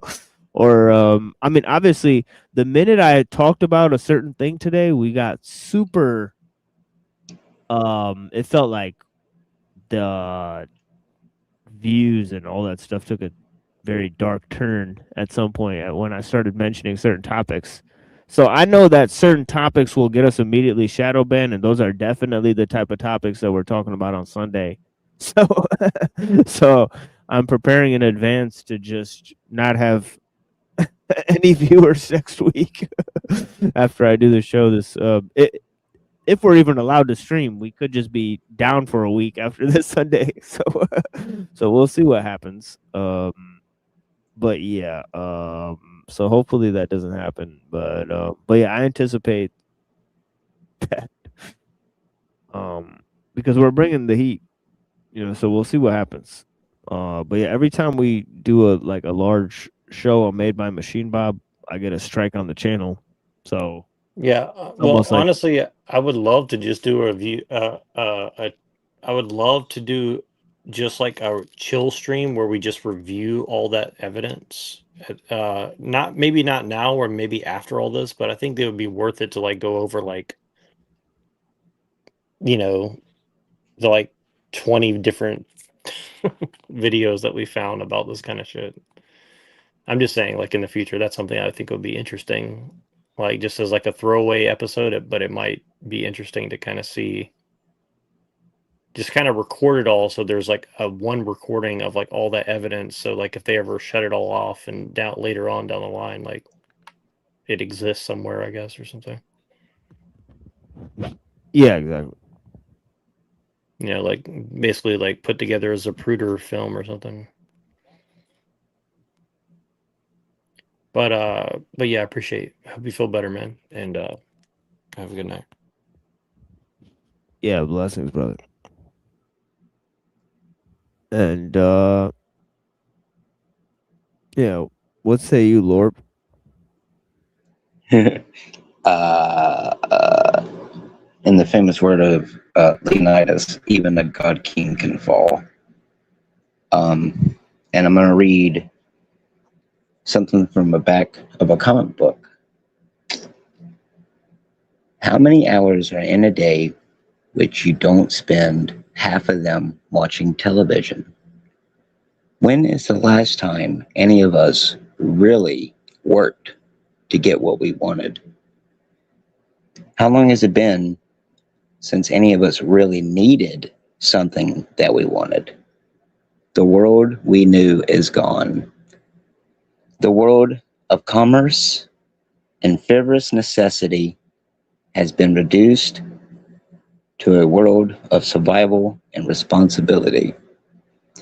An alleged epidemic of apocalyptic proportions has swept the globe, causing the dead to rise and feed on the living. In a matter of months, society has crumbled. No government, no grocery stores, no mail delivery, no cable TV.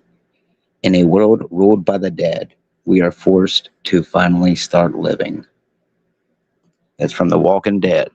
So, if you don't want to be The Walking Dead, start living. That's all I'm going to say. Because I believe that in this technological society, among everything else that we review and talk about here, this is not living, nor has it really ever been. So, let's try to figure that out. Let's start living. And I definitely hope you start feeling better. You definitely need to get more rest, man. Yeah, we'll get a little sleep. But yeah, I appreciate you. That was beautiful reading. And yeah. I can read. Yeah, exactly. Get so some I rest, appreciate man. you. We got some readers. And yeah, thank you, my friend. Blessings to you, and thank you guys for your participation. Now we will take a longish musical interlude before I play a replay. And yeah, enjoy our previous streams. We did very long 12-hour shows, as I reported to you guys. We also are doing shows on Truther Cop's channel on Friday. So Friday night, Truther Cop, we're doing a show, continuation of our critique of transhumanism on Truther Cop. Okay, so yeah, so what can I say? We'll be on this Friday, right? We'll be on Saturday night, and we'll be on Sunday night for Made by Machine Bob. So come check us out. Blessings. Yeah, Pineal Power. Yeah, exactly. Pineal Power to the people. Yeah, exactly. So come join us and let us know how you feel on those days. And thank you for joining us here on the Machine Lies, where we talk about the lies of the machine on the machine that lies. And yeah, very much under the weather and whatnot. So I appreciate the people that joined here and caught us, giving a series of very important, I think, explanations that will definitely be a puzzle piece that will lock into the next time we stream. So huge, huge reflections, and great build in the beginning of the show with some very notable guests, right? Our friend Fatima and others. So yeah, so anyways, let me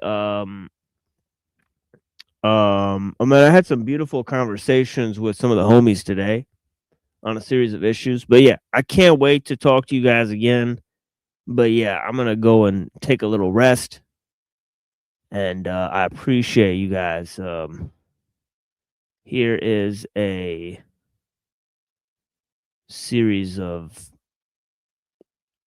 I think very important recordings. Blessings.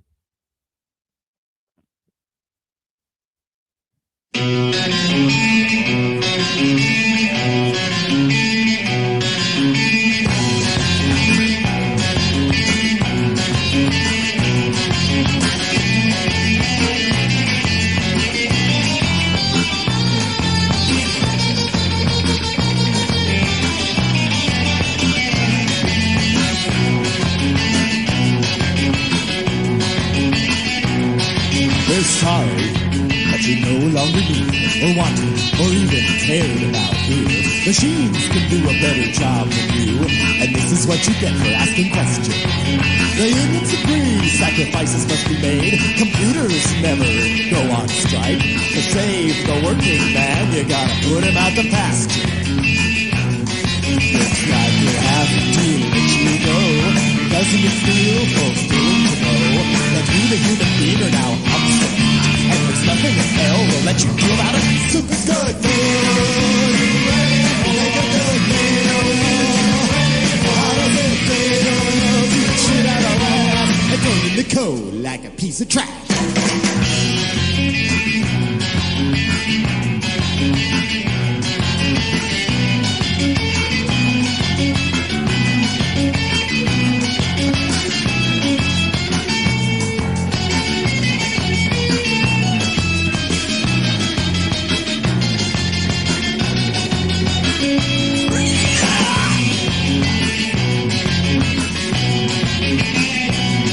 We're sorry, you just have to leave. Unemployment runs out after just 6 weeks. How does it feel to be a budget cut? You're snipped, you no longer exist. Your numbers get purged from our central computer, so we can read the facts and you under the run. See our chart, unemployment's going down. If that ruins your life, that's your problem. Soup is good for you. It's not good for you. How does it feel? Shit out of ass, it's all in the cow!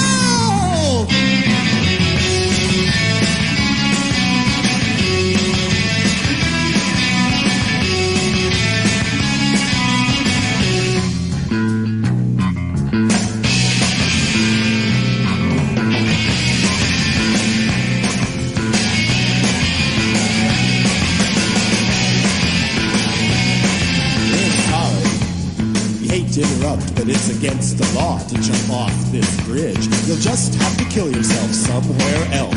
A tourist might see you and we wouldn't want that. I'm just doing my job, you know, so say uncle and we'll take you to the mental health zoo. Force feed you mind-melting chemicals till even the outside world looks great. High-tech science research jobs, it costs too much to bury all the dead. The mutilated, misused, circus rats who can't be used anymore, so they're dumped. With no minister present in a spiraling corkscrew disposal unit, drowned in the stew and flushed away on chain. We don't need you anymore. We don't need you anymore. So it's good food. You make a good meal. How does it feel? Deep shit out of ass and throw in the hole like a piece of trash. Well, how much do you like to start? We don't find it on our front, so it means I want you to have a nice day. It's a wonderful world. It's just for you.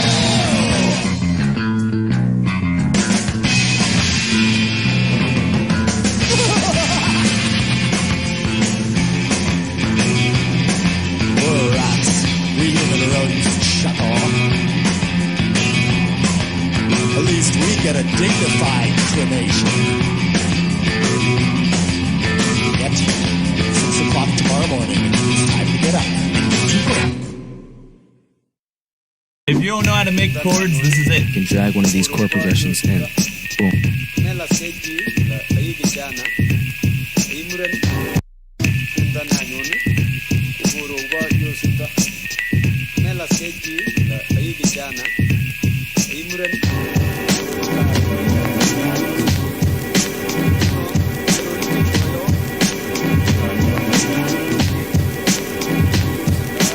You miss the entity of all of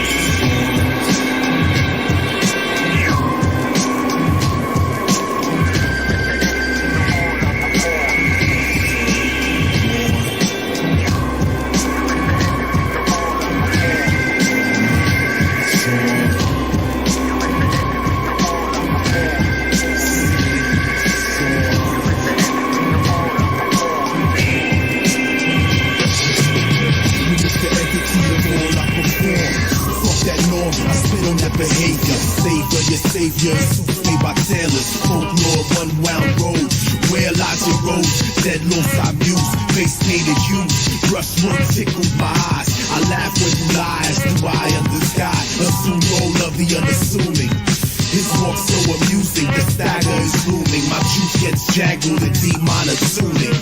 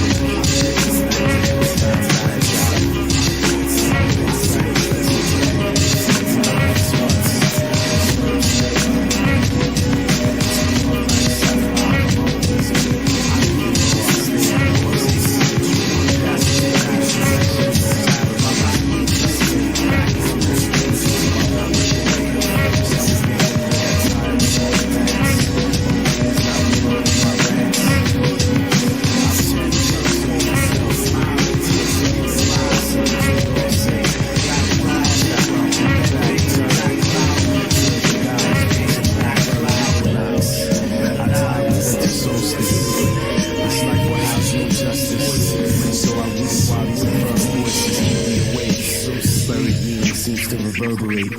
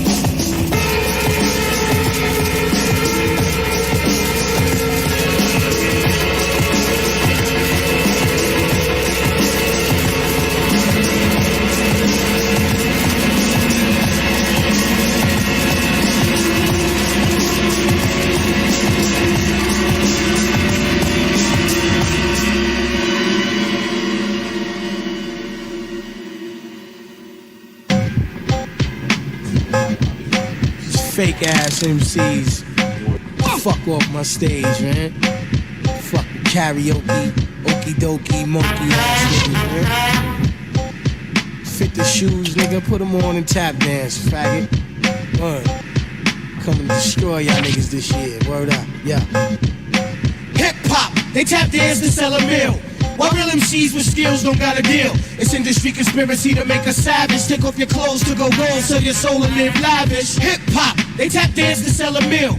While real MCs with skills don't got a deal. It's industry conspiracy to make us savage. Take off your clothes to go gold, sell your soul and live lavish. It seems every man wanna be hip-hop star. It's obvious to me that you forgot who you are. These labels will have you wearing high heels and a bra. Cut the roots to your tree and watch your empire fall. Now hip-hop is a tree and trees live by their roots. All the roots live underground, water down with no salute. They pimpin' the culture, the same vulture who stole your agriculture. My vocab is ultra, I am soldier, or nurture your sculpture. It's like to get a record deal, you gotta get naked and kneel. Labels ain't checking for skills no more, they want sex appeal. No publishing checks in the mail. Don't you know when you become a slave to money, that's when you destined to fail?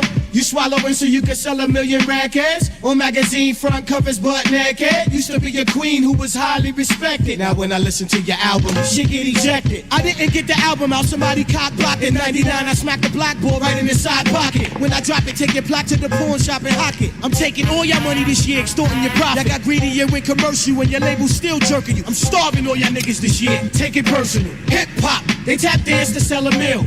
While real MCs with skills don't got a deal. It's industry conspiracy to make us savage. Take off your clothes to go gold, sell your soul and live lavish. Hip hop, they tap dance to sell a meal. While real MCs with skills don't got a deal. It's industry conspiracy to make us savage. Take off your clothes to go gold, sell your soul and live lavish. Fuck riding in limos, nigga, copyright your demos cause they shot Ice-T. Labels are shot Ice-T.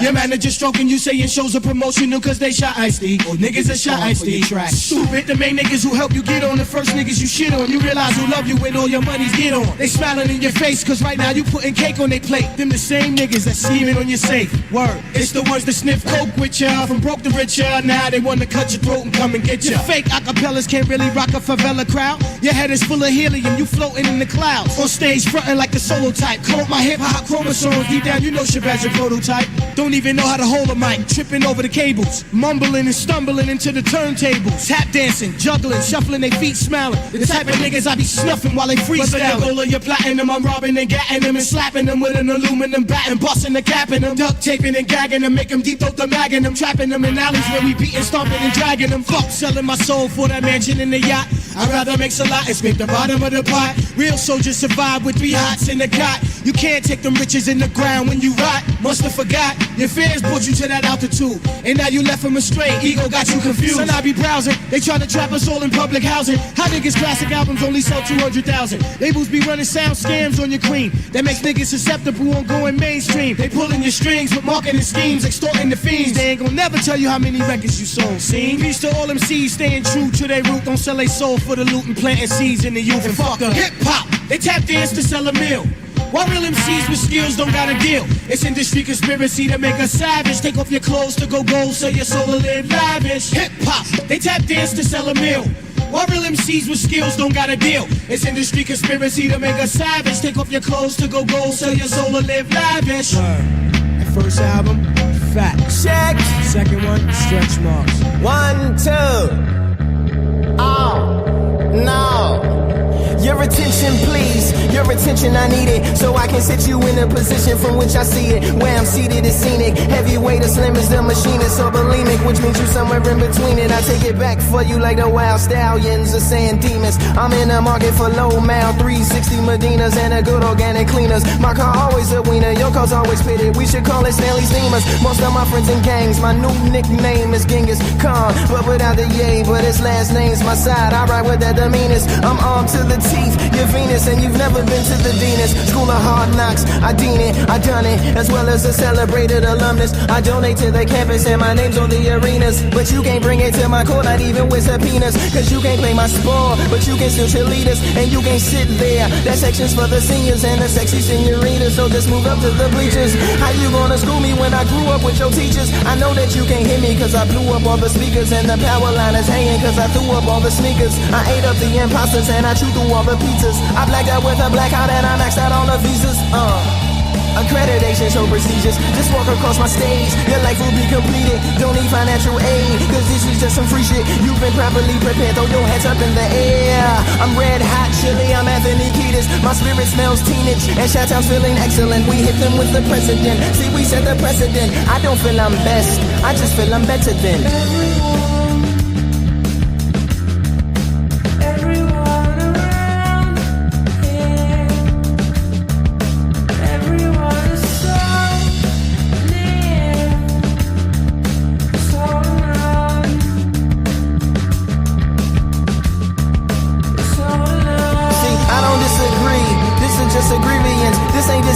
this is civil disobedience. How you gon' make hip hop without all the ingredients? Lot of mouths to feed, plus a lot of greediness.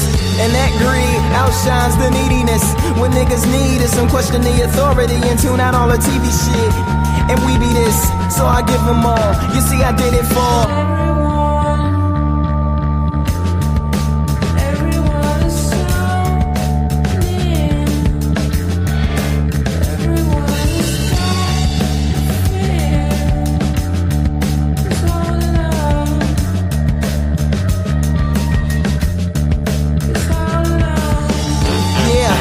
back up on the airwaves, feeling like a soldier. And I ain't talking with the Bears play flair. Look how I Fred stare down the staircase. It's finna be a hair raising tortoise versus hair race. So you should hang around here like some air rings. I know attention's all about how you pair things. So when I want them to hit me out, I just sit in next to some pictures of roses splitting with her titties out. And what's written on her titties is what it's really about. Then her vagina and some poor kids from China. Nipples, nuclear missiles. Ass is a daughter without a dad. Back is like Afghanistan, Iraq. Healthcare hair, drive-by thighs, education lips, HIV eyes, environment feet. Justice get us so wet, brains get you brains. You can fuck it if you protest. But before you bust in the face, finish listening to the tape. Enemy of the state.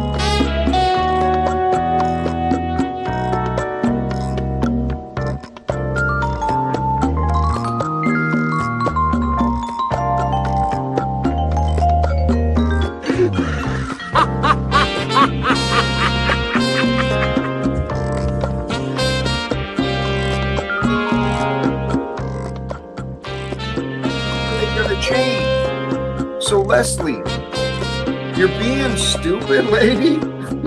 And you're welcome to click the link and discuss your claims, because you keep making all these claims like some holy cows, man. I don't even know what to compare it to. But you're a little bit nuts, lady. You really are. And I'm pretty sure you and I have actually had conversations like Messenger or phone or something. I'm pretty sure you and I have talked like a couple of years ago. But you're just still here making these accusations and no evidence. No evidence is being shown. You hear something and you think you own it. You're confused, lady.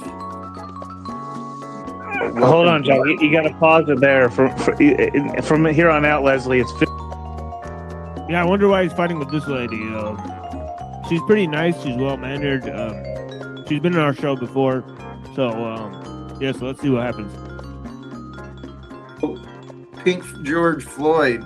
She claims she's upset of my plagiarism, but she's never actually come to me and said, Jack, this is what I see, I heard, connect the dots.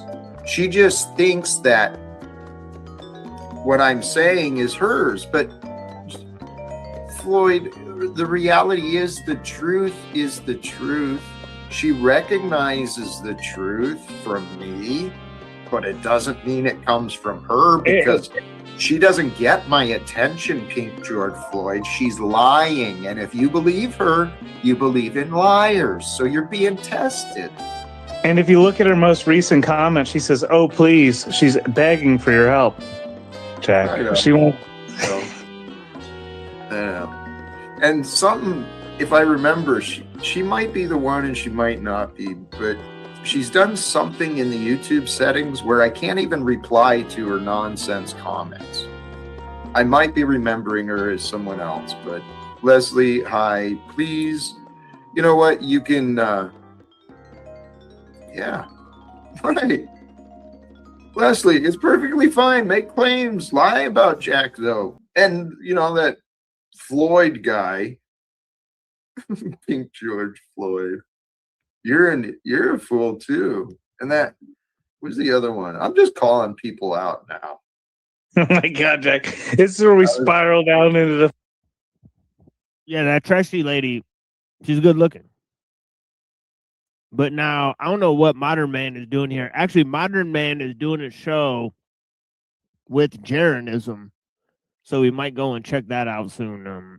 He's doing a call-in debate show with this dude. I don't. Somebody joined this panel. Mitch was down in chat actually, but I'd love to have a conversation. Mitch is like actually doing activism, like vism and with courts and shit. Like really, he really always has been. He's a fascinating. He's a dick and an asshole or whatever, but he's actually doing what he can do with his limited resources, and that's honorable to me, man.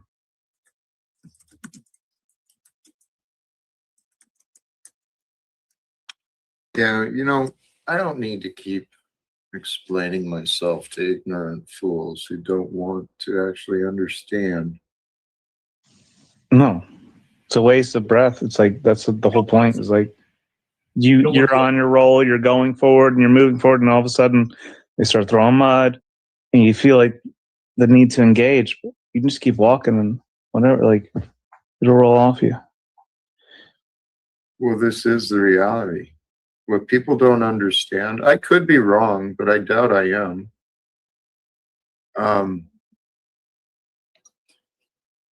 God is fulfilling prophecies with us.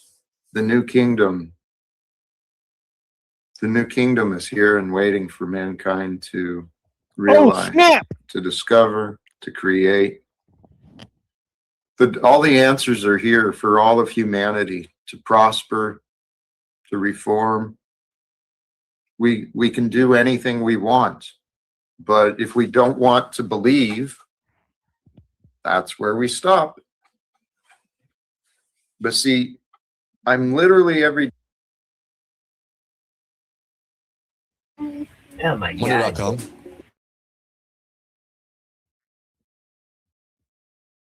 Oh my God, Goy.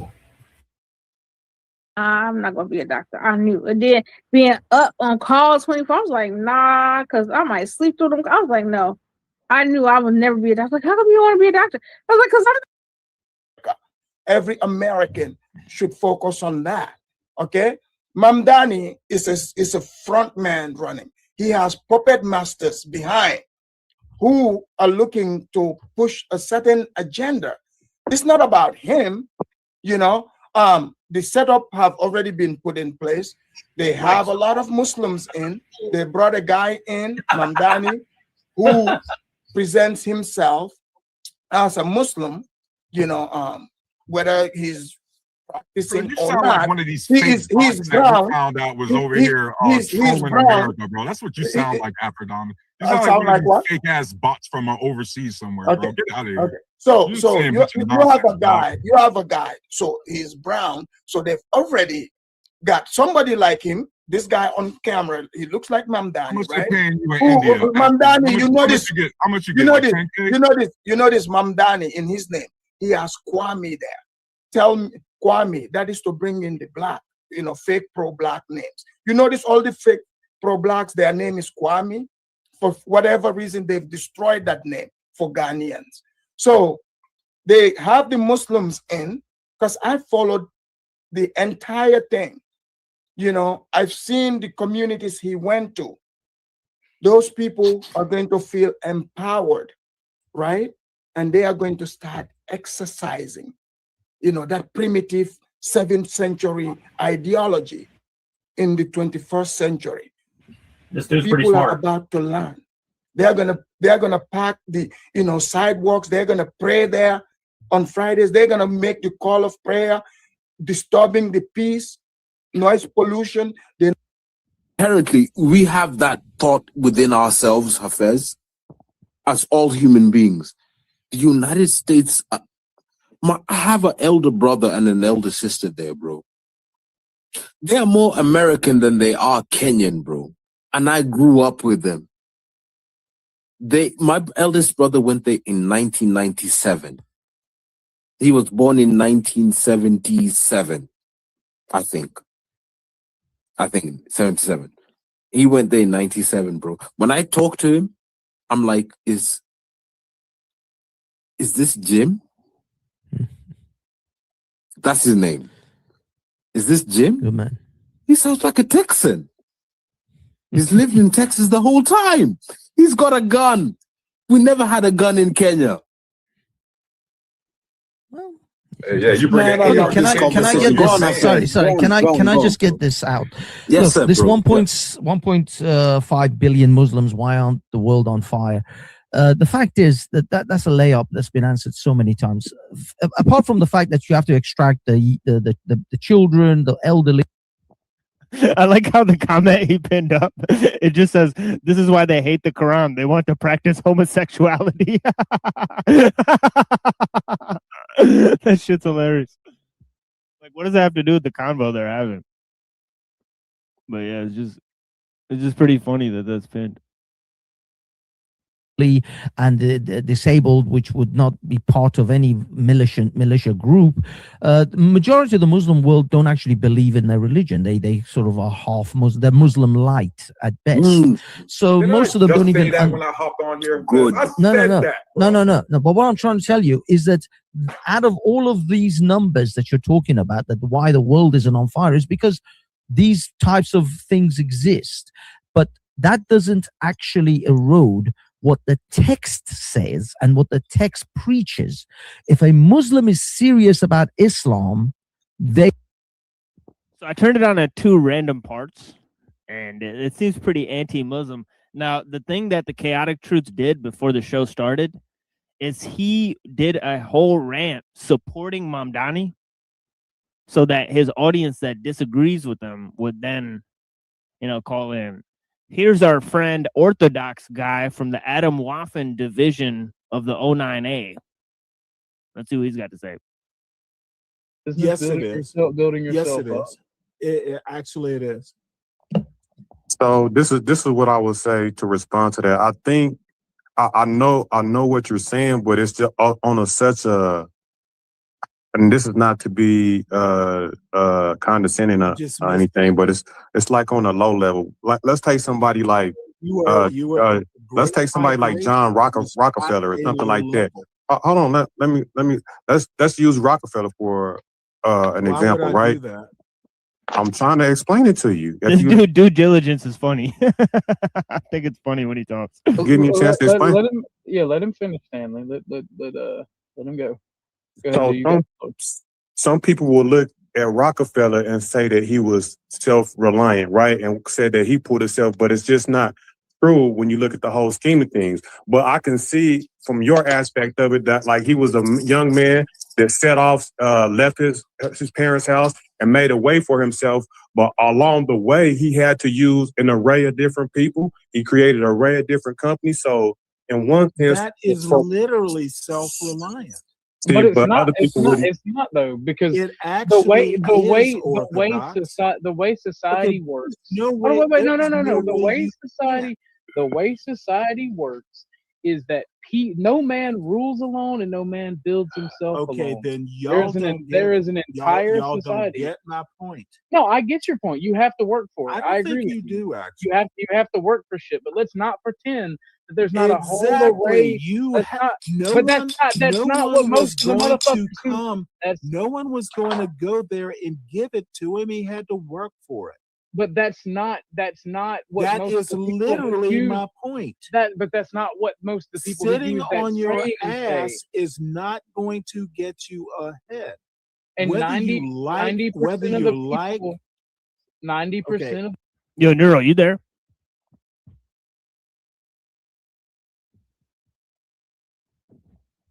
Because this Stanley dude's got his email there. We should maybe get him on the show. Yeah, I'm just on the other side of the room, so I'm cooking. So I was listening to what's happening, buddy. Yeah, what's his email? I mean, yeah, just send it to me, or one of us should try to get a hold. JGH. Yeah, I'll type it in the back here. It looks pretty simple enough here. Yeah. Yeah, my screen is like really grainy because I'm across the room, and yeah, because he's interesting, like how he talks to these guys. Well, you talk about self-motivation. Maybe I should have said self-motivation. You definitely have to work for shit yourself. You have to put the effort in yourself. Right? There is no getting around that. That's to me, and forgive me, Dennison, when I say pull yourself up by your bootstraps, maybe I should have said self-motivation to satisfy the non. Wait, Stanley, can I get in? I think Stanley I addressed both correct. Meetings. Stanley, go ahead, you got the floor. If there is such a thing as pull yourself up by your bootstraps, then it means you got to get up and work. It should not mean that you don't do anything with everyone else. Of course, you're gonna, when you get up and work, you're gonna take your bottles and cans to someone else's store and get the money. Oh, you didn't do it by yourself. I'm just giving analogies. But Joe, starting off basic. Joe, you kind of hold on. You cats been going at it. No. I'll do it when you get your shit in, Stanley. Stanley, can you? I love this shit. Fuck, you just made my day, in fact. You really did. But I'll still wait. Let me finish. Whatever it is that you do requires help. When you're helping yourself, you still go to someone else. Well, all right, Stanley, it's not your fucking turn. Right? No, but the thing is, it's not. Okay, it's great that it's your thing. I didn't ask what you were saying. Okay, I didn't ask you shit. Damn. Agree. I don't care what you literally said. It's not your fucking turn to speak. It is not your fucking turn to speak, Stanley. Gentlemen, let's calm down. Joe Cool trolling. He was either sent in to derail the convo or some shit. It's funny. Like the chaos, but the audience loves when two people talk at the same time. I'm kidding. They absolutely hate it.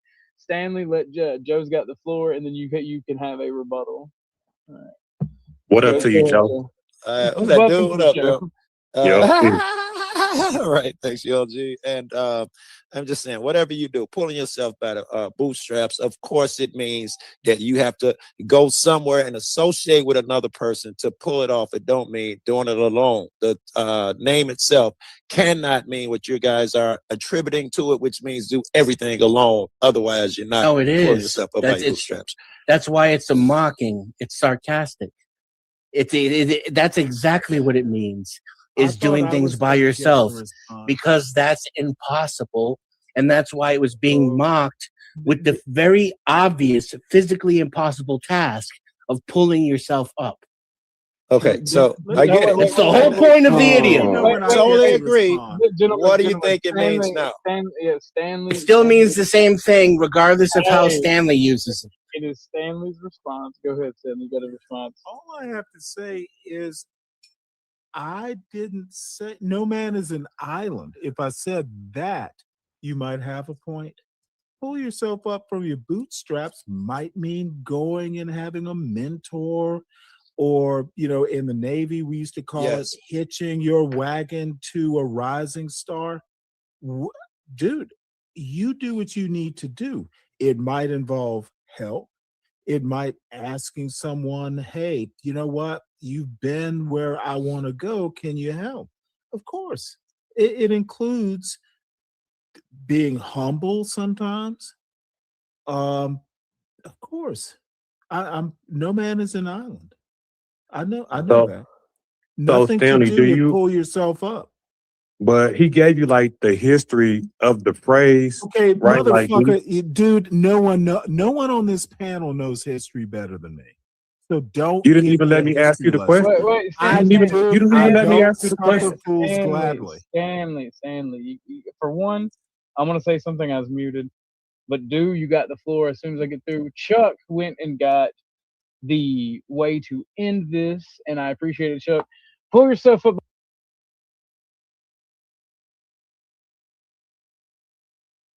Lash out.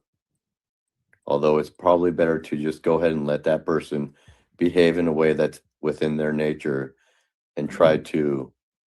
It's a Mormon guy that hates Rant. Remember they got super triggered when Rant said that Mormons are Freemasons and they came up to troll one day. Yeah. And it's kind of weird that like he shows up exactly with the Landry guy. Control. Let's overcome and try to get along.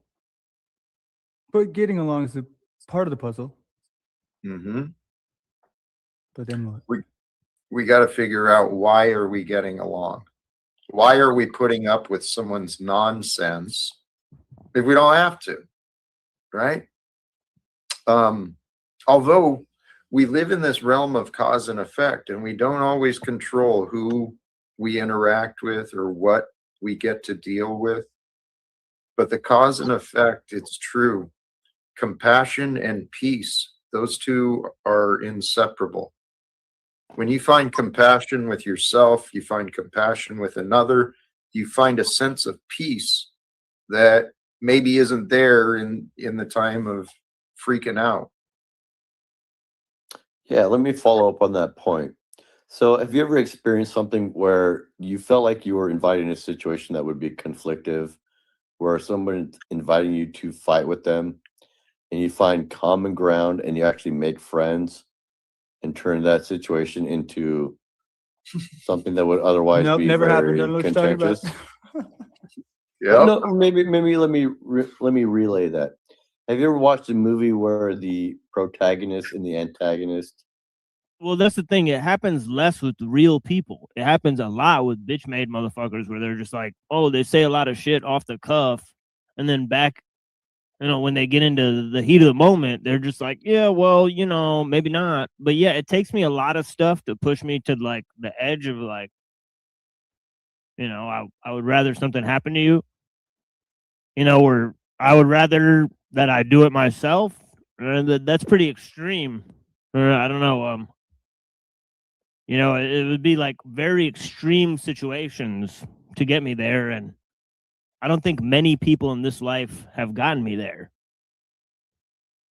Maybe like a police officer or something, but like, yeah, not like everyday people. No. having a good time. Yes. Jeremy, swear it took me all my life to finally humble to that fact. We're not here to suffer through life. We're not here just to survive till next week or next month or whatever. We're here to live. And to live, it's a little dangerous, right? It is dangerous to live because you might get hurt. You might die. But whatever, while we're here. What? It's dangerous to live. I mean, what choice do you have? Huh? We are the people alive today who are creating the future. That's very wise, and especially considering the New Year's. It's 2026. A lot of people are reflecting on the past year, looking for new beginnings. How can we start out the new year with a new mindset? How can we get along better? How can we reach out to our enemies and say, hey, you know what? What we were arguing about was probably pretty petty.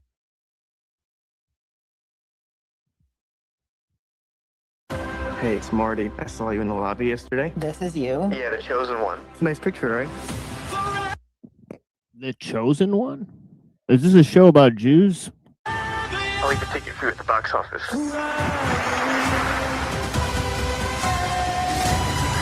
Marty Supreme, rated R. Yeah, that's another like made for us by us moment right there. Something intellectual.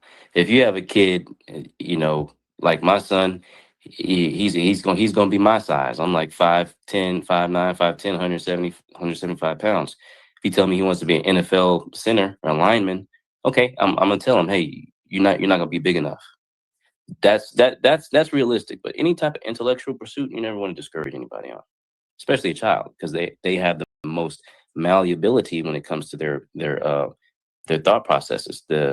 What is it called? The neuro plasticity is very, very has a lot of potential when they're young. Give me 1 second. Hey Ryan, salute to you, man. Happy New Year. Thank you so much, man. With the extension, man. Positivity is definitely coming your way, guys. Give it up for Ryan with the extension, man. Salute to you, buddy. He says extend the show, and I will. Thank you, Ryan. Okay, guys. Thank you so much. As a Trump supporter, I mean, he's happy with what he saw. He saw these guys shilling for, you know, one side of the political divide, you know, trying to bait people or whatever. I mean, it's pretty obvious, right? That guy was pretty happy with what he saw, right? He's like, Trump, yeah, extend show. Let's do this more. Like, you trying to lose weight? Yeah, I'm trying to increase my protein intake and vegetables, and I'm gonna stop eating like processed food and drink more water. I'm giving up pop, any type of juice, anything with calorie. I'm not even going. I like water, believe it or not, but I'm not gonna put. I never really drunk like those flavored waters that are 5 calories or 0 calories. I'm just drink straight water, no sugar. I'm giving away sugar. Period. They say sugar makes you hungry. Like you go, girl.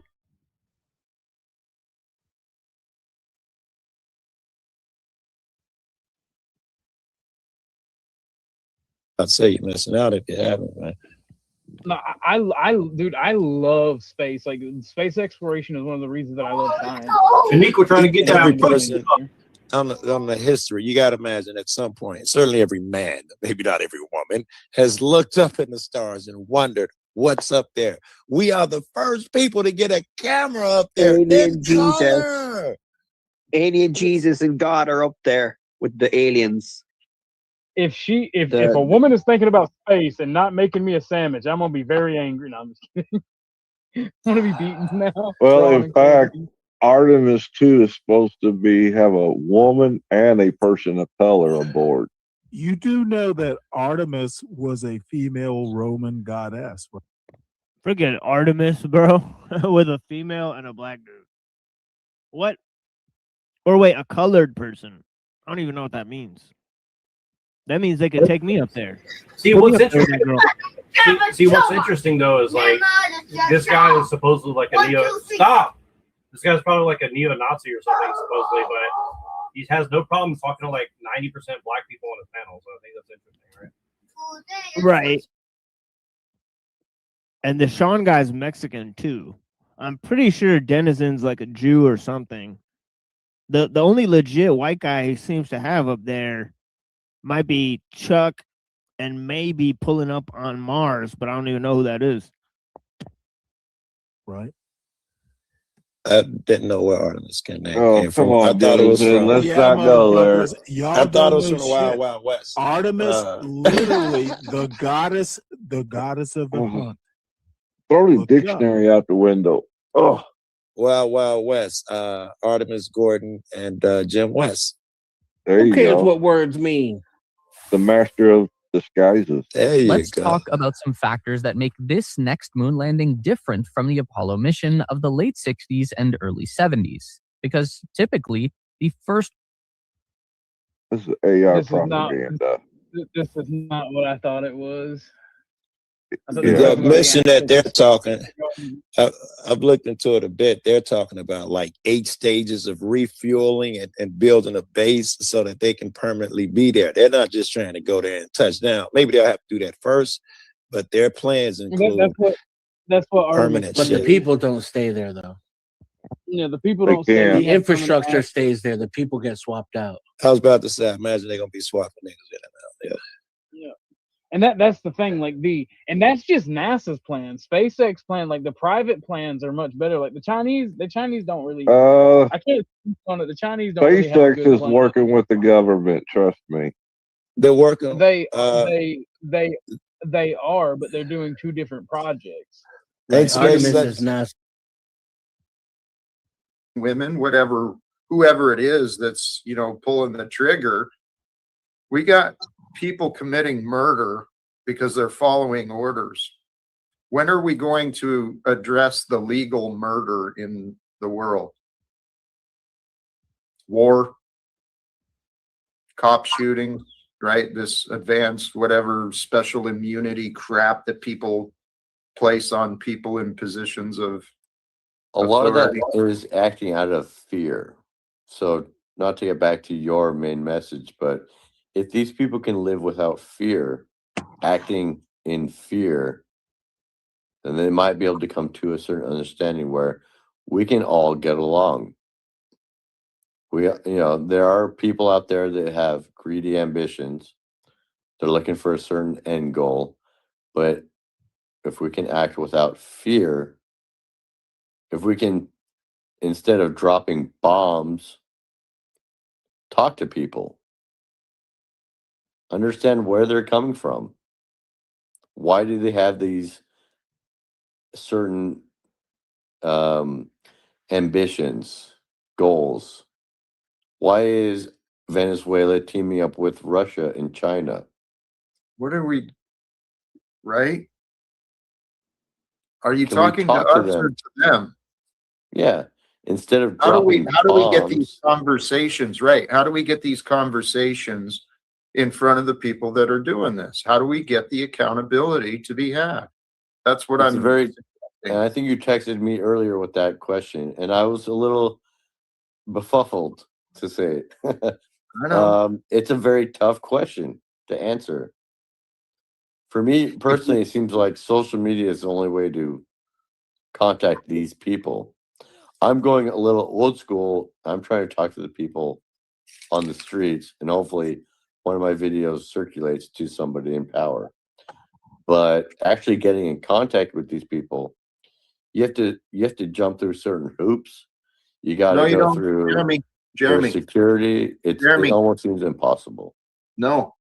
See, you're not answering the question I asked. You're thinking about it from your path. Yeah, Yeah. your path is to go out and talk to the people on the streets, but you don't have the same goal that I do. Apparently. Not yet. Not yet. Oh no, But yeah, I'm my goal is encouraging you. my goal is far different. But yes, I understand. Okay, but if we had this goal where we thought it was a good idea to intervene in the political bullshit that's going on these days, if we thought that was a good idea, besides the average Joe on the street that we don't know, out of the people we do know, who might who might know a way, right? Mainstream media is a path. There's relatives to people in Congress, in the administration. There's people in position. There's people of wealth. There's people of influence. I've got ideas that, again, I failed to follow through on today. But I've got ideas of more people I'll be reaching out to invite, hey, any interest in trying to help do something that's never been done before? There's always people. I heard Kill Tony's and good with Trump. You should try and get on the Kill Tony show. Yeah, that was actually my plan for a while. I'm a big fan of the early Kill Tony days. Loved the first 100 episodes. He did get canceled though, and you saw what happened when he killed Tony, or I should say, Tony Hinchcliffe, when he tried to do his comedy bit addressing the union. They did not take to that very kindly. Yeah, I like how Jack Talcott's getting pissed at this dude because I think he just met this dude and gave him his number, and now he's like noticing that this dude's just full of shit. He's just a Grace Thorpe simp. So he's likely sent in to troll the show and to just develop a fake relationship with Jack Talcott and see what information he could get from him. So it's interesting. And it looks like Jack's finally noticing that something isn't right. So approaching these people is a very difficult task, Jack. And if you want to go straight to the top, I admire your ambition, but it's a very difficult task. Well, because most of tell those you people what. at the top only want to hear about money. So And if you you don't have think. money, it's going to be very So difficult. you say. I'd rather hear it from them, admittedly. I mean, I hear a lot of people that look like me, work like me, they move like me. They don't have the same power and positions as the people I want to talk to. But what I'm talking about is real life, doing something substantial with our life. Yes, it might be difficult. So what?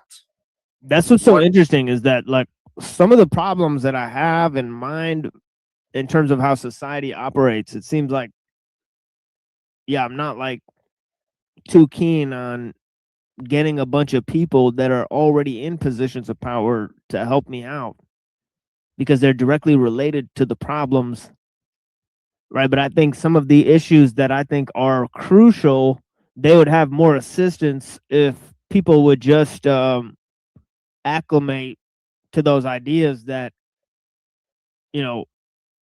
so it could just be numbers.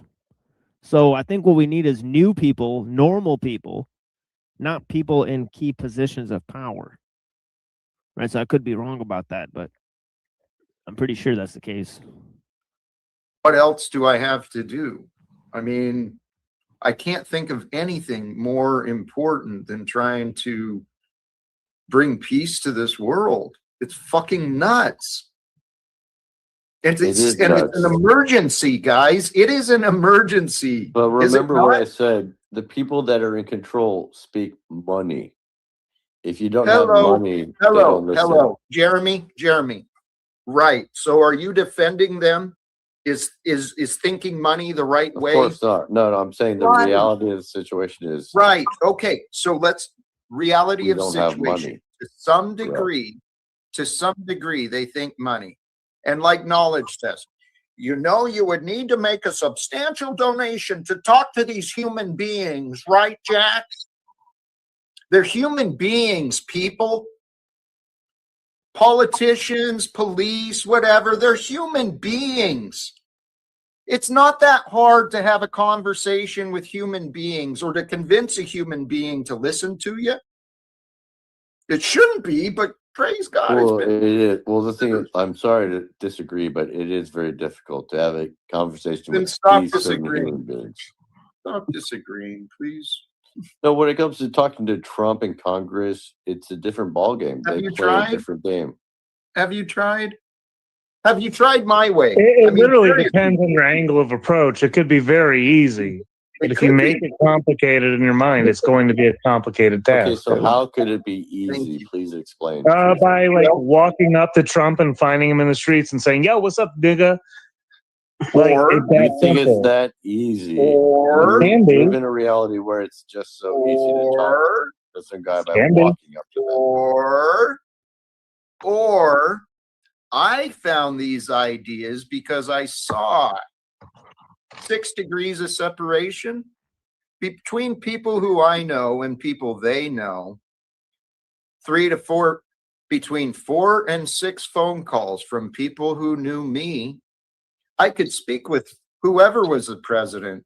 I've been pursuing this goal, that 4 to 6 phone calls, 4 to 6 degrees of separation through the United States Postal Service. Oh, Jeremy, dude, we could have some fun if we can get into the Postal Service. Yes, let's do it, dude. LaFont Plaza in DC. It's a beautiful building. We could start with the Postal Museum. And let's create a plan to get in contact with somebody higher up. Not only go to the museum, but actually have a plan to try to contact. The Jeremy guy. Like, This is the that's Jeremy what I Radio wanna Morning do. guy you're talking about. I remember now. I'm not necessarily I'm not trying to get into power, but I really like what you're trying to do. I'm here to aid, and if you got an idea, a plan, I will assist. Thank you. And Jeremy, thank you. This idea came to me back in 2018. Originally, my focus was just on the Postal Service, but I thought if we could improve the workplace for the hundreds of thousands of employees at the Postal Service. See, look, they got Thorpe Tube, Ben Thorpe, also Stephen David in the chat. So there's like a lot of the Thrumpers are in the chat. The Thorpers.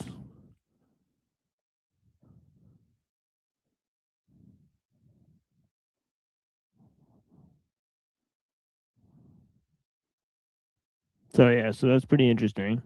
Yeah, I'm noticing. Yeah, it's like all the same Provo people and all that shit. You know, same old, same old. Right. And Truther Cop, of all people. It's just kind of like really, you know, he's always in a weird place, honestly. So yeah, you got a lot of explaining to do. Truther Cop.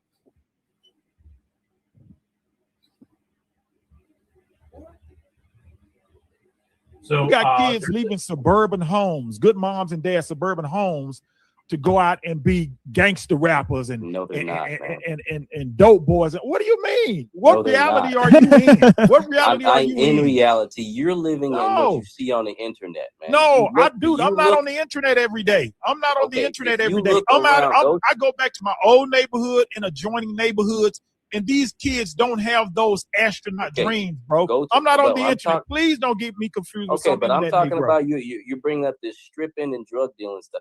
That is a very, very, very, very small percentage of black people. No, it's not. It's small. It's so small that they really should be ignored. This ain't the 80s. If you ignore them, you ignore almost half the youth, black youth, 25 and under. Half of the youth are trying to go be drug dealers. Under. So half 25 of the youth and under. 25 if they're and not under, drug dealers, they want to be rappers. They want to be hood influencers. Something in the vein, but far removed from freaking astronauts. I remember this guy, Moses. Are you serious, man? Come on, man. You're going to try to inject that. And I'm not trying to bring. I like this guy. Moses. The Moses dude is pretty interesting. He's like a Freemason or some shit. He's like, we were chosen to be these people. He's like, you never been chosen for nothing in your life, motherfucker. It's really funny. He's a funny dude. He's like the Dr. Dre of chaotic truth. Yeah, I've not seen this guy before. I put him in some of my videos that I did because he was really interesting. He's like, you were never chosen. He's like, I got chosen by the fraternities. I got chosen to be leaders and stuff. He's like, nobody would ever choose you. You're a punk, essentially. He's talking to other black people, so it's like, interesting. He's like, you just So want this is to like be a popular influencer. well, I don't know how popular it is, but he's very interesting. Like his art, his way of speaking, you could tell Chaotic Truth like highly approves of it. You know? We was chosen to be Freemasons. 90% of Those gangsters did. 99% of the black men I know, they all are working jobs, they have children, and they're continuing to try to Those grow are in the their ones career. you know. Those are the ones That's what you I'm know. saying. So where Hey, salute to your homeboys and salute to them. okay, so Salute to 'em. where are all of these gangsters and drug dealers and so where are they at? Gangster, see, that's because you're You trying gotta to go minimize to it. the No, you gotta go to you're the trying projects. to minimize it to gangsters and drug dealers. We're talking about people that just love being in the streets. You can't tag them as gangsters and drug dealers, but they doing love what? being in the streets. Doing they what? love hanging out. They love just doing whatever kind of content they can make, fighting content, shooting content. Drug dealers, dude. You just gonna say can't drug make a dealers and living. gangsters? You don't even. Everybody Those can't words make are a living. passe now. Everybody Those can't words make are a living off passe of that. now. You're older. You got to be older than me saying So gangsters you and think drug people dealers. are making These guys livings? call themselves what do they call them? Drills, spinning a block. You We're see how many talking hours a about day? suburban kids. Hold on, Dante, Moses. Before you finish, Moses, I was explaining to Lena. I said you would be doing a kid a disservice if you sold them to be an astronaut, because there's only been 300 astronauts. I'm not saying that you shouldn't, but telling some little inner city, she was wondering why there's a school in Chicago, inner city black school, Macy Jamison High School. Macy Jamison is the first black astronaut. She was wondering why the little girls did not say they wanted to be astronauts. And I said, you shouldn't even worry about that because it's not even realistic any damn way. So if they said they wanted to be TikTok stars, hey man, shit, hey, you direct them to that way, because more than likely that's the better option than going into some field and getting your heart crushed. I saw a lot of this in college, man. I saw a lot of kids.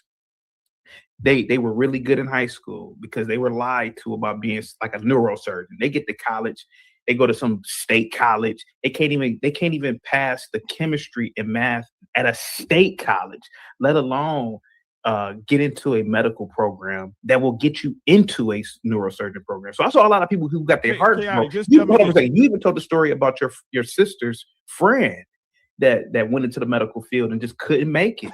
Man, a lot of kids, had a nervous breakdown, went had a crazy, nervous ended up breakdown. on the I've seen a streets. lot of that too, man. So that's what I was saying earlier. It's Stanley, you got to get on camera, bro. So that's what I was saying earlier, man. I was saying that, man, there have been about 1 billion Americans born in 1776. Bro, was that Stanley from the other show? I wonder if he's on that show right now. If Stanley isn't on that show right now, or whatever, or if there's that Stanley guy, wasn't that guy's name Stanley? I didn't. I wasn't looking at the screen, but might have been. Here, hold on.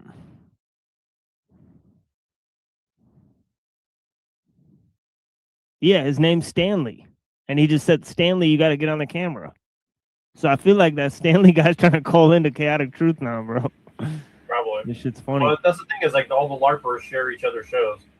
Machine, I found the video I was looking for the other day. I found.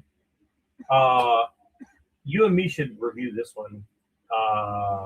Yeah, for sure. I got you. If only for a little bit, and if you want, I could share it on my screen. But since you already got it up, you could just do it from yours because you might. I have a feeling you might want to stop it a lot, but it's only 20 minutes. But you can like 1.25 it, and we can get through it quicker. But this dude is like, and he's like a anti-tech guy, but he's like, well, we have to use the tech because we have no choice. And he's like, it's kind of like a weird like manifesto that he's putting forth, and it's like it's like Jack Cott if he was a real person essentially. So it's pretty weird. Like this guy, I thought this was very weird and interesting argument this guy was putting forth. Like we don't have to watch the whole thing, but I think like just the first 10 minutes would be it's very up our alley as far as what we talk about, I think.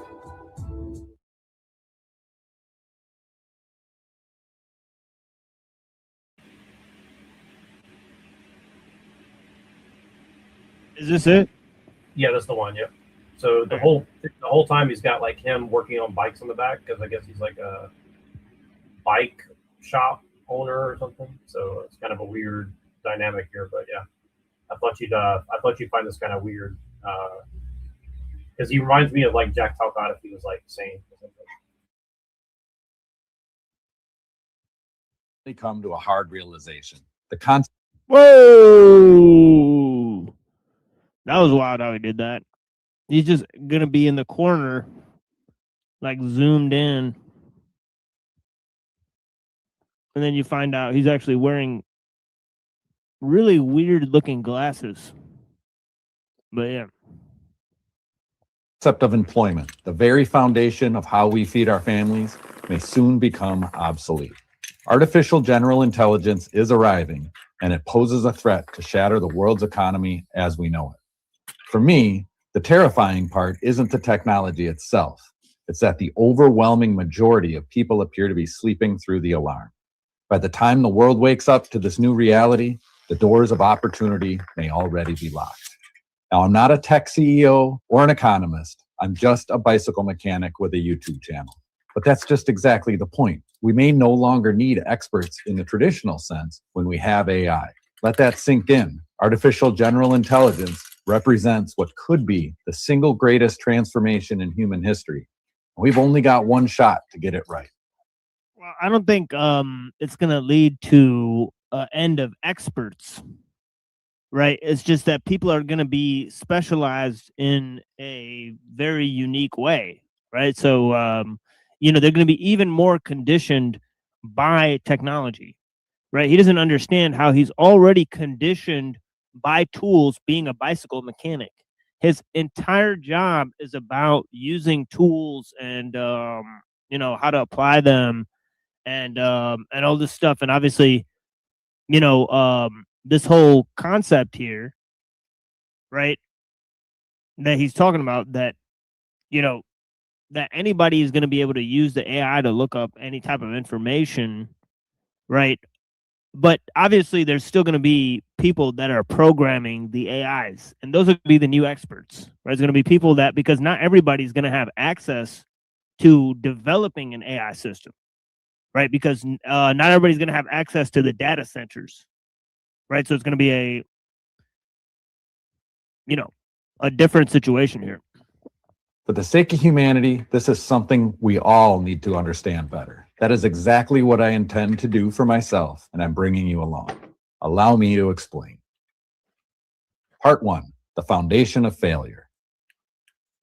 If you were to walk into my bike shop right now, the first thing you would notice is the smell. It's a specific, heavy scent, a mixture of old rubber, chain lubricant, and cold steel. To most people, it smells like a workshop. To me, it smells like dignity. You would see me standing here with my filthy hands, wrestling with a bottom bracket that hasn't moved in 20 years. You would see the wheel hanging from the rafters, the rows of tools on the wall, and the clutter of a working life. You would see a blue-collar worker. You would see a man who has chosen a simple, analog life in a small town. And you wouldn't be wrong. On my LinkedIn profile, I'm a bicycle mechanic first, an entrepreneur second, and I have yet to make the update to content creator. Who knows what this work will be called in a few years anyway. Regardless, if you think this shop is just a business or YouTube is a career choice, you may be missing the point. And honestly, for a long time, I did too. It has recently become clear to me that this shop is a survival bunker, and YouTube is my periscope. I see now that I built all of this to protect myself from a realization I had 20 years ago, one that is only now beginning to dawn on the rest of the middle class. It is a truth that I believe will become critically clear to humanity in the next decade. Employment is just an illusion of security.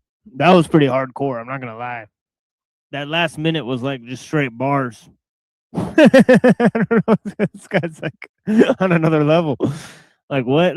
Like that last, like he's like this bicycle shop. Like yeah, I knew you were gonna like lubricant. I knew you were gonna trip on it. It's really weird. And he admits later that he's using AI to write the script for him, but he's like, this is an example of like how we're gonna have to adapt. And it's really weird. Like he makes some really like strange like arguments in this video, like very strange. Yeah, it's crazy because he says this video is created and presented by a real human soul using AI tools. So, that's something I've never done, right? For any of the, I just don't like the feeling, right, of using the AI device or whatever. So I just use a normal search engine, right? And yeah, so but I do know people that have used it. Like obviously Emperor Lorp has used it. And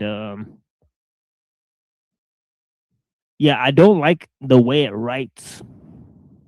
It writes in a really dry style, like bullet points and shit. Right? Anytime somebody sends me like an AI written thing, it just looks really fugazi. Right? So it looks really like, I don't know, there's nothing. It definitely doesn't sound like me or Pill Eater's writings or something like that. Right? So yeah. Our writing is way different than how it sounds in AI. So if you know writers, right, they're not going to write how AI writes, right? It's going to be totally different, right?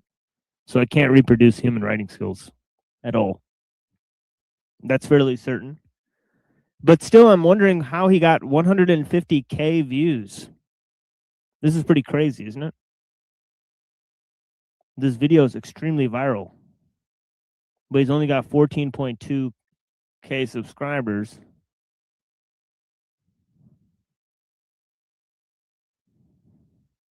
Somebody gave him $100 for it. Interesting. There's like there's 2,000 comments. So just a whole sea of comments. So yeah, this is a very interesting video. And his video also looks like it's professionally produced.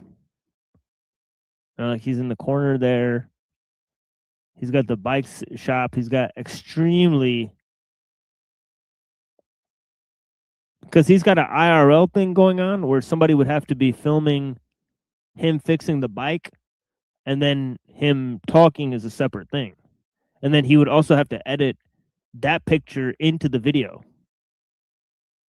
So I'm actually not sure how any of that's done, right? So yeah, I'm just making observations here. And the tech giants are about to pull back the curtain. But before we get into all of that, a bit of backstory. It took me 5.5 years to get an English degree in creative writing because I liked working at the bike shop more than I liked going to class. Looking back, the writing was on the wall. I never wanted a real job, but the bright light of the American dream had blinded me.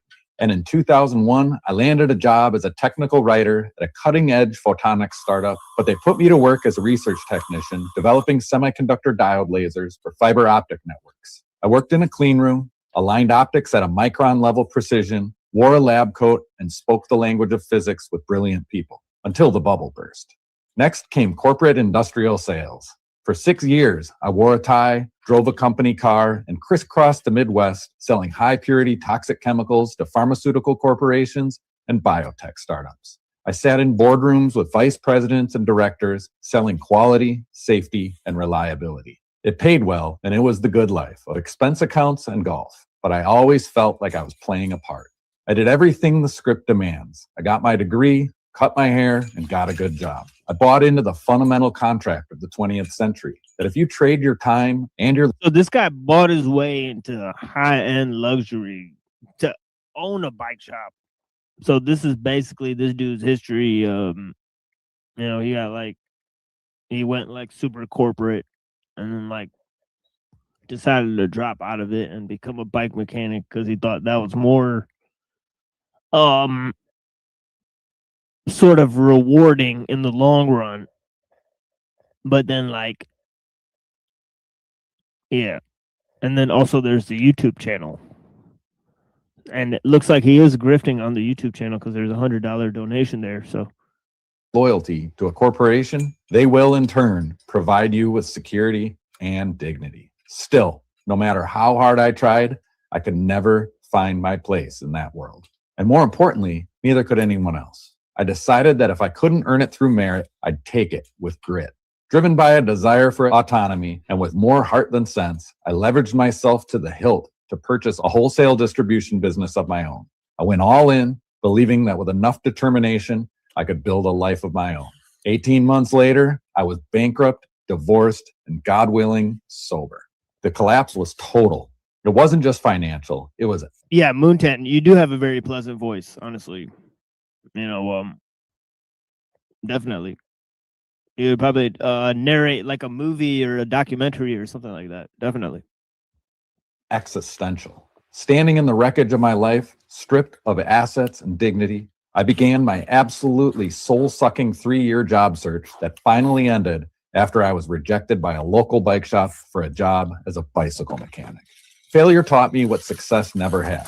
The value of the wage is a capitalist myth. And so I became unemployed. Not because I lacked skills, but because I could no longer see the value proposition. Trading a non-renewable source like time for a small slice of the pie felt like a losing strategy. The only way forward for me was profit, not wages. Ownership, not permission.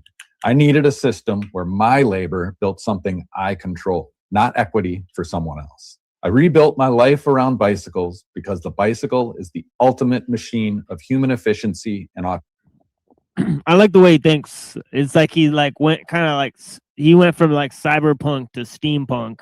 And he's like more like it's like an interesting like concept. Right. Yeah. No. That's why I knew you'd trip on it, because the way he says things, it's like almost kind of what we talk about, specifically you, but it's like a very peculiar. Like he makes some strange arguments. Like right here, he's like, "Well, that's a capitalist myth. So now I want to be an owner," and right. He's like, "I don't want to be the bottom of the capitalist slave wage. I want to be at the top of the, or libertarian like ownership over it or something." It's kind of weird. So he's like, I went from like a general capitalist, like a anarcho-capitalist or something. It's kind of weird. Like he's kind of making these strange like arguments. But but it's wild. He's like the bicycle. I have control over the bicycle, but making equity for somebody else. Like he's like, and then he segues into this thing about how the bicycle is the peak of human efficiency. and he's like, there's no better thing you can be doing than working on a bike. It's literally the epitome of work itself, because it exemplifies human ingenuity, and also it's something that you completely control and can manage, and it's something that you control the pace and when you want to work and what bikes you want to work on and all this type of stuff. And I don't know, it's just very interesting how he's like, I went from something where I get a lot of reward, where I don't control the outcomes,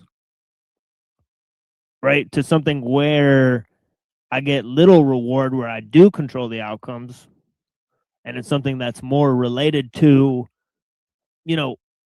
my own drive and sense of like how simplicity is part of the truth about human creativity, and like, because the bicycle represents this truth. Like, holy shit, dude. That was profound. autonomy. As children, riding a bicycle is our first real taste of it. And also, it's kind of like giving me the vibe of like Zen and the art of like motorcycle maintenance. It's like he's parroting that line or whatever. But He or the AI is probably. What's also interesting is that he said he took 5 years to get a English degree, but he's using AI to write the script for him. I think that's very interesting.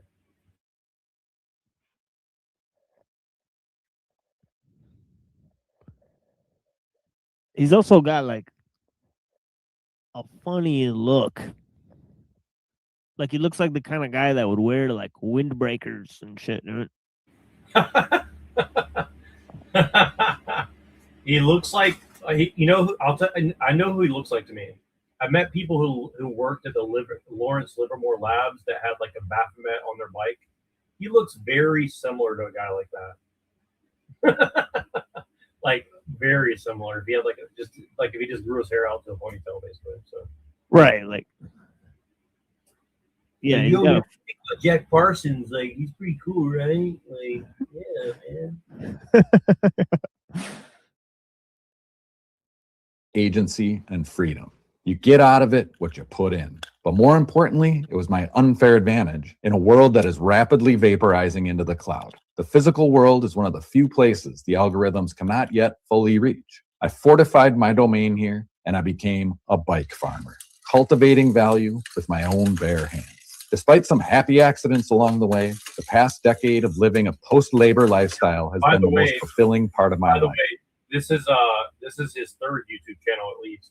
He's got another channel called Bike Farmer. So he just said Bike Farmer, and I was trying to find this video, and that came up. So he's got like 3 different channels at least. So and that one had like a lot of subscribers too. So this guy has like multiple very successful YouTube channels. So.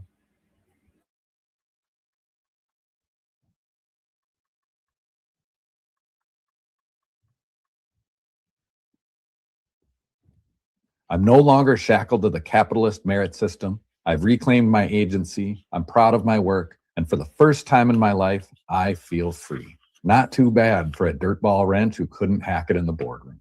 Recently, my most successful friends have told me I seem to have really figured it out, as if I'm some sort of outlier, which I suppose, looking around, I am.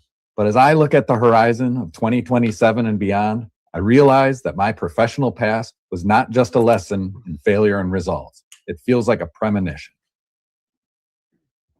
I mean, the AI is not going to fix bicycles, dude. Calm the fuck down. Like, what are you talking about, man? I mean, yeah, people are going to use it to, like, upgrade their bikes and shit. But, like, I don't know. I don't foreseeably see, like, people, like, getting all the, I don't know.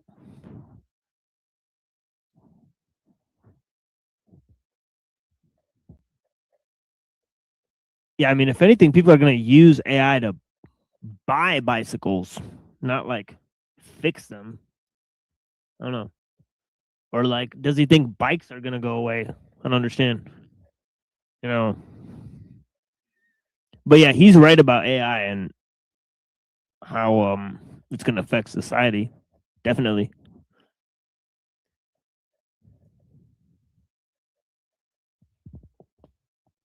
Oh, whoops. I don't know how I muted it.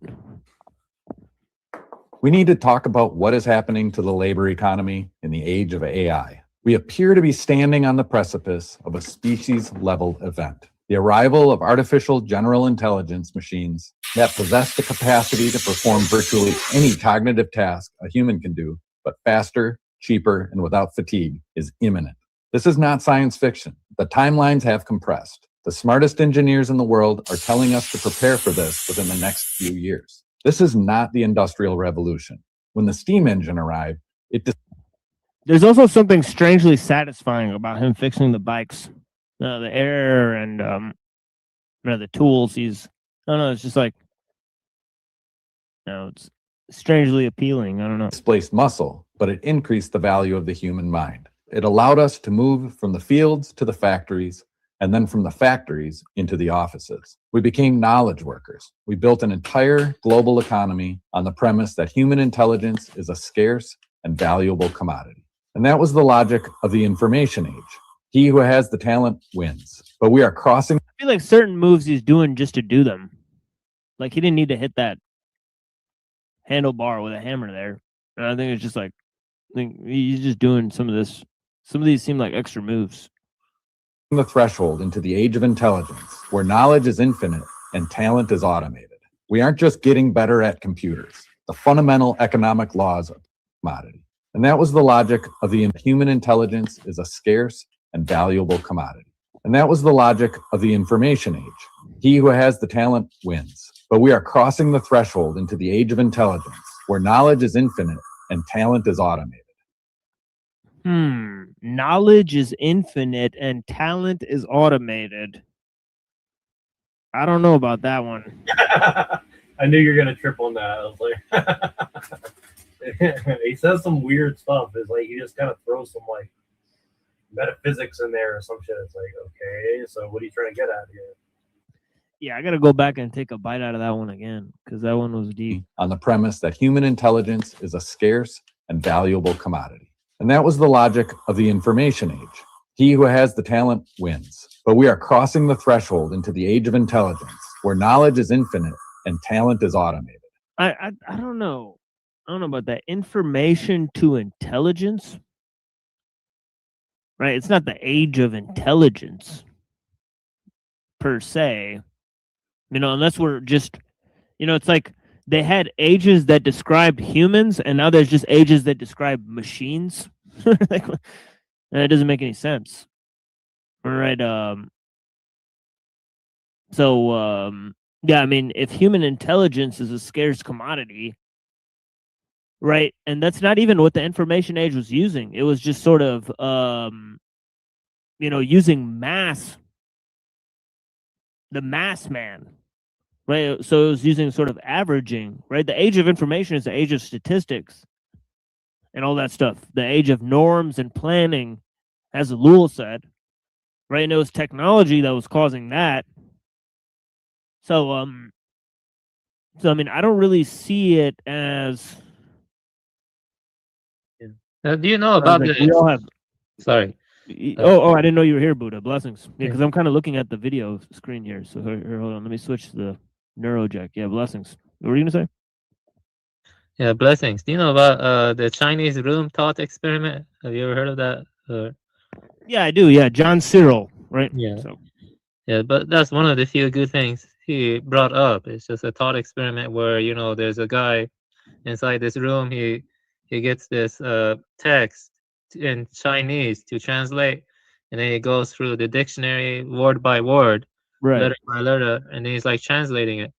And then in that room, or a box, he gives it out, and it looks like he's the translator box that people cannot see. It looks like he's actually translating it, but he has no comprehension of what he's doing. It's just going right. Yeah. That's kind of like what AI is like. It has no comprehension. Like it's like the Chinese room, the thought experiment. I actually recommend looking that up. Everyone, is actually something good to know because that's like a philosophical question and science cannot address. Yeah, and that's why, as you're saying, talent cannot be automated. Right? Saying talent is automated, and that's actually not true. You can tell human talent from machine and its ability to reproduce data and information, right? And obviously this has to do with intuitively how you work with the AI system and how it records information from the user, right? So I know that people who use a particular AI tool, after continued use with a particular AI tool, it gets more and more sophisticated because it understands your own, what you're putting into it, right? So that's, sort of different, right? And the more sophisticated the tool is, the more it's able to correspond. I would say that, when it comes to stuff like art, like in Japan, like I mentioned, there was an episode where there was this wood carver. He wanted to make a dragon in the wood. It was hand chiseled. He prefers to use his hand to chisel the dragon. But the other people, they wanted to automate it or use more advanced tools to make the dragon. He thought that takes out some of the soul from the dragon carving in the wood block, and so he preferred to stick to the traditional methods. And I think there's a lot of truth to that, because when you stick to traditional methods, it's not about pure efficiency, but I think more of your soul goes into the piece of craft or the art. But I think for stuff like efficiency and blah blah blah connected in the industrial order, AI does make things that are soulless but very efficient, if that makes sense. So that's the way I see it. Soulless but efficient. Yeah, I mean, the thing is that people are already attuned to stuff that's mass produced, right? They like stuff that's plastic, and wrapped in that, that is mass marketed.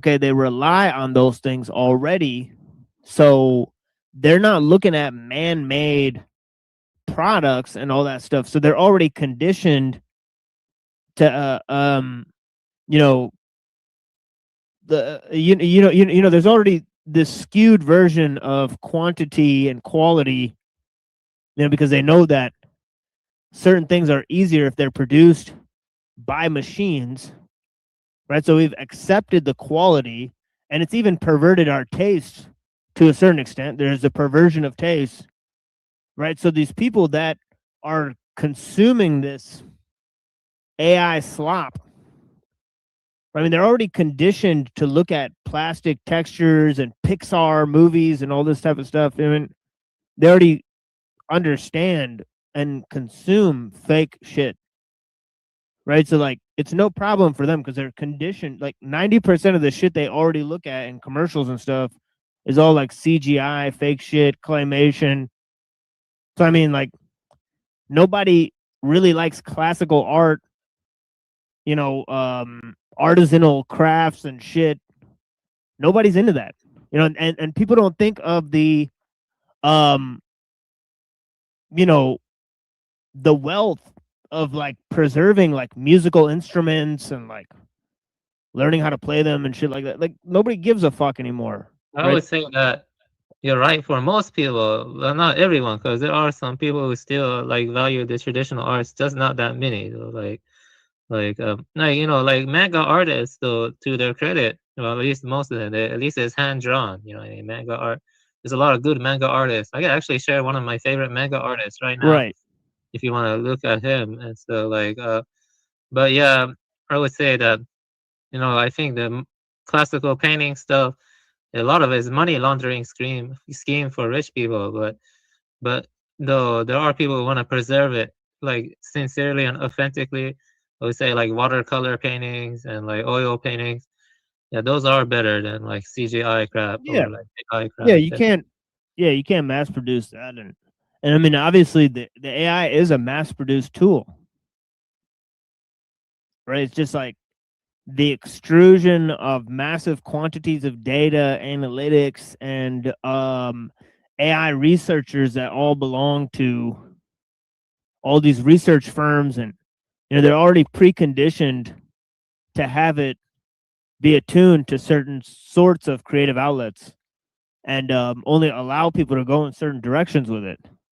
So anybody who's using these tools to cultivate art is already filtering their art, through what they wanted you to basically create, because it's like you're only allowed to create certain things because this thing is a byproduct of hundreds and hundreds of hours of research and data mining. So I mean, you can only assume that it's going to create information in a highly specified fashion, right? So Yeah, just and mainly see, it's just imitating without any source of inspiration. Like if you use like, what is that called again? Mid, it's like mid something. What's it called? Mid. I was using that a lot. Mid Journey, yeah, Mid Journey. They're like art styles you can tell it to imitate. Like I don't know, like the art style of or Beach Explorer or the art style of that Clark guy. Was that? I think it was Clark artist. I forgot the name of that. Yeah, there are a lot of artists that can imitate. Yeah, I think Harry Clark. Yeah, Right. Clark, like Harry Clark's artwork. His artwork is very good. There are a lot of good illustrators, but the point is you can imitate all these famous artists, like Van Gogh or whatever. You can tell it make art like this, but it cannot really create its own inspired art style. Yeah, like you could tell it to make a version of MC Escher in like a different, using different images, but it's just MC Escher, like do it with like ducks and water instead, and I'll make like MC Escher with ducks and water. Yeah, 100%. And there's no inspiration behind it. It's just, I guess that's kind of like what Twilight says about archontic. You can only imitate, cannot really create or something. So I would agree with that. Like, you cannot really create a new inspired art style as easily because there's no inspiration behind it. You know, it's like a Chinese room, basically, like we said. I think there is something behind the inspiration of real artists in the past. You know, like something profound, like when it comes from the, you know, from one's true heart or inspiration, or like it's from solitude, it can like flourish. You know, like the poetry of let me make an example. The poetry of that Basho, you know, Basho, he was very famous in Japan, Basho, or like the Chinese poets. You know, you can tell him that the AI to write a poem like that, poem like that. But it doesn't have a soul to it. Doesn't like move you or something. Like the poetry of Han Shan or Wang Wei or whatever, or Zhongzi, Shangzu cannot really like capture the inspiration in it. So, yeah. Yeah. So yeah. I mean, that's a whole nother discussion that goes into aesthetics and the massification of the modern industrial world, and art as a commodity, you know what I mean? Art as a social engineering, you know what I mean? That's a real thing.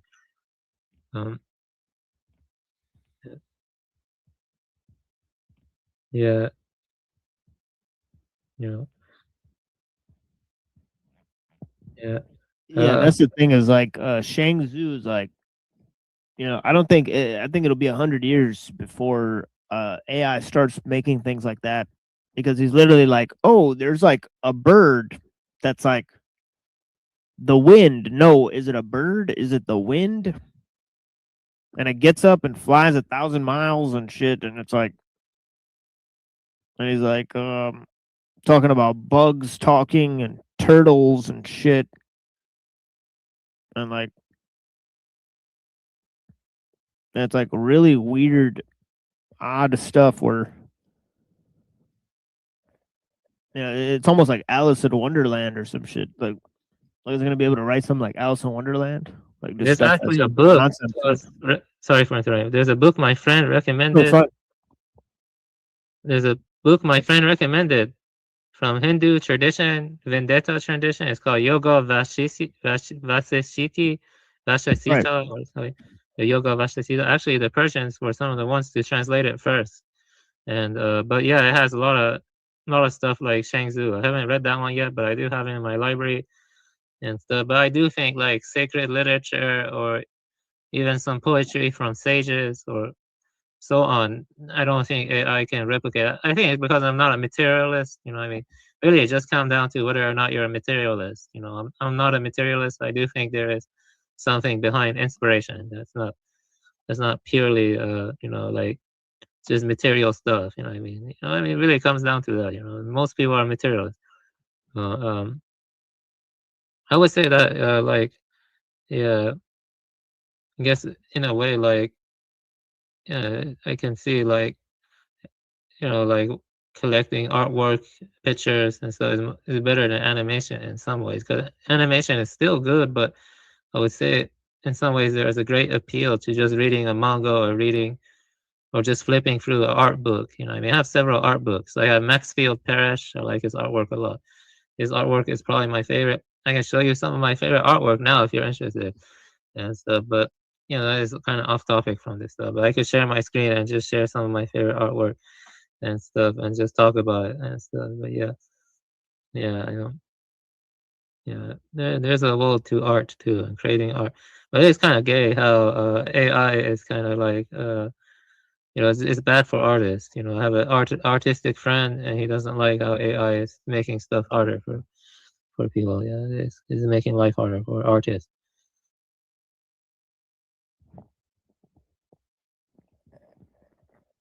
Yeah,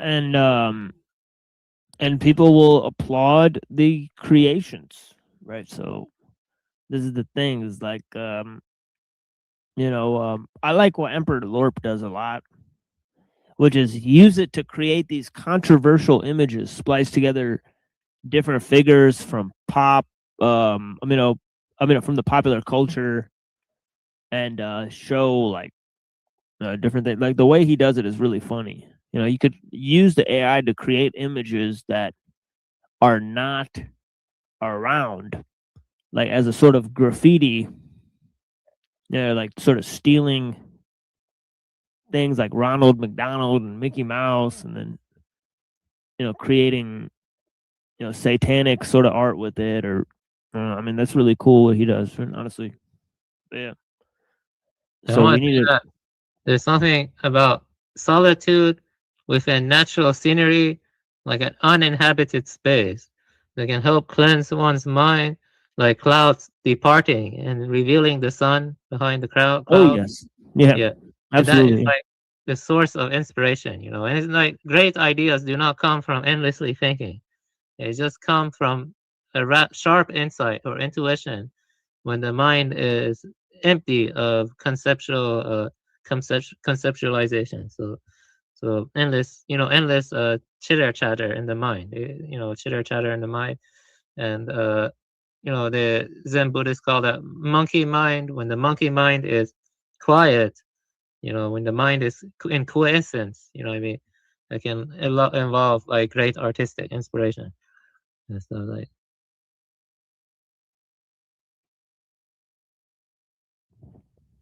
But of course, skills and techniques are important too, of course. But it's not just that. You see what I mean? It's like a balance between skills and technique and inspiration. You know what I mean? It's a balance. Yeah, that's why it's like, like there's people who are like better poised to create certain shit. Like it sucks to say this, but people say like adversity is like a cause of creativity. That's overset. Yeah. Neurojack, can I ask you something? Are you there, Neurojack?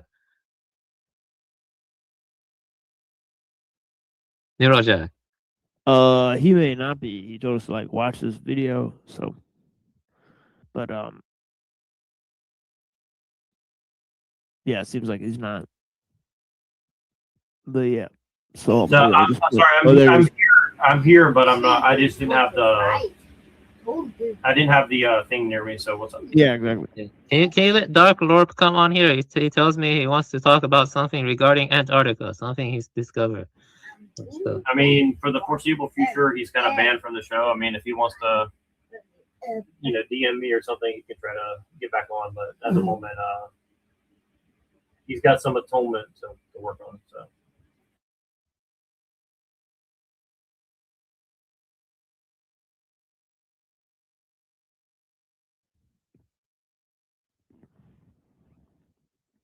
We aren't just getting better at computers. The fundamental economic laws appear to be shifting from a scarcity of expertise to an abundance of productivity. Consider the trajectory of my own past lives. The laser technician, that role has been usurped by a robotics capable of micron-level alignment driven by computer vision. The technical writer, large language models can already generate manuals, documentation, and technical copy in seconds. The chemical sales representative, AI agents are already beginning to negotiate supply chains, optimize logistics, and close contracts without human intervention. We are witnessing the systemic erosion of the middle class. The knowledge worker is an endangered species. If your primary economic value is your ability to process information, write code, organize data, or manage mid-level administrative tasks, you are standing on shaky ground.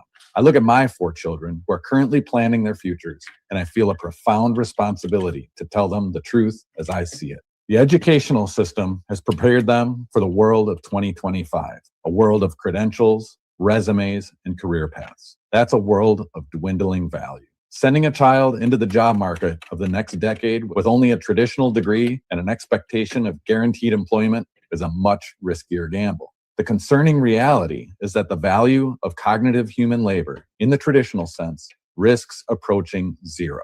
If you sell your time for money, you're entering a competition with an entity that has infinite time, zero cost of living, and an unlimited capacity to learn. It is a race that's impossible to win.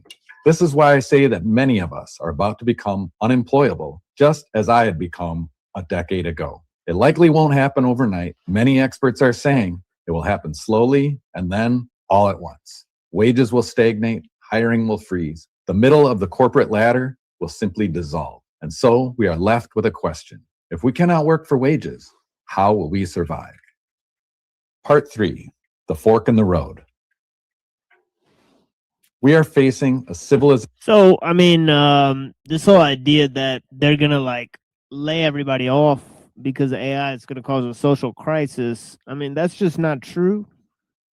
Right? I think most people are going to be funneled into like either social programs or like you know, they're going to be trained right with a like sort of a combination of both social programs, right? Social safety nets, right? And then just retrained to work the AI tools, right? And the blowback on society, I mean, it's going to be like, you know, a small percentage of people who are going to end up jobless, but nobody's going to care about them.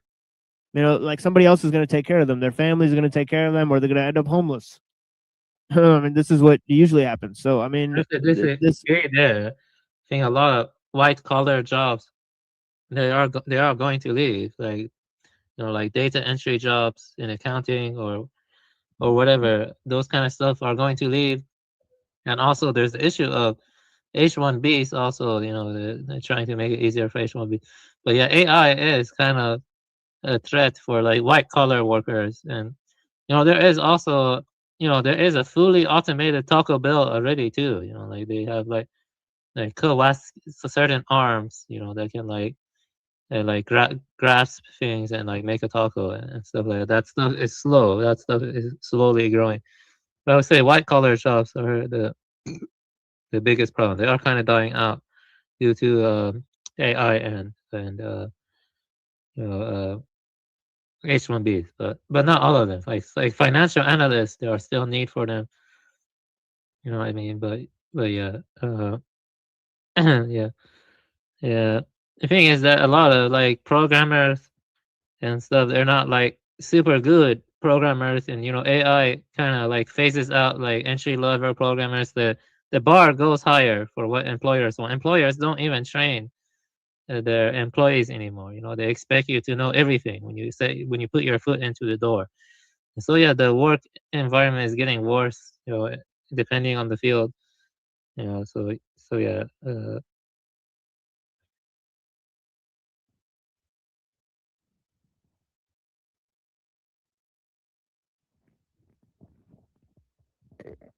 yeah, but I think they primed a lot of people for it. You know, it's going to be like,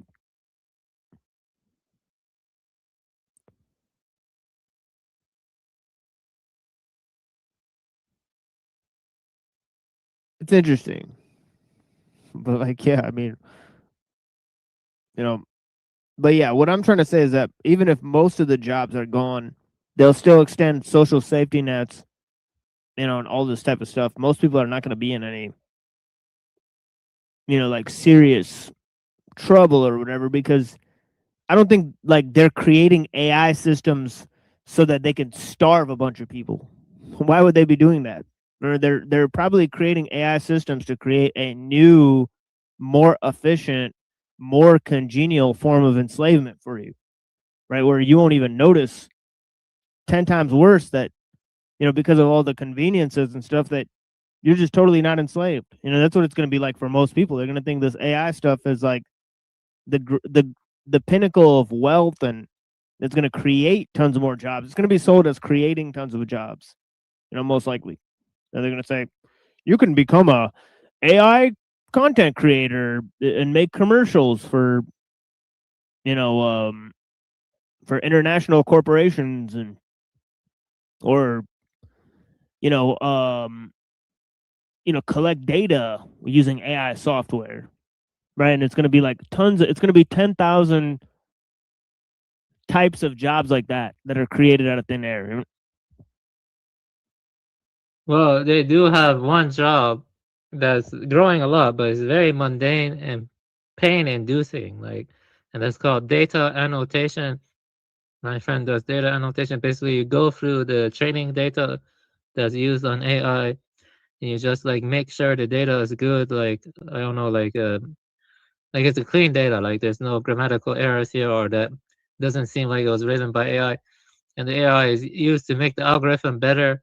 You know, that job is growing, you know, but it's very painful because they actually have a timer and they watch you as you work at home. It's remote, but they do watch you and they use a timer when you're working. And fucking cyber slavery. Yeah, cyber slavery. Yeah, definitely. there's a new kind of repetitious cyber slavery. That kind of job is growing. We can actually look up YouTube videos on data annotation jobs. I mean, you can look that up, data annotation. It's not really pleasant, but I would also say that, this is more my cynical side, that maybe the elites, the technocratic elites, they want to manufacture a crisis, like a war or whatever, because they normally have like war or like, the 2019 hoax, that meant to signal a transition to a new kind of, new kind of like paradigm or whatever. Like Yeah, I mean, it's going to be the AI drone wars of 2035. Yeah. Well, it seems more like it's going to be like 2028 or something at this point. I don't know. Like the tensions are rising again with Israel and Iran again. You know what I mean? Like what Trump is doing. Yeah. Yeah, they're not going to fight like with people anymore. It's just going to be the people blowing up each other's drones and until you don't have AI systems anymore, and then they just take over your country because you don't have AI drone systems in place. Yeah, that's what it seems like. Fork in the road. The path we choose today will determine the fate of humanity. One potential path, the one we seem to be sleepwalking into, is techno-feudalism. In this scenario, incentivized by our current socio-economic political systems, the ownership of the new means of production, the AI models, the data centers, the robotics, is concentrated in the hands of a microscopic elite. A handful of trillionaires and corporate sovereigns will own all of the abundance on Earth. They will control the surplus. The rest of us, the former accountants, the former coders, the former truck drivers, would be relegated to a permanent underclass under constant surveillance. We are at risk of becoming digital serfs, scraping by in a hyper-competitive gig economy, servicing the whims of the algorithm, dependent on the benevolence of overlords for our survival. This is a future where you might own nothing. This is a future of limited agency. This authoritarian dystopia is the easy path forward for those currently in power. But there's a second path that leads towards a post-scarcity renaissance. This is the future where we, the people, recognize that the job was never the point of human existence. The point was always freedom. And the job... Isn't that what you're selling? Isn't that what they're selling everybody? It's going to be the second option, but you're going to be so reliant on the AI systems or whatever that it's just going to be... Most people are not going to be like... They think, oh, like most people now, they can quit their job, get a different job. Like these people who don't even have a job but are relying on the system, they're not going to be able to quit their job or stop being reliant. It's going to be, yeah, you're going to be totally controlled. Was merely the tool we use to achieve it. If the machines can solve the problem of productivity, if they generate abundance, it could leave us free to do the things that actually make us human. We could be free to create, to explore, to care for one another. That's what they're going to sell. They're going to sell hundreds and thousands of jobs that are going to become an AI content creator, right? And hundreds and millions of idiots are going to sit there and make goy slop entertainment, to sell in third world countries that they just took over by installing an AI drone system in there to surveil the population. So they're just going to these people are going to be popping out babies and they're going to be watching AI videos of propaganda that are produced by like whatever. Like this is going to be the there's going to take over new spaces.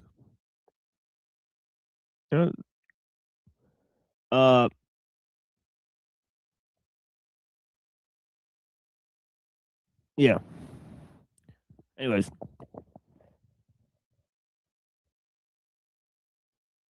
To build communities and to learn. We could stop working like cogs in a machine and finally use our time to build our own.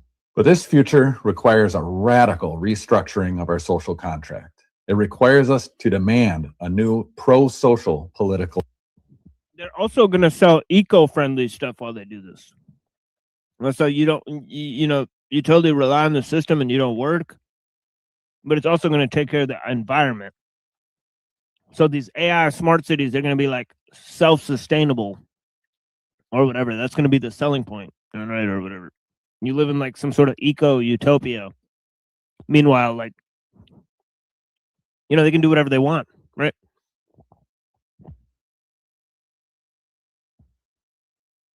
Reality. This is the one and final test of we the people. To manage this economic transition, we must focus on key policy solutions to decouple basic survival from employment, investing heavily in lifelong learning and upskilling programs to transition workers into human-centric fields requiring empathy and complex critical thinking, employing models like worker ownership to ensure the public shares in the productivity gains of automation. And immediately during the transition, we implement a safety net, like a sovereign wealth fund or a universal basic dividend, by reforming the tax code to recover the public investment in building this technology. Let's take a look at how these AI models were built. How does ChatGPT know how to write an essay? How does Midjourney? Look, it's just like right now. Look, you could work a slave job, right? And, or it's like how he said, right? Like you can fix bicycles, right? But you won't be in the inner parts of society. You won't get to go to the golf club, right? But if you work at the firm, you get to go to the golf club, right? You get to have the connections of the higher society. You get to live in a gated community, right? That's just how it's going to be in the new world. If you go along, right? If you want to be a tech slave, you can live in the AI smart city and you barely have to work. Right, and the people that live in the drone surveillance, the drone patrolled surveillance state, they're gonna have to work or die to support the people in the AI smart cities, right? Who go along to get along. They follow all the rules. They go to their clubs. You know what? Know how to paint a sunset. How does the algorithm know how to diagnose a disease? It knows because it was trained on us without our consent and without compensation. It was trained on the entire history of the internet. It was trained on the blogs you wrote, the photos you uploaded, the forums where you solved problems, the open source code you wrote for free. It was trained on the collective intelligence, creativity, and labor of the human species. In many ways, we are the silent investors in this technology. Our data is the fuel, and our attention is the spark. Yeah, so this when dude we talk about distributing the— Yeah, you're right about this dude, micro expressions. Like this dude is kind of weird. Right? He looked like a dude from like the movie Napoleon Dynamite or something like that. Right? Like he could be like in that movie. And yeah. The wealth generated by AI, we shouldn't view it as charity. I believe we should view it as compensation. To me, this represents a long overdue royalty check.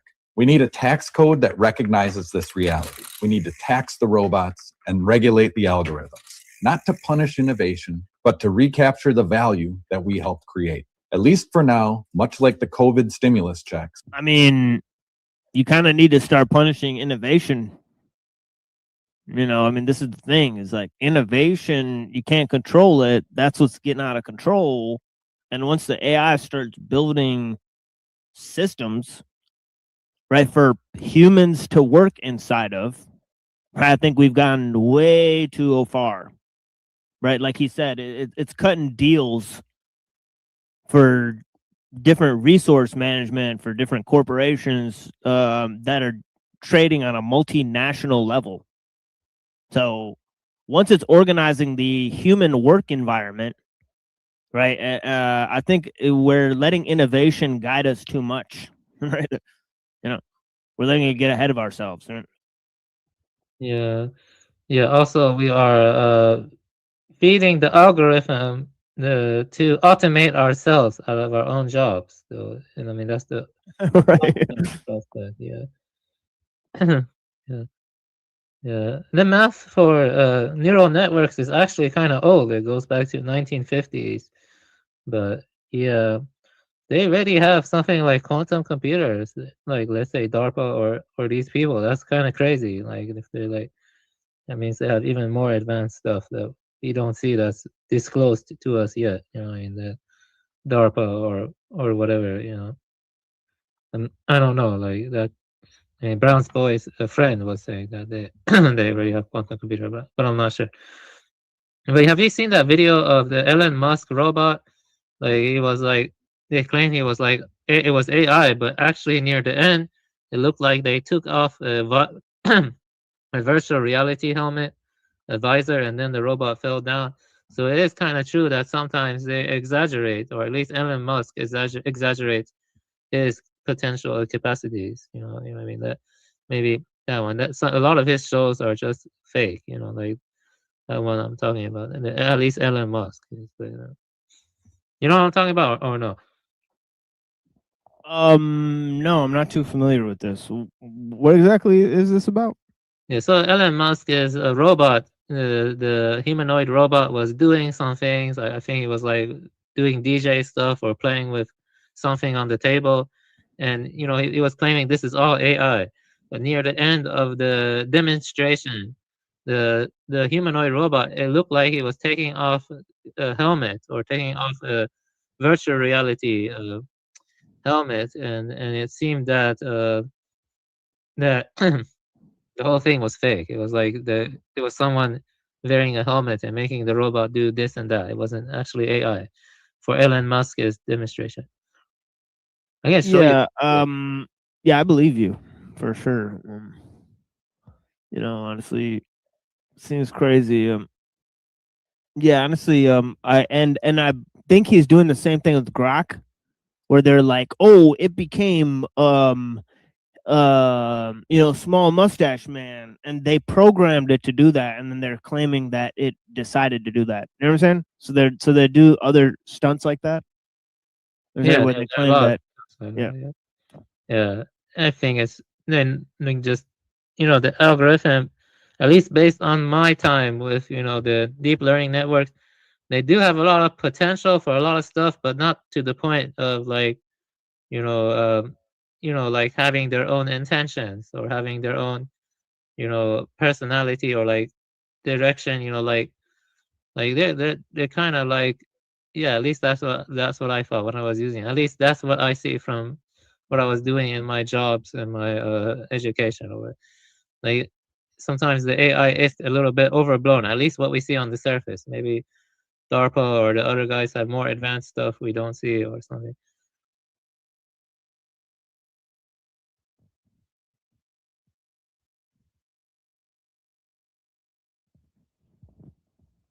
Yeah, inevitably. Let's see how much more of this is left. Looks like not too much more. This dividend may be the only way to keep the economy functioning. So, Neuro, if you want to turn on something else after this, let us know. I currently have no plan. If I think Avian could show us some of his art. He mentioned that earlier. So I don't know. If nobody has a job, nobody has any money. Yeah, if nobody has any money, nobody can buy the products the robots are making. Yeah, this video is gonna end as a but yeah, I've been enjoying this video. It's pretty crazy, pretty dense stuff, honestly. You got the gist of it. I mean, we don't need to dissect it too much. Yeah, I mean, I'm interested to know what else he says. Yeah, this is kind of where it gets. This is like the gist. He's like, we need a dividend. We built the AI. The AI, we sacrificed for this AI, so we need to get paid for it. Like we should get paid because we're training it about whatever the fuck. So, but that's the same thing as like just getting money not to work, and that is what they might. They were like, you all helped build this incredible tool. Here's a bunch of free money to buy AI products created by AI. Well, and then they act like, well, it's going to be a privilege to have a job. Like people are just going to want to serve and have a job or whatever, which may or may not be true. But the point that I'm trying to get out of it is like he's still just begging because ultimately, like just do we have any say whether or not we get a dividend or not? Not really. So, you know what I mean? So. It's like either they're going to give it to us or not, but probably not. You know what I mean? Like, I definitely don't think. I don't think that like we can demand it. Mootan says that would be cool.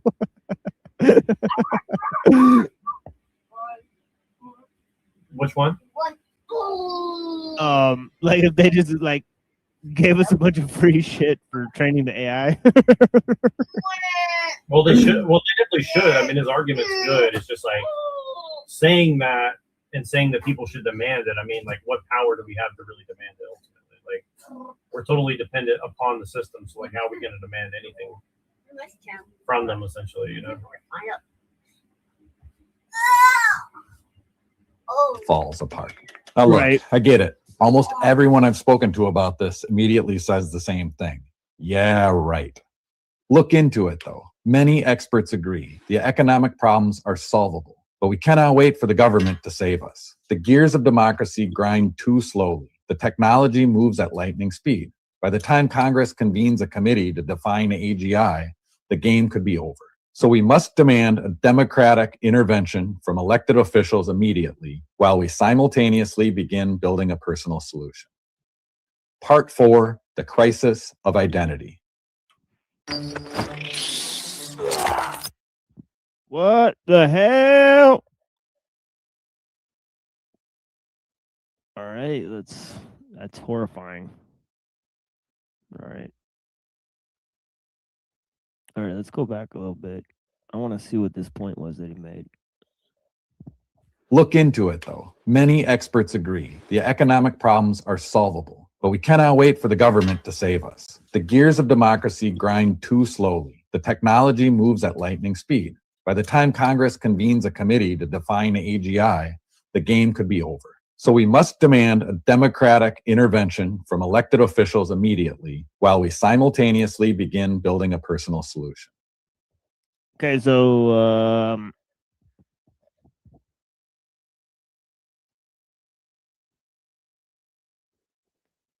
yeah, I don't know if Congress could necessarily stop something like this, you know. But yeah,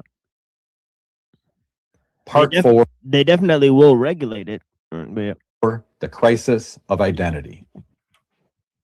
We spend a lot of time talking about the economic shift. How will people pay their mortgages or buy groceries when the jobs go away? But losing a livelihood is only half the problem. A deeper, more sinister crisis is the potential loss of human dignity and identity. In our society, what do you do is often the first question we may ask a stranger.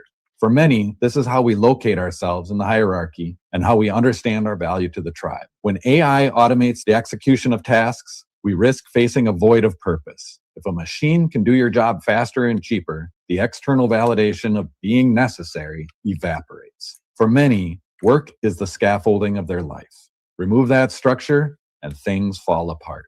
When I rebuilt my life following my own existential professional crisis, I didn't do it by clinging to a job title. I did it by focusing on 3 core values: authenticity, creativity, and curiosity. These are the values that allowed me to build a life that the machine will struggle to emulate. These are the tools that bring me freedom and security. First, I embraced authenticity. This isn't just about being real. It's an acceptance of one's true self. It meant taking a hard inventory of my strengths. It's kind of weird to say that, like a jump cut, highly produced video like that's literally written by AI. Yeah. So it's just like, yeah, he could be AI too. I'm authentic. I'm very authentic. So yeah. It's strange video. Like, can you link this video on the private chat? Like, what's the name of the video? Yeah, it's in there, but I think it's before you came in, so it'll only show some of the private chats. But yeah, here, let me see. This is the one here. But yeah, he does make some good points earlier in the video. And my weaknesses, my regrets and my passions, my beliefs and my doubts. I had to know exactly what my skills were, and more importantly, what my limitations are. In a world of synthetic perfection, becoming vulnerable to your own fuzzy human edges is paramount. Second, I leaned into curiosity. I didn't just look at the trends in the bicycle market. I became obsessed with the unsolved problems within it. I got curious about what it felt like to be a customer on the other side of the counter. I looked at what others were doing to find success and asked myself, where are the gaps? I went looking for the problems that only I could solve. I needed to leverage my unfair advantage to prop up my future. Finally, I gave myself permission to be creative. I started building a life instead of looking for a way to make a living. Creativity is different for everyone. Some people are artists, some are designers, some are builders. I'm more of a creator. I rebuild unique bicycles and make videos so other people can watch me do it. It's so simple, it's almost silly, but it's mine and I love it. I'm proud of where I am and how I got here. I stopped trying to fit into the existing machine and I built a small machine of my own. The result is that my livelihood is 100% unique to me. It is relatively independent, resilient, and largely unaffected by the wild fluctuations of the broader market. This is the position we need to be in to face the age of intelligence. Because I built this myself based on who I actually am, no corporate restructuring or socioeconomic collapse can easily take it away from me. That's what is going to become of society. There's going to be a bunch of people that get paid to do like hobbies. And there's going to be like people that, manage the system. And every time part of the system fails, it's going to be a huge crisis. Like for those people. I don't know, like. So, yeah. Part 5, the exhibition. All right, I know what you're all probably thinking. That's great for you, but what does this all mean for me? And honestly, I'm asking myself these same questions. And the only way I know how to learn something is to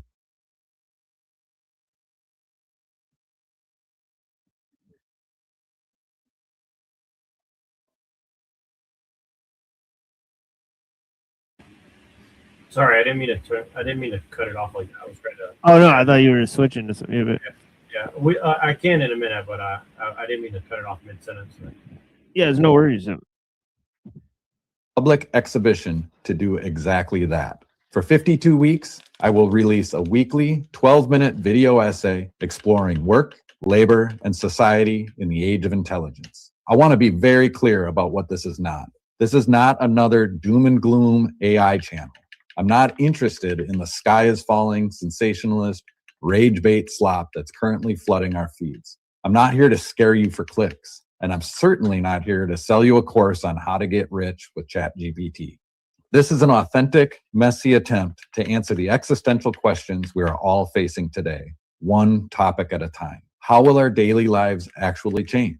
What does it mean to be a human when we are no longer needed as workers? What can be done to protect our families? And importantly, what is the cost of all of this?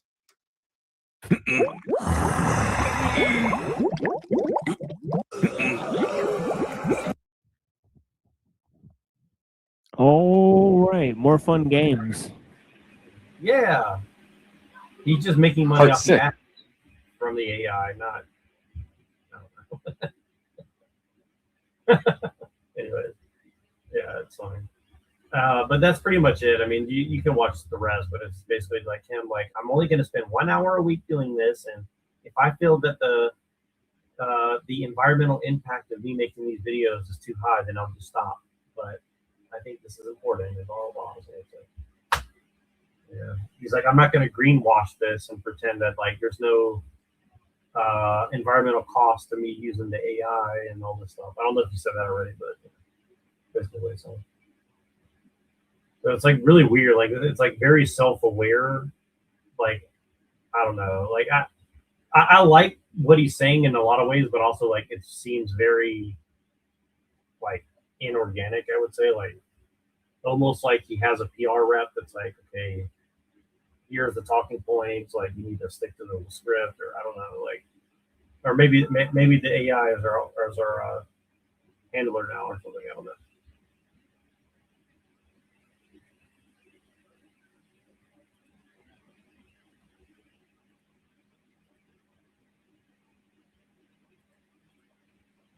I mean, East Asian hour tea came back into the circuit.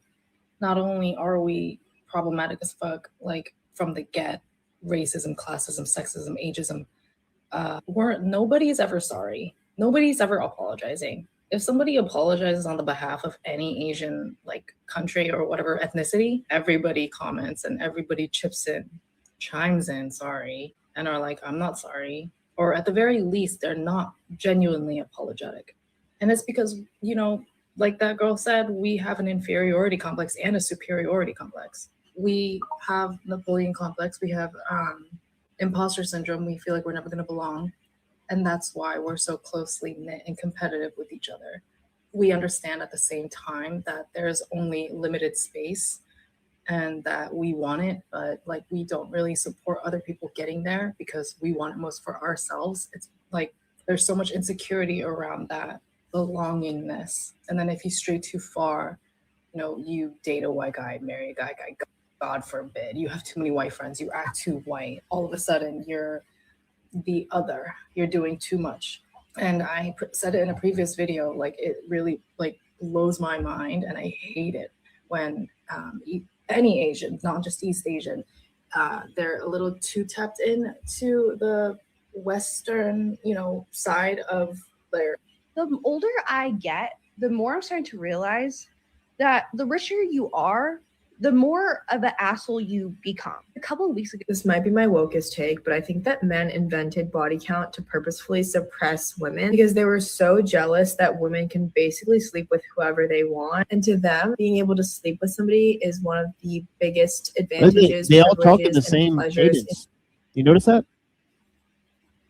Something, something, something, something, something, something, something, something.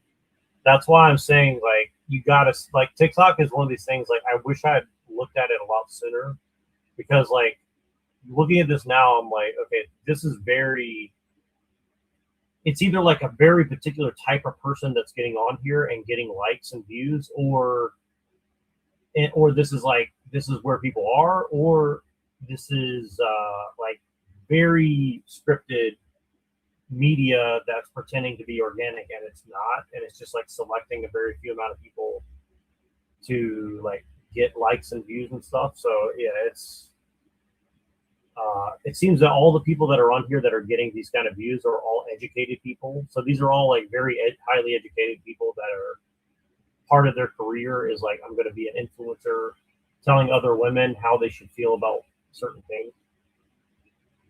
And like, if you watch the way she's speaking, this doesn't seem like this is just like something that she thought of like now. So this is like, she's not going off the top of her head. Like, the other girl, I think, kind of was, but this one is, it definitely seems like she's reading a very particular script that she's written or something. Life, and they didn't want women to be the ones who get to enjoy that privilege because they know how easy men are. So then they created this narrative under the guise of morality and self-respect so that women would not have the opportunity to live men's personal dreams. This might be my Forget the male loneliness epidemic. There is a different epidemic that is affecting men in their 30s. I have seen an uptick in married men in their 30s who have been with their wives for 7 to 10 years, who entered into that marriage on the same page in terms of timeline for children. A lot of these couples froze embryos together. And then when the agreed upon timeline comes up, either, oh, this is the time when we are going to start trying for kids, or this is the age where we are actually going to implant these embryos. These men, these married men who have said that they wanted the same things as their wives, say either, 1, I actually don't want kids, or 2, I don't want kids with you. And now their wife. Everyone who's currently at a very Chinese time in their life, I have a question for you. What was your attitude towards Chinese culture like during 2020, during the pandemic? Because don't think that we have forgotten all the racial slurs that were hurled towards us during that time period. So I don't know if you can see this on your screen, but like on my screen, she looks like she's heavily medicated. Like her eyes are like extremely glossed over. And she's definitely reading a script, I would say. So yeah, and I'm not picking these videos. I'm actually looking for live streams. So, but I just think it's weird. Like, I have never met an Asian person that said, "Oh, everybody blame C-19 on us" or something. Like, I don't know. I mean, maybe that happened somewhere else. I don't know, but I've never heard anybody actually feel that all Americans blame like quote unquote Asian people for C-19 or something. Don't get too real with your colleagues. I'm going to tell you why. And what I mean, don't. Hey, Dad, in your experience as a landlord, what have you... Things my husband does that's going to send all the men in my comments into a coma. We've been together for 9 years now, and he writes me a post-it note every day because... Okay, guys, team meeting. I'm going to need the Southeast Asians to chill with their inferiority complex towards East Asians, because the other day I was at a party, and this Filipino guy was like, East Asians are the proper Asians, Southeast Asians are ghetto. In the moment, I was like, but you know what? As a Viet, I'm going to hear what else he has to say. So we heard of the term jungle Asian and fancy Asian. Ali Wong made that joke. She looks like a Latino. That's my Chinese... Well, that's because she's a jungle Asian. She's Vietnamese. No, this is a real thing though. Like this is there's like this animosity between like Chinese, Japanese, and Koreans who don't like each other, and jungle Asian. So like It goes deeper than that though, because let me tell you, a lot of Japanese mythology does come from China. Like the yokai in Japanese mythology, they're based on the Chinese yagoi or something like that. I can send that. But yeah, a lot of the Japanese mythology come from China. But that doesn't mean the Japanese are inferior or whatever. I'm just saying that. And yeah, I remember once coming across a Japanese guy. He got very pissed when someone told him that Go, the game Go with the black and white stones. I actually played that a lot when I was younger. They got pissed when he said that came from China and stuff, but it did come from China. Go. The Koreans call it Baduk, and the Chinese call it I think what they call it. But the Go or I think Japanese call it Ego or something. But that game though, I like it more than chess. So like I do recommend playing that game sometimes. It can be pretty fun. Like it's a very complex game though. Like Go. Like if you want to get good at it. Have you ever played Go, Nero Jack, or not really? What is it called? Go. Go. No, I haven't. No, that's something that only a person whiter than me would do. That's white. But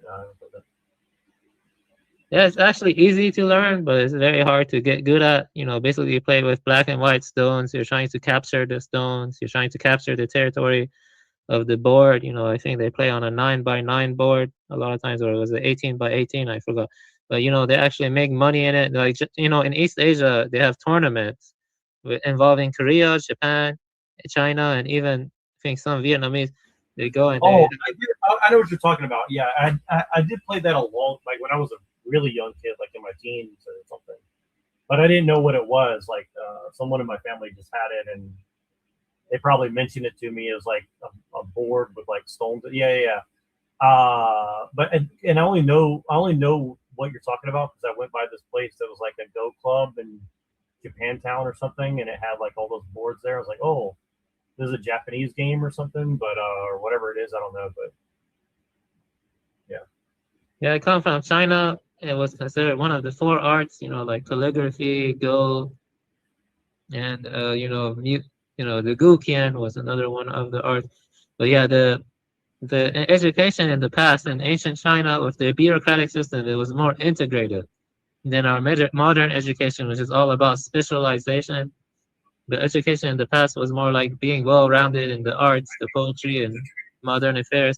And they would also play Go as a way for self-refinement, being cultured gentlemen, and stuff like that. Like it is a fun game though. Chess also has like ancient, like origins. Chess and Go. These board games, they weren't always like just for pure entertainment. There's always some kind of esoteric meaning behind them. Like Snakes and Ladders was originally a game from India about reincarnation. That was about Snakes and Ladders was about reincarnation. How about Shoots and Ladders? Yeah. Well, I'm going to show you. So I've been meaning to do this for a while, so I'm going to show you guys this. So I'm going to show you guys some TikTok lives. I couldn't remember how. It was right there in front of me, and I never looked at it on a desktop before. But I can't really like reduce the volume or something, so it's gonna be really loud. So just try to speak over it, and I'll try to like pause it or something because I don't know how to like mute the. I don't know how to change the audio on these lives, but I want to show you guys a few lives. So let me just show you guys this. You guys need to see this.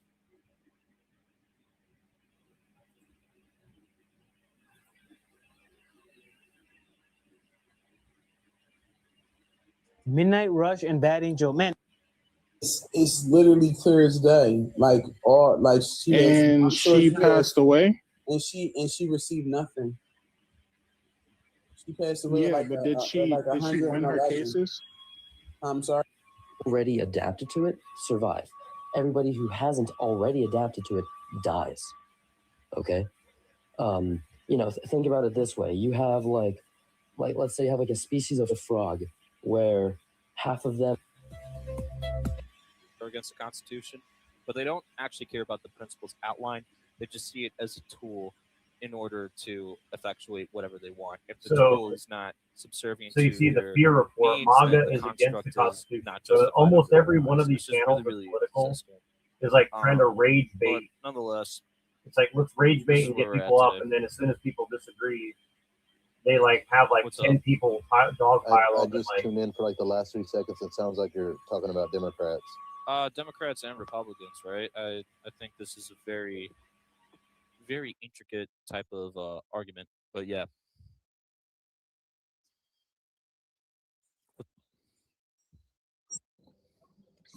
So you like Trump? No, Oh, poor guy. no, I think You, not he's him. I think he's trying to attack and undermine the institution of a constitutional republic as a whole. How? Sure. One at a time. I don't need a whole laundry list. We'll go one at a time. Sure, I'd say by trying to send in the National Guard where there is no criminal emergency or the state hasn't consented to it is diminishing the rights of the states. Okay. So He doesn't have what the about the authority people that are to do that. under the Insurrection Act? He does. Yeah, but the Insurrection Act hasn't been justified in order to give In him that Illinois. much. Nope, it hasn't. Yeah. In Illinois, yeah. No, it literally hasn't. Trump v. Illinois of 2025 said that he does not have the constitutional authority. To Yeah, go I know, there I or know, the I just said that. statutory- Yeah. I just said that. Same thing with with Newsom v. Trump of 2025 too, when an injunction was affirmed from the higher court inside the Ninth Circuit. Same thing.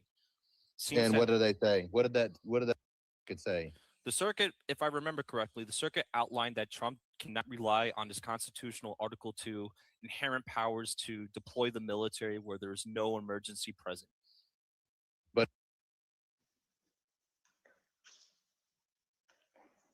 This is probably one of my least controversial prompts ever. The least controversial. What the fuck is this? Wait, this is the real America. Jew, Christian, and basketball playing black dude. There's no Indian, there's no Muslim, there's no some blue flag. I don't know. But yeah, this is what it says. You hate, and I don't hate, and I I do. don't. I really don't. I think people confused like me being honest with hate, which doesn't make any sense to me, at least. What the fuck? This is America. So is he saying positive to this, or is this a bad thing? I feel like a lot of people in this country, like they like lie and they kind of like try to make everything seem like it just all works when it really doesn't. And why does a Christian guy look Jewish? And they, I don't What understand. kind of question is that?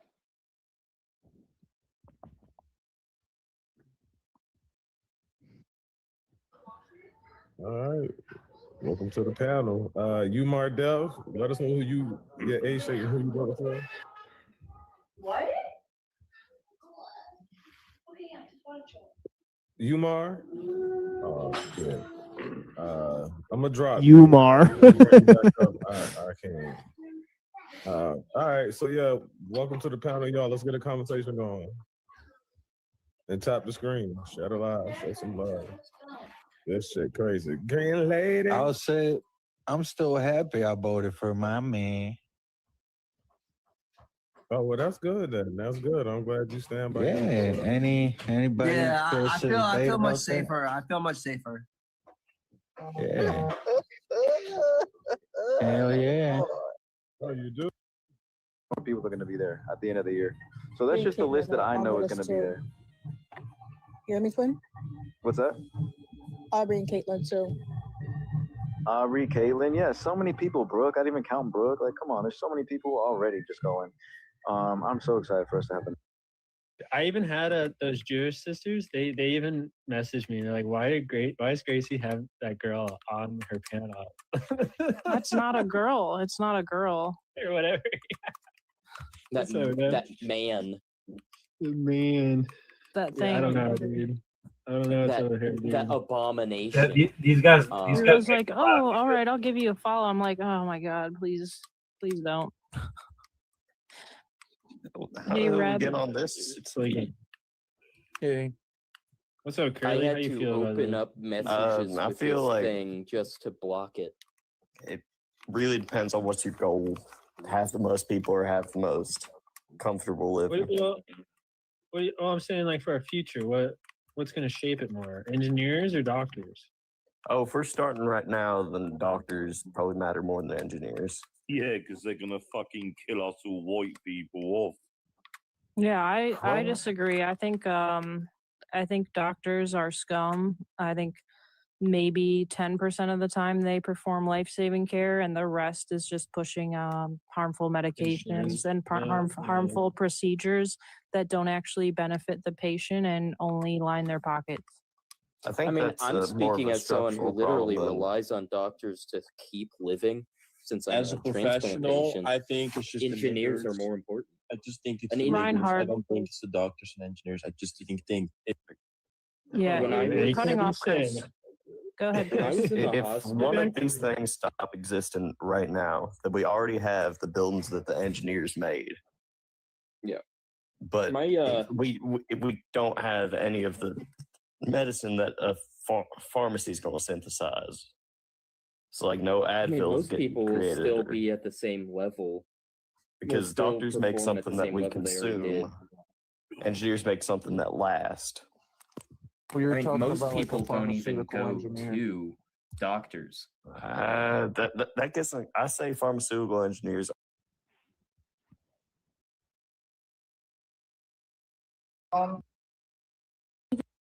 It's the medicine.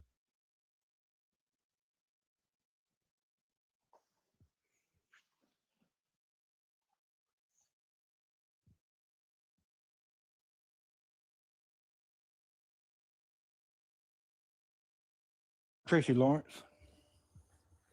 I don't know who that is. He's a country Pay me music. a Birmingham. Pay me a Birmingham. Oh, okay. Sticks and stones ain't all that makes a home. He's an outstanding individual. This is our brown color friend.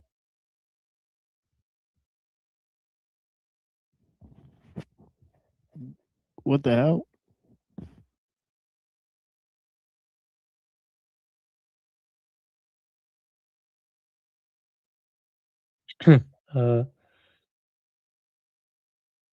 Yeah.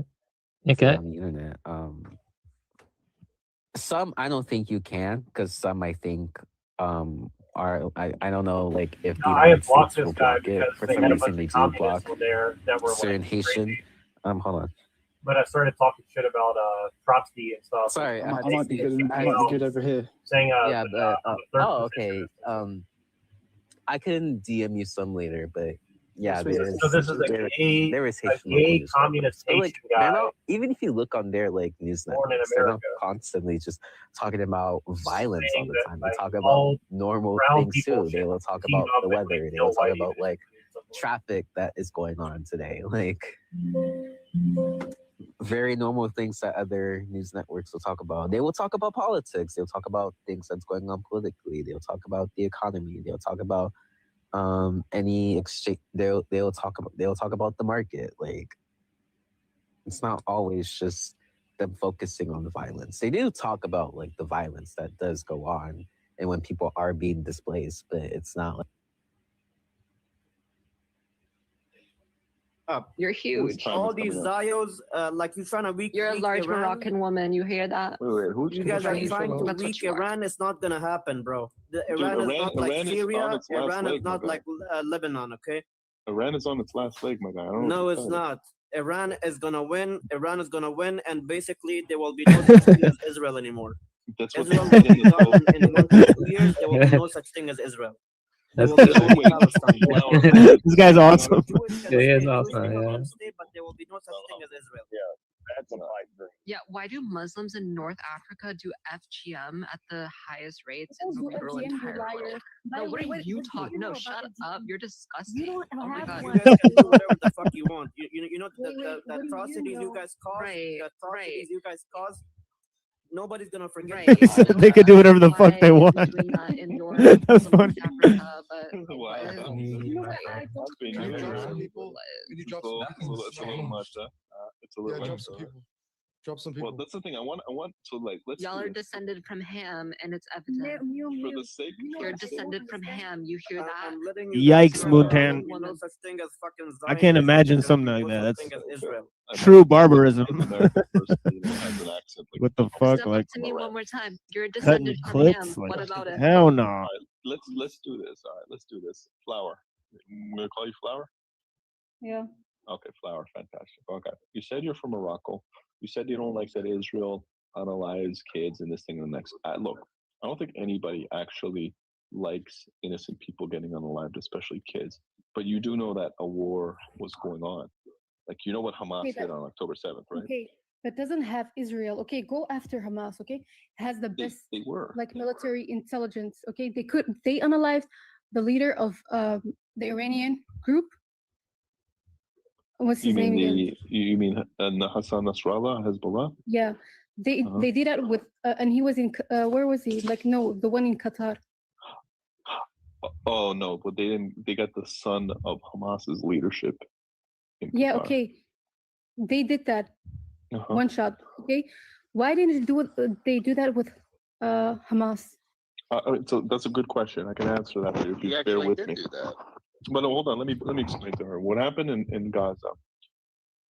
For years, Israel thought that they had pacified Hamas, that they created a status quo that was, doable and tenable, and that it. Good. We are talking about Luigi M. We're not going to say his full name. Do you know who that is? The hottest mountain on earth. I got you. Oh my god. Okay, so this is exactly why I brought this up. What do you think about him? In what terms? What he did, Well, the or first thing him you said was specifically? the hottest man on earth. So that's your first thought. Yeah, he's very attractive. I cannot help with it. Okay, so if a black man committed murder, do you think the world would be calling him hot and worshiping him, or no? Yeah, if that black man was that hot and Okay, he so that's not true. Ma'am, that is not true. When black men commit serious crimes, they are thugs and criminals in the media. Luigi Mangione has a Princeton degree and a tiny ass 4-pack, and suddenly he's God's gift to man. There is absolutely a difference in how the media covers black muted people her who and want to talked lie over her. That's versus funny. white people who want to lie. And people are fetishizing the fuck out of a schmurderer. You wouldn't do that if you were a black man. You wouldn't be fetishizing the fuck out of a murderer. So I'm not talking about the media. I'm talking about myself. Right. Okay. You ask me. She's like me. I like them. The media. Is that literally just a little girl? Like, The what the media fuck? or me. Well, her Farah. name is Farah Muhammad, so I don't know. Yeah, that sounds like it's some little Pakistani You girl. ask Honestly. me or the media, because I don't care what other people think. I'm based talking on, about me like, here. It's just funny to Okay? see like two women The fighting person over that who's hot, hot, they're who's hot. not. They're This bad. murderer or that murderer. Educational space. If you don't want to learn, why are you here? Oh. What is happening? Are you okay? This is an educational space. If you don't want to learn, you can leave. Oh. I'm trying to educate You you. asking me question. You're asking me a question. I'm answer it. Yeah, this Pakistani girl's trolling, but Learning she's on about point. What? You can talk, honey. I don't mind it. I'm not talking about the media or the people. I don't care. I'm the host. So here's the thing. Jesus. You need to understand that black men in this country are not treated the same as white men, especially when they commit crimes. When a black man commits a crime, it's a meme, it's a clip, it turns even into a song. What Luigi did, he had no right to do. This is hilarious.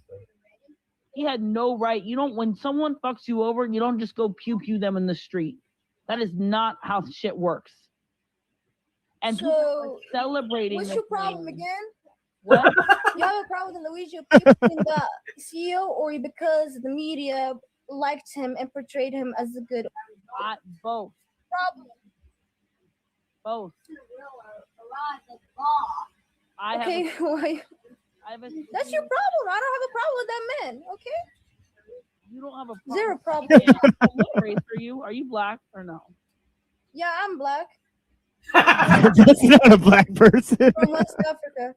West Africa. Oh. All right, that clocks because a black American probably could would still not be talk about Indian. how they think Luigi Mangione is hot. So yeah, There's a lot of Indians from West Africa. That makes sense. He's hot. He's gorgeous. Can you name another man with a unibrow that you find attractive other than him? Yeah, exactly. Yeah, my ex. He had a unibrows, browns, and he was very cute.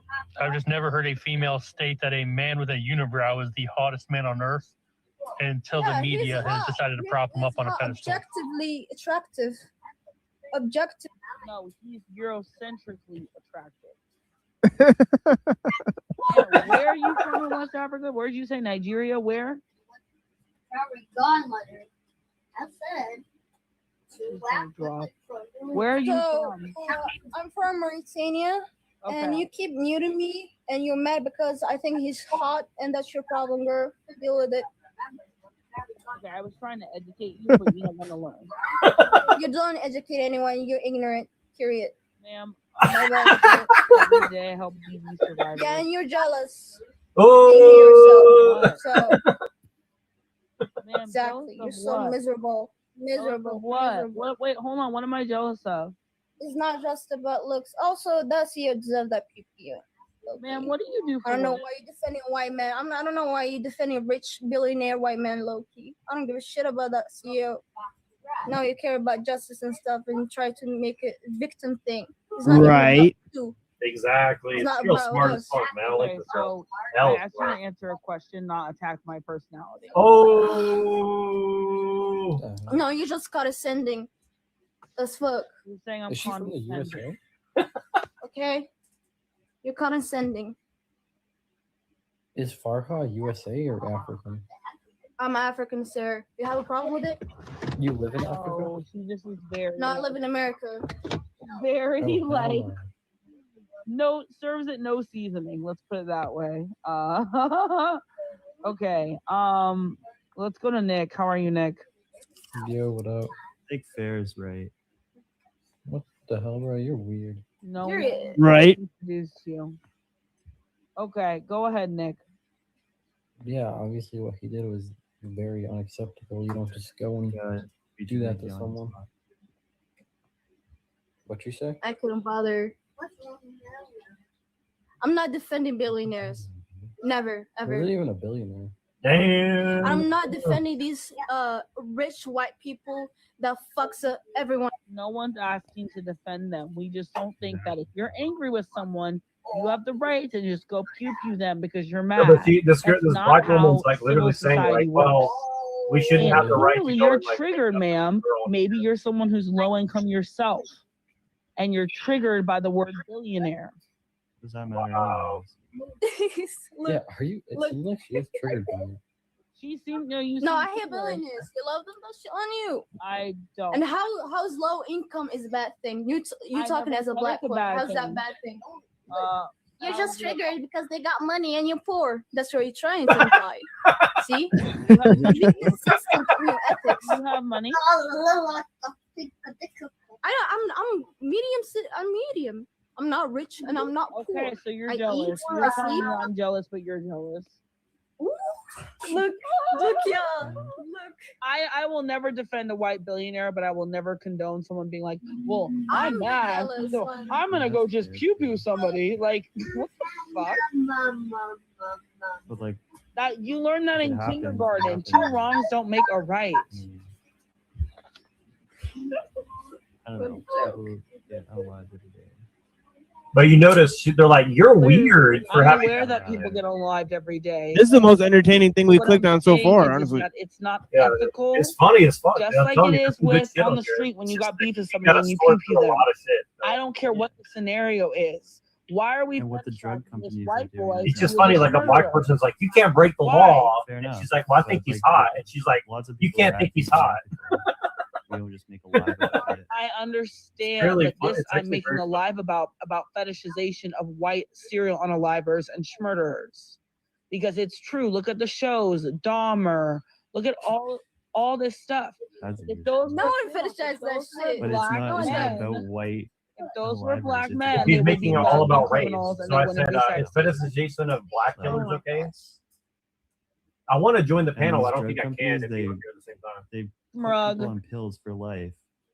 You have to say schmrug.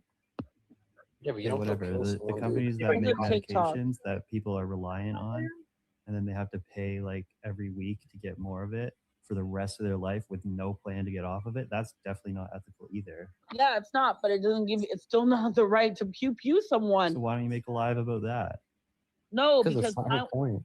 I'm a black woman and I notice. Okay. Okay. Notice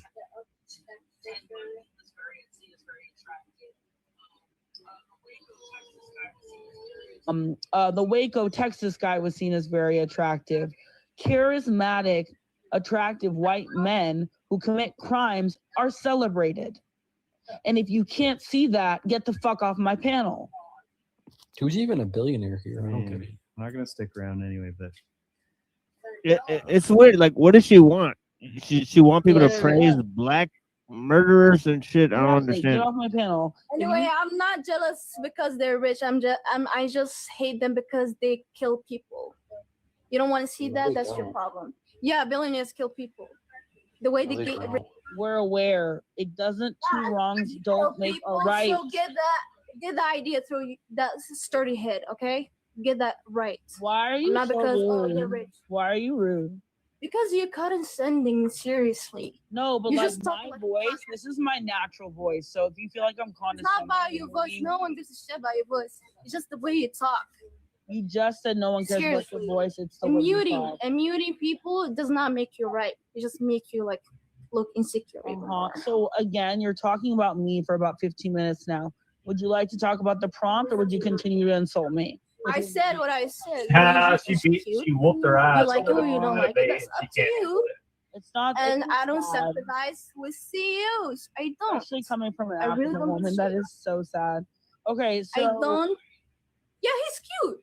Why Hey, why you nugging on that? Great. Why are you so mad at me It's finding him fine. cute? It's fine. You're not gonna understand. Do you think television and movies glorify white men who are serial unalivers? Yeah. Yeah. See? So what's the You tried to difference? make a narrative. What? No, I don't see. He's not a serial killer. Get some context and stuff before Ma'am, judging I'm them. fully aware that he's not a serial unaliver. I was trying to put murderer and I kept putting red line under it, so I didn't do that and said serial unalivers. I understand he murdered one person. He's not even serial killer. Okay, that's a false fallacy then. That because you were question comparing is two not different about contexts. Luigi. Oh my God, can you read? Not every question is about Luigi. Oh my God. Oh my Confused God. as hell. Yeah, because not every single question is about Luigi. I added another one in my lives. Not every single question is about the same thing. Yeah, I these added like another thing about serial unalivers. because these I chicks don't are think really white smart. murderers Honestly, are as these North fetishized as African serial chicks, unalivers. Yep. they're I smart am as fuck. fully Like aware- they don't I'm fuck fully around. aware Luigi is They're not really a serial smart people. unaliver. You just can't Yeah, run they're from like fucking. Yeah, and fuck them. Yeah, they know If you French want and my opinion shit. about I mean, those right? serial unalivers, fuck them. And They're fuck the media crazy. that glorify them.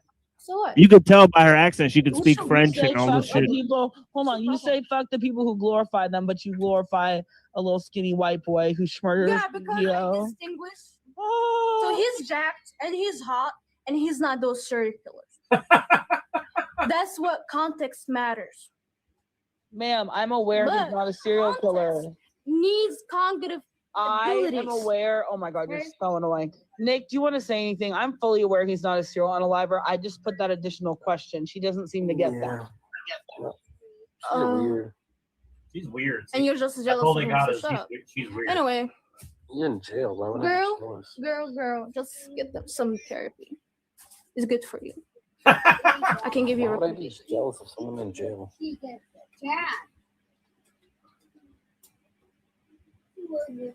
Yeah, she's muted and blocked. Weird. That was weird. She's like, get some therapy. I'm like, I've been in therapy for over 20 years.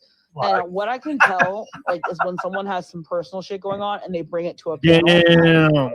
Ew, God, see, she got her. Yeah, she was like way too. She got this bitch so She riled pinned up. her.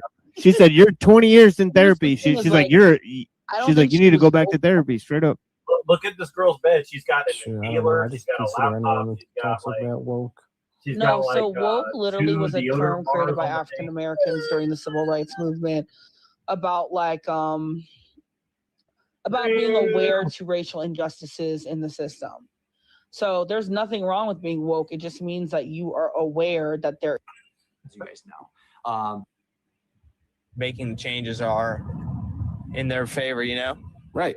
Yep, I agree. Wow. Hey, thanks, man. Throw me a follow and come back. I appreciate the conversation. All right. See you, man. And Donnie If you guys are new here, up at the top left, throw me a follow so you can come back. If you want to join the conversation, hit the request button. I'll get to you guys as soon as I can. It doesn't tell me how long you guys have been waiting in here, so This sounds like a J. in the order in which it tells me to bring you up. Probably is. I'm pretty sure. Trump. Hey, was what's up? What do you think about the lazy prompt here? a month ago, debate me, NAGA only. Well, I've been listening to what you've been saying. I don't really see. To me, I don't really think they're the same. Trump. You're commenting on that he's collecting tariffs and he might give Americans some money from the tariffs. That's not the same as Mandami wanting to take money from successful Americans and dole it out on people that are not successful. So who pays the tariffs? How do we physically collect the tariff taxes?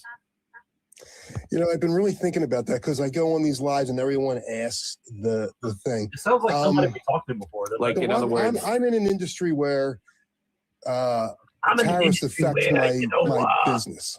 Well, no, hold on. I'm asking you a very specific question. Yeah, and I have a very specific answer, and I will give you a very specific answer that no one talks about. So do you want to hear something this is very relevant to... No, I just want to, I'm sorry, because I don't mean to be a dick, but there's a lot of people waiting in the queue, people listening. I just want to cut to the chase. If I were to hire you as the tariff collector, right, where would you physically go to go get the tariff? The company that imports the goods. No, you wouldn't go to the maybe forced to company. pay You the get it tariff. at the port, yeah? The company pays for it. Correct. The importer at the port, yeah? So if you want to really get educated on tariffs, I'll give you a great example. I'm educated on tariffs, How man. about you unblock me, homo? I'm not. You're smart. I'm stupid. I'm moving on. If this is how, there's no difference. Importers who own businesses. Why he's not conservative? Is Give just me crazy. a number. It's the largest raise of the debt ceiling the U.S. has ever had. Yeah, and our dollar, the value of It's our dollar, plummeting. Exactly. It's going to continue to plummet, and we're building. That's nice. How about you unblock me, homo? Like, we have debt to but pay off. this is unprecedented in the 21st century to see the devaluation of our dollar, and so. Who cares? You're not going to fucking Hyperborea.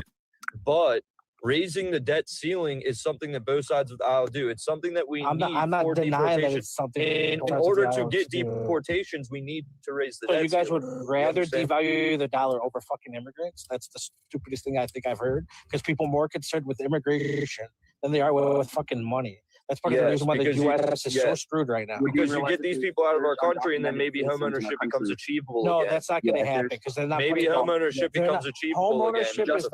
It's not regular. It's not. Rick, when you have undocumented immigrants coming in our country claiming checks out of the wazoo, what do you? And it won't matter. We're all going to drown anyway. All of a sudden, when you're giving money to undocumented immigrants by the millions, You don't follow me, so I dropped you. Go ahead. Keep going. Oh no, that was I just basically had to jump in because he was trying to make a point. He said that we care more about the republic, more about immigrants than national debt. And I believe that if in order to focus on national debt, you have to focus on the individuals claiming money, like the individuals that I believe you're fighting for, like the Somali immigrants in Minneapolis that we're finding out. Oh dear God. Okay, so not gonna respond. You're just gonna, go quiet like a woman. It's never really MAGA or black. Do you have something to share? I think it's from Google Maps. Will you be voting red in talk about, 2028? Will I vote red in 2028? No. Interested to see it. Who will you vote for? Chicken chips. Why wouldn't you vote red? I thought you were like a Trumper. No. Is it something that he did? Neuro fag. Not necessarily. I mean, I would say it's a combination of things. I would say it's where. Yeah, just let him share what he wants to share. The stuff about what they're hiding in Antarctica. I don't know if he's there. He's probably not, but tell him to unblock my other shit so that way I'm not still on my wife's phone. Just unblock me and I got more important shit to talk about. Yeah. Well, you're ready to apologize and act like that. Yes, I will apologize that you're a narcissist. There you go. Anyway, point is I hope y'all got a way to hyperbore you. All right,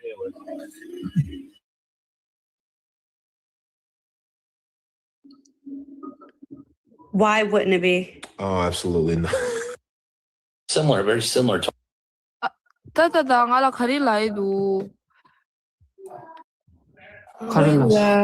Wait, hold up now. Africa, my guy. Join up lagi dua. Mana dalade. What? Tata. Masiningela ka anying sa kirandi rokochagira. The Dalmatians. Germans are more white though, so yeah. Uh-oh. This looks promising. It depends on how much we go outside. ADL and Che Guevara. I get like a light tan. But what's the most racially pure country in your eyes? Iceland. Iceland. No, I'd say Poland or Hungary and Croatia too. Wait, are you Iceland Illyrian? is like more than Are you racially Illyrian? pure. They're like the same people that like colonized or not colonized. That took it in 300 years ago. Icelandic is the same language too, bro. It hasn't changed. Like they're crazy. literally the same 100 people that were there like 300 years ago. Mm-hmm. Like they're just racially pure. Like Beowulf days. Rep, who won the Roman Dalmatian Wars? No, I The know. Roman Dalmatian Wars? Where did you get? I think That changed over time though, because now they're doing the same exact thing as the men and they're still being qualified. And they are Not as performing many. at exceptionally lower levels. Okay, but most women don't like do combat roles though. Yeah, because that's not their role. Or sleep. What's up, Blackwing? If the flag right above me, if you flying this flag anywhere in the United States, I'm automatically fucking your cousin. I'm automatically think you fucking your cousin. Okay, never mind. Black wings are friendly. I forgot. My bad. My bad. said that all the way wrong at first. You didn't have the friendly said? I'm saying this. I'm automatically think you fucking your cousin. I'm automatically think you fucking your cousin or your sister. That picture just throws me off. My bad. We got the Neapolitan coconut layers. And then we had the caramel coconut.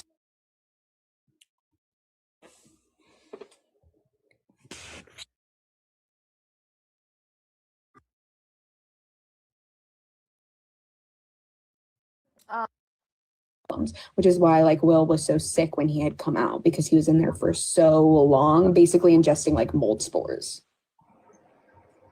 Yeah, I don't know. I just feel like it's that's a stretch. I'm being honest. I'm just No, like, that's what the Duffer Brothers said, is that it was basically comparable to mold spores. Yeah, I'm just sick of the Duffer Brothers confirming and not like like showing it in the show. They literally wrote the show. No, I can't disrespect Maren Morris. I actually like her. Mm. Yeah, I think I've been away. And for you to get it, but sometimes fundamentally, enslaved people were fundamentally the reason that the country was built. I think we forget this. So in 1776, when they made the Inception, before the Inception, what was happening was Black people were on Wall Street getting sold for the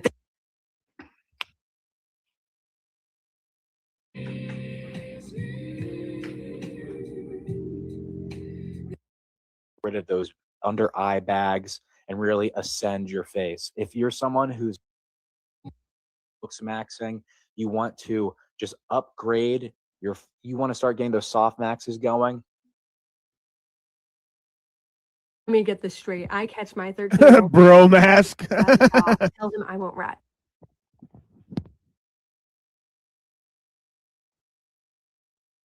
Yeah, it seemed pretty. What do you call it? Look, I think you're saying looks maxing or some shit. I'm like, what the fuck? I don't know. Yeah. But yeah, it's just that's just the taste. Like, for whatever reason, it's not showing me the normal stuff that it shows me on my phone. So, but that was a pretty good like example of like what I'm talking about. Like, it gets a lot like at nighttime, it's way more active. It's also like the first of the year, but yeah, it's there's some crazy stuff on there. I haven't seen too much like technology talk, but I'm sure it's on there. It's kind of, TikTok's kind of weird. Like you have to kind of look, you have to kind of like consistently look for something, or I don't know. All my accounts have been different. Like every account I've started has shown me different shit. So then this is like my 5th account. So, and this one I already got 2 strikes. So it'll probably not be long before I don't have it. I don't have the TikTok anymore. I'm pretty sure then. So. Let's see here. I wanted to show. So I'll show you guys the one though. What I'm getting strikes on and what I'm not getting strikes on. Okay, what do you guys think of this one?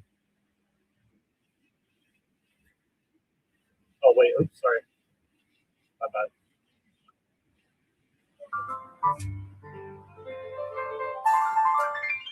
It's a view.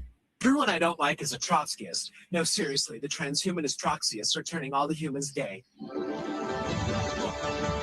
Everyone I don't like is a Trotskyist. No, seriously, everyone I don't like is a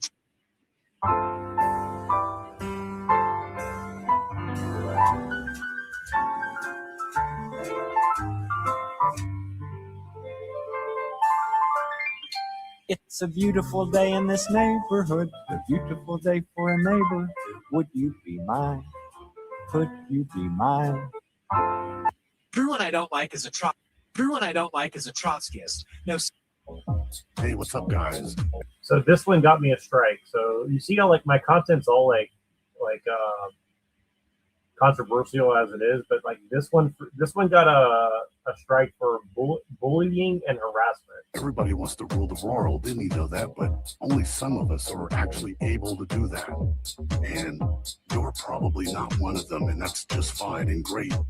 Don't worry about the race mixing or your trad wife who probably, used to hang out with people like Milo Yiannopoulos or maybe even Nick Fuentes, whose dad may or may not have been Alan Turing made in the Epstein factory, but that's okay. Just go enjoy your corn and your peas and all those other nice, beautiful things. And you can also have a nice mustache and go work out and probably hang out with Milo Yiannopoulos yourself. I mean, he has admitted to certain things, but he's telling the truth sometimes, and Ian Malcolm doesn't like him.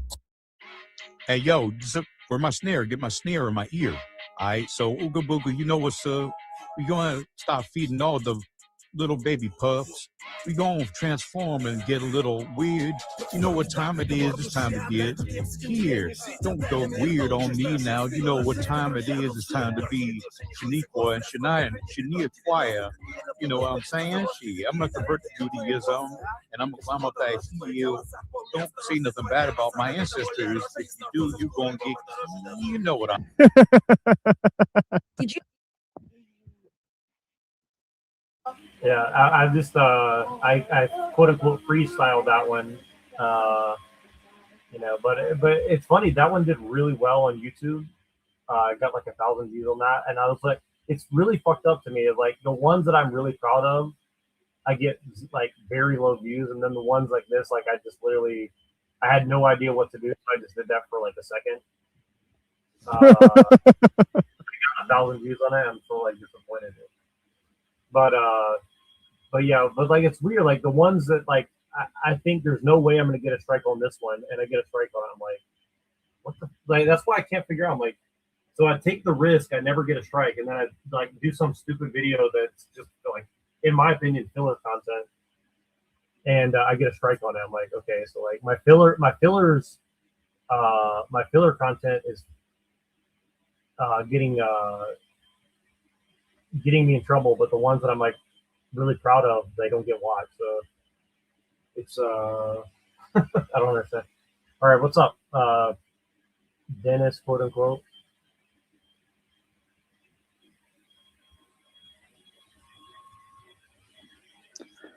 All right, I apologize. Don't kick me. Okay. Tentatively, I'll accept your apology. So what's up? You want to talk about Antarctica and Penguin or whatever? I'm just going to say, give me a few days to compile all the video and edit it. And let's just say by the end of it, I got kind of scared, y'all. It's kind of scary. I can tell you that a lot of it's changed from the last time that I had viewed it 4 or 5 years ago. And if by the time I'm done reviewing it, I'm just saying, shout out to Gerald Butler, Greenland 2 Migration. So, you know, not to, you know, jump in and cause your problems. I'm just saying that, you know, Hyperborea is starting to sound a lot more fucking plausible now. Well, yeah, I've seen some stuff about that too. And I'll tell you, I had a weird experience. Like, so there's apps you can use, like certain apps that you use the social media, you can like click on a geographical area and it'll show you like things that have been tagged as being in that area geographically. So like meaning someone's phone supposedly has to be in that area to like geolocate the photos. You understand what I'm saying? And yes. So like if you click on Antarctica sometimes, like I've done this before, you click on Antarctica. I saw this guy who's like working on like kids' toys or some shit. He's like using like certain small tools and he's speaking like some sort of weird like German or some kind of language. And it's in Antarctica. And then I went back and tried to find it and and it was gone. I was like, what the fuck? So like it was really bizarre. I was like, wait a second, there's people living in Antarctica? Because like I clicked on Antarctica and it showed me like this like guy sitting in his house. Like it's not, you don't see him. He's like it's like point of view and he's looking down at like a table and he's like working with like electrical tools or something to like fix some like kids' toys or something. And so yeah, I don't know what's going on with that, but it was pretty weird because I'm like, and then I went back to try to find it and it didn't show anything. So, well, can you by any chance blow up my picture? This would just be the first thing I wanted to show because I haven't edited anything yet. Anyway, so I did about 20 or 30 minutes of just like searching and like zooming in. And you know how some parts they have perfect satellite footage of some things and then like for miles on end. I can tell you, as someone who's done plenty of work with artificial intelligence and editing things to make it look realer, most of this shit is edited with tools that let you mimic clouds and to spread things with like brushes to make it look like the image is blurred and stretched. But this picture right here is a picture of a mountain in Antarctica, allegedly. And I knew there was something off about it when I was examining it. So I started zooming out. And I realized, wait a second, why does this look like an animal? It literally looks like a fucking animal. And it's a mountain that looks like an animal, and the name of it's called Troll Station. So they are literally hiding the truth and trolling us at the same fucking time. I'm not done, but like I said, give me 2 more days of doing my evidence gathering, and I'm telling y'all, fucking Antarctica, now it's starting to make sense. And if you put it into context, I can just tell you, you're not fucking Gerald Butler. So, yeah, from the area, hang on, the areas that I examined 5 years ago have tremendously changed, and I'm telling y'all, the size and pieces of these fucking icebergs that are breaking off are definitely the size of small, not continents, small states. I can tell you, some of the size of the things that they are trying to hide behind the allegedly, it makes no sense that they can get perfect miles long worth of icebergs that are pretty large in size, but it would probably take you about an hour to walk across some of these. But then further down, where there should be plenty more of other icebergs, if they're, getting this wonderful, satellite coverage, and it's just completely edited out. It's just completely blank with whiteness, like they couldn't get the next 10 feet over. And when you look at somehow when the ice, there is complete flat land for miles that already has no ice on it. And when it runs off into the pieces, I honestly believe they've been controlling how they've been melting it. They've been controlling it, not just slowly, but to make sure it does it a certain way to affect the ocean currents. I'm telling you, by the time I get done, it's going to probably take me more than a few days to honestly compile it. But I can tell you, with how much is being hidden, you're not going to see what. I don't care what fucking NASA bullshit thing you're trying to tell me. It makes no sense that you can sit here and show me the vast amount of detail in some of these areas on Antarctica that are completely different. I'm telling you, there was parts that I remember looking at that were covered in hundreds of miles of snow. Gone, complete barren, nothing but rocks, nothing but grass. Well, not real grass, but it's got that real dusty kind of dirty look. So just saying, it was enough that by the time I realized what I was looking at here, nothing's making any sense other than what popped back in my head. It was Hyperborea, because like in Hitman, what's back there on the screen when you go into that level on the fucking island, it's a fucking basically Antarctica. It's icy mountains, and it's got miles of ice behind it. So re-downloaded it, got back on there, started looking for a long time, and I'm talking about like checking every nook and cranny that I can for now.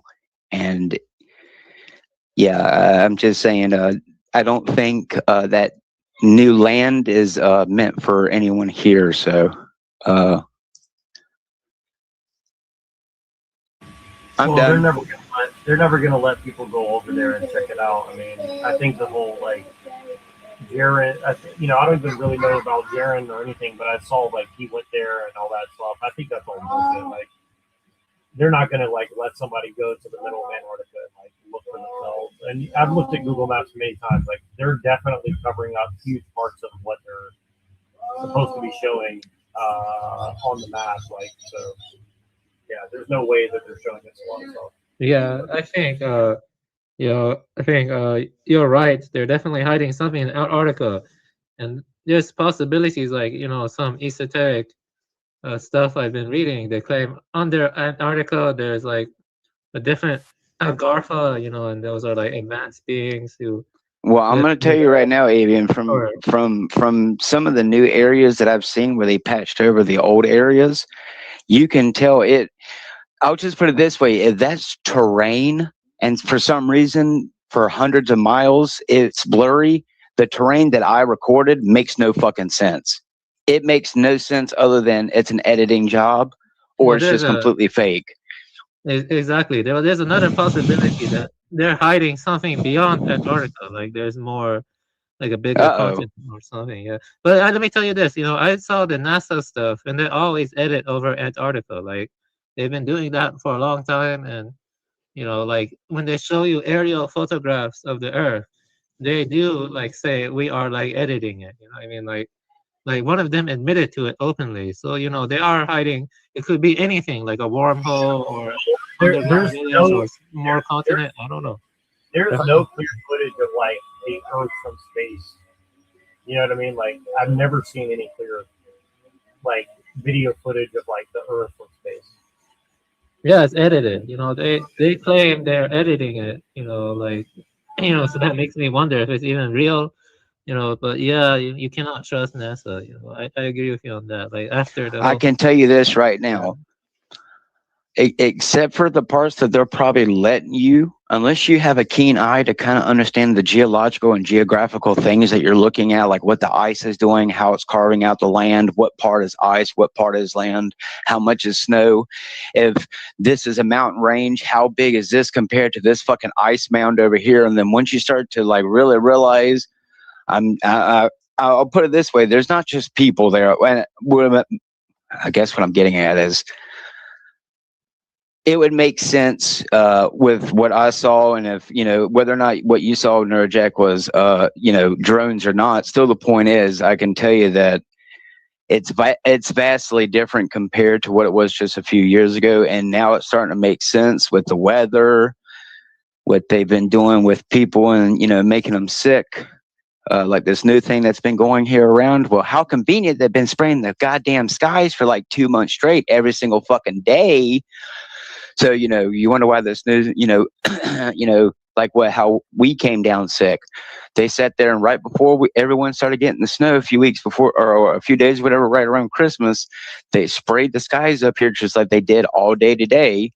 And boom, we've been sick since then. We've all had, a really thick cough and phlegm. Kind of funny. We didn't go to the store. We didn't hang out with no one. We were completely alone at the park, not even at an hour. They spray the skies. Oh, look, 2 or 3 days later, it snowed. So, while they're sitting here melting the fucking ice all the way up there at the ice wall, allegedly, they're creating artificial snow and stuff in our atmosphere that's turning around and making us sick. So, I don't know what to tell y'all other than we're just going to LARP until one of the things fucking happens. Because I'll just put it this way. Once you put into scope what these people are doing, then if you put into context what I'm saying of what I think they are doing with Antarctica, it's very scary. Either A, they are already there and they already have it prepared, or they really do have to melt the ice. And I mean, stuff is going to eventually get pretty shitty. Why it hasn't yet, I don't know. But the point is they're playing something with Antarctica to the point that obviously, I can tell you when I first watched the movie with Gerard Butler, it made sense. An asteroid was going to hit the planet. Him and his family got to go and live in a bunker. But then you go and you're starting to analyze the new movie and what they just put in the new trailers. And, I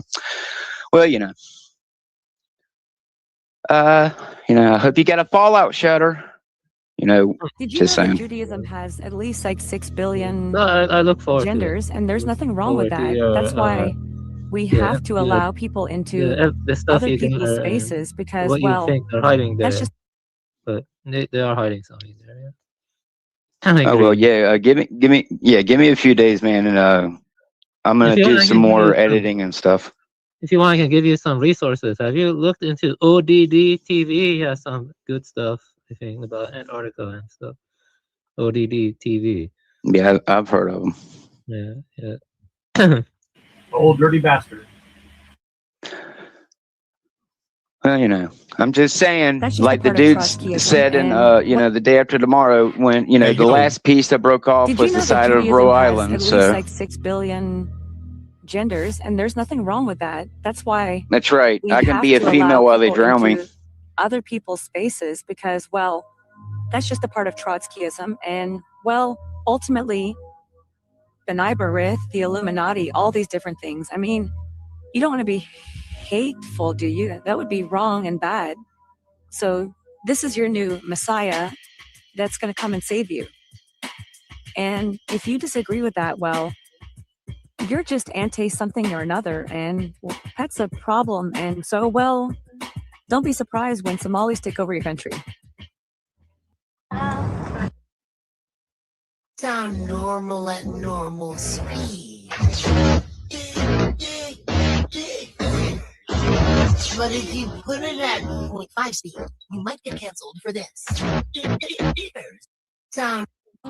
Hey, it's me, the Joker. I'm so happy the Muslims have come into England. It's really great. Wow. Don't get all upset and scared. I mean, that would be gay. I mean, not that there's anything wrong with that. In fact, it's great. Wow. And especially if you're race mix and you're an Asian lady married to a black guy, even better. I mean, I don't know why I keep getting all these strikes on my channel. It's not like I'm racist or something. I'm gay. I can't be racist. I mean, I'm definitely a person of color, and I say all the right things. I mean, just let me bend over backwards, and not just for the gay sex. Let me do it just because, like, I want to show you how good I am. Does that sound good?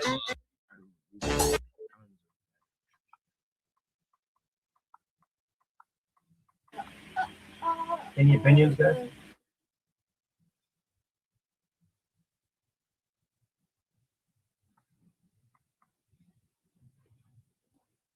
When you go to the library and read about. This is funny, dude.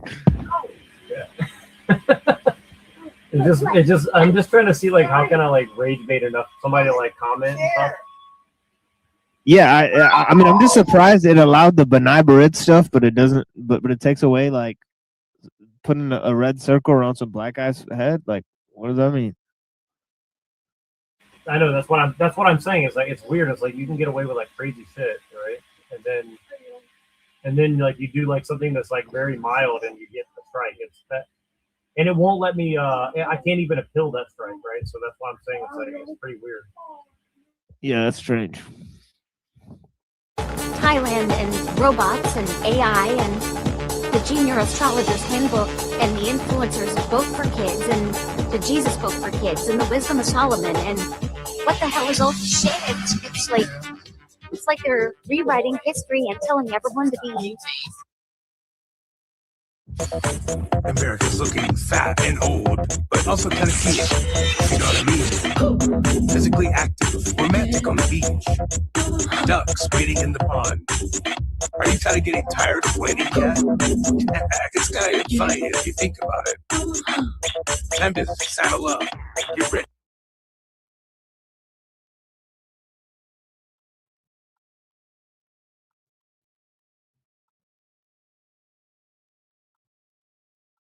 Yeah, it keeps cutting the internet out on me. I'm not sure what's going on, but yeah, this one I have like extremely anti-Semitic cartoons in this video, and I like barely covered it up, and these don't get struck. See, that's what I'm saying. Is like stuff that you would think is like gonna totally get your channel like deleted. It doesn't. You know? Like I could put like anti-Semitic shit on there, and they don't care about that. But then if I put like a black guy with a circle around his face or something, it's like harassment and bullying or something. It could just be because I had Milo Yiannopoulos on the video too. So like maybe if you put like Milo and Nick Fuentes on a video, then it's automatically like, I think it's like you just say their name. I think if I show the picture, I might get away with it, but I think if you show their if you like say their name, it automatically flags your video.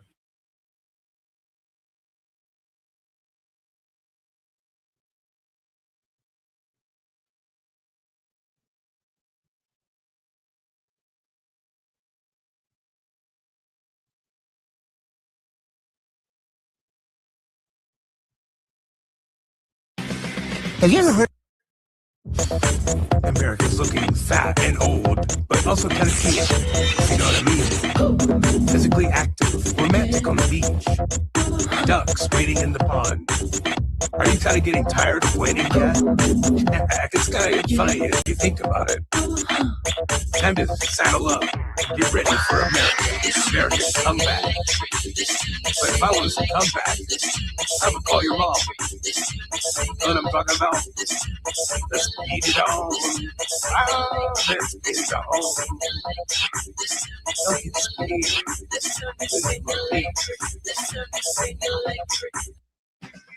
Have you ever heard about Scientology? That Culture is that. Are you scared of Judeo-Christian values? And do you like Indians? Well, good news. You're going to go to jail for wanting Asian women or pranking people. Thanks, Trotsky. The endless revolution is here. Perpetual revolution. Did you get the vibe check? Trotsky is our god, and we need to go on the whatever podcast and trust the plan with Trump, or else you're a bigot and you're going to jail. Yeah, see, like this video trips me out because I didn't think about this video at all. I just made this video like off the top of my head. All these I did, but like this one in particular, I didn't think much of it. And this video, for whatever reason, on TikTok, like I got a lot of weird comments. Like people got really upset with this video for some reason. So I'm not sure why that is, but it's like that's what's weird. Is like sometimes I'm just saying kind of like random shit, and I'm like, okay, what is it about this video?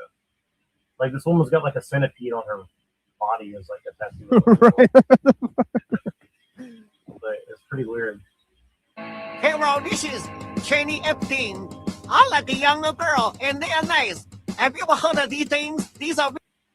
So I wasn't thinking about this when I made it, but then it's like you see, it's like Chinese Epstein, but then I'm like married with children. You get it, like you know, and like I didn't even think about it until way after I made this video. I was like, oh, okay, like it's married with children, because like I edit the video before I record, so like I pre-edit the video and then I choose the music. And then like I'll come back like a month later and like do the voiceover. So like I didn't like plan what I'm gonna say or anything. But it's funny because like this one, a lot of people watched it, but nobody got angry about it. I was like, okay, so like literally like impersonating a Chinese person and saying like Chinese Epstein is Chinese, like nobody cares about that. But see, it's weird. Like people get offended over the like. It's just you totally wouldn't expect like why people get offended. Like nobody's offended by this. So I was like kind of surprised by that. These are really good, and I like it, but you should not like it because it's really bad for you. Sam Altman, he is a good man, and he likes the young lady too, even though he is gay, and that's a really good. He like this kind of guy.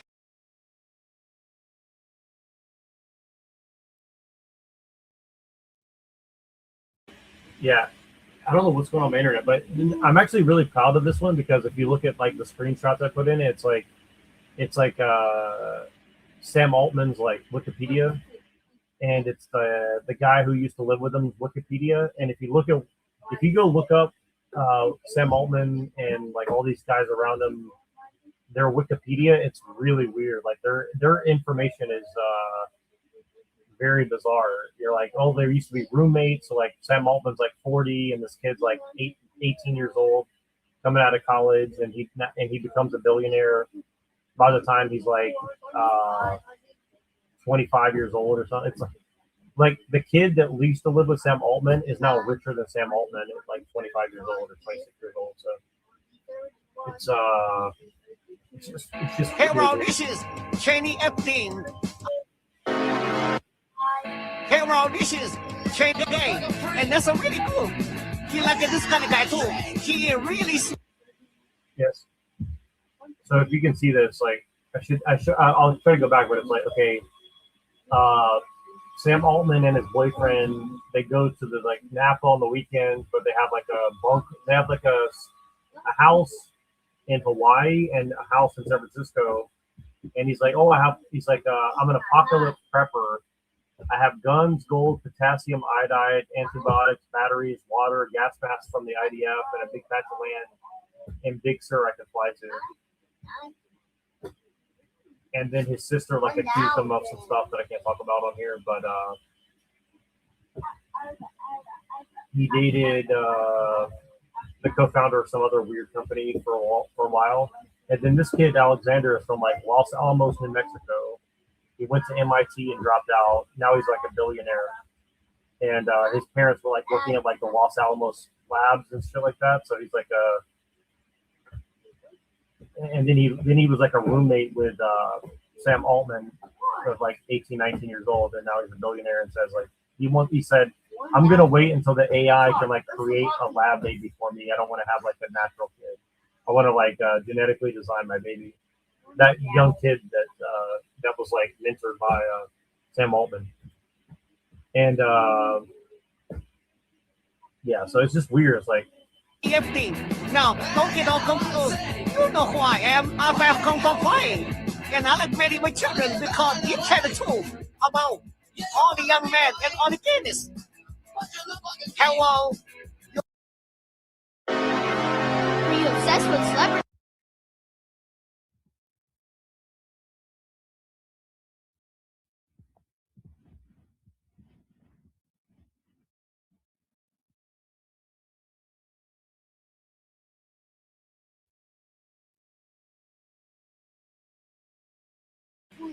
yeah, my internet's like totally dying on me, so I can't do anything now.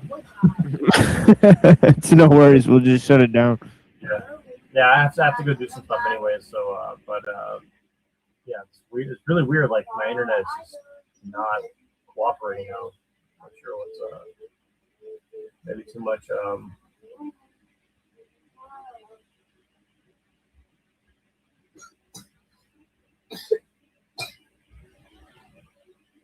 But they're going to start conscripting German kids soon, I guess. So I guess there will be a World War III, and they'll wipe out the rest of the Western Europeans over there.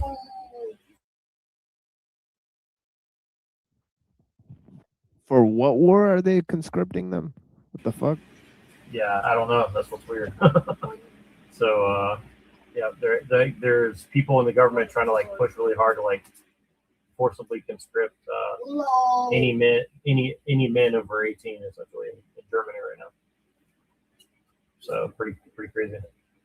Russia again, yeah, pretty much. Come with me, comrade. I show you the future. That's what I figured, but it's like, what the hell?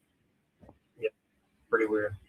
But it's like, you know, think about how strong German people were 100 years ago. It's like now, like, like what are they doing exactly? I don't know. Like I saw a video of a guy walking through Berlin or something like that today, and he's like saying, he's like showing how like all these like African migrants are like selling heroin and cocaine and methamphetamine like literally on every street corner by the train station or whatever. And they're like telling him like stop filming me and stuff. He's like I'll film whatever I want. I'm a German person or something like that. It's like really weird. It's like it looks exactly like San Francisco. It's like every shop is closed, graffiti, trash everywhere. It's like pretty weird. Maybe Berlin and San Francisco are like sister cities or something.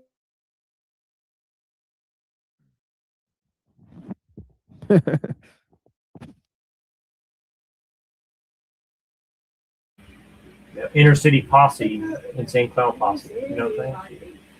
All right, I'll just shut it down, guys. I appreciate everybody. Sorry, I wasn't really organized for the shit, but it was fun. Yeah, it's no worries, dude. Appreciate you guys. You're doing a show soon, right? I'm doing a show tomorrow. Yeah, like tonight, if I do a show, it'll just be music. But tomorrow, I'm doing a show made by Machine Bob. So it's a little bit different of topics. I just recorded a bunch of shit. So I'm just going to sit there and comment on it. And then it's going to end up on the Cyber Caliphate channel.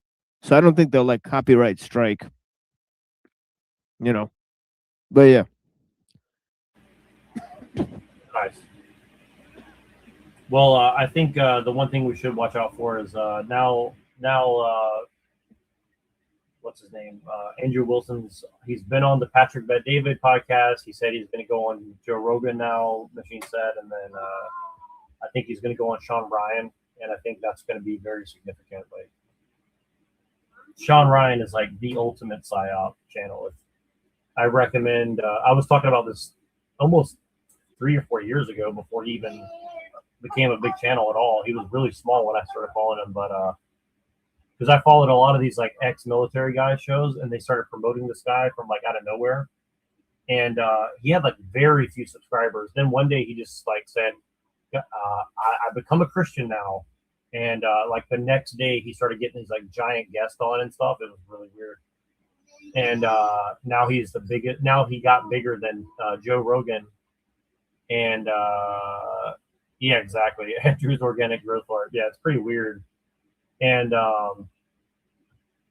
yeah, but I think when he goes on that show, like we have to review that, because if he's going on the Sean Ryan podcast, like Sean Ryan's podcast is literally like it's like Alex Jones on steroids, I would say, because everybody's like overtly like secret military. Like they basically admit like, yes, I'm a spook, and you know, and so like everything they say, you can pretty much guarantee like it's all propaganda, right? But they act like it's all like serious, and like they, you know, it's just it's like Joe Rogan. Like I said, it's like super Joe Rogan, where it's, you know, I was in special psyops division for 30 years, and you know, I hate the U.S. government, and you know, I don't trust anything they say. But by the way, you know, we need to get prepared to go to war with the United States government. It's like what? It's just like the most insane stuff ever. It's like everybody's like an ex-contractor, Blackwater, fucking.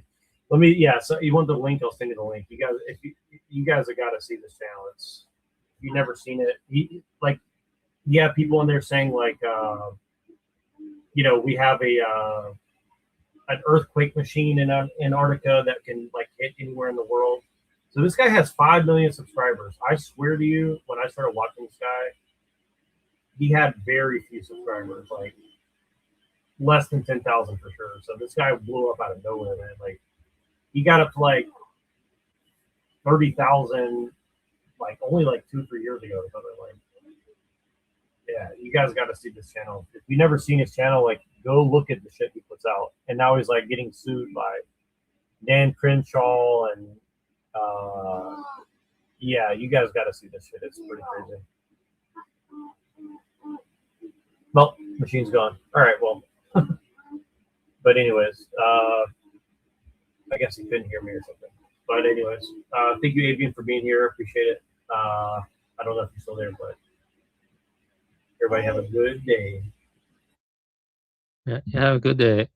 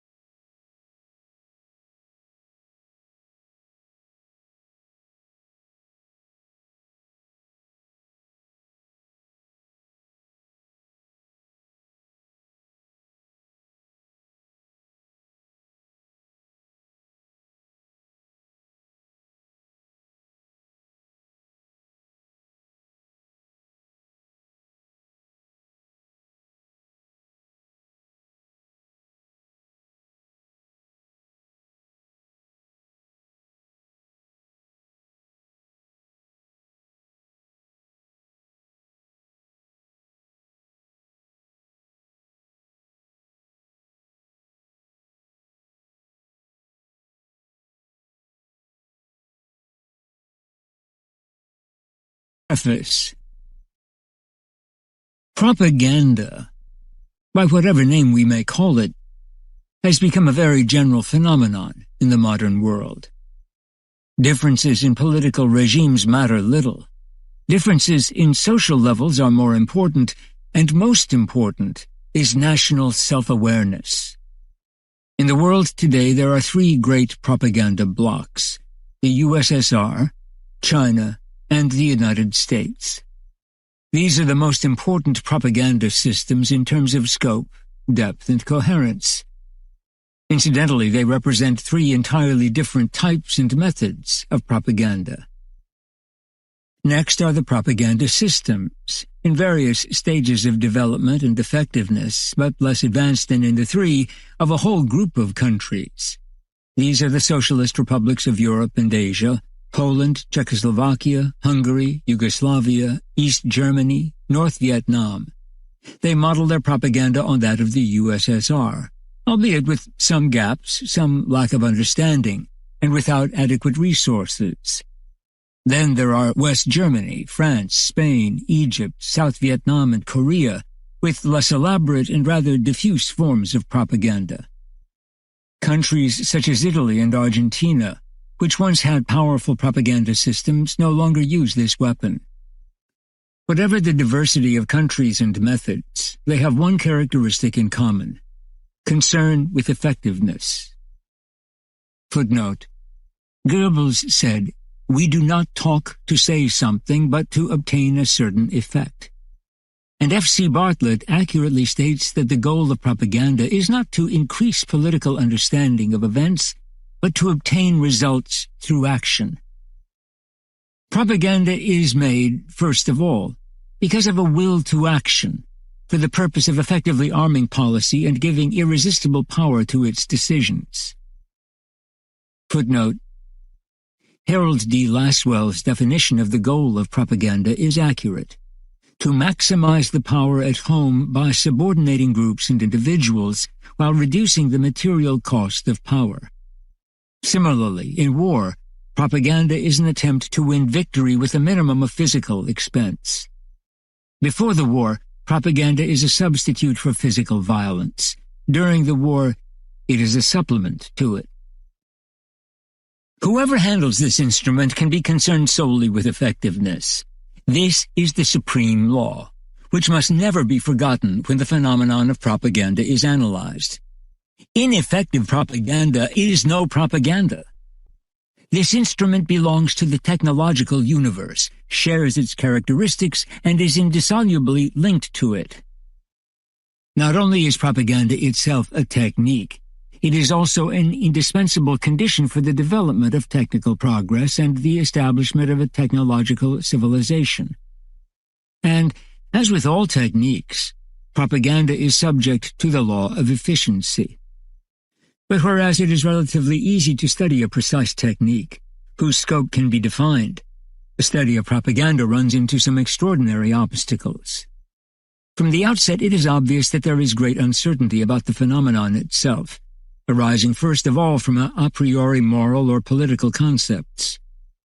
Propaganda is usually regarded as an evil.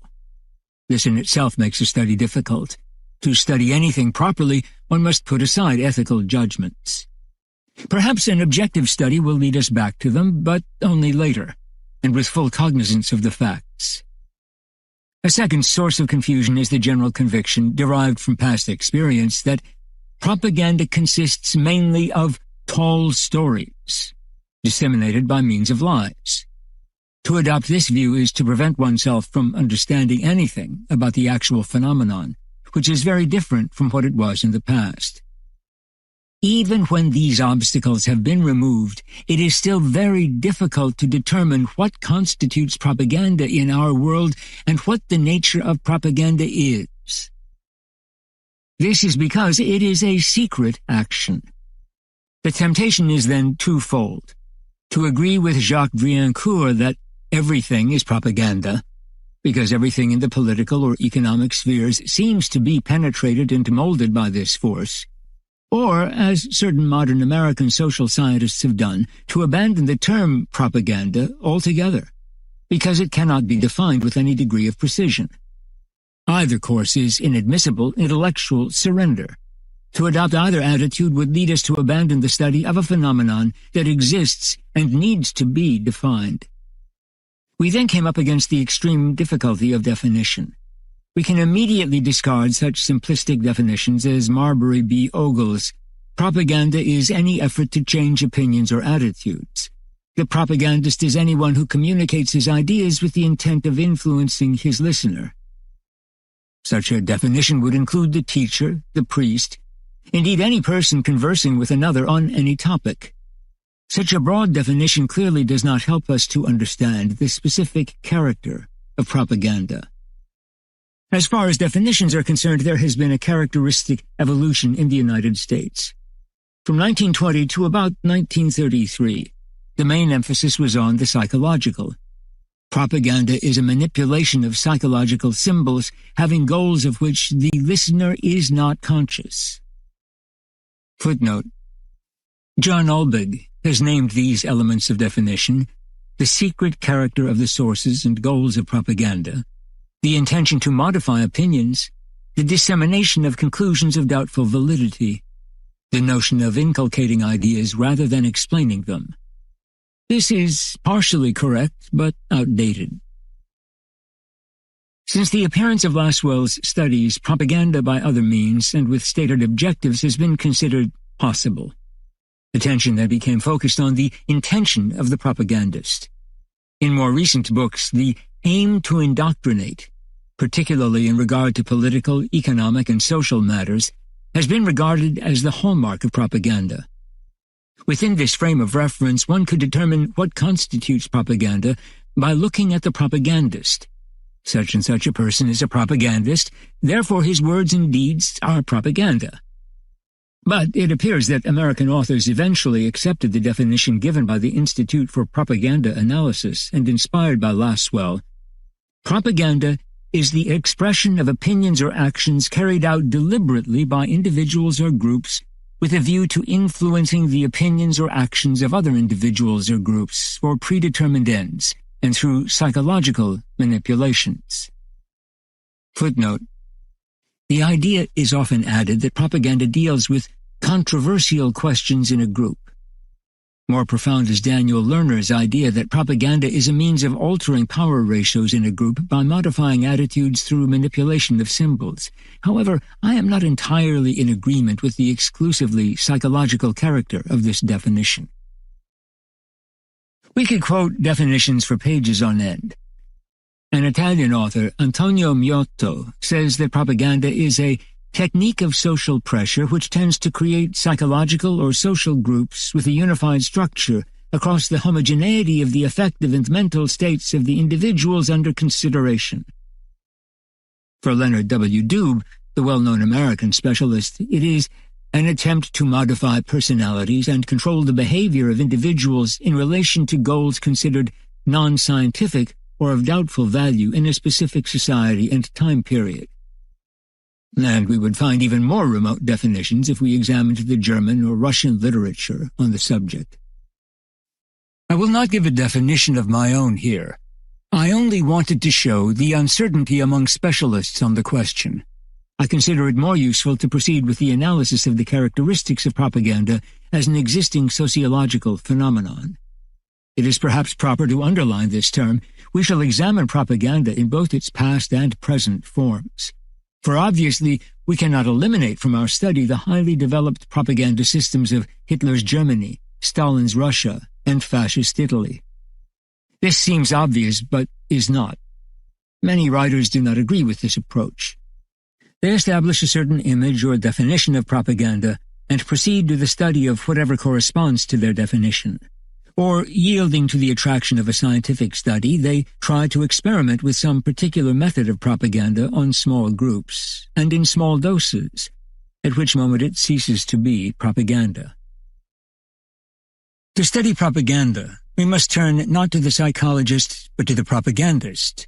We must examine not a test group, but a whole nation subjected to real and effective propaganda. Of course, this excludes all so-called scientific, that is, statistical types of study, but at least we shall have respected the object of our study, unlike many present-day specialists who establish a rigorous method of observation, but, in order to apply it, lose the object to be studied. Rather, we shall consider what the nature of propaganda is wherever it is applied and wherever it is dominated by a concern for effectiveness. Finally, we take the term propaganda in its broadest sense, so that it embraces the following areas. Psychological action. The propagandist seeks to modify opinions by purely psychological means. Most often he pursues a semi-educative object and addresses himself to his fellow citizens. Psychological warfare. Here the propagandist is dealing with a foreign adversary whose morale he seeks to destroy by psychological means, so that the opponent begins to doubt the validity of his beliefs and actions.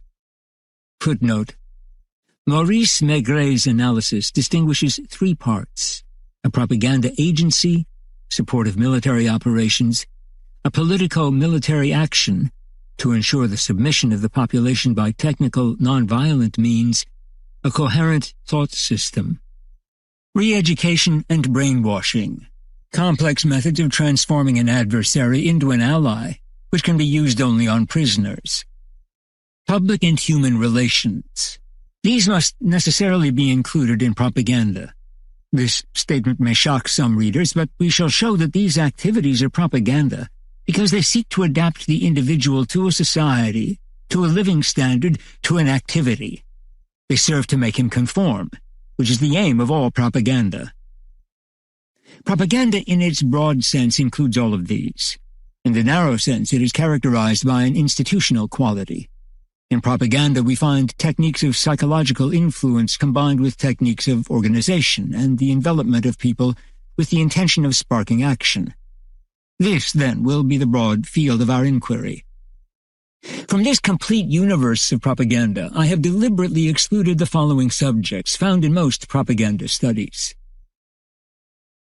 Historical accounts of propaganda, particularly of the recent past, propaganda in 1914 or 1940, and so forth.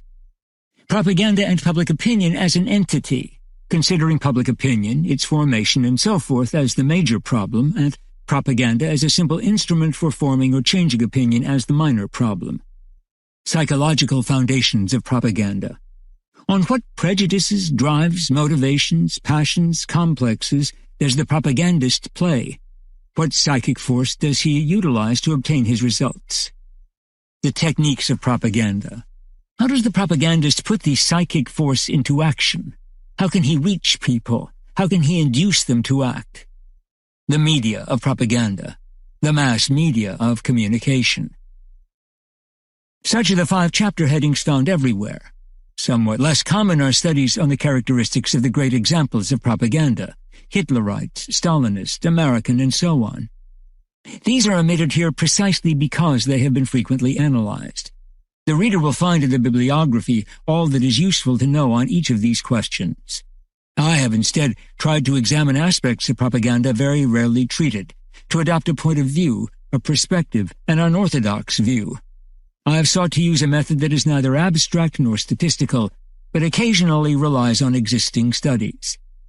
The reader should know that he is not dealing with an encyclopedia of propaganda, but with a work that assumes his familiarity with its psychological foundations, techniques, and methods, and that endeavors to bring contemporary man a step closer to an awareness of propaganda, the very phenomenon that conditions and regulates him.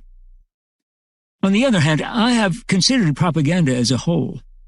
It is usual to pass ethical judgments on its ends, judgments that then redound on propaganda considered as a means, such as, because democracy is good and dictatorship bad, propaganda serving a democracy is good, even if, as a technique, it is identical with propaganda serving a dictatorship.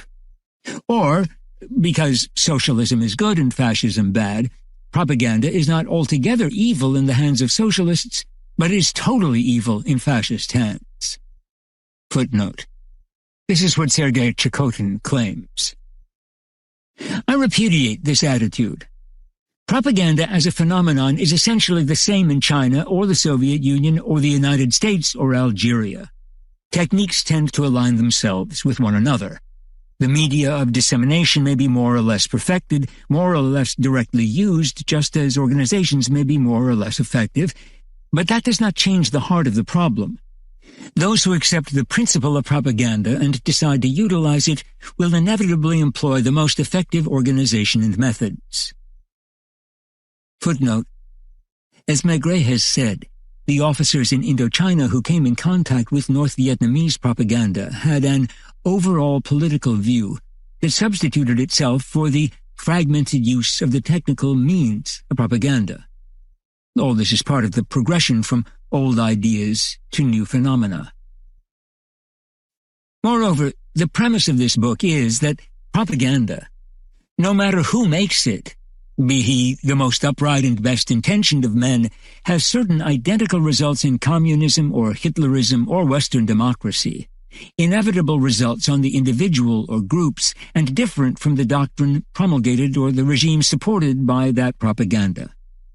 In other words, Hitlerism as a regime had certain effects, and the propaganda used by the Nazis undeniably had certain specific characteristics. But whereas most analysts stop at this specificity, I have tried to eliminate it in order to look only at the most general characteristics, the effects common to all cases, to all methods of propaganda. Therefore, I have adopted the same perspective and the same method in studying propaganda as in studying any other technique. I shall devote much space to the fact that propaganda has become an inescapable necessity for everyone.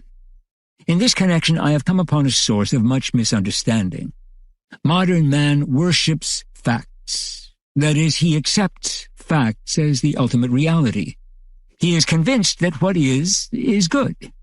He believes that facts in themselves provide evidence and proof, and he willingly subordinates values to them. He obeys what he believes to be necessity, which he somehow connects with the idea of progress. This stereotyped ideological attitude inevitably results in a confusion between judgments of probability and judgments of value. Because fact is the sole criterion, it must be good. Consequently, it is assumed that anyone who states a fact, even without passing judgment on it, is therefore in favor of it. Anyone who asserts, simply stating a judgment of probability, that the communists will win some elections, is immediately considered pro-communist.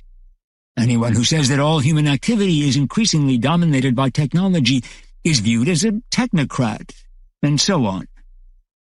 As we proceed to analyze the development of propaganda, to consider its inescapable influence in the modern world and its connection with all structures of our society, the reader will be tempted to see an approval of propaganda.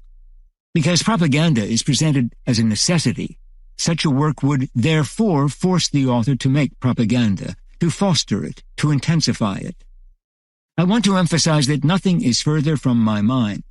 Such an assumption is possible only by those who worship facts and power. In my opinion, necessity never establishes legitimacy. The world of necessity is a world of weakness, a world that denies man.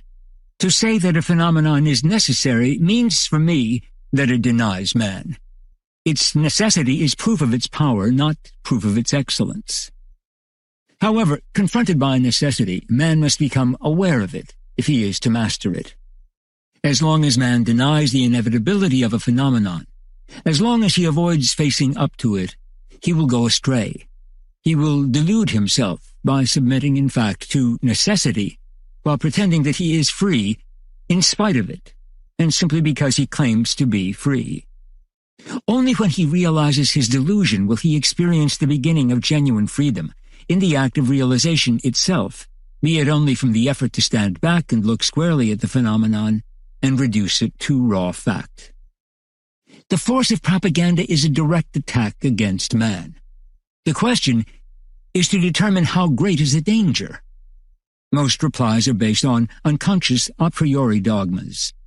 Thus, the communists who do not believe in human nature but only in the human condition believe that propaganda is all-powerful, legitimate, whenever they employ it, and instrumental in creating a new type of man.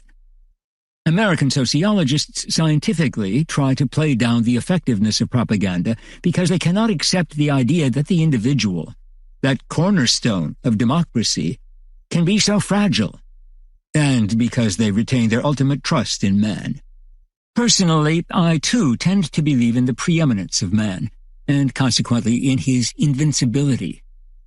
Nevertheless, as I observe the facts, I realize man is terribly malleable, uncertain of himself, ready to accept and to follow many suggestions, and is tossed about by all the winds of doctrine. But when, in the course of these pages, I shall reveal the full power of propaganda against man, when I advance to the very threshold of showing the most profound changes in his personality, it does not mean I am anti-democratic. The strength of propaganda reveals, of course, one of the most dangerous flaws of democracy. But that has nothing to do with my own opinions. If I am in favor of democracy, I can only regret that propaganda renders the true exercise of it almost impossible. But I think it would be even worse to entertain any illusions about a coexistence of true democracy and propaganda. Nothing is worse in times of danger than to live in a dream world. To warn a political system of the menace hanging over it does not imply an attack against it, but is the greatest service one can render the system. The same goes for man. To warn him of his weakness is not to attempt to destroy him, but rather to encourage him to strengthen himself. I have no sympathy with the haughty aristocratic intellectual who judges from on high, believing himself invulnerable to the destructive forces of his time, and disdainfully considers the common people as cattle to be manipulated, to be molded by the action of propaganda in the most intimate aspects of their being. I insist that to give such warning is an act in the defense of man, that I am not judging propaganda with Olympian detachment, and that having suffered, felt, and analyzed the impact of the power of propaganda on myself, having been time and again, and still being, the object of propaganda, I want to speak of it as a menace which threatens the total personality.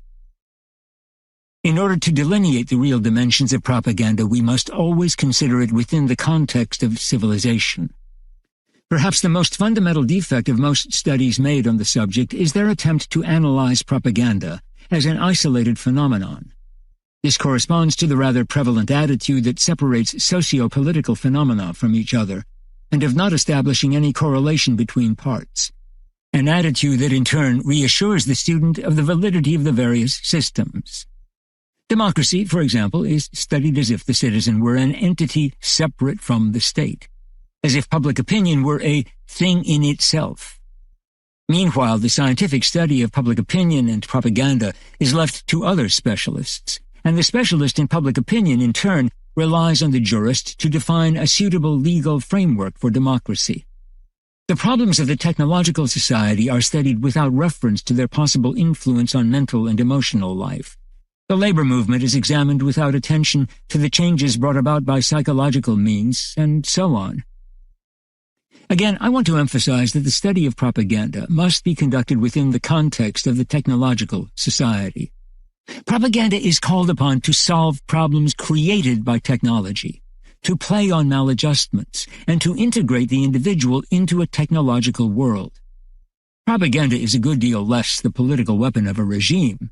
It is that also, than the effect of a technological society that embraces the entire man and tends to be a completely integrated society. At the present time, propaganda is the innermost and most elusive manifestation of this trend.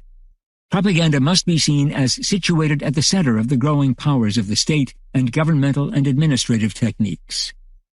People keep saying, everything depends on what kind of a state makes use of propaganda. But if we really have understood the technological state, such a statement becomes meaningless. In the midst of increasing mechanization and technological organization, propaganda is simply the means used to prevent these things from being felt as too oppressive, and to persuade man to submit with good grace. When man will be fully adapted to this technological society, when he will end by obeying with enthusiasm, convinced of the excellence of what he is forced to do, the constraint of the organization will no longer be felt by him. The truth is, it will no longer be a constraint, and the police will have nothing to do. The civic and technological goodwill, and the enthusiasm for the right social myths, both created by propaganda, will finally have solved the problem of man. Jacques Ellul, 1962. Chapter 1.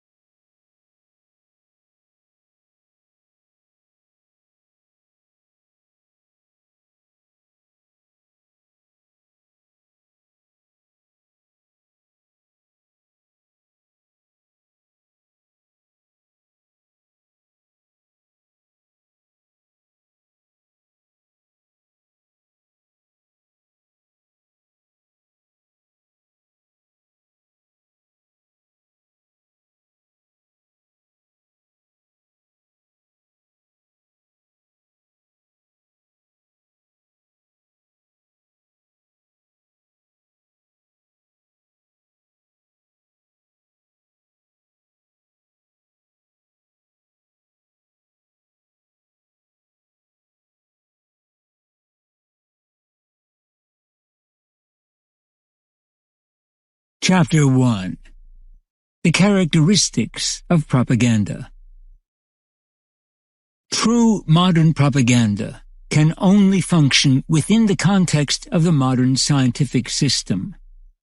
But what is it? Many observers look upon propaganda as a collection of gimmicks and of more or less serious practices. Footnote: most French psychologists and psychosociologists do not regard propaganda as a serious practice or as having much influence. And psychologists and sociologists very often reject the scientific character of these practices.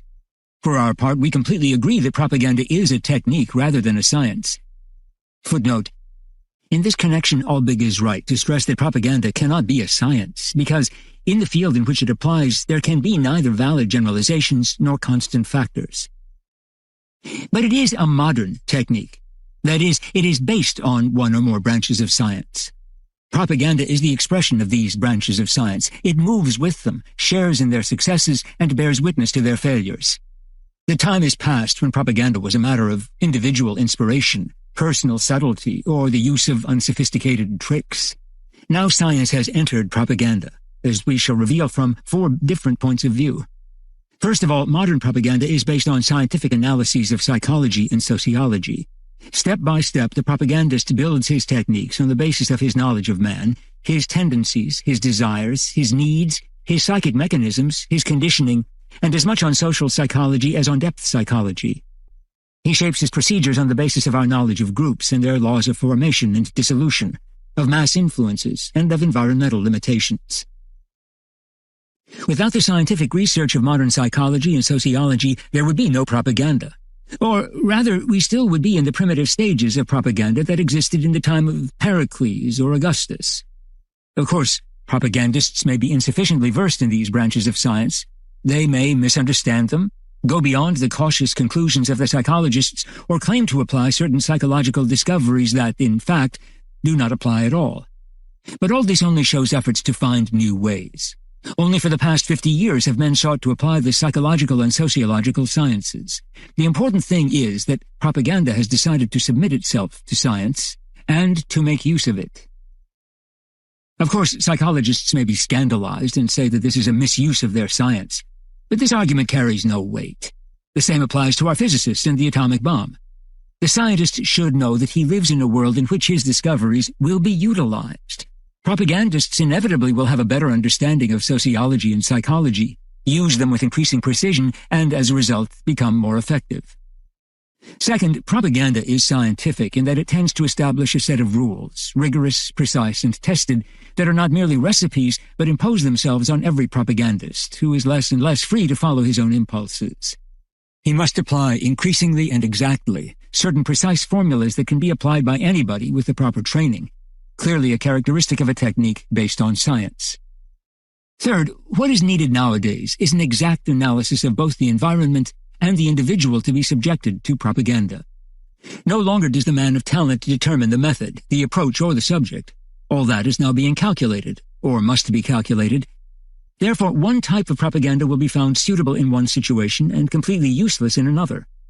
To undertake an active propaganda operation, it is necessary to make a scientific, sociological, and psychological analysis first, and then utilize those branches of science which are becoming increasingly well known.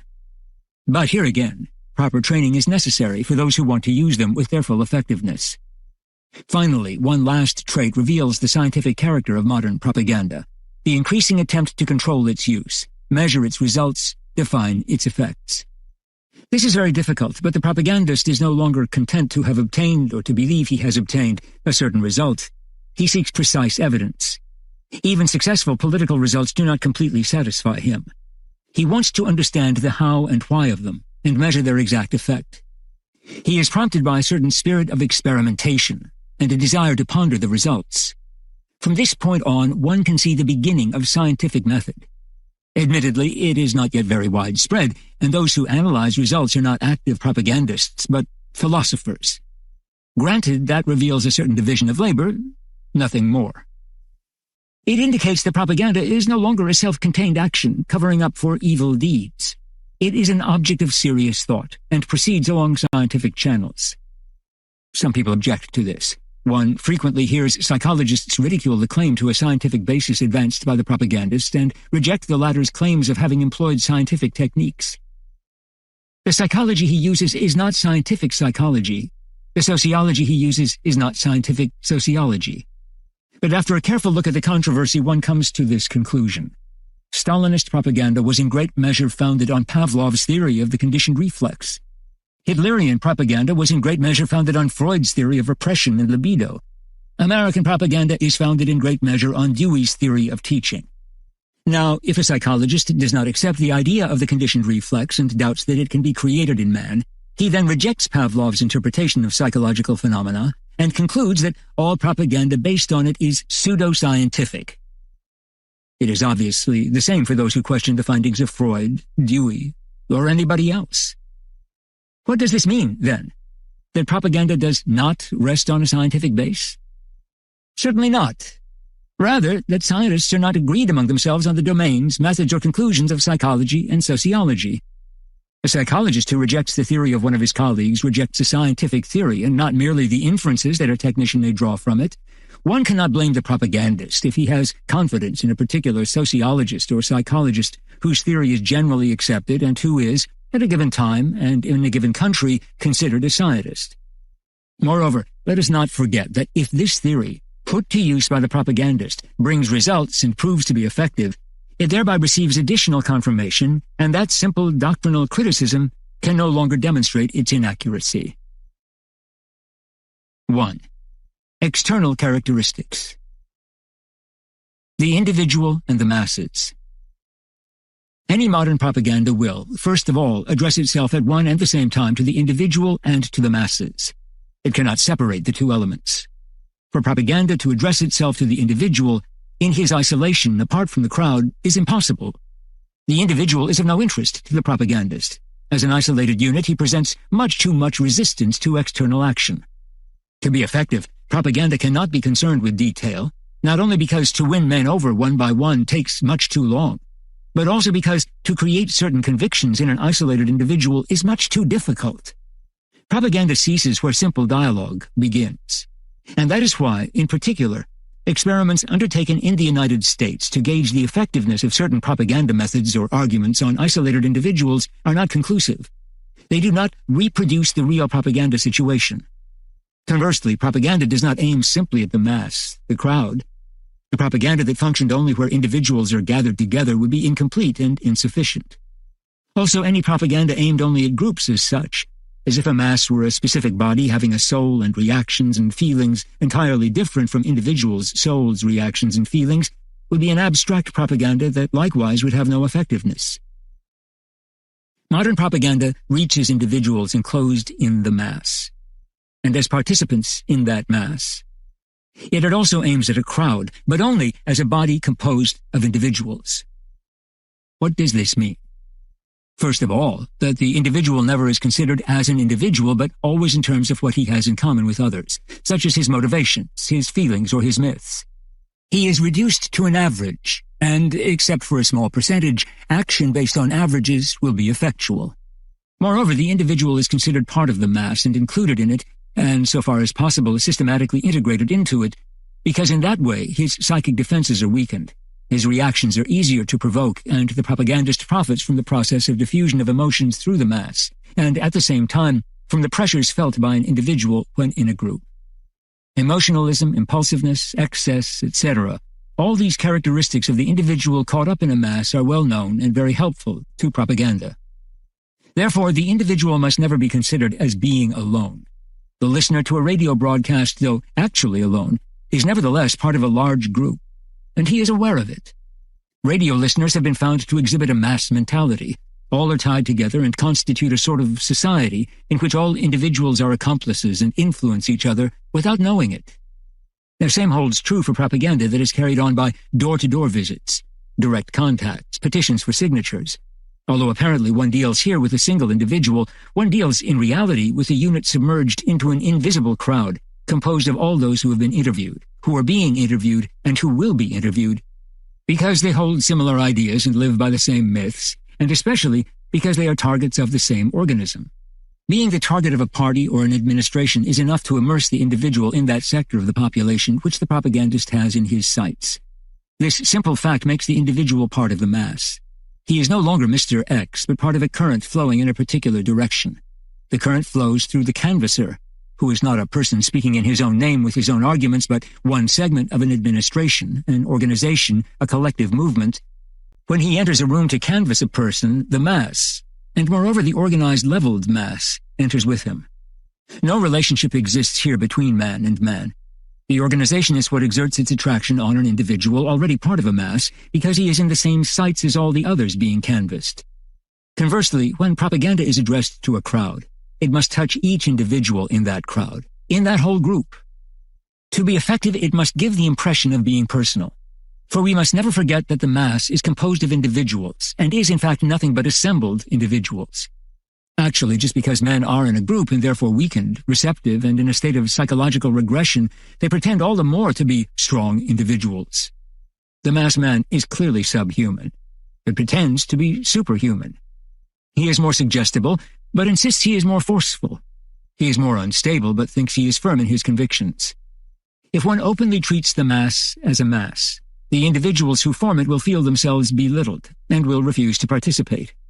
If one treats these individuals as children, and they are children because they are in a group, they will not accept their leader's projections or identify with him.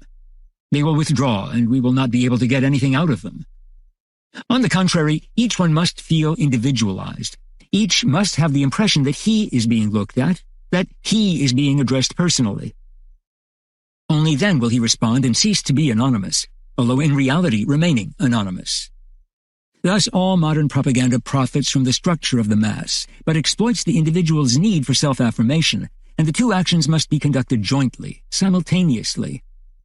Of course, this operation is greatly facilitated by the existence of the modern mass media of communication, which have precisely this remarkable effect of reaching the whole crowd all at once, and yet reaching each one in that crowd. Readers of the evening paper, radio listeners, movie or TV viewers certainly constitute a mass that has an organic existence, although it is diffused and not assembled at one point. These individuals are moved by the same motives, receive the same impulses and impressions, find themselves focused on the same centers of interest, experience the same feelings, have generally the same order of reactions and ideas, participate in the same myths, and all this at the same time. What we have here is really a psychological, if not a biological mass, and the individuals in it are modified by this existence even if they do not know it. Yet each one is alone. The newspaper reader, the radio listener, he therefore feels himself individually concerned as a person, as a participant. The movie spectator also is alone. Though elbow to elbow with his neighbors, he still is, because of the darkness and the hypnotic attraction of the screen, perfectly alone. This is the situation of the lonely crowd, or of isolation in the mass, which is a natural product of present-day society, and which is both used and deepened by the mass media. The most favorable moment to seize a man and influence him is when he is alone in the mass. It is at this point that propaganda can be most effective. We must emphasize this circle which we shall meet again and again. The structure of present-day society places the individual where he is most easily reached by propaganda. The media of mass communication, which are part of the technical evolution of this society, deepen this situation while making it possible to reach the individual man, integrated in the mass, and what these media do is exactly what propaganda must do in order to attain its objectives. In reality, propaganda cannot exist without using these mass media. If, by chance, propaganda is addressed to an organized group, it can have practically no effect on individuals before that group has been fragmented. Footnote. Edward A. Schills and Morris Janowitz have demonstrated the importance of the group in the face of propaganda. The Germans, they claim, did not yield earlier in World War II because the various groups of their military structure held fast. Propaganda cannot do much when the social group has not disintegrated. The play of opinions has relatively little importance. This is discussed later in Appendix 1. Such fragmentation can be achieved through action, but it is equally possible to fragment a group by psychological means. The transformation of very small groups by purely psychological means is one of the most important techniques of propaganda. Only when very small groups are thus annihilated, When the individual finds no more defenses, no equilibrium, no resistance exercised by the group to which he belongs, does total action by propaganda become possible. This will be discussed in Appendix 2. Total propaganda. Propaganda must be total. The propagandist must utilize all of the technical means at his disposal: the press, radio, TV, movies, posters, meetings, door-to-door canvassing. Modern propaganda must utilize all these media. There is no propaganda as long as one makes use, in sporadic fashion and at random, of a newspaper article here, a poster or a radio program there, organizes a few meetings and lectures, writes a few slogans on walls. That is not propaganda. Each usable medium has its own particular way of penetration, specific but at the same time localized and limited. By itself it cannot attack the individual, break down his resistance, make his decisions for him. A movie does not play on the same motives, does not produce the same feelings, does not provoke the same reactions as a newspaper. The very fact that the effectiveness of each medium is limited to one particular area clearly shows the necessity of complementing it with other media. A word spoken on the radio is not the same, does not produce the same effect, does not have the same impact as the identical word spoken in private conversation or in a public speech before a large crowd. To draw the individual into the net of propaganda, each technique must be utilized in its own specific way, directed toward producing the effect it can best produce, and fused with all the other media, each of them reaching the individual in a specific fashion, and making him react anew to the same theme, in the same direction, but differently. Thus, one leaves no part of the intellectual or emotional life alone. Man is surrounded on all sides, man and men, for we must also bear in mind that these media do not all reach the same public in the same way. Those who go to the movies 3 times a week are not the same people who read the newspapers with care. The tools of propaganda are thus oriented in terms of their public and must be used in a concerted fashion to reach the greatest possible number of individuals. For example, the poster is a popular medium for reaching those without automobiles. Radio newscasts are listened to in the better circles. We must note, finally, that each medium includes a third aspect of specialization, saving for later our analysis of the fact that there are quite diverse forms of propaganda. Each medium is particularly suited to a certain type of propaganda. The movies and human contacts are the best media for sociological propaganda in terms of social climate, slow infiltration, progressive inroads, and overall integration. Public meetings and posters are more suitable tools for providing shock propaganda, intense but temporary, leading to immediate action. The press tends more to shape general views. Radio is likely to be an instrument of international action and psychological warfare, whereas the press is used domestically. In any case, it is understood that because of this specialization, not one of these instruments may be left out. They must all be used in combination. The propagandist uses a keyboard and composes a symphony. It is a matter of reaching and encircling the whole man and all men. Propaganda tries to surround man by all possible routes, in the realm of feelings as well as ideas, by playing on his will or on his needs, through his conscious and his unconscious, assailing him in both his private and his public life. It furnishes him with a complete system for explaining the world and provides immediate incentives to action. We are here in the presence of an organized myth that tries to take hold of the entire person. Through the myth it creates, propaganda imposes a complete range of intuitive knowledge, susceptible of only one interpretation, unique and one-sided, and precluding any divergence. This myth becomes so powerful that it invades every area of consciousness, leaving no faculty or motivation intact. It stimulates in the individual a feeling of exclusiveness and produces a biased attitude. The myth has such motive force that, once accepted, it controls the whole of the individual, who becomes immune to any other influence. This explains the totalitarian attitude that the individual adopts, wherever a myth has been successfully created, and that simply reflects the totalitarian action of propaganda on him. Not only does propaganda seek to invade the whole man, to lead him to adopt a mystical attitude and reach him through all possible psychological channels, but more, it speaks to all men. Propaganda cannot be satisfied with partial successes, for it does not tolerate discussion. By its very nature, it excludes contradiction and discussion.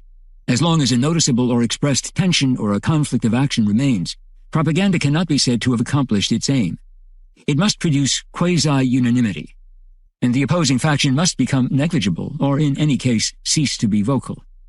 Extreme propaganda must win over the adversary and at least use him by integrating him into its own frame of reference.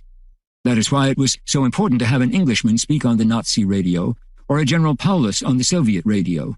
Why it was so important for the propaganda of the Verlage to make use of articles in L'Observateur and L'Express, and for French propaganda to obtain statements from repentant Verlage. Clearly, the ultimate was achieved by Soviet propaganda in the self-criticism of its opponents. That the enemy of a regime, or of the faction in power, can be made to declare, while he is still the enemy, that this regime was right, that his opposition was criminal, and that his condemnation is just. That is the ultimate result of totalitarian propaganda. The enemy, while still remaining the enemy, and because he is the enemy, is converted into a supporter of the regime. This is not simply a very useful and effective means of propaganda. Let us also note that under the Khrushchev regime, the propaganda of self-criticism continued to function just as before. Marshal Buchanan's self-criticism was the most characteristic example. Here we are seeing the total, all-devouring propaganda mechanism in action. It cannot leave any segment of opinion outside its sphere. It cannot tolerate any sort of independence. Everything must be brought back into this unique sphere of action, which is an end in itself and can be justified only if virtually every man ends up by participating in it. This brings us to another aspect of total propaganda. The propagandist must combine the elements of propaganda as in a real orchestration. On the one hand, he must keep in mind the stimuli that can be utilized at a given moment and must organize them. This results in a propaganda campaign. Footnote: many analyses of various possible topics of gimmicks have been made often. The most elementary was made in 1942 by the Institute for Propaganda Analysis. See Eugene L. Hartley, Fundamentals of Social Psychology, New York, Alfred A. Knopf, 1952. A more profound analysis is that of Lenin's strategy of propaganda. First stage, the creation in each organization of solid cores of well-indoctrinated men. Second stage, cooperation with allies in political tasks that can compromise them. Third stage, when the maximum advantage is reached, propaganda to demoralize the adversaries, inevitably of the communist victory, injustice of the adversary's cause, failure of his means, etc. The analysis of the type of campaign conducted by Hitler has been well done. Kurt Rice, Joseph Goebbels, a biography, New York, Doubleday and Company, 1948, demonstrating the precise timing of the moment when a campaign should start and when it should stop, the silences and the verbal assaults, a schedule of the use of rumors, neutral information, commentaries, monumental mass meetings. Crowning all and aiming at concentrating the fire of all media on one particular point, a single theme, a single enemy, a single idea, the campaign uses this concentration of all media, but progressively, for the public will take better to gradual attacks. The good analysis of a Hitlerian campaign has been made by Jerome S. Bruner in Katz et al., Public Opinion and Propaganda, New York, Dryden Press, 1954, and on propaganda campaigns in general by Leonard W. Doob, Propaganda, Its Psychology and Technique, New York, Henry Holt and Campaign, 1935. On the other hand, the propagandist must use various instruments, each in relation to all the others. Alongside the mass media of communication, propaganda employs censorship, legal texts, proposed legislation, international conferences, and so forth, thus introducing elements seemingly alien to propaganda. We should not only consider the mass media. Personal contacts are considered increasingly effective. Educational methods play an immense role in political indoctrination. Lenin, Mao. The Conference on Lenin's Doctrine of the State is propaganda. Information is extremely helpful to propaganda, as we shall demonstrate. To explain correctly the present state of affairs is the great task of the agitator. Mao emphasizes that in 1928, an effective form of propaganda was the release of prisoners after they had been indoctrinated. The same was true of the care given to the enemy wounded. All this was to show the goodwill of the communists. Everything can serve as a means of propaganda, and everything must be utilized.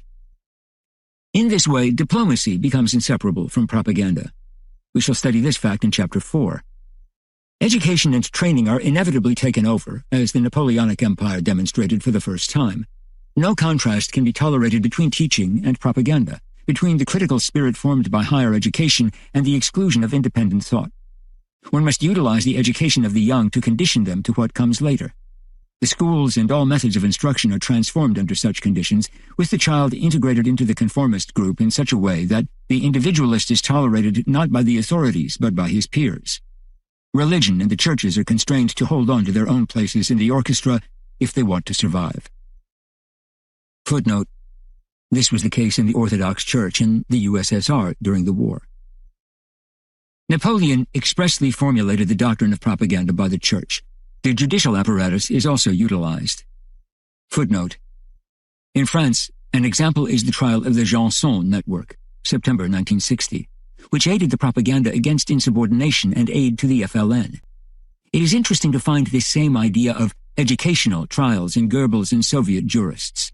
The law itself in the USSR is an instrument of propaganda intended to make people like the Soviet order. The tribunal is a means of preaching to the public.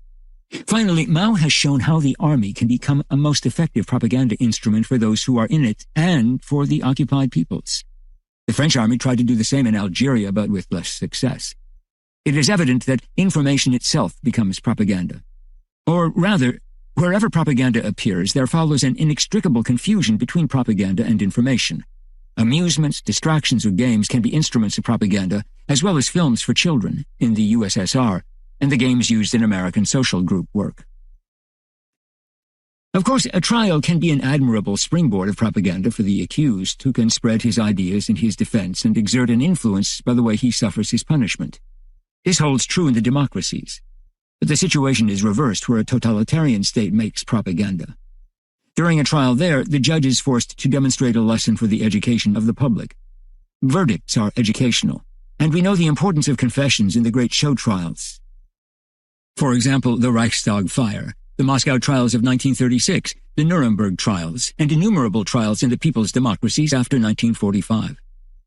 Finally, propaganda will take over literature, present and past, and history, which must be rewritten according to propaganda's needs. We must not say, this is done by tyrannical, autocratic, totalitarian governments. In fact, it is the result of propaganda itself. Propaganda carries within itself, of intrinsic necessity, the power to take over everything that can serve it. Let us remember the innocent example of democratic, liberal, republican propaganda, which without hesitation took over many things in the 19th century. Perhaps without realizing it and in good faith, but that is not an excuse. Let us remember the Athenian democracy, the Roman Republic, the movement of the medieval communes, the Renaissance, and the Reformation. History was hardly less modified then than Russian history was by the Bolsheviks. We know, on the other hand, how propaganda takes over the literature of the past, furnishing it with contexts and explanations designed to reintegrate it into the present. From 1,000 examples, we will choose just one. In an article in Pravda in May 1957, the Chinese writer Mao Dun wrote that the ancient poets of China used the following words to express the striving of the people toward a better life. The flowers perfume the air, the moon shines, man has a long life. And he added, allow me to give a new explanation of these poetic terms. The flowers perfume the air. This means that the flowers of the art of socialist realism are incomparably beautiful. The moon shines. This means that the Sputnik has opened a new era in the conquest of space. Man has a long life. This means that the great Soviet Union will live tens and tens of thousands of years. When one reads this once, one smiles. If one reads it 1,000 times and no longer reads anything else, one must undergo a change. And we must reflect on the transformation of perspective already suffered by a whole society in which texts like this, published by the thousands, can be distributed and taken seriously not only by the authorities, but by the intellectuals. This complete change of perspective of the Weltanschauung is the primary totalitarian element of propaganda. Finally, the propagandist must use not only all of the instruments, but also different forms of propaganda. There are many types of propaganda, though there is a present tendency to combine them. Direct propaganda aimed at modifying opinions and attitudes must be preceded by propaganda that is sociological in character, slow, general, seeking to create a climate, an atmosphere of favorable preliminary attitudes. No direct propaganda can be effective without pre-propaganda, which, without direct or noticeable aggression, is limited to creating ambiguities, reducing prejudices, and spreading images apparently without purpose. The spectator will be much more disposed to believe in the grandeur of France when he has seen a dozen films on French petroleum, railroads, or jetliners. The ground must be sociologically prepared before one can proceed to direct prompting. Sociological propaganda can be compared to plowing, direct propaganda to sowing. You cannot do the one without doing the other first. Both techniques must be used. For sociological propaganda alone will never induce an individual to change his actions. It leaves him at the level of his everyday life, and will not lead him to make decisions. Propaganda of the word and propaganda of the deed are complementary. Talk must correspond to something visible. The visible active element must be explained by talk. Oral or written propaganda, which plays on opinions, not sentiments, must be reinforced by propaganda of action, which produces new attitudes and thus joins the individual firmly to a certain movement. Here again, you cannot have one without the other. We must also distinguish between covert propaganda and overt propaganda. The former tends to hide its aims, identity, significance, and source. The people are not aware that someone is trying to influence them, and do not feel that they are being pushed in a certain direction. This is often called black propaganda. It also makes use of mystery and silence. The other kind, white propaganda, is open and above board. There is a ministry of propaganda. One admits that propaganda is being made. Its source is known. Its aims and intentions are identified. The public knows that an attempt is being made to influence it. The propagandist is forced to use both kinds, to combine them, for they pursue different objectives. Overt propaganda is necessary for attacking enemies. It alone is capable of reassuring one's own forces. It is a manifestation of strength and good organization, a token of victory. But covert propaganda is more effective if the aim is to push one's supporters in a certain direction, without their being aware of it. Also, it is necessary to use sometimes one, sometimes the other on the same group. The Nazis knew very well how to alternate long silences, mystery, the secret revealed, the waiting period that raises anxiety levels, and then, suddenly, the explosive decision, the tempest, the Sturm that seems all the more violent because it breaks into the silence. Finally, we well know that the combination of covert propaganda and overt propaganda is increasingly conducted so that white propaganda actually becomes a cover and mask for black propaganda. That is, one openly admits the existence of one kind of propaganda and of its organization, means, and objectives, but all this is only a facade to capture the attention of individuals and neutralize their instinct to resist, while other individuals, behind the scenes, work on public opinion in a totally different direction, seeking to arouse very different reactions, utilizing even existing resistance to overt propaganda. Footnote: the secret element can be a theoretically independent faction, a network of rumors, and so on. The same effect is obtained by contrasting the real methods of action, which are never acknowledged, with totally different overt propaganda proclamations. This is the most frequently used system in the Soviet Union. In this case, it is necessary to have an overt propaganda, in accordance with Goebbels. We openly admit that we wish to influence our people. To admit this is the best method of attaining it. Hence the creation of an official Ministry of Propaganda. In any case, as Goebbels also said, when the news to be disseminated is unbelievable, it must be disseminated by secret black propaganda. As for censorship, it should be as hidden and secret as possible. Moreover, all serious propagandists know that censorship should be used as little as possible. Let us give one last example of this combination of differing types of propaganda. Lastwell divides propaganda into two major streams according to whether it produces direct incitement or indirect incitement.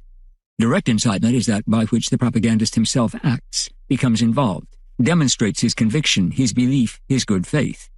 He commits himself to the course of action that he proposes and supports, and in order to obtain a similar action, he solicits a corresponding response from the propagandee. Democratic propaganda, in which the politician extends a hand to the citizen, is of this type. Indirect incitement is that which rests on a difference between the statesman, who takes action, and the public, which is limited to passive acceptance and compliance. There is a coercive influence and there is obedience. This is one of the characteristics of authoritarian propaganda. Although this distinction is not altogether useless, we must again point out that every modern propagandist combines the two types of propaganda, because each responds to different sectors of agitation. These two types no longer belong to different political regimes, but are differing needs of the same propaganda, and of the various levels on which propaganda is organized. Propaganda of action presupposes positive incitement. Propaganda through mass media will generally be contrasted incitement. Similarly, on the level of the performer in direct contact with the crowd, there must be positive incitement. It is better if the radio speaker believes in his cause. On the level of the organizer, that of propaganda strategy, there must be separation from the public. We shall return to this point later. These examples suffice to show that propaganda must be total. Continuity and duration of propaganda. Propaganda must be continuous and lasting. Continuous in that it must not leave any gaps, but must fill the citizen's whole day and all his days. Lasting in that it must function over a very long period of time. Footnote. The famous principle of repetition, which is not in itself significant, plays a part only in this situation. Hitler was undoubtedly right when he said that the masses take a long time to understand and remember, thus it is necessary to repeat. But the emphasis must be placed on a long time. The public must be conditioned to accept the claims that are made. In any case, repetition must be discontinued when the public has been conditioned. For at that point, repetition will begin to irritate and provoke fresh doubts with respect to former certainties. Propaganda tends to make the individual live in a separate world. He must not have outside points of reference. He must not be allowed a moment of meditation or reflection in which to see himself vis-à-vis the propagandist, as happens when the propaganda is not continuous. At that moment, the individual emerges from the grip of propaganda. Instead, successful propaganda will occupy every moment of the individual's life. Through posters and loudspeakers, when he is out walking, through radio and newspapers at home, through meetings and movies in the evening. The individual must not be allowed to recover, to collect himself, to remain untouched by propaganda during any relatively long period, for propaganda is not the touch of the magic wand. It is based on slow, constant impregnation. It creates convictions and compliance through imperceptible influences that are effective only by continuous repetition. It must create a complete environment for the individual, one from which he never emerges. And to prevent him from finding external points of reference, it protects him by censoring everything that might come in from the outside. The slow building up of reflexes and myths, of psychological environment and prejudices, requires propaganda of very long duration. Propaganda is not a stimulus that disappears quickly. It consists of successive impulses and shocks aimed at various feelings or thoughts by means of the many instruments previously mentioned. A relay system is thus established. Propaganda is a continuous action, without failure or interruption. As soon as the effect of one impulse is weakened, it is renewed by another. At no point does it fail to subject its recipient to its influence. As soon as one effect wears off, it is followed by a new shock. Continuous propaganda exceeds the individual's capacities for attention or adaptation, and thus his capabilities of resistance. This trait of continuity explains why propaganda can indulge in sudden twists and turns. Footnote. The propagandist does not necessarily have to worry about coherence and unity in his claims. Claims can be varied and even contradictory, depending on the setting. For example, Goebbels promised an increase in the price of grain in the country and at the same time a decrease in the price of bread in the city, and the occasion. For example, Hitler's propaganda against democracy in 1936 and for democracy in 1943. It is always surprising that the content of propaganda can be so inconsistent that it can approve today what it condemned yesterday. Antonio Miotto considers this changeability of propaganda an indication of its nature. Actually, it is only an indication of the grip it exerts, of the reality of its effects. We must not think that a man ceases to follow the line when there is a sharp turn. He continues to follow it because he is caught up in the system. Of course, he notices the change that has taken place, and he is surprised. He may even be tempted to resist, as the communists were at the time of the German-Soviet Pact. But will he then engage in a sustained effort to resist propaganda? Will he disavow his past actions? Will he break with the environment in which his propaganda is active? Will he stop reading a particular newspaper? Such breaks are too painful. Faced with them, the individual, feeling that the change in line is not an attack on his real self, prefers to retain his habits. Immediately thereafter, he will hear the new truth reassessed 100 times. He will find it explained and proved, and he does not have the strength to fight against it each day on the basis of yesterday's truth. He does not even become fully involved in this battle. Propaganda continues its assault without an instant's respite. His resistance is fragmentary and sporadic.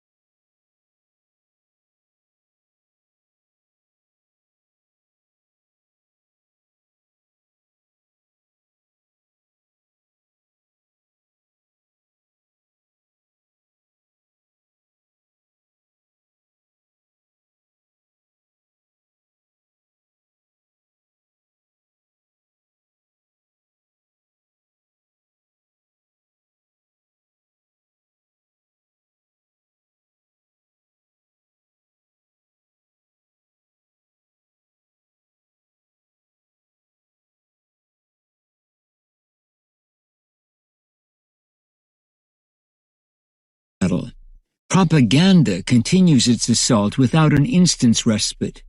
His resistance is fragmentary and sporadic. He is caught up in professional tasks and personal preoccupations, and each time he emerges from them, he hears and sees the new truth proclaimed. The steadiness of the propaganda prevails over his sporadic attention, and makes him follow all the turns from the time he has begun to eat of this bread. That is why one cannot really speak of propaganda in connection with an election campaign that lasts only 2 weeks.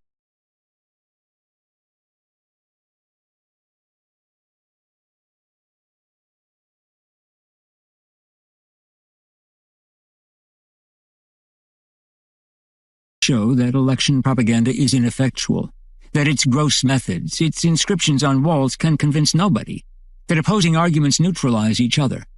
And it is true that the population is often indifferent to election propaganda, but it is not surprising that such propaganda has little effect. None of the great techniques of propaganda can be effective in 2 weeks. Having no more relation to real propaganda are the experiments often undertaken to discover whether some propaganda method is effective on a group of individuals being used as guinea pigs. Such experiments are basically vitiated by the fact that they are of short duration.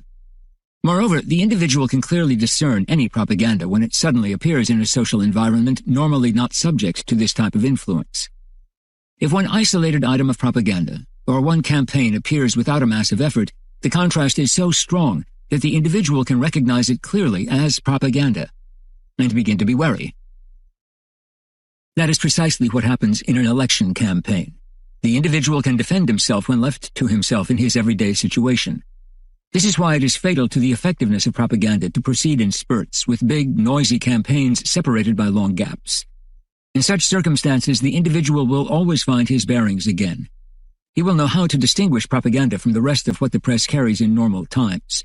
Moreover, the more intense the propaganda campaign, the more alert he will become, comparing this sudden intensity with the great calm that reigned before. What is needed, then, is continuous agitation produced artificially even when nothing in the events of the day justifies or arouses excitement. Therefore, continuing propaganda must slowly create a climate first, and then prevent the individual from noticing a particular propaganda operation in contrast to ordinary daily events. Organization of propaganda. To begin with, propaganda must be organized in several ways. To give it the above-mentioned characteristics, continuity, duration, combination of different media, an organization is required that controls the mass media, is capable of using them correctly, of calculating the effect of one or another slogan, or of replacing one campaign with another. There must be an administrative organization. Every modern state is expected to have a ministry of propaganda, whatever its actual name may be. Just as technicians are needed to make films and radio broadcasts, so one needs technicians of influence, sociologists and psychologists. But this indispensable administrative organization is not what we are speaking of here. What we mean is that propaganda is always institutionalized to the extent of the existence of an apparat, in the German sense of the term, a machine. It is tied to realities. A great error which interferes with propaganda analysis is to believe that propaganda is solely a psychological affair, a manipulation of symbols, an abstract influence on opinions. A large number of American studies on propaganda are not valid for that reason. These studies are concerned only with means of psychological influence and regard only such means as propaganda, whereas all great modern practitioners of propaganda have rigorously tied together psychological and physical action as inseparable elements. No propaganda is possible unless psychological influence rests on reality, and the recruiting of individuals into cadres or movements goes hand in hand with psychological manipulation. Footnote. Obviously, propaganda directed at the enemy succeeds when it is coupled with victories. German propaganda in France during the occupation failed because of the presence in France of German soldiers. Thus, the more victories, the more necessary propaganda becomes, said Goebbels. As long as no physical influence is exerted by an organization on the individual, there is no propaganda. This is decidedly not an invention of Mao Zedong, or merely an accessory of propaganda, or the expression of a particular type of propaganda. Separation of the psychological and physical elements is an arbitrary simplification that prevents all understanding of exactly what propaganda is. Of course, the physical organization can be of various types. It can be a party organization, Nazi, fascist, communist, in which those who are run over are absorbed and made to participate in action. Such an organization, moreover, uses force and fear in the form of Machtpropaganda. Or such physical organization can be the integration of an entire population into cells by agents in each block of residences. In that case, it operates inside a society by integrating the whole social body. Of course, this is accompanied by all the psychological work needed to press people into cells. Or an effective transformation can be made in the economic, political, or social domain. We know that the propagandist is also a psychological consultant to governments. He indicates what measures should or should not be taken to facilitate certain psychological manipulations. It is too often believed that propaganda serves the purpose of sugarcoating bitter pills, of making people accept policies they would not accept spontaneously. But in most cases, propaganda seeks to point out courses of action desirable in themselves, such as helpful reforms. Propaganda then becomes this mixture of the actual satisfaction given to the people by the reforms and subsequent exploitation of that satisfaction. Propaganda cannot operate in a vacuum. It must be rooted in action, in a reality that is part of it. Some positive and welcome measure may be only a means of propaganda. Conversely, coercive propaganda must be tied to physical coercion. For example, a big blow to the propaganda of the Force de Libération Nationale, FLN, in France in 1958 was the noisy threat of the referendum that the roads leading to the polls would be mined and booby-trapped, that voters would be massacred and their corpses displayed, that there would be a check in each douar of those who had dared to go to the polls. But none of these threats was carried out. Failure to take action is in itself counter-propaganda. Because propaganda enterprises are limited by the necessity for physical organization and action, without which propaganda is practically non-existent, effective propaganda can work only inside a group, principally inside a nation. Propaganda outside the group, toward other nations, for example, or toward an enemy, is necessarily weak. Footnote, discussed later in Appendix 1. The principal reason for this is undoubtedly the absence of physical organization and of encirclement of the individual. One cannot reach another nation except by way of symbols, through press or radio, and even then, only in sporadic fashion. Such an effort may at best raise some doubts, plant some sense of ambiguity, make the people ask themselves questions, influence them by suggestion.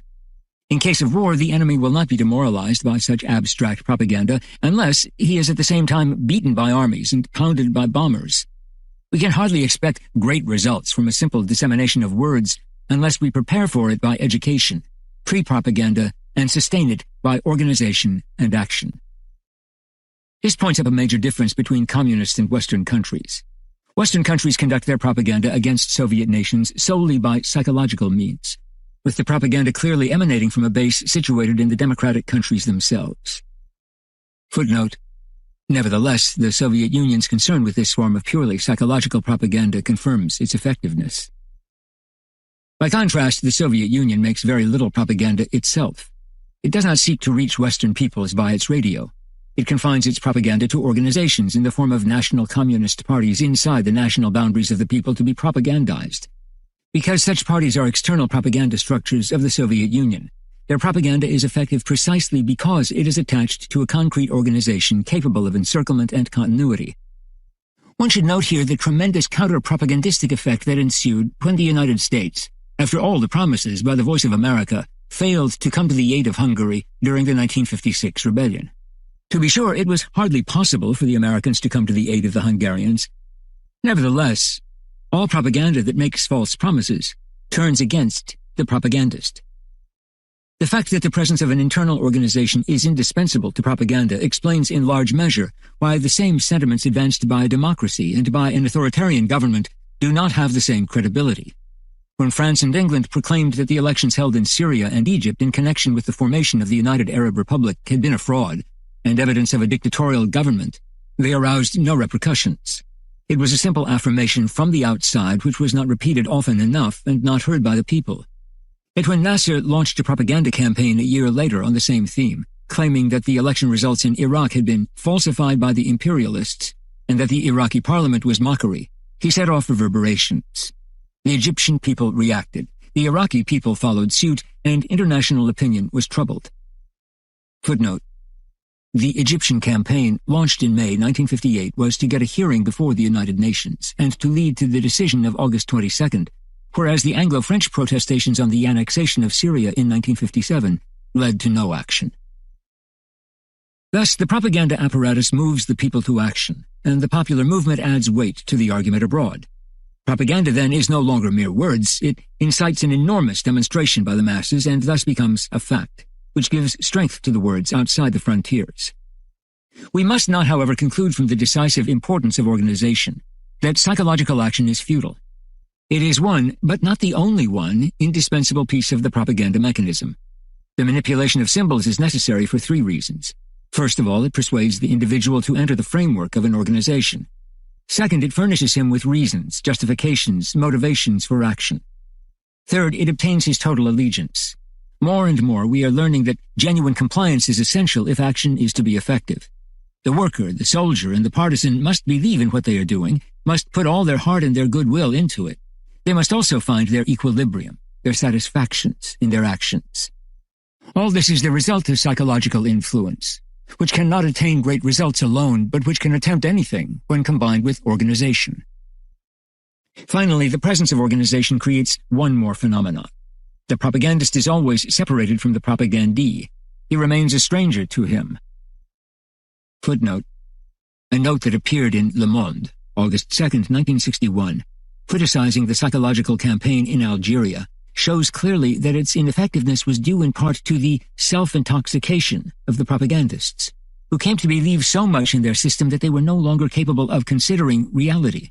They were caught in their own trap. Even in the actual contact of human relations, at meetings, in door-to-door visits, the propagandist is of a different order. He is nothing else and nothing more than the representative of the organization, or rather a delegated fraction of it. He remains a manipulator, in the shadow of the machine. He knows why he speaks certain words and what effect they should have. His words are no longer human words, but technically calculated words. They no longer express a feeling or a spontaneous idea, but reflect an organization even when they seem entirely spontaneous. Thus, the propagandist is never asked to be involved in what he is saying, for if it becomes necessary, he may be asked to say the exact opposite with similar conviction. He must, of course, believe in the cause he serves, but not in his particular argument. On the other hand, the propagandee hears the words spoken to him here and now, and the argument presented to him in which he is asked to believe. He must take them to be human words, spontaneous and carried by conviction. Obviously, if the propagandist were left to himself, if it were only a matter of psychological action, he would end up by being taken in by his own trick, by believing it. He would then be the prisoner of his own formulas and would lose all effectiveness as a propagandist. What protects him from this is precisely the organization to which he belongs, which rigidly maintains a line. The propagandist thus becomes more and more a technician who treats his patients in various ways, but keeps himself cold and aloof, selecting his words and actions for purely technical reasons. The patient is an object to be saved or sacrificed according to the necessities of the cause. But then, the listener may ask, why the system of human contacts? Why the importance of door-to-door visits? Only a technical necessity dictates them. We know how important human relations can be to the individual, and how essential personal conduct is in making decisions. We know that the distant word of the radio must be complemented by the warmth of a personal experience.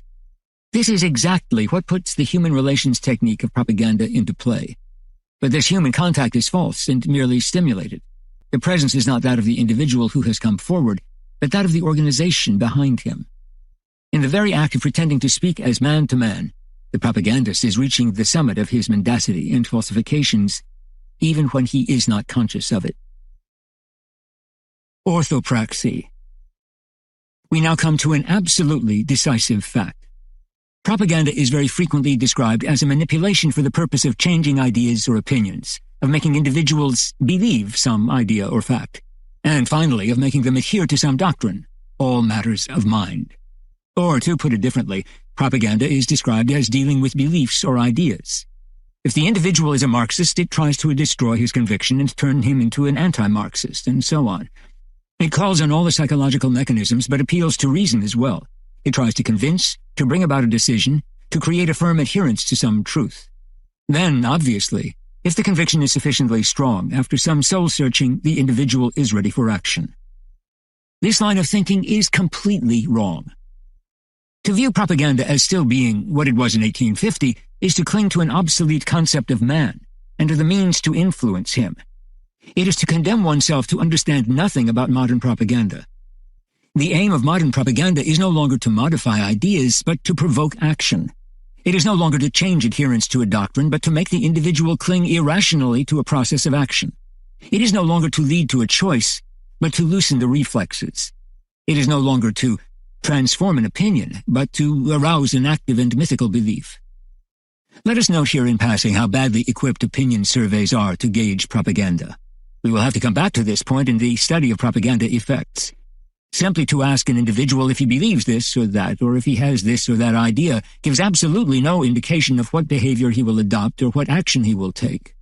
Only action is of concern to modern propaganda, for its aim is to precipitate an individual's action with maximum effectiveness and economy. Footnote. When one analyzes the great modern systems of propaganda, one always finds this primary aim of producing action, of mobilizing the individual. Occasionally, it is expressly stated, as when Goebbels distinguished between Haltung, behavior, and Stimmung, morale. But the former is of greater importance. After a bloody raid, Goebbels could state, "The Stimmung is quite low, but that means little. The Haltung holds well." The Stimmung is volatile and varies readily. Therefore, above all, the right action must be obtained, the right behavior maintained. In the analysis of propaganda, specialists have especially noted this desire to obtain immediate action rather than a change of opinion. The same idea is held by Mao Zedong. Propaganda aims at mobilizing the masses. Thus, it is not necessary to change their opinions, but to make all individuals jointly attack a task. Even political education, so important with Mao, aims essentially at mobilization. And in the Soviet Union, political education has occasionally been criticized for taking some intellectual and purely domestic turn to secure action, and then failing in its aim. The task of agitation is not to educate, but to mobilize people. And there is always the matter of actual involvement in precise tasks defined by the party. For example, to obtain increased productivity. The propagandist, therefore, does not normally address himself to the individual's intelligence. The process of intellectual persuasion is long and uncertain, and the road from such intellectual conviction to action even more so. The individual rarely acts purely on the basis of an idea. Moreover, to place propaganda efforts on the intellectual level would require that the propagandist engage in individual debate with each person, an unthinkable method.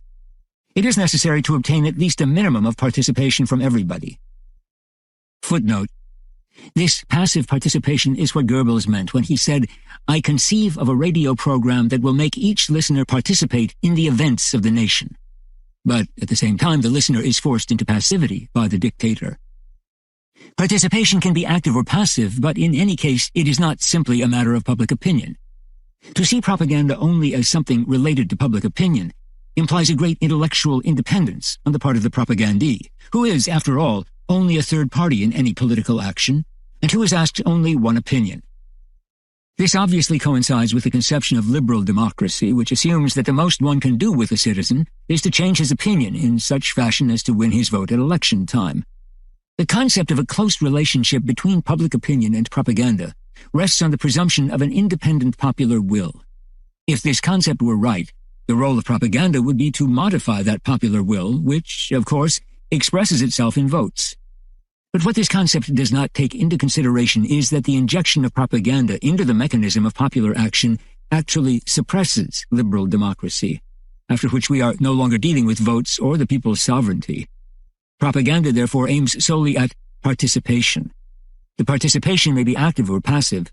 Active if propaganda has been able to mobilize the individual for action. Passive if the individual does not act directly but psychologically supports that action. But one may ask, does this not bring us right back to public opinion? Certainly not, for opinion leaves the individual a mere spectator who may eventually, but not necessarily, resort to action. Therefore, the idea of participation is much stronger.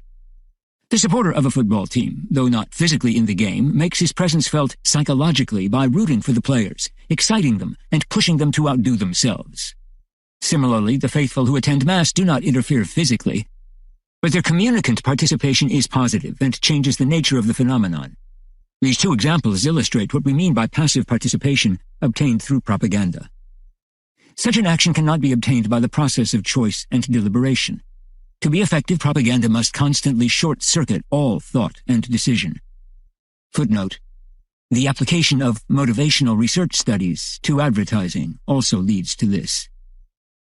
It must operate on the individual at the level of the unconscious. He must not know that he is being shaped by outside forces. This is one of the conditions for the success of propaganda. But some central core in him must be reached in order to release the mechanism in the unconscious which will provide the appropriate and expected action. We have just said that action exactly suited to its ends must be obtained. This leads us to state that if the classic but outmoded view of propaganda consists in defining it as an adherence of man to an orthodoxy, true modern propaganda seeks, on the contrary, to obtain an orthopraxy, an action that in itself, and not because of the value judgments of the person who is acting, leads directly to a goal, which for the individual is not a conscious and intentional objective to be attained, but which is considered such by the propagandist. The propagandist knows what objective should be sought and what action should be accomplished, and he maneuvers the instrument that will secure precisely this action. This is a particular example of a more general problem, the separation of thought and action in our society. We are living in a time when systematically, though without our wanting it so, action and thought are being separated. In our society, he who thinks can no longer act for himself. He must act through the agency of others, and in many cases he cannot act at all. He who acts cannot first think out his action, either because of lack of time and the burden of his personal problems, or because society's plan demands that he translate others' thoughts into action. And we see the same division within the individual himself, for he can use his mind only outside the area of his job, in order to find himself, to use his leisure to better himself, to discover what best suits him, and thus to individualize himself. Whereas in the context of his work, he yields to the common necessity, the common method, the need to incorporate his own work into the overall plan. Escape into dreams is suggested to him while he performs wholly mechanized actions. Propaganda creates the same division. Of course it does not cancel out personality, it leaves man complete freedom of thought, except in his political or social action where we find him channeled and engaged in actions that do not necessarily conform to his private beliefs. He even can have political convictions and still be led to act in a manner apparently contradictory to them. Thus the twists and turns of skillful propaganda do not present insurmountable difficulties. The propagandist can mobilize man for action that is not in accord with his previous convictions. Modern psychologists are well aware that there is not necessarily any continuity between conviction and action, and no intrinsic rationality in opinions or acts. Footnote: there is a certain distance and divergence between opinion and action, between morale and behavior. A man may have a favorable opinion of Jews and still exhibit hostile behavior. The morale of a military unit may be very low, and yet it may still fight well. Similarly, we observe that people rarely know in advance what they want, and even less what they want to do. Once they have taken action, they are capable of declaring in good faith that they acted in a way other than the way they actually did act. Man does not obey his clear opinions or what he believes to be his deliberate will. To control opinion, one must be aware that there is an abyss between what a man says and what he does. His actions often do not correspond to any clear motive, or to what one would have expected from a previous impression he made. Because of this difference between opinion and action, the propagandist who seeks to obtain action by changing opinions cannot be at all certain of success. He must therefore find other ways to secure action. Into these gaps in continuity, propaganda inserts its lever. It does not seek to create wise or reasonable men, but proselytes and militants. This brings us back to the question of organization. For the proselyte incited to action by propaganda cannot be left alone, cannot be entrusted to himself. If the action obtained by propaganda is to be appropriate, it cannot be individual. It must be collective. Propaganda has meaning only when it obtains convergence, coexistence of a multiplicity of individual action reflexes whose coordination can be achieved only through the intermediary of an organization. Moreover, the action reflex obtained by propaganda is only a beginning, a point of departure. It will develop harmoniously, only if there is an organization in which, and thanks to which, the proselyte becomes militant. Footnote: we must insist again that organization is an intrinsic part of propaganda. It is illusory to think one can separate them. Since 1928, an agitator in the Soviet Union must be an organizer of the masses. Before that, Lenin said that a newspaper is propaganda, collective agitation and collective organization. Similarly, Mao Zedong insists on the difference between communist and capitalist armies, reminding us that the former is responsible for mobilizing the masses through propaganda and organization, He always ties these two elements together. Propaganda among the masses goes hand in hand with organization of the masses. And Maurice Negret recalls the relationship between the two elements in connection with the May 13th demonstrations in Algiers. These examples demonstrate the error made by writers who want to separate propaganda and organization. Without organization, psychological incitement leads to excesses and deviation of action in the very course of its development. Through organization, the proselyte receives an overwhelming impulse that makes him act with the whole of his being. He is actually transformed into a religious man in the psychosociological sense of the term. Justice enters into the action he performs because of the organization of which he is a part. Thus his action is integrated into a group of conforming actions. Not only does such integration seem to be the principal aim of all propaganda today, it is also what makes the effect of propaganda endure. For action makes propaganda's effect irreversible. Footnote: this recourse to action permits the propagandist to compensate for a particular weakness of propaganda at the psychological level, and to engage the individual in action, either because he is included in a small group which as a whole is action-oriented, or because the role of the propagandist, located on the level of human relations, is to give an example of action and to bring others into this action. Thus the Soviet agitator's first duty is to set a shining example of effort, discipline, and sacrifice. He who acts in obedience to propaganda can never go back. He is now obliged to believe in that propaganda because of his past action. He is obliged to receive from it his justification and authority, without which his action will seem to him absurd or unjust, which would be intolerable. He is obliged to continue to advance in the direction indicated by propaganda, for action demands more action. He is what one calls committed, which is certainly what the Communist Party anticipates, for example, and what the Nazis accomplished.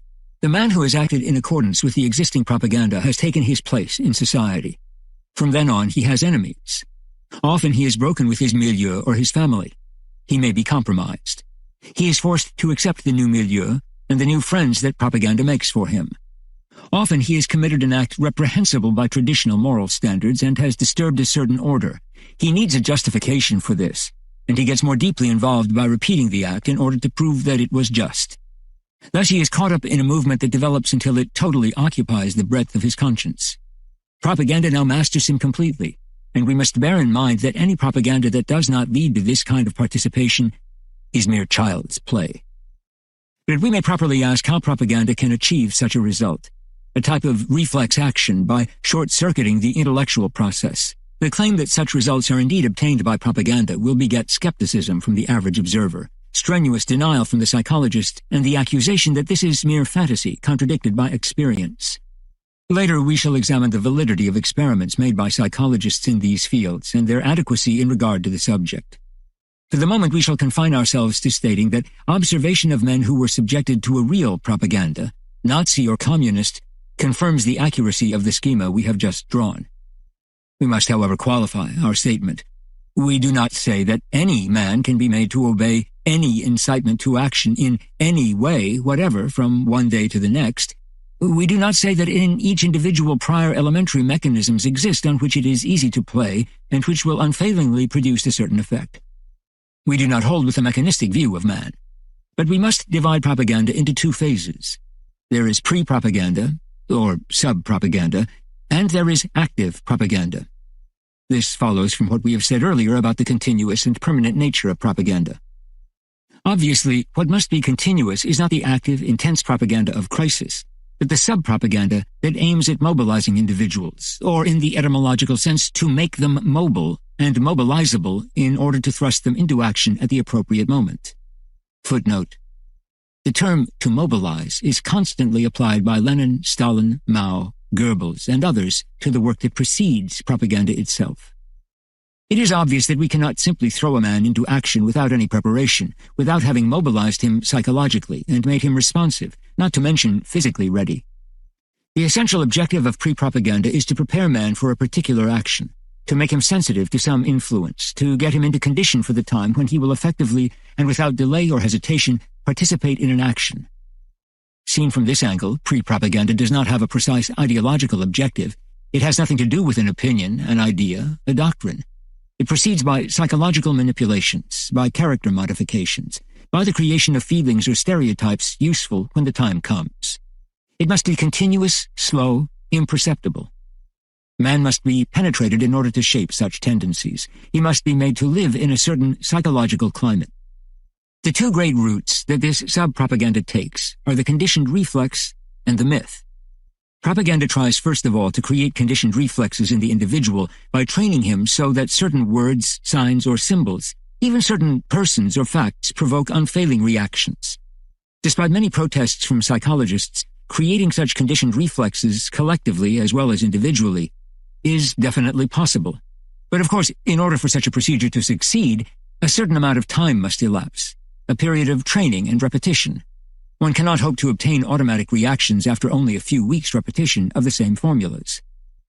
A real psychic reformation must be undertaken, so that after months of patient work a crowd will react automatically in the hoped-for direction to some image. But this preparatory work is not yet propaganda, for it is not yet immediately applicable to a concrete case. What is visible in propaganda, what is spectacular and seems to us often incomprehensible or unbelievable, is possible only because of such slow and not very explicit preparation. Without it, nothing would be possible. On the other hand, the propagandist tries to create myths by which man will live, which respond to his sense of the sacred.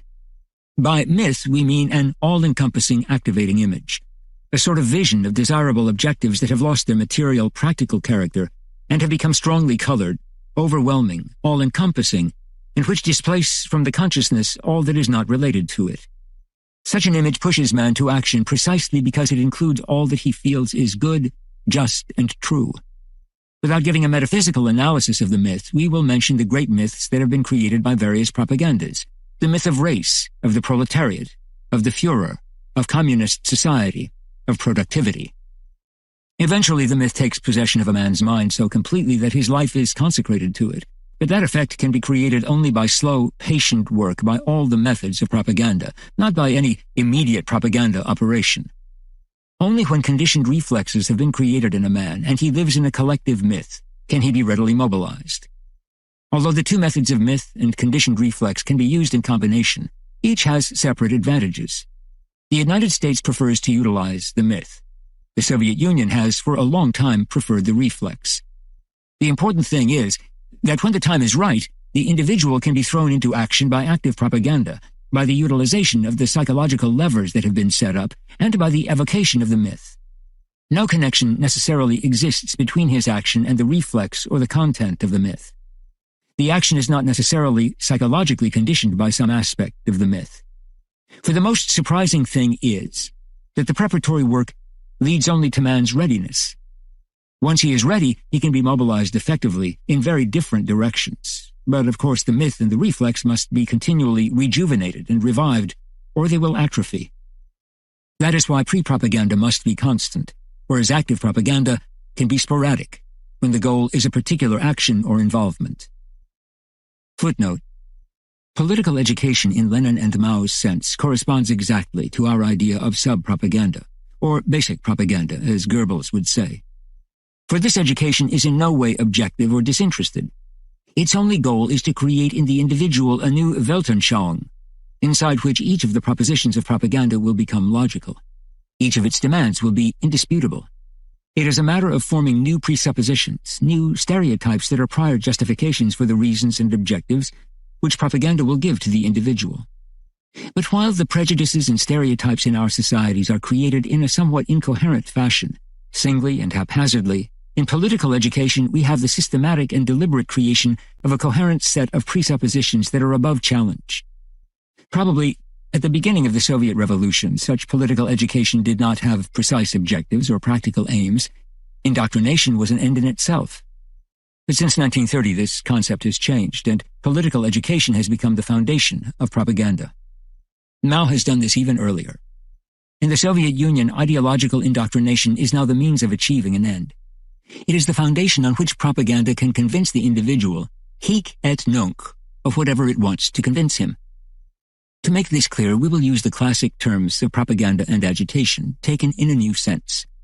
Propaganda is the elucidation of the Marxist-Leninist doctrine and corresponds to pre-propaganda.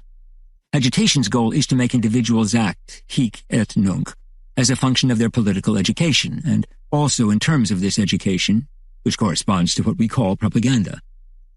Active experience, in effect, makes further education easier. The different elements are easily mixed. The radio network is given the task to increase political knowledge and political awareness, pre-propaganda, and to rally the population to support the policy of the party and the government, propaganda. The film industry is given orders that even comedies must organize the thoughts and feelings of the audience in the required proletarian direction. The effects of such political education are often described by Mao. It creates class consciousness. It destroys the individualist and petty bourgeois spirit while assimilating the individual in a collectivity of thought. It creates ideological conformity in a new framework. It leads to understanding the necessity for the sharing of property, obedience to the state, creation of authority and hierarchy.